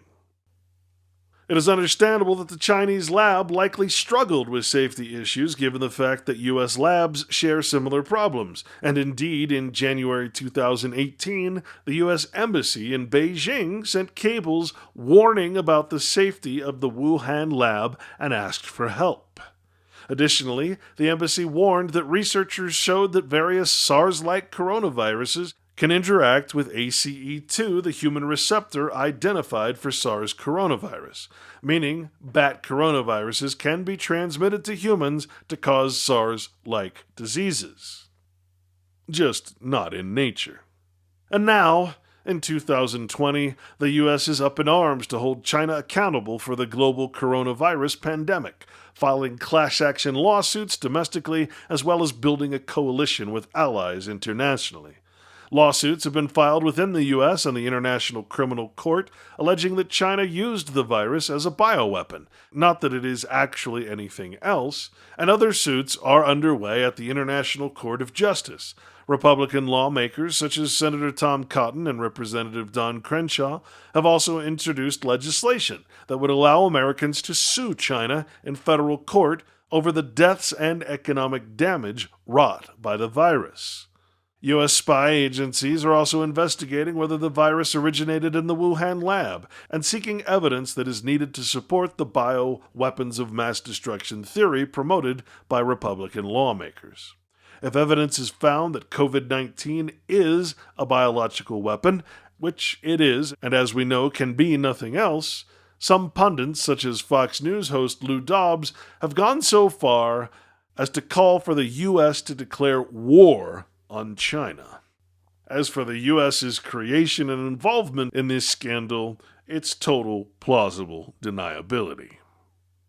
As for Anthony Fauci and the rest of these so-called scientists, bureaucrats, politicians, and corporate monsters, all that's needed is to enforce the Biological Weapons Act, which states, whoever knowingly develops, produces, stockpiles, transfers, acquires, retains, or possesses any biological agent, toxin, or delivery system for use as a weapon, or knowingly assists a foreign state, like China, or any organization to do so, shall be fined under this title or imprisoned for life or any term of years or both.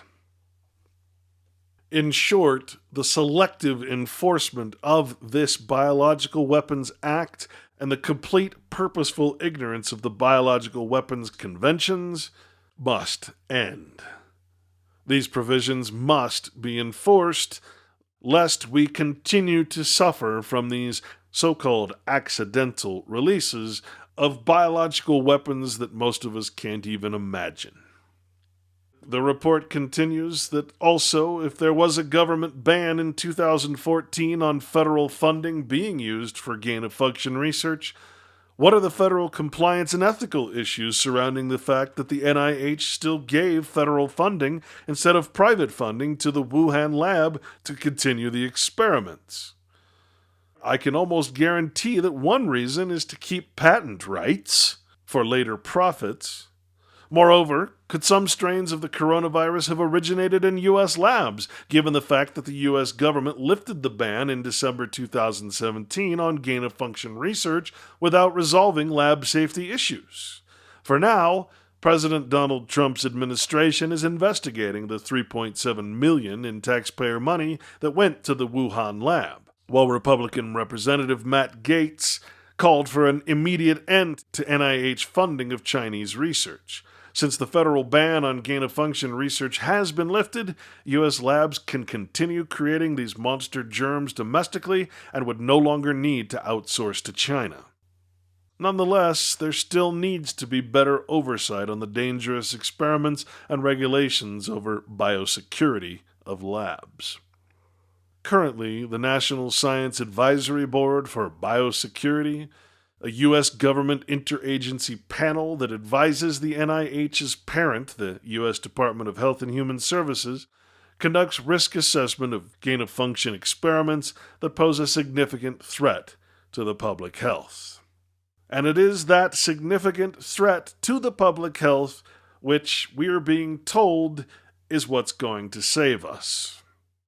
The NSABB has given the HHS a framework to assess proposed research that would create pathogens with pandemic potential, such as research on genetically altering a virus to infect more species, or recreating a pathogen that has been eradicated in the wild, such as smallpox. It is important to note that the only way diseases such as smallpox can infect people in this day and age is because it escapes from a lab. There are many, many extinct or eradicated diseases that fall into this category. However, vaccine development and epidemiological surveillance do not automatically trigger an HHS review. In the post-mortem of the COVID-19 pandemic, this is likely a dangerous loophole that could be exploited with no oversight, and should probably be brought under HHS review in order to protect public health better in the future.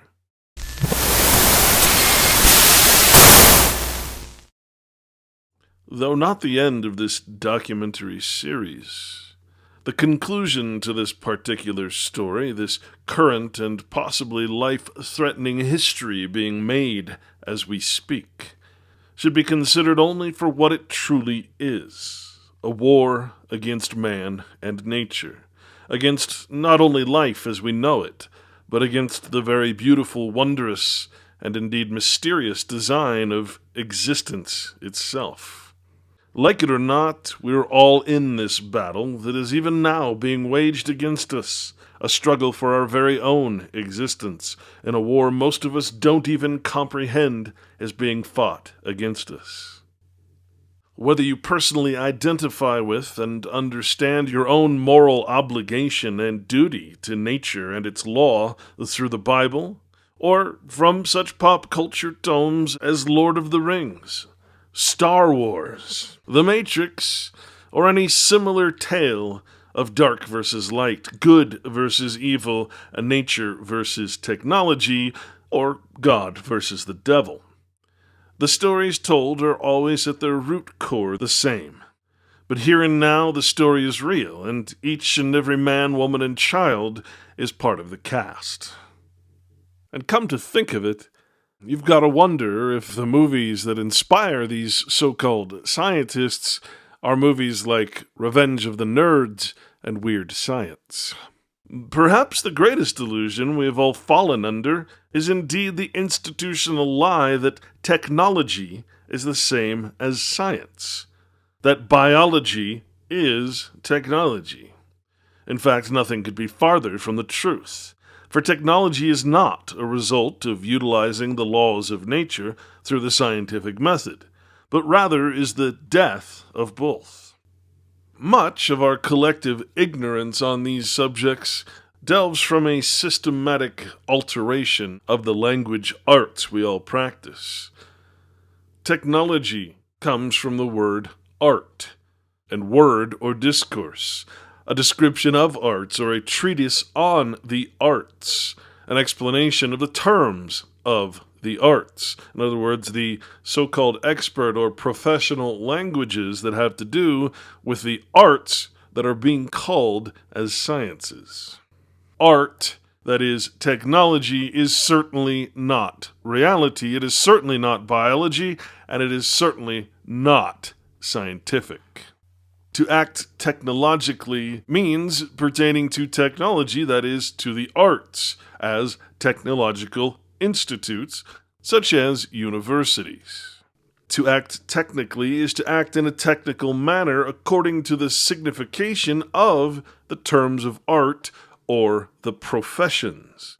We have many men calling themselves scientists and professors, and yet what they profess are merely terms of art, not science. The word technical derives from the word art, or artifice, meaning to fabricate, make, or prepare. And this is the difference between science and technology. What is being called as science, but is really technology. In other words, it is man inventing things that do not exist in nature. In other words, artifice and fabrications. Technical means pertaining to art or the arts. A technical word is a word that belongs properly or exclusively to an art. Every artificer has his technical terms.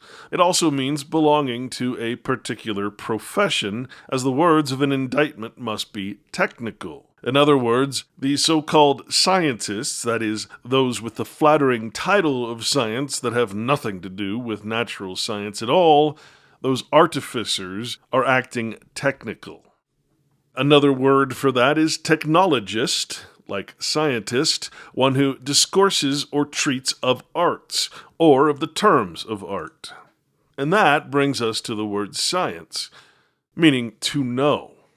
In a general sense, knowledge, or certain knowledge, the comprehension or understanding of truth or facts by the mind.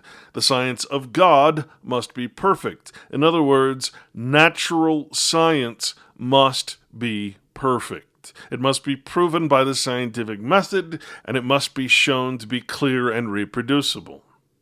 Unfortunately, the word science also relates to the arts. In the note here at the end by Noah Webster, he states that authors have not always been careful to use the terms art and science with due discrimination and precision. Music is an art as well as is science in general. An art is that which depends on practice or performance, and science that which depends on abstract or speculative principles. The theory of music is a science, while the practice of it is an art. In other words, these so-called scientists are practicing an art, not utilizing the theory of the scientific method. They are not practicing science, they are practicing an art. A principle in science is a rule in art. In other words, a truth in science is not a truth in art. Rules are certainly, as we've seen, made to be broken when it comes to the cult of scientism. He also quotes that no science doth make known the first principles on which it buildeth. In other words, when men study nature, it is not to understand creation, it is not to understand the source of that existence, whereas these so-called scientists practicing an art are actually trying to play God, if you will, in order to be the creators, to understand the first principles, which makes their work an art, an artifice, not a science.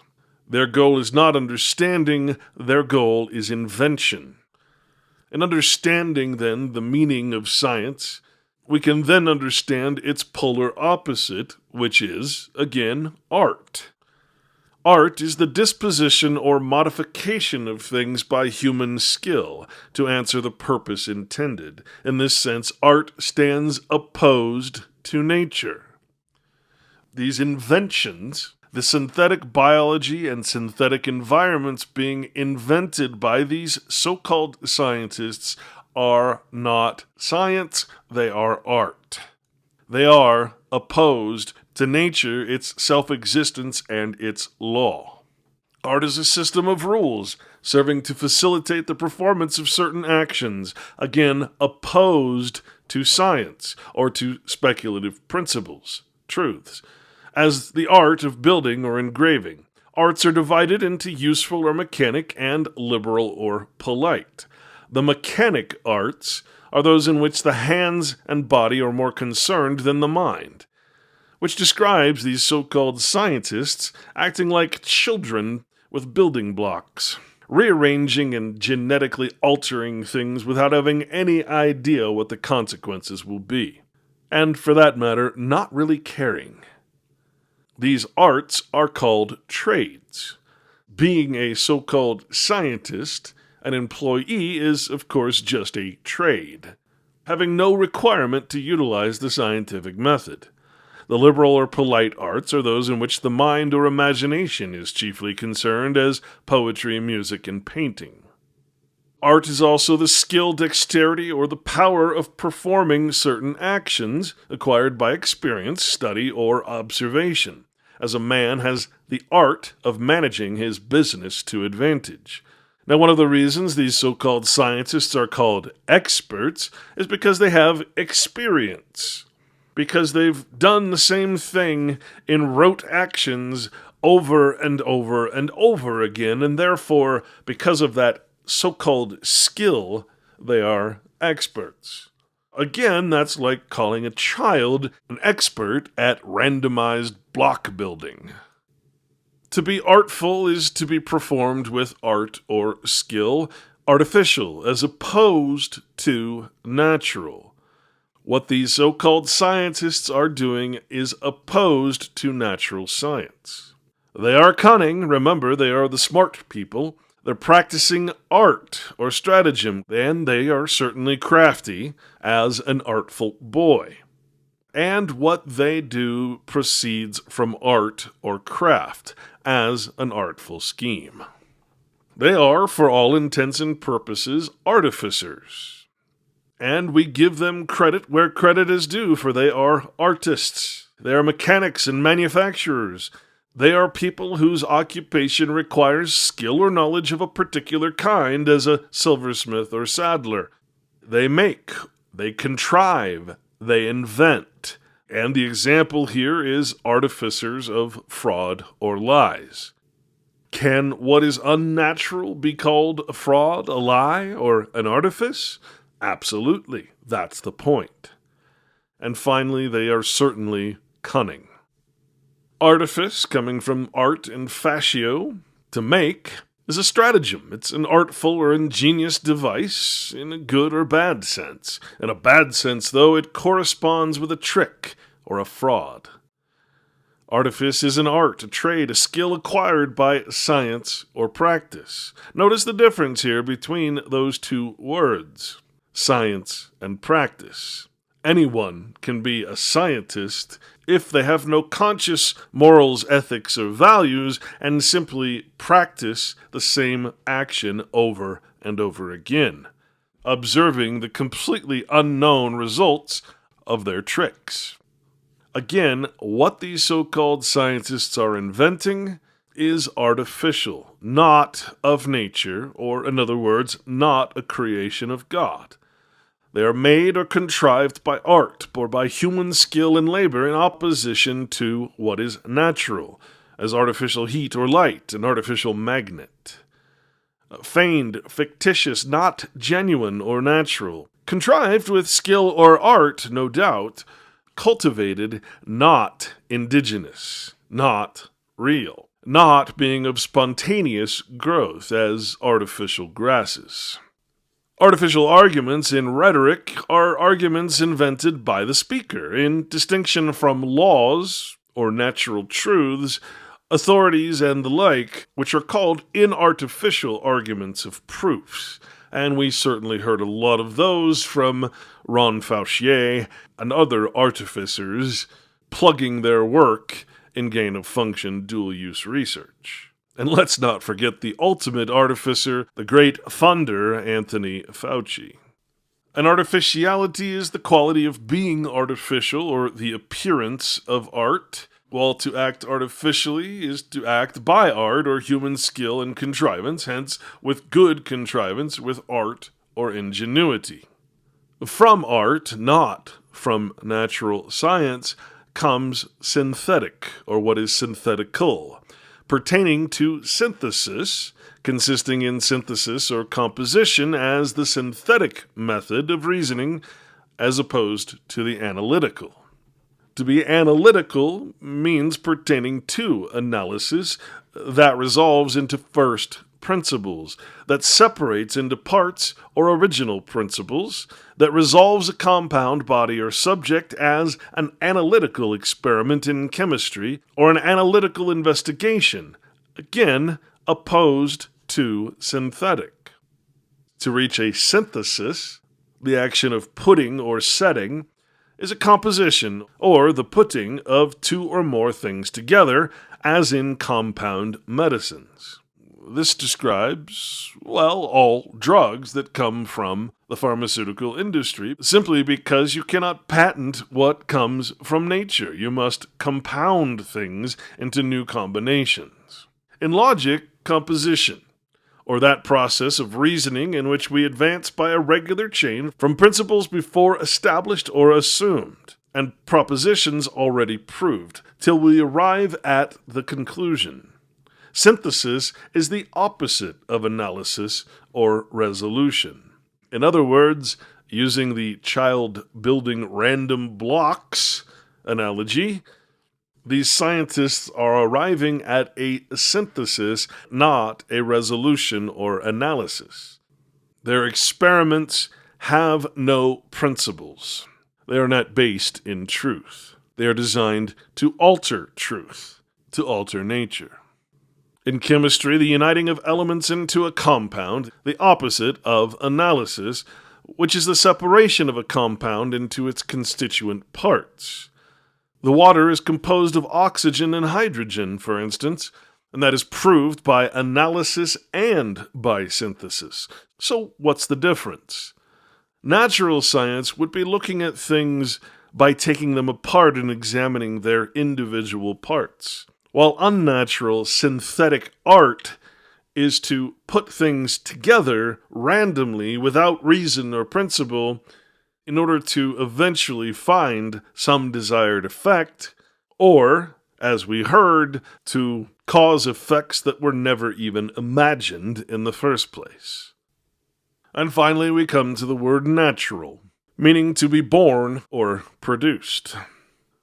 To be natural is pertaining to nature, produced or affected by nature, or by the laws of growth, formation, or motion impressed on bodies or beings by divine power. In other words, the law and laws of nature, that which is completely out of the control of man, or, as the insurance industry says, an act of God. Thus, we speak of the natural growth of animals or plants, the natural motion of a gravitating body, natural strength or disposition, the natural heat of the body, natural color, and natural beauty. In this sense, natural is opposed to artificial or acquired. All experiments being done as gain-of-function or dual-use research are artificial, meaning they are acquired. The results are because of man, not nature. Natural means according to the stated course of things. Poverty and shame are the natural consequences of certain vices. For instance, the love of money. What is natural is not forced, not far-fetched, such as is dictated by nature, and according to the life as a natural representation of the face, consonant to nature as opposed to being inharmonious with nature. Fire and warmth go together, and so seem to carry with them as natural an evidence as self-evident truths themselves. To be natural is something derived from nature as opposed to habitual. The love of pleasure is natural. The love of study is usually habitual or acquired. What is natural is very importantly discoverable by reason, not revealed as natural religion. In other words, the scientific method discovers nature. The scientific method is used because of reason, because there is a reason to use the method, a theory, though not revealed as self-evident, can be arrived at through true science.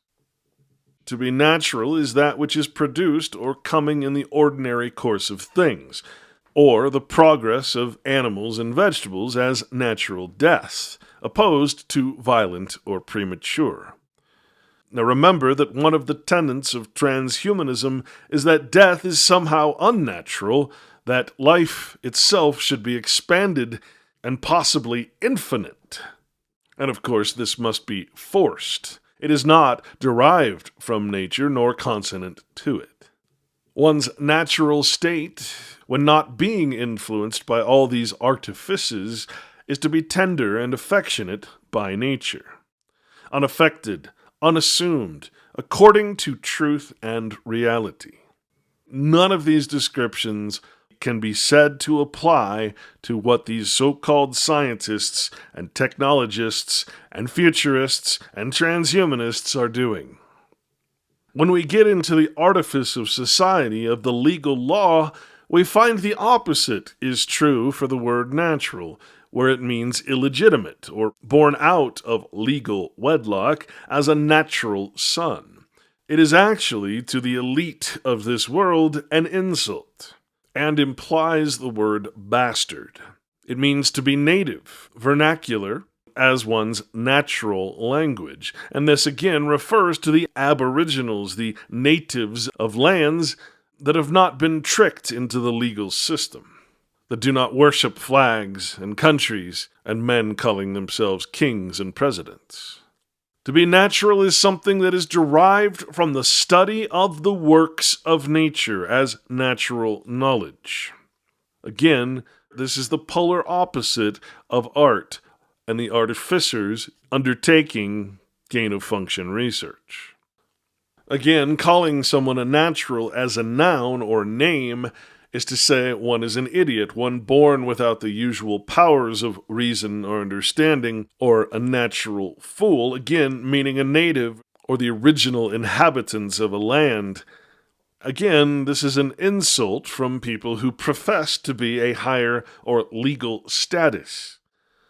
The Native American Indians, for instance, would be called natives or idiots because they do not subscribe nor wish to be a part of the legal law that controls the United States and its subjects. And this insulting word, natural, is exactly what these so-called scientists believe about the general population. They seek to be gods, and they seek to invent their own nature, one completely unnatural and unscientific. Now we can also look at the antonyms or the opposites for these words. For instance, the word synthetic, where the opposite of that word would be real, bona fide, pure, legitimate, and unadulterated, premium, valuable, and genuine, natural, and true. And yet the stated goal of these futurist so-called scientists is to create synthetic environments and synthetic biology in order to foment transhumanism.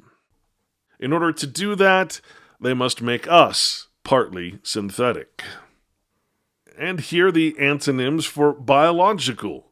Again, illegitimate, supernatural, meaning something that is above or outside of nature. A surrogate, something adopted or unnatural, unreal.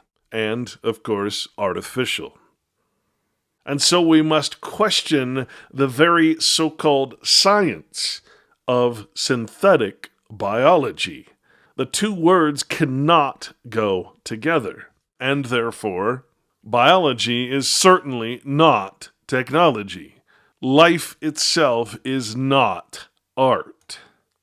And finally, the antonyms for science. What is considered as non-science? Well, of course, ignorance, rudeness, representations, designs, disorganization, misconceptions, craftsmanships, disorder, illiteracy, misunderstanding, inexperience, shapings, and most importantly, though, is that word art, which is literally the representation of science as something completely unscientific. The truth is that we've all been placed under the spell of language, of legal opinion and tender, even to the point where we believe that corporations are people too. But they are purely fictions, artifices, invented by men to protect their unnatural evil intent through man-made unnatural laws designed to break with the law and laws of nature, to break with the law of God. And it is these artificial protections that keep each of you from fulfilling what is the true meaning of life. For the meaning of life is the protection, caring for, husbandry, and ensuring that life continues in its pure state of being, including your own. To attempt to alter nature and reinvent its laws is man's greatest folly. The truth is, you can't actually harm a corporation. They simply aren't real. You cannot harm a scientist, for the name scientist is merely a flattering title. Now, there is one more very important factor to consider here. The rationale, the fallacious logic behind doing these gain-of-function or dual-use experiments is because no other type of experiment can show these results. In other words, they are correct. The only way to know whether man can do such atrocious things to nature is to do so in a lab. The question you must ask yourself is how far are they willing to go? Because from what you've just heard, there appears to be no limits to the atrocities committed by these so-called scientists and futurists, transhumanists. And so, after seeing the various biological weapons and other testing that government has done legally and illegally in the past, there is one even higher truth that these scientists must also be thinking in the back of their minds, and that is the only way to really know whether our gain-of-function experiments are truly as horrible and contagious as we think they are, as our animal and computer models show they are. The only way to really know for sure is to test it on humans. If you are fool enough to think that surely our government wouldn't do such a thing after seeing what you've seen in this documentary presentation, well, then maybe there is no hope to stop this. It is time for good men to step up and say no.